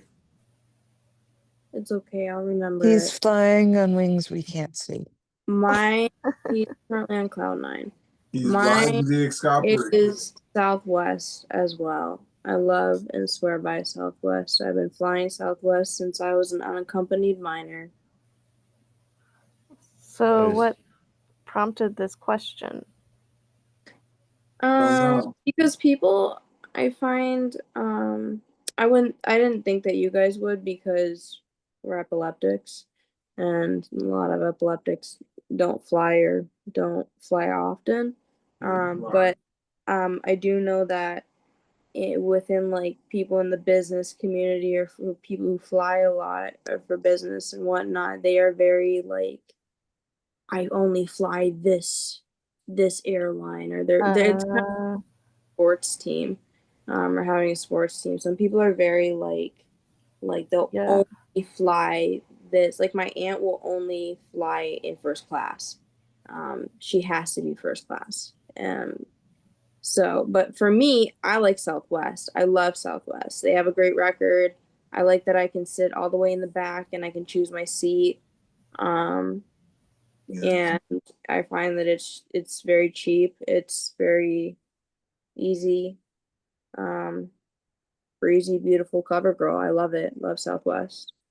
I think it's great. Pretty sure that that's what my guy flies. He has to travel a lot for business. And I think he's always Southwest. Southwest is the best. Everyone's equally seated. Nice. I love picking window seats on Delta. I get to pick my seat. They give you free headphones to watch movies, and they have a big selection of movies. If you sit in the front, you're more likely to get killed if the plane goes down. I don't think like that, Lufa. I just think I'm gonna get there. Okay, so go for the front. That way I die quickly. Got it. When I go to That's the what I east, was it's thinking usually too. when I go to the East Coast, it's usually go from San Francisco here to Atlanta and then to the tri-state area. Seems like Wait, tri-state area. That sounds familiar. New York, New Jersey, and Okay. I forgot the other one. Who Another cares? one. Everything's fine. It's Massachusetts. Another state. Nah. I know tri-state means three, so It's the little yeah, one. third one. The little Pennsylvania. one. Delaware or Right. Rhode Island or Pennsylvania. Isn't it Rhode Connecticut. Island? Kate got it done in Oh, the Rhode chat. Island. Pennsylvania. Isn't it Rhode Island? Or is it My Pennsylvania? mom was. New York, New You have to. Jersey, Pennsylvania. Yeah. Yep. There you go. I've You been have to Pennsylvania. pronounce it right. It's Rhode Island. Rhode Island. Island. Rhode Island. Row Oh, it's as in the Pennsylvania. Greek Oh, okay. letter, and then Island. Dyland as Yes. in the land of Dye. Uh-huh. Mm. Rhode Island. That's how she pronounces it. And she's from Rhode Island. So I Actually, believe her. I there's got a something about flying since we were on the flying one. It Mhm. says seizures and flying. I want advice based on recent medical conditions. On September 10th, 2023, I experienced the first seizure at the age of 20 after staying awake for an entire night. I didn't sleep. I didn't sleep that night, and then I went for a movie. The seizure occurred around 10:30 a.m. during a movie theater interval, and the starting time of the movie was 8:05 a.m. I got a tonic-clonic seizure with no clonic phase involved. I guess my likely triggers or a seizure were sleep deprivation, sensory overstimulation from the movie, dehydration, and anxiety. Since the event, I have had no other reoccurring symptoms. I underwent an EEG, MRI, and NCCT, all which came back completely normal. Doctor started my anti-seizure medication, which I took for 3 months, and then I began tapering off from 1st of January 2024, and I completely stopped the medication by the 31st of March in 2024, marking 10 months free from seizure treatment till now. Additionally, in March 23, I underwent a class 1 medical examination and was deemed fit for flying. However, after reporting my seizure history to the DGCA in India, I was declared medically unfit for a period of 2 years as per their guidelines. So my concern is once the unfit period is over, as I am passionate about continuing my career in flying, but I am uncertain if I should proceed with this path based on your advice or experience. Should I consider this provoked seizure an unprovoked seizure? And should I continue to pursue flying or should I shift my focus to an alternative profession? Your guidance will help me and an informed decision about my future. Thanks in advance. Airplanes That is fly on autopilot definitely these days, so that's a good part. that would be considered an uncontrolled, like what was the term they Provoke. said? unprovoked. Provoked. Yeah, that would be an unprovoked seizure. That when they say provoked, they mean like under Yes. medical testing, like trying to cause it, like yeah, yeah. They can. Um the the fact that they stayed up all night until 10 a.m. the next morning isn't really considered a provocation. That's just a sleep deprivation, a part of their life. So if that happens when they are a little sleep deprived, then it could happen under other conditions. So that's what they really mean there. So it's definitely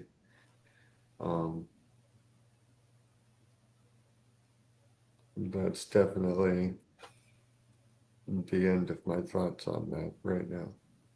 Yeah, I don't highly suggest flying, trying to fly a career, but to each his own, I guess. I don't know how that works in particular.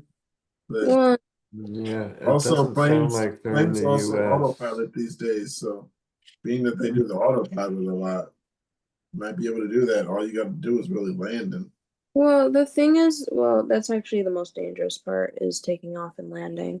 But the thing with flying is altitude, um, and whatnot. That could, if they're putting themselves at those altitudes and those time differences consistently, which they would be doing if they're flying, they're going to be in different time zones, which, you know, adequates to you're not going to be home a lot. Make sure you always have your meds with you. You know, it's going to get a little confusing and whatnot. But those high altitudes and the time difference is what I would particularly be concerned about, because if you're having a unprovoked seizure um, on the ground level, if you're trying to fly a plane all the time, that, you know, and your stress is already provoking your seizures down here. Um, if you're trying to fly people on a plane, it's probably not the best idea. You could fly your own plane and get your own private license and do that by yourself with the awareness that you could potentially crash from having You're still putting the people on the ground at risk if you're flying over any well populated areas. if you're flying in an area that, if you're being aware and smart and flying in an area that's not populated and um like, you know, the track that you're going down or whatever, then okay, I'm still not gonna like, you know, I'm not hands behind it, but you know, I can't stop you from your dream, whatever. But I definitely wouldn't recommend like flying people across different cities and states and countries, because that can really cause some significant damage to your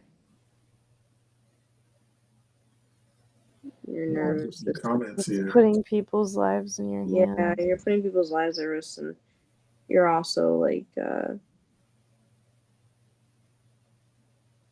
you can still love something from a distance, you know. You don't have to necessarily fly to still enjoy it. You can fly it. You can find a different way too. I always wanted to be an Olympic swimmer. I was really good at the butterfly. I had a really good path going for me, and then I got sick and it all went down the drain in a second. So, you know, things happen, but you know, I can swim now on my own and love it from a distance and pretend that I'm competing with the old men in the pool when I'm not. Um, and it's, you know, but, you know, I don't know. I got something on her. It Don't know. says, it's the first comment. It says, sorry to hear that. I was in flight school years ago and I had my first seizure. I was told I could reobtain my medical certification if I wasn't on medication and seizure free for a year. So I guess you could do it if you. Another response said, no, anyone can have a seizure. They're actually not that uncommon. When it becomes epilepsy is when seizures reoccur and you're diagnosed with a seizure disorder. Sometimes there is a known cause for them, such as head injury or a stroke. Other times there is known cause. Well, I was gonna say too, I was gonna ask if they were diagnosed, but I think I remember them saying they were like 20 or 22. And sometimes that's when some seizures show up, some epilepsy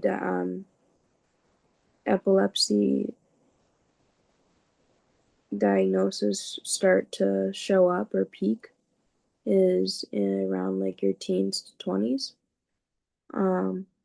That could be it, or it could just be like a stress induced seizure as well from lack of sleep or whatever, lack of water or whatever. Must be really lacking and stuff and really stressed out. So you should probably try and chill out. But Okay, I got one here. It says, not feeling valid in my diagnosis. This sounds like a good one. A person in my new class has epilepsy. I have temporal lobe epilepsy and haven't met anyone else with epilepsy before. We have different kinds of epilepsy, but I felt like I finally might have someone to talk to who has had a similar experience, but I've been very reluctant to bring it up, and it feels like my diagnosis isn't as severe. And if I bring it up, and it would seem like I'm trying to invalidate her by trying to compare our struggles, or if I bring it up, would seem like I'm trying to redirect the attention to me. This topic has been kind of recurring to me, not feeling like I have real epilepsy, which is in quotes, because some people who don't know who don't know me might not be able to tell when I'm having a seizure. I don't know how I would even bring it up. This person's looking for advice, and I suggest, I don't know. I mean, I just wait for it to come up. I'm not gonna walk up to a person just because they have epilepsy and I have epilepsy. Yeah. if you're looking for support, you could come here. But the person, I don't know if I would. I mean, no offense to the person, but you're kind of invalidating yourself. No one invalidated you from what it seems like in the first place. So, Yeah, epilepsy is not a competition. no, it's not. It should never be. Everyone's is different. Everyone's brain is different. Everyone's epilepsy is different. No one's the same. So it wouldn't be a fair match between anybody. And it's not a match in the first place. It just should be people supporting each other. Because it's a disease that's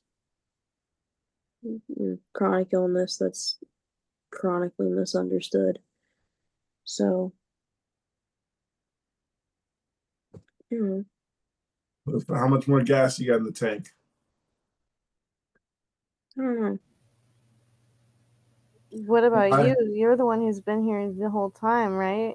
I have insomnia. I was just gonna say, I don't drive. I don't have any gas in the tank. Touche. Yeah. I took my my ADHD medication kind of in the afternoon today, which is way past when I'm supposed to take it. So That's the one you say is like an upper for you, right? It gives you energy. that's a stimulant. Yeah. Yeah. So it should last for like 7 hours, and I took it at like 2. So you're tired, is what you're saying? No. The No, I took it at 2 p.m. And it lasts for like, well, I don't know how to describe it. It like it does its thing for like a little while, and then it starts to wear off. Maybe I do it later. Maybe. Lufa, what time zone are you in? 1 o'clock. Chicago? Oh, Central? CST? Central? Okay. 1 o'clock. Me too. It is 11:59. It's about to be 12. Okay. Yeah, same here. Where are you? About to be I'm 10 in here. the Kansas, Missouri area. Okay. My cousin went to school there. Please take your medication as prescribed, or whatever works for you. We're not doctors.